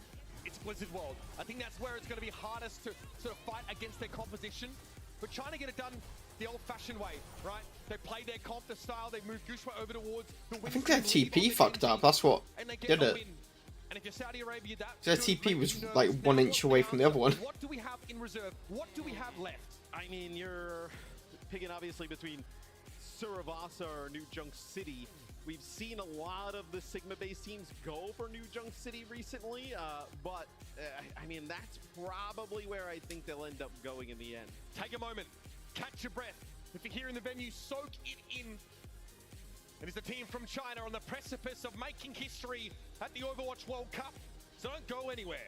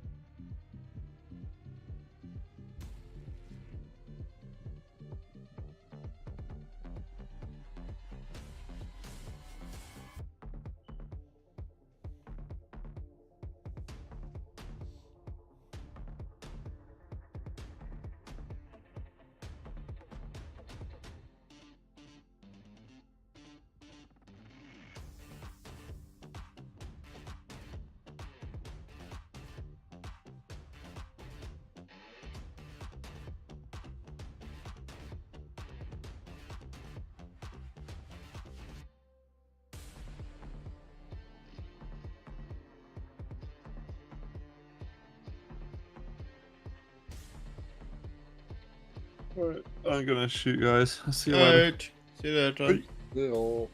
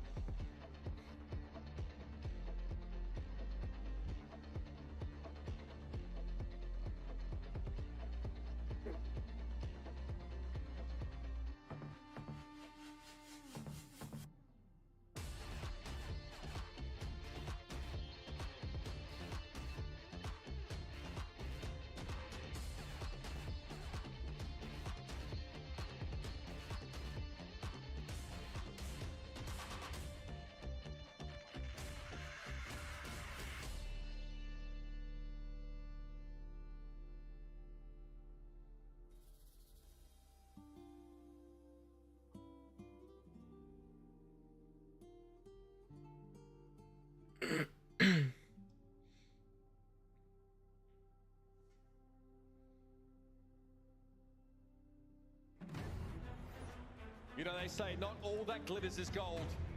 But to the team from China, I don't think it matters what that trophy is made of. They're hungry for it. And they are one map away from hoisting it and claiming the gold medal here at the Overwatch World Cup. Standing in their way, this young team of upstarts, Matt, looking for answers as Saudi Arabia fall 0 maps to 2. Yeah, let's swap back to Haku now. And then as soon as they're on, if they're on like a payload again, they'll swap back over. That is to be expected. The maps are so big, you need to have that speed to get around the point.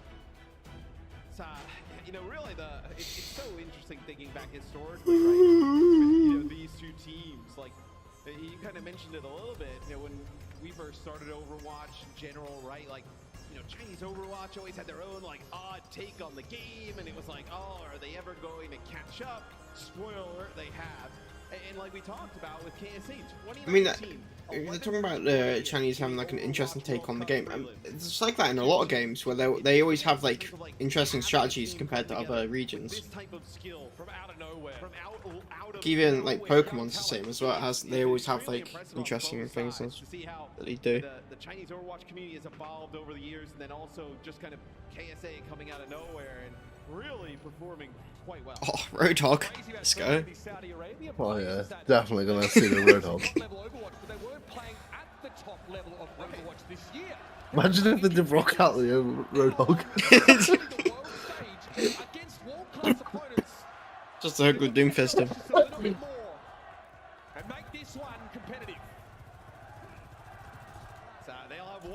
Yeah, we've got the dive. Go on, get the 3-0 China. Like I mentioned, it'll be the Lucio Haku coming in here. I think like the whole of China's team is better than the whole of KSA. Like the DPS supports and the tank are all better. I think the tanks like can be heavily dependent on the character. Like, I think if it's a Sigma matchup, it probably would be KSA. But them being able to just dive and stuff. Yeah. I mean, their supports are definitely better. Like Monk and China's players are like so good. Yeah. So they can play their own meta. They don't need to play. Yeah, exactly. The meta. They're just playing their own shit. Yeah, so it'll be KSA getting the point first here, as I think the team from China just kind of circling. Right? Like Shy just casually playing Hanzo and then just killing everyone. Up in the 6K. Slides away before Quartz can finish the job. Shy, oh my goodness! Just peeking that corner time and time again. Railguns clanging into the bodies of his foes. KSA's in an awkward spot. And Gushway can body block any sort of... I'm surprised they didn't attempt to do something different just because the dive's been doing them in. And with the way he punches him into the corner, right, it blocks some of that line. Here's, I don't think KSA is a good dive tank player. Even though Superchat actually ends up taking out Leaf, right, which is a huge kill. Doesn't matter, not able to keep I think he can play Diva quite well, actually. It's like, yeah. Taking out Sir Martin instantly with that railgun. Here comes the turrets getting set up. You can hear them now as we'll have a teleporter. This flank though, this audacious flank from Shy. The teleporter got taken down by the disruptor shot. And it gets immortality field out, so you're totally okay with that if you're the team from China. Shy starting to feel it a little bit more. Seismic's landed on the high ground, but the accretion was well placed by KSA. Still, Goosewave is nano boosted. That was a good rock. Here in a safe spot, and Quarters forced to drop down. He's not ready for this angle. Yeah, the off angle. There's the dash in there from Leave, and Yubi got taken down, but the He just plays so well, the dive. And he just got Shy to play like an off angle character. Yes, KSA did the tough job, right? Landing that accretion on Nagushli, it is pretty difficult to do. He's so crafty with, you know, seismic slam, then punching in midair, changing directions, able to land the accretion, but he has the benefits of the nano boost. Doesn't matter. It's how they actually go into the spawn. So the first time we've seen it, use the swap spawn feature that was added a few patches ago now, actually probably a few seasons ago, where you actually now will get that spawn for that next checkpoint. So actually close the gap a little bit. Yeah, plus the Symmetra means you can actually get to the point first here. Letho goes ahead of the rest of his team. Buys a bit of time, there's the deflect, wanna punch Haku. Gotta be careful. Here comes the barrage now from Quartz. It's Yubi though picking off Shy. Now setting up on the point here. You make this very hard to break if you're Saudi Arabia. Yubi under pressure with the sound barrier is well timed from Haku and Linksa. Falls in a hail of bullets from Quartz. Both supports going down to the Bastion. So you just bait Leave in to try and make a play for the Sim. There's just a whole turret set up there from Ubius. So we saw Shy do this a little bit earlier in the tournament, go over to the Soldier 76. So a little bit more consistent damage. Obviously more mobility, like the Sojourn can like, you know, get somewhere fast, right? With that dash and the jump, but Soldier can reposition pretty easily. It's a sticky spot though. It's going to be hard to get Shy out of that position. No one can really afford to go and challenge him directly. Gravitic Flux for the Doomfist apparently. Linksa again falling to the Bastion at the start of the fight. And Monk for free for KSA. This is going to be tough for the team from China to come back into this point. Yeah, some of these like points on this map specifically are so close together in nature. In terms of like the fighting range, right? Going into this point here, you're gonna get tagged up by all those sim turrets. You don't have like a Winston just kind of cleave. They're just gonna move to the next point. Judging by that mini map, it looks like the team from China gonna give up on this one. It'll be KSA taking the second flashpoint. No need to feed over any extra ult charge if it's a fight that might not be worth winning. Again, the Symmetra being used to translate Saudi Arabia across the map much faster than otherwise. Shy maybe not expecting to see the main phalanx of Saudi players. Now an interesting point to play from here. Leave has decent high ground to play off of, but the GP can get you there as a unit. And Saudi Arabia move up to the balcony. Yeah, and they get, I mean, they get that amp matrix set up. And what is Gushue supposed to do, right? I mean, there is no position he can move to as... Oh, look at this, the grenade boost. Oh, nice sleep there from Monk. Yeah, there's not much you can do about it though. All of Saudi Arabia here. Gushue charging up a rocket punch, but we knew he was getting out. Sim TP to get Quartz out of harm's way as another good start here from KSA getting control of this flashpoint. Quartz will have that artillery strike, so we'll see really aiming that for the supports. No mobility from the supports in the team from China. Shy's on a flank again, but this time with attack visor. This has a lot now. This really weighs on where KSA is playing from, and if that kinetic grass can buy enough time to answer the Soldier. Oh my, he got him! Well, chalk that one up. Another win for Saudi Arabia before first contact's really established. So there's nothing you can do if you're Monk there, right? Perfect timing from Quartz, drops the first two, sees where he's moving. No way you're gonna dodge that last one with the way it was set up. 4 ultimates now for the team from China. Sound barrier here for Haku though, this could be huge. Can you get tactical visor value? For me, that's the value proposition for the Soldier here. Okay, Haku's able to get the beat off just as Lee comes in with the blade. Shy holding onto that ultimate for the time being, though keep an eye on that. If they can get rid of KSA, there's a chance for the Soldier to strike gold. The sim wall is so huge. Lengths is already down as well, but Lee sees a couple low health supports. He dashes through, and again, but Haku stands tall. But Gushue, again with the 2 kills, desperately marching, trying to hide behind the bulk of Quartz. But he can't avoid the shots from Shy, who did use that tactical visor now. Doesn't have any time to deploy a bionic field. Yubi brings him down with the turrets.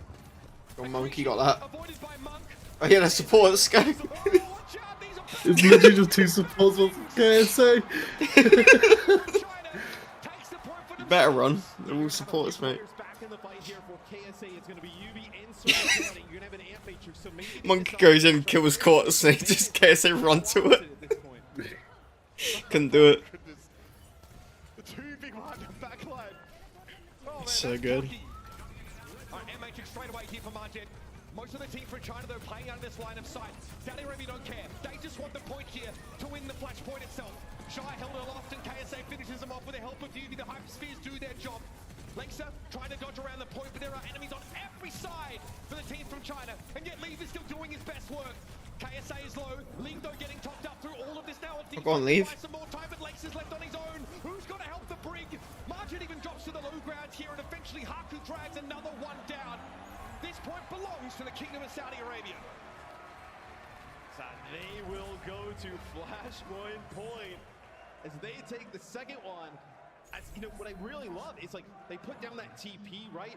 And then Gushui, it's starting to mess with them a little bit. Like that time, Quartz didn't go through the TP. He played it from the other side. Then sometimes he'll go through and they'll use the Amp Matrix. Like you just never know where that Bastion damage is coming from. Really interesting stuff here. Sometimes He's ran. He's gone. Yeah, it's a TP and fucking ran. Posturing threateningly towards the top of the stairwell. Bam, bam, bam. Quartz throws 3 down. Team from China, though, avoided their backline unscathed for now. They're going to have to be. Oh, no, Leave again. He would have been the target of the nano boost there from Monk. But now the team from China have to run again. Lynx is going to get flattened here. There's no escape. Yeah, you can't really get rid of that. They don't have a disengage, right? Typically, you're disengaged. I mean, you know, towards the second half of like our pro season started to become some Symmetra stuff for some teams, but they don't have a Lucio either, does the team from China, so there's no way to get away from that stuff. Another 4-0 fight. Team from China lost the last one. Oh, they see Shy, they TP right on top of him. Got him again, the punish, the flank, the wide flank from the soldier. Couldn't escape that time. And losing Monkey is still going to go for the blade. Are you kidding? Leave a little unhinged here.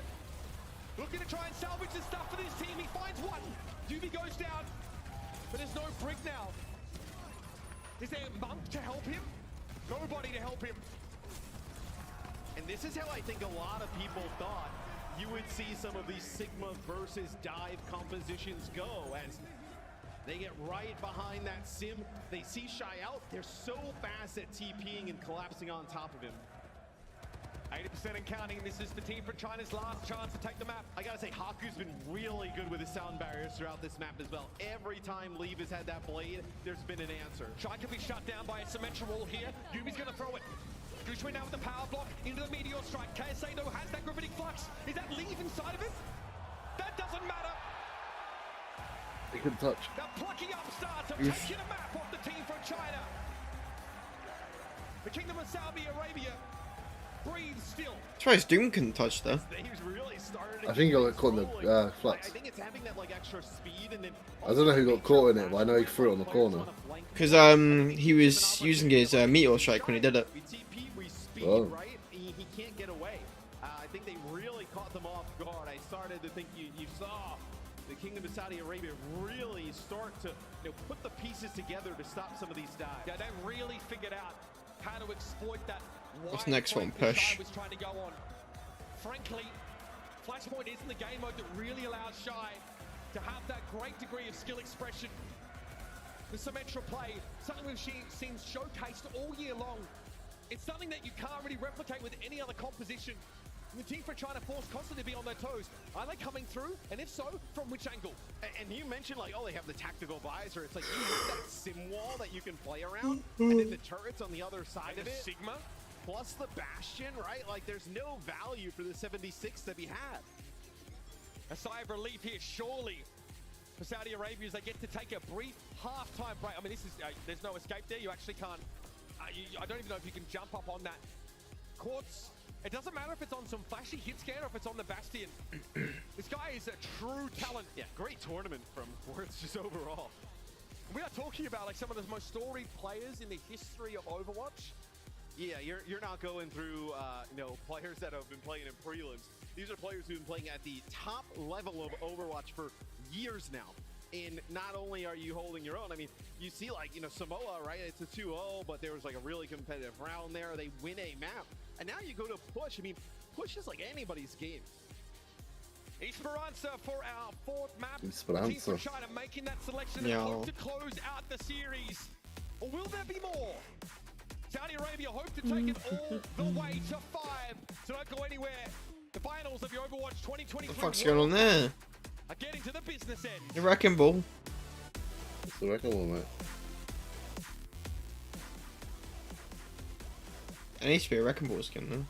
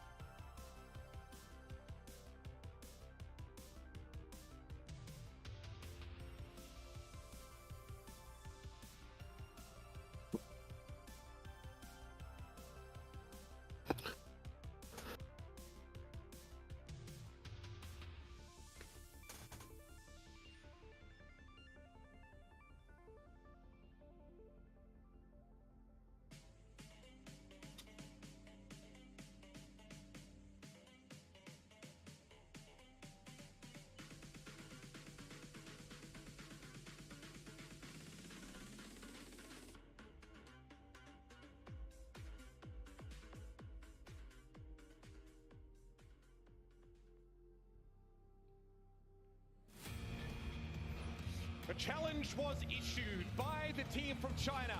Saudi Arabia, come and see if you can put a scratch on us. Well, that was more than just a scratch. Bit of a knockdown punch in the second round.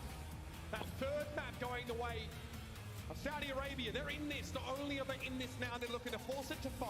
Yeah, and I think you keep rolling out there with Sim, Bastion, and the Lucio, right? It gives you a little bit of extra mobility, like maybe with just the, you know, the Illari and the Sim, like you didn't have that extra level of like maneuverability to escape, and with that speed in the mix, you do. You also have a huge support ult, right, to kind of live through, you know, maybe some of the extra damage that comes on through.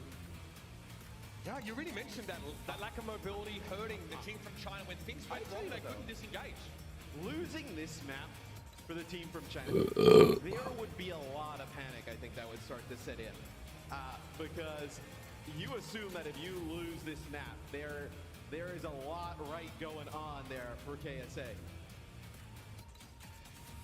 They say when your time is up, it's the kids that tell you. This young squad from the Saudi Arabian region would love to hoist the flag and take their place here.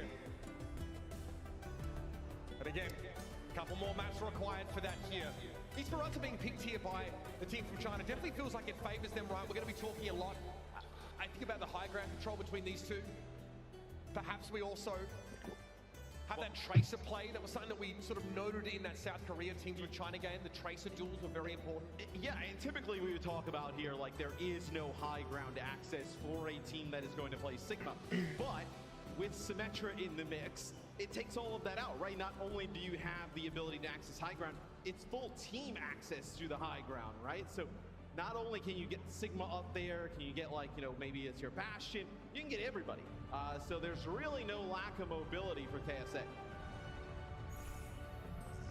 Let's have a look at some of these picks here. The odds of getting like Junker a rush Queen. comp, I'd be shocked. I mean, you could play, you could play the Queen if you were KSA, right? But I feel like the Sigma's been working. This is still championship points for the team from China. And they look to come out of the gates here now on Esperanza. It's Genji and Soldier. Once more with that backline that we're used to seeing. Ana and Brick. Yeah, and you know, I think first fight here is huge. If you're KSA and you can get control of the bot and start moving the barrier, and then having the fights kind of you know, come to you, and then you can maneuver around them, would be massive. Looks like they're trying to bait Gushui in there, maybe into a little bit of a turret chamber. They need to find a way to force Mudhead to part with that immortality field. They need to find a way to put that much threat down without exposing themselves to the damage of Quartz. And then you have, of course, the factor of the TP pivot plays that can be made by Saudi Arabia. Lead gets really low. Shy's got to do this. Someone has to go and threaten. No rail still. Shy hanging around quite some time. No, he's going to be topped up easily. But doesn't worry. And there it is. The Bastion eventually strikes. Gushui can no longer buy time for the team from China in this setup. Leave the deflect. Can Lexi get out of that small room? I mean, yeah, both supports stuck here in this small room is... That'll be Monk going as KSA trying to get out with his life, but Lee's still there. It's a good pick any other day.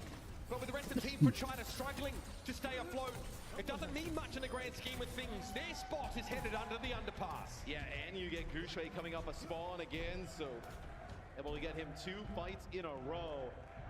You are not going to have KSA for a while, though. You're going to have to go back, get him off a spawn here as Haku will go back. Escort him. You actually have the TP, so you're going to be here a little bit closer, but not a ton of progress. You can't exploit the absence of KSA there. It's just not possible. The TP gets him back too quickly. It's up to Shy again. Needs some pressure on his high ground. See Leave going up to apply some as well, but it's going to be an air matrix now, and it's a scary Quartz in assault configuration. Will force a team from China to group up inside a very small corridor, and yet Shy emerges. Slapping Mudhead down with a headshot, no less. Takes some courage to peek into that kind of setup, and now it's going to be a sound barrier for Saudi Arabia. Gushui's low, drops down. Lee's not able to finish the job with that nano. He never built the blade, likely because he was deflecting much of that time. Gushui is gone. Shy gets picked off. Quartz lazily sends a tap grenade to the low ground. This is going from bad to badder. Oh, and they want to throw the rally into this, so the team from China wants to commit. That's going to be Lee's blade as well. Is this a mistake? Lee doesn't have a nano boost and gets brought down. Quartz with yet another kill. Has to have been like 4 in that fight. 2 tap grenade kills as well. Yeah, the nano that comes in from Monk. That is a rally, Leave with a blade, and now you may end up giving up that first checkpoint. This is horrible for the team from China. Their comp is not working. They've chose this map. They have to have had a plan.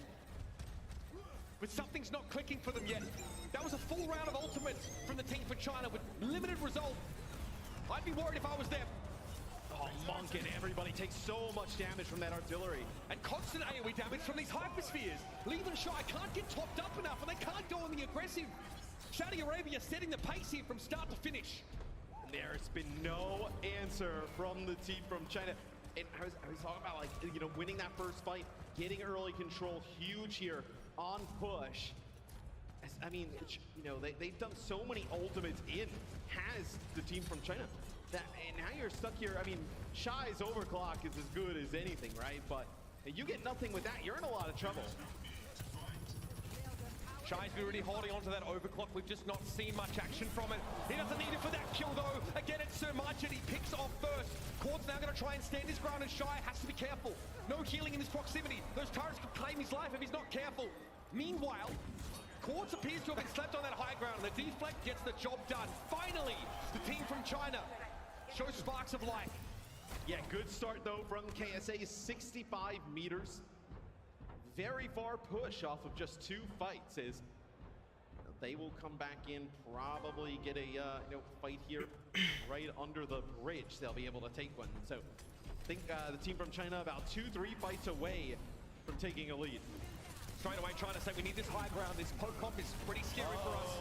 Gushui won't hang around for this, surely. But look at him, he's getting in Quartz's face. There's no opportunity to get value out of the backseat when Gushui was obscuring his entire field of vision. Haku can't escape either. It's Shy that takes him to task with a railgun.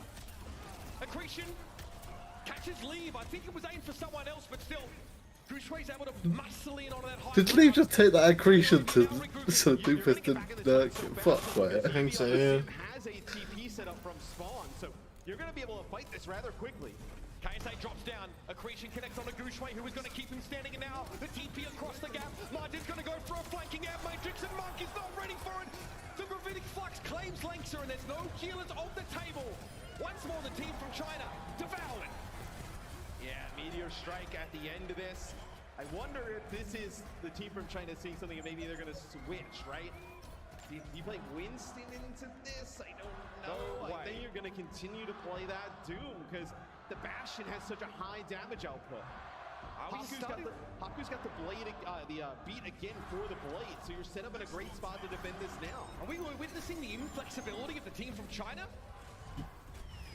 If they prove to be their undoing, if they can't find a way to find success with this very setup. Yeah, not the best artillery. We've seen Quartz do some big work with that, but buy some space. And he has Blade too. I mean, that is huge. Quartz wasn't even in an assault configuration. Gushui feels the brunt of that ability. I mean, we're in a situation where they can get a map completion. I mean, we are against not... the team from China. Yeah, we are not out of the realm of possibility. Beat here to combat the blade that's going to come through. You have the sim wall as well. They're positioned pretty well. Early pick here on somebody like Leave or Shy. I mean, things start to fall apart. Leave has struggled on this map, Matt. He has an opportunity for a blade here, but likely will wait for Monk to try and get a nano. Haku holds onto this beat, tracking that Genji ultimate. He knows Leave is looking to make the play. When the time comes, he'll be ready. What a turnaround! Shy gets rolled on that flank. Had no support available to him there. He was really being audacious. Lead goes for the nano blade, but there's the sound barrier again. Haku right on time with that Lucio ultimate. It's just an immortality field that Lee's able to pick up, and that is not going to cut the mustard. Now the fighting gets close and personal. Quartz trying to back away, but he's hit by a bionic grenade, as is KSA. But he waits it out. He shrugs it off. Shy from the high ground. Good damage on Margin, and Gushui's able to follow up. But now attention turns towards the Sigma. And again, the team from China bail themselves out. But look at that distance total. I mean, Yeah, I have to push that the whole way now. Right? They have like 67 meters, getting up to 121. I mean, this is now you have complete control of the game. Under 3 minutes, they're gonna need to win 3-4 fights to be sniffing an even match. Is the team from China? So if you're KSA, you can play pretty patient. Accretion, no connection. Rally up here for the team from China. Gushui again, this is dangerous. He can't do this for long. Eventually the damage gets too much. So we have a rally. The team from China trying to go for it now. Gushui says, beam me up. He jumps out of that flux. And here comes Lead. No break, no problem. That's 2 fights in a row for the team from China. They're going to need more.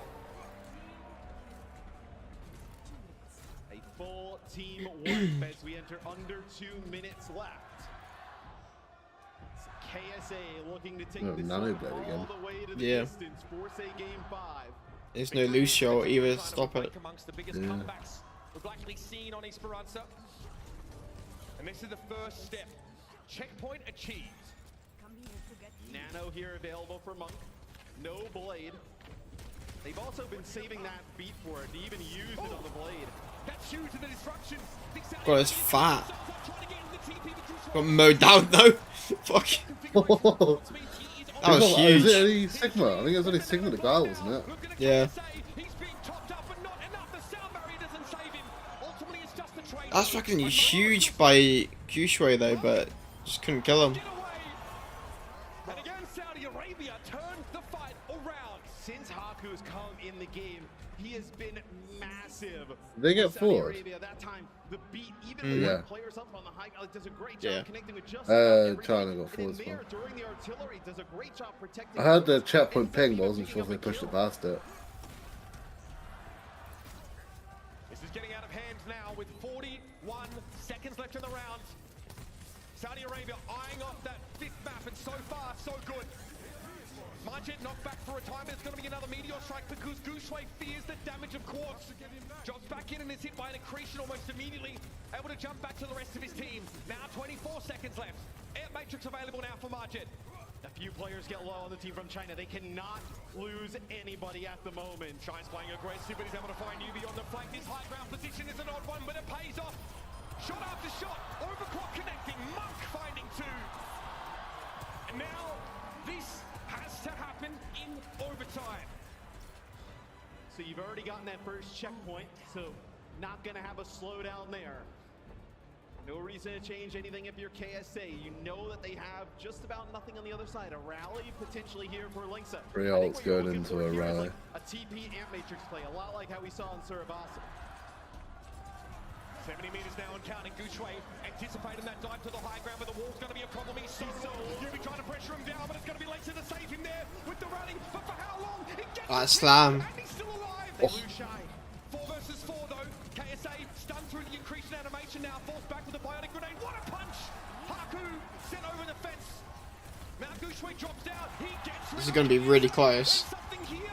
Quartz hasn't had a chance to have an impact. Overtime spawns.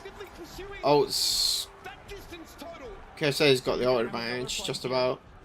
They're going to have spawn now. They might have a 4v5.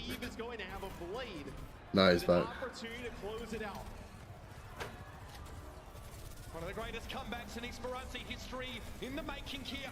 Gushui dives in. This guy just have to go at them. The answer, just what we needed. Sound barrier here for Saudi Arabia. The team from China are brought to their knees. I think that might be Saudis. It's Saudis. But there's no way that's going to be enough.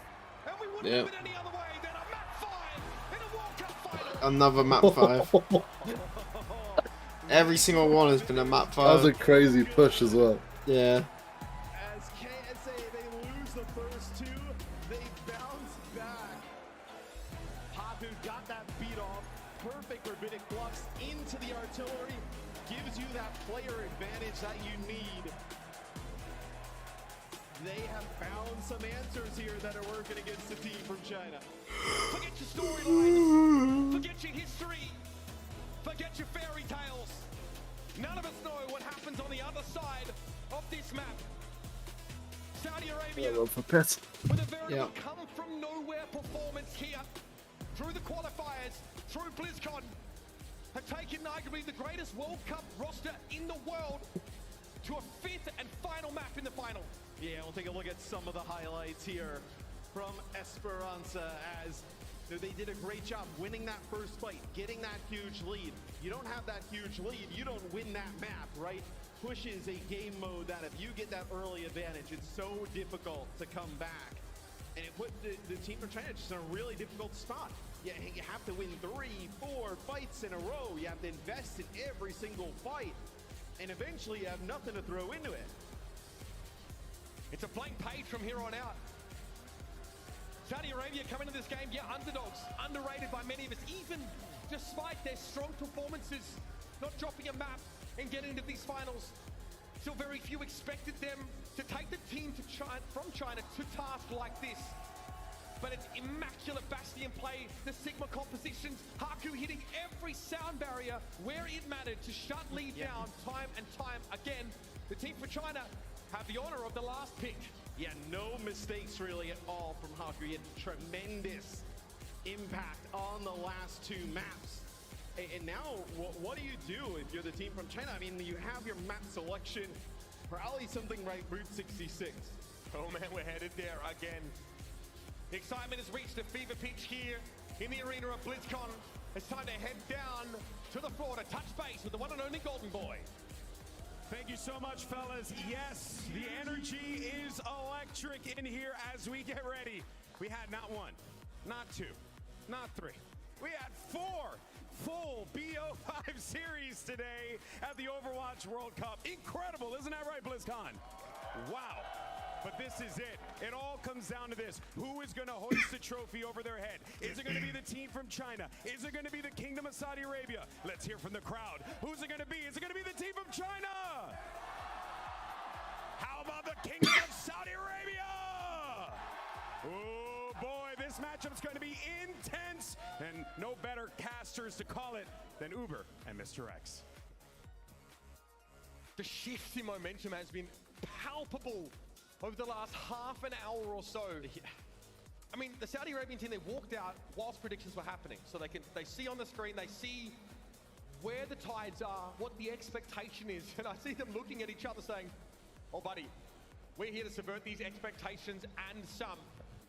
And I think also the first two maps, like they're close. I also They bring Labda think, back in. They They haven't said yet, but I'm assuming they will. KSA has not played, As they always do for the payloads. right? Like playing against teams that like take like lots of fights. It's Route 66. Like, you see how fast Yeah, there's they get Labda. some of these Yep. fights in, Yeah. Labda- I was gonna say it looked like the person second from the end had changed because the guy in the last one had his keyboard like fucking 90 degrees. Once they started to get the hang of like, okay, where are players going to be? How do they want to pace these fights? How do they want to take them? Better cooldown management, you know, better ultimate usage, having those beats constantly. And then I think it's really now on the team from China to adjust, right?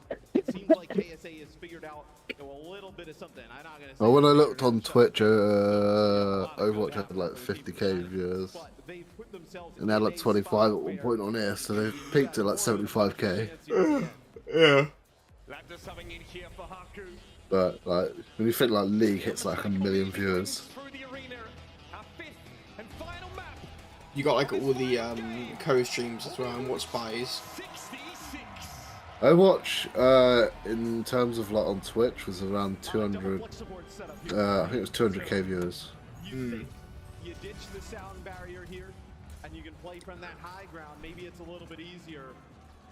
So it will be the team from China on defense first. Oh yeah, Labda is 100% run out with the Mercy up. Doomfist this time.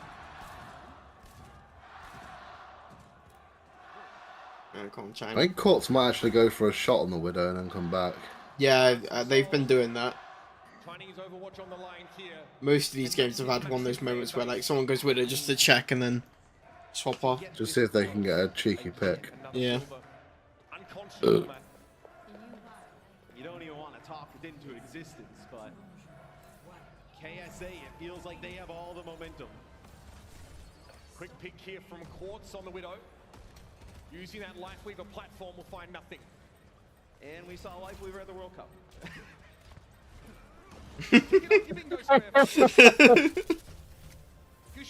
That's great. To disrupt the shot here, as that healing pylon will be in an annoying space to clear.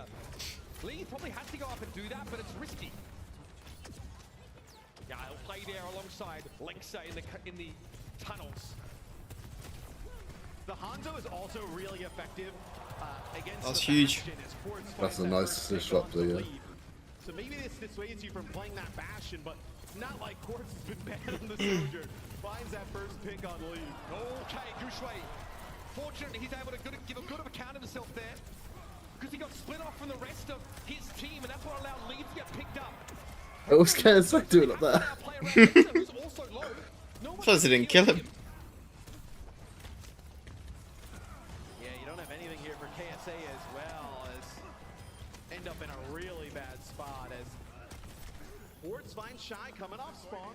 Yubi's gonna be able to make it out, and now you have Sermajet coming off. So you have that spawn naturally on the offensive This is a side nice here early for pick. Saudi Arabia, so maybe you can make something out of this. TP underneath Big Earls. It means, yeah, if Shy reads his head, there's any threat from that hit scan, you could duck in under and play a closer game inside Big Earls. Munto has that nano available. Gushway will be ready to receive it, and in he goes. Quickly trying to get out with a TP, but he's going to be knocked away from it, and into the line of sight of Shy. Quartz is in trouble. Kinetic Graph won't save you when Gushway comes to call.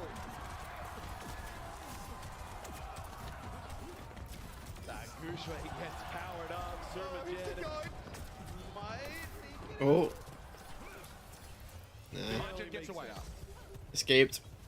Look at the clock. Yeah, KSA is playing for like this fight. You're gonna have everything, right? You're playing for this type of fight. You lose this, you're in a world of trouble. No immortality field here, so if there is a big rabbinic flux, it's very hard for the team for China to counter. UB wants the TP away here, the rest of the team going to be left upon. No one look how long they are. It's going to be an immortality field already early in the fight, and Shy has already found Sir Margit. Simul's in play, Shy going to wait it out, but that's dangerous. Oh, here comes Gushui! What goes up must come down.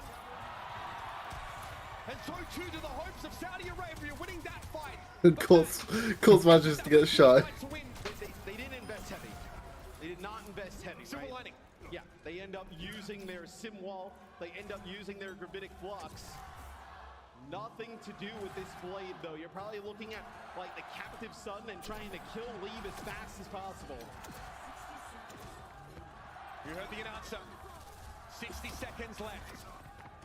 Shy copying a lot of poke damage. This will force him off the angle for now. Healing pylon down. Monk would have been a juicy target, but Margit cannot line him up there.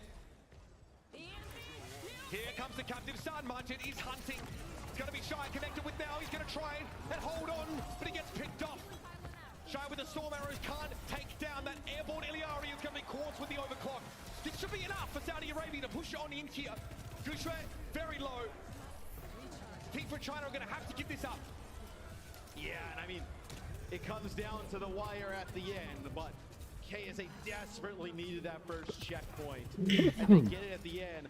I like the idea. Captive Sun, go over to the high ground. You need one pick. Get an advantage. Now look at this. You see the TP, you get that high ground. Maybe you get the... Now Quartz can get set up there. Deny some of this from Shy. Shy can contest it by climbing, of course. That is a turret. Like, wait, what? Yeah, healing pylon also down. Speaking of deployables, that's a big one.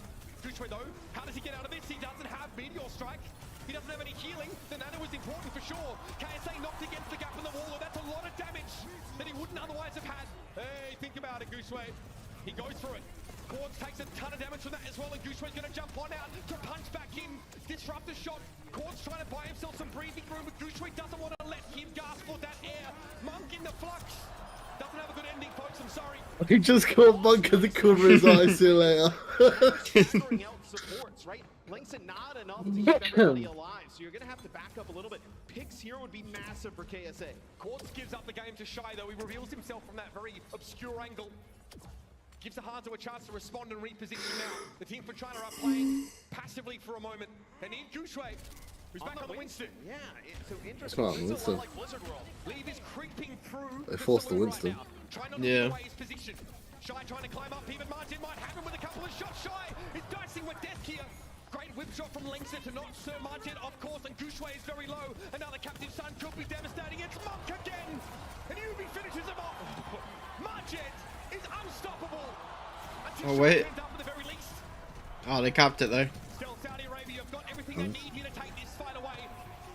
They were starting to do something, but they capped it. Yeah. Shy started cooking. It was a bit too late. Yeah, as they get that second checkpoint. Route 66, it feels like a little bit you're playing with house money now, right? As you head towards this end of the map. Gushui gets off of that Winston just for a little bit. Now back, I think the Doom looks way better than the Winston. I don't think you're able to live. It's not comfortable for the team from China. Since Surabasa, nothing has been comfortable. Quartz switches back off the Bastion. Looking to counter the Winston there. Lead, this is awkward. No dash right now. 5 seconds away from it, so wouldn't have been able to run. Oh, Shy! What a pick! What a moment to find it! They do have to use Rally to like keep him alive, right? I mean, he has one shot, you be using the TP to get within line of sight. They have to use that Rally and the shield to keep him up, so. We might have our first legitimate Dragon Blade of this map, though. With a nano boost. Yeah. The rest for Leave have unfortunately not been able to achieve too much.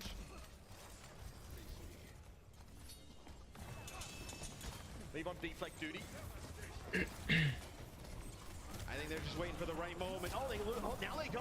They've lost Shy, they're going to go for it anyway. To the victor goes the spoils. Lee wants to try and take this into his own hands. That's two. And that might be enough here. Oh, the rock. That's both supports to go down for KSA. 1 minute. Yeah, they backed up just a little bit. That is the nano boost in the blade gun. You've got them to use everything. They're just kind of pooling KSA for these big fights. Again, patience here from KSA. It's going to be Monk getting caught inside that box, and there is no escape. There's no counterplay. Oh, Monk. Trying to composition. Gushue is struggling. He's not getting out of that one alive. But how big is that? That's why Gushue didn't get We the. look at the team from China. They have to use 2-3 ultimates to win these fights. You use just a flux, you get 1 support. Now look at this, the potential for staggers. Leinster might not be able to get away still. Trying to head up to that high ground, but there's a TP to try and chase him down. The Brig's in trouble. Nice double Bionate. Don't land. They're going to get caught by that. A Monk gets the solo kill. He'll struggle with Oh, Monk. Yeah, Monk. Oh, Monk he got got both the health supports. back. And that might be enough. Another Bionate to keep him alive. Tim's low. Too far into UB's position. Lee though can finish the job.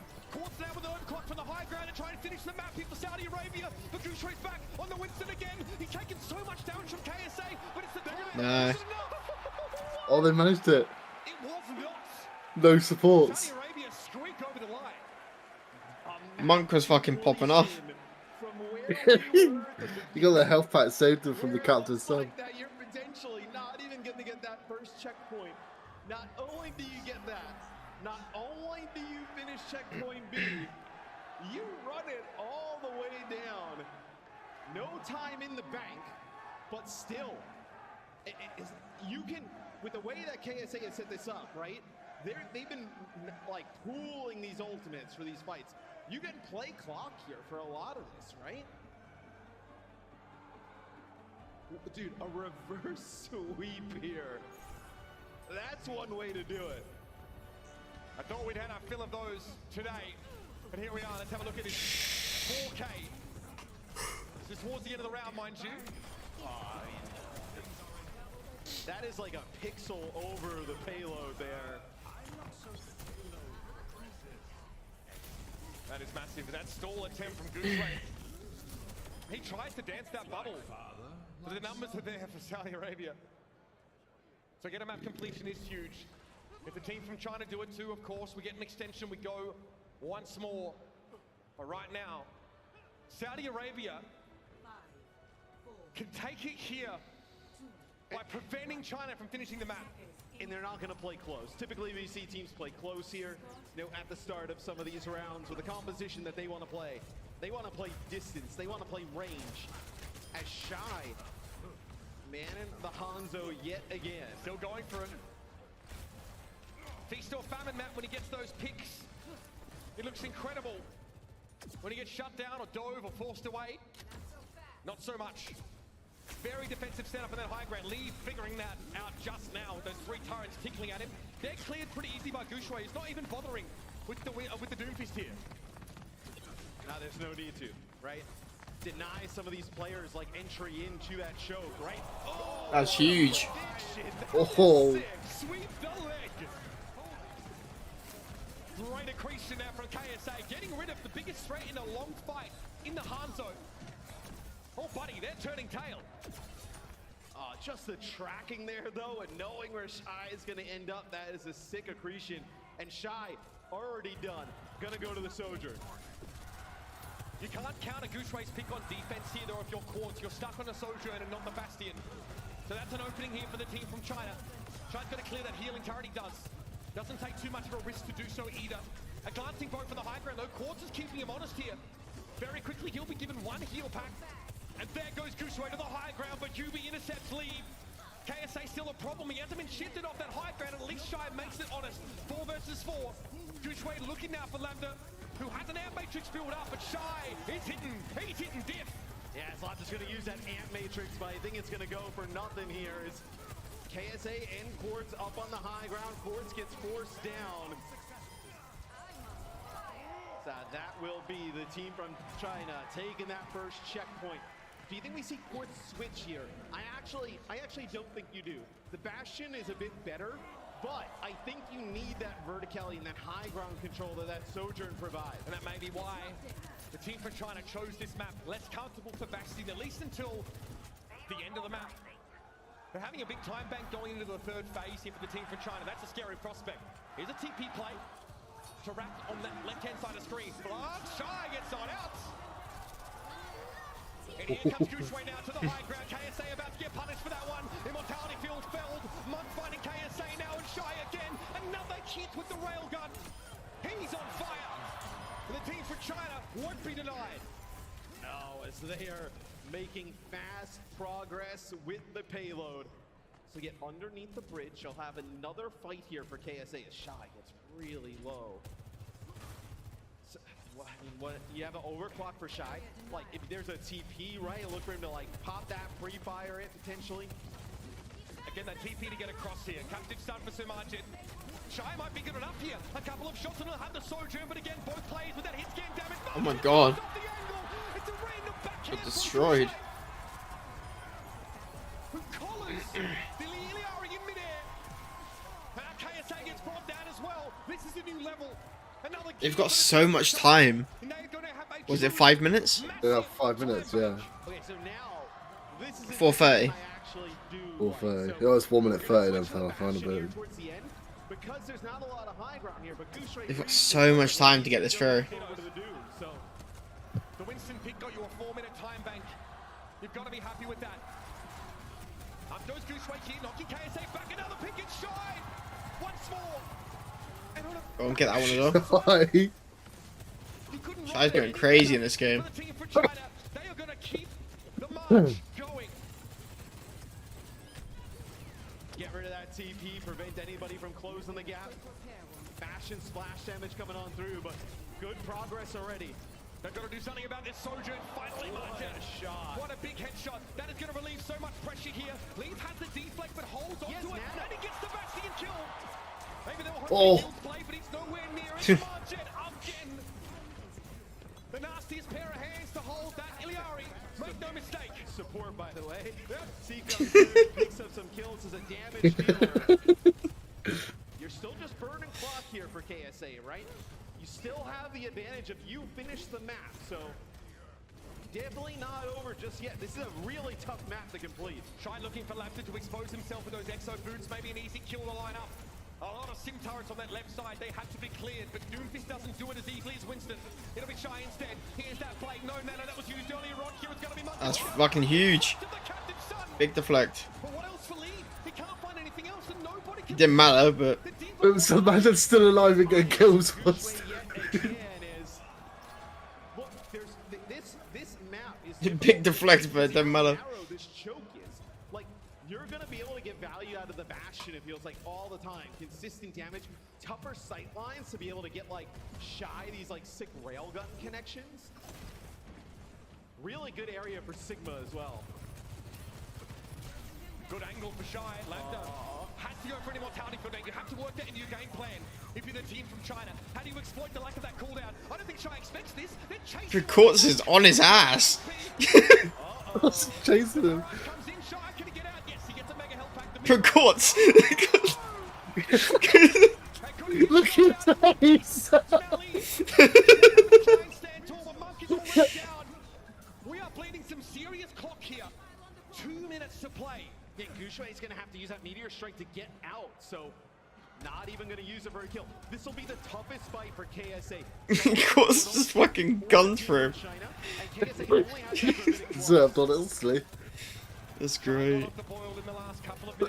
Compared to how we looked at the start of this round, the start of this phase.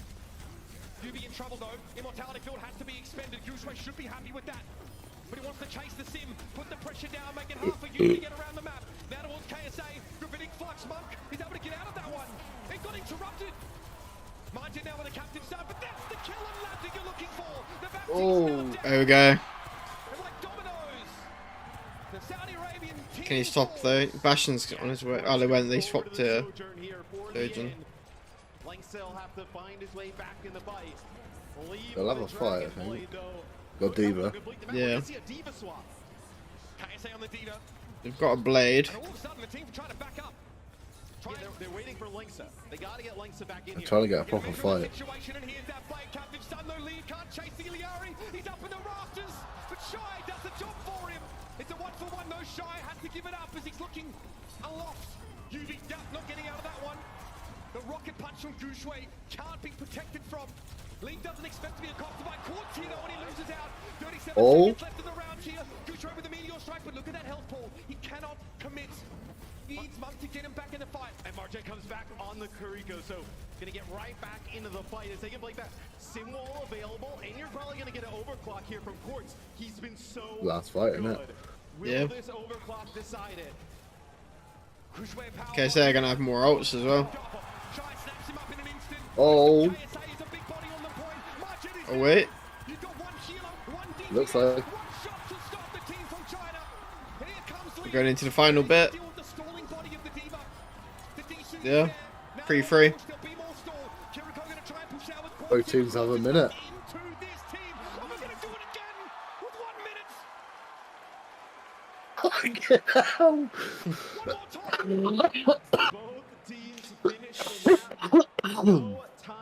The first set, China had a better attack. So, a better early attack, so hopefully it should go in their favour. What can you reasonably get done with a minute in overtime? Yes, they got to attack first as well. As an attacker? I mean, you need 2 fights to take first checkpoint, right? So you think if you play it correctly, you're an OT, like right at the corner of Big Earls, right? Like you're in OT early. You may not see either team push this very far. Do the team from China take a close fight here to try and get 2 full ones? It feels a bit risky. If they're going to take a close fight, they probably wouldn't have chose dive. You know, a few different things here. Uh, I don't think playing too close benefits with dive. A rail shot and an Ilari shot kills. So yeah, they'll just do how they've been doing. I mean, like, pretty much everybody on the team, right? You cannot afford for that to happen. He doesn't get any closer than this, folks. They just play slow. Overtime. The minimum 1 minute for both teams to get as far through Route 66 as they can. Nobody can teach you how to act, how to feel, how to play when you're in this spot. It'll be the team from China playing up on that high ground on the bridge. So they don't want to take a fight close, per se, right outside the spawn door, but they want to take one before this first corner. Leave deflecting much of that oncoming fire. Quartz tentatively here, not overextending. The disruptor shot slows him down. He had like 90 charge, ends up losing some of it. Another healing pylon down for Martin. Kinetic grasp here for KSA as he'll be forced back. Leave though 1 HP. That's a big kill. 5 versus 4 now, and Saudi Arabia starting to build ahead of steam. Healing pylon above that exit. That should be removed here. But a TP now to allow Saudi Arabia to reposition. There's going to be a Byronet on the 2. Lengths it down. Monk the next to fall. With both supports. Gushway's in trouble, Matt. He can't stay alive. It's just shy. It's just shy. Here's the worst part about this. The team from China doesn't take a fight close. They don't take one far enough back to give a good advantage. Get all of them spawn in time. Shy gonna spawn? I think they're going to have a touch. I just mean for this fight. Because now Shy doesn't spawn at the far away one. Yeah. We'd have to. Oh no, you won't be able Won't, to no. move spawn away now. Huge accomplishment right there, getting that first checkpoint. Team from China, they They just need to win the fight here. Yeah, this is where Saudi Arabia C9 last time. This door.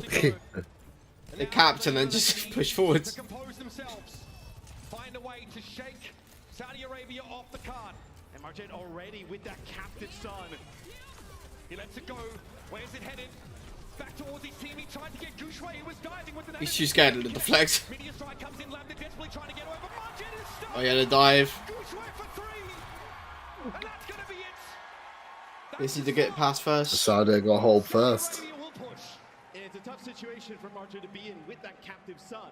We saw he had it deflected by Leave before. Sees that Leave's got the deflect up. He's kind of like running out of the ultimate. Like, you got to pop it somewhere. Knows that Gushway is around the corner. Goes for it. So tries to just capture him at the end. So if you've got a seat now, he might not want to give it up, as after this we will be experiencing the phenom that is Lee Seraphim live here from BlizzCon. We're at capacity right now, so don't move your butt. 1 minute for Saudi Arabia. They get a checkpoint. That it's a big deal. Let's not downplay it. No, it's massive because they can drag the fights are going to go longer, right? With their comp, like you're going to drag these fights out. I think you kind of play a little bit of bully ball if you're KSA right at that first corner. Do not back off that first corner. Even if you lose that fight there, you're going to get the next one. Let's take a look at this replay. The dive here for the team from China. Yeah, so see, he goes around that left side, sees that leave is there, and turns to try and put on Gush. Yeah, Sermajan was too scared to deflect and just backed up. The punch, the hitbox of the punch actually catches Sermajan from below. It just clips him and stuns him there. Oh, yeah, actually, they're going Winston instead of Doom. Playing for that. He doesn't realize Marjet is doubling back like that.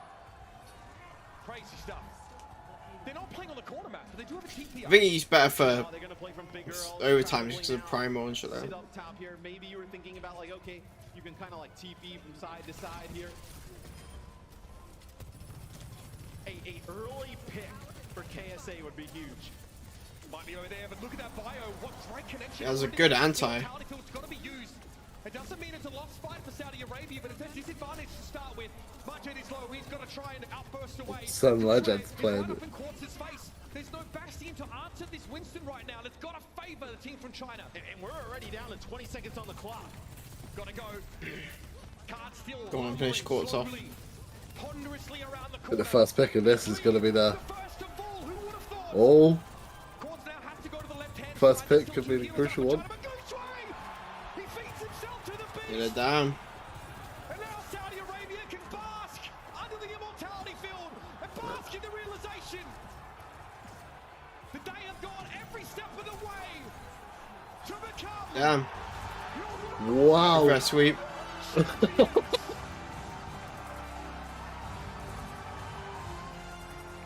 can't believe it! Out of nowhere into a date with destiny! Not only do they win in reverse sweep, taking out the team from China. Mind you, this is KSA 11 through 19, 20. In 2019, you're not even making it to BlizzCon. Like, you're not close to making it to BlizzCon. A few years later, they are the Overwatch World Cup champions. It takes a twisted mind to pull off the upsets of World Cup history. The Kingdom of Saudi Arabia. Yeah, that one's so short, he's struggling to fucking... For themselves. Heralding perhaps a new era in Overwatch esports. And we thought that the Sigma would win out against Dive. The team from China, they have been running that all tournament long. People couldn't run the Sigma against it. They couldn't play against it. We thought KSA, potentially the strongest team playing those comps, and that proved to be true. They battled back in a huge way. Sermajan may be the greatest Iliari player in the world right now.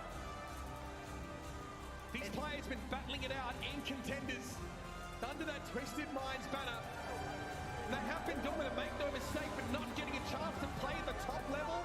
Now you've seen what this region can produce. And the team from China, second again in time again. That is unfortunate for China. Third time in a row they've been second. Yeah. A lot of people said maybe KSA some people finish top 4, finish top 8. Maybe get up one map against the team from China. To win the whole thing is unreal. What a run. Is this the greatest upset we've ever seen in a championship game? It would have to. Over the course of an entire tournament, we have been here with the Overwatch World Cup for qualifiers, for groups. This has been months and months in I think, I don't know, like, everyone underestimated Saudi Arabia, but, like, they were doing so good the entire time. Yeah. And they had a really good team. There was no real reason to underestimate them. People thought their journey would end, right? Make it to BlizzCon. You probably, lose early in the bracket. But not only do they win early on, they win late when it matters. Not in all of my 8 years of covering this game have I seen a sight like this. Let's add some words to the images now and head down here from Golden Boy with the victors. World Cup champions, the Kingdom of Saudi Arabia! Unbelievable performance and oh, you sly devil, a reverse sweep, you absolute madman. Amir Surmajed, congratulations on the win. First things first, I want to get this out of the way. You know, you guys made history, but beforehand you told me 3-1, and instead it ended up being 3-2. So how does it feel to be a liar? I mean, I just want to make it fun, honestly. So we just want like more content for the players and everyone and the fans. I respect that, buddy. I respect that. Coach Willie, come over here, my friend. Congratulations. You coached your team to a World Cup championship. Surmajed, stick with me right over here, baby. Hang out, hang out, hang out. Now, this is a monumental achievement, not just for you guys, but for Saudi Arabian esports. So what does this win mean for the Kingdom of Saudi Arabia and esports fans in that region? It's hard to say how much I like. Oh my God, I can't say how much I'm happy. I can't even describe how much I'm happy. Right now. You deserve it. Yeah, when I see all of fans, when they cheer for us, and the Prince Faisal bin Bandar just came here for us, to cheering for us. Guys, why we don't dream? We dream it and we make it true. It came true now. Saudi Arabia is the champion of the World Cup of Overwatch. We made it. We made it. We made it. They made it indeed. Folks, this is your moment. And once again, the Kingdom of Saudi Arabia are your Overwatch World Cup champions. Make sure you stick around. If you're here for the La Seraphim concert, we'll have seating in a moment, and it's going to be starting off in just a little bit. But for now, let's send it over to the desk. Thank you so much, Alex. Wow, wow, wow. What a day of Overwatch we got treated to. What a World Cup this has been. And we want to take a trip down memory lane. We're currently setting up the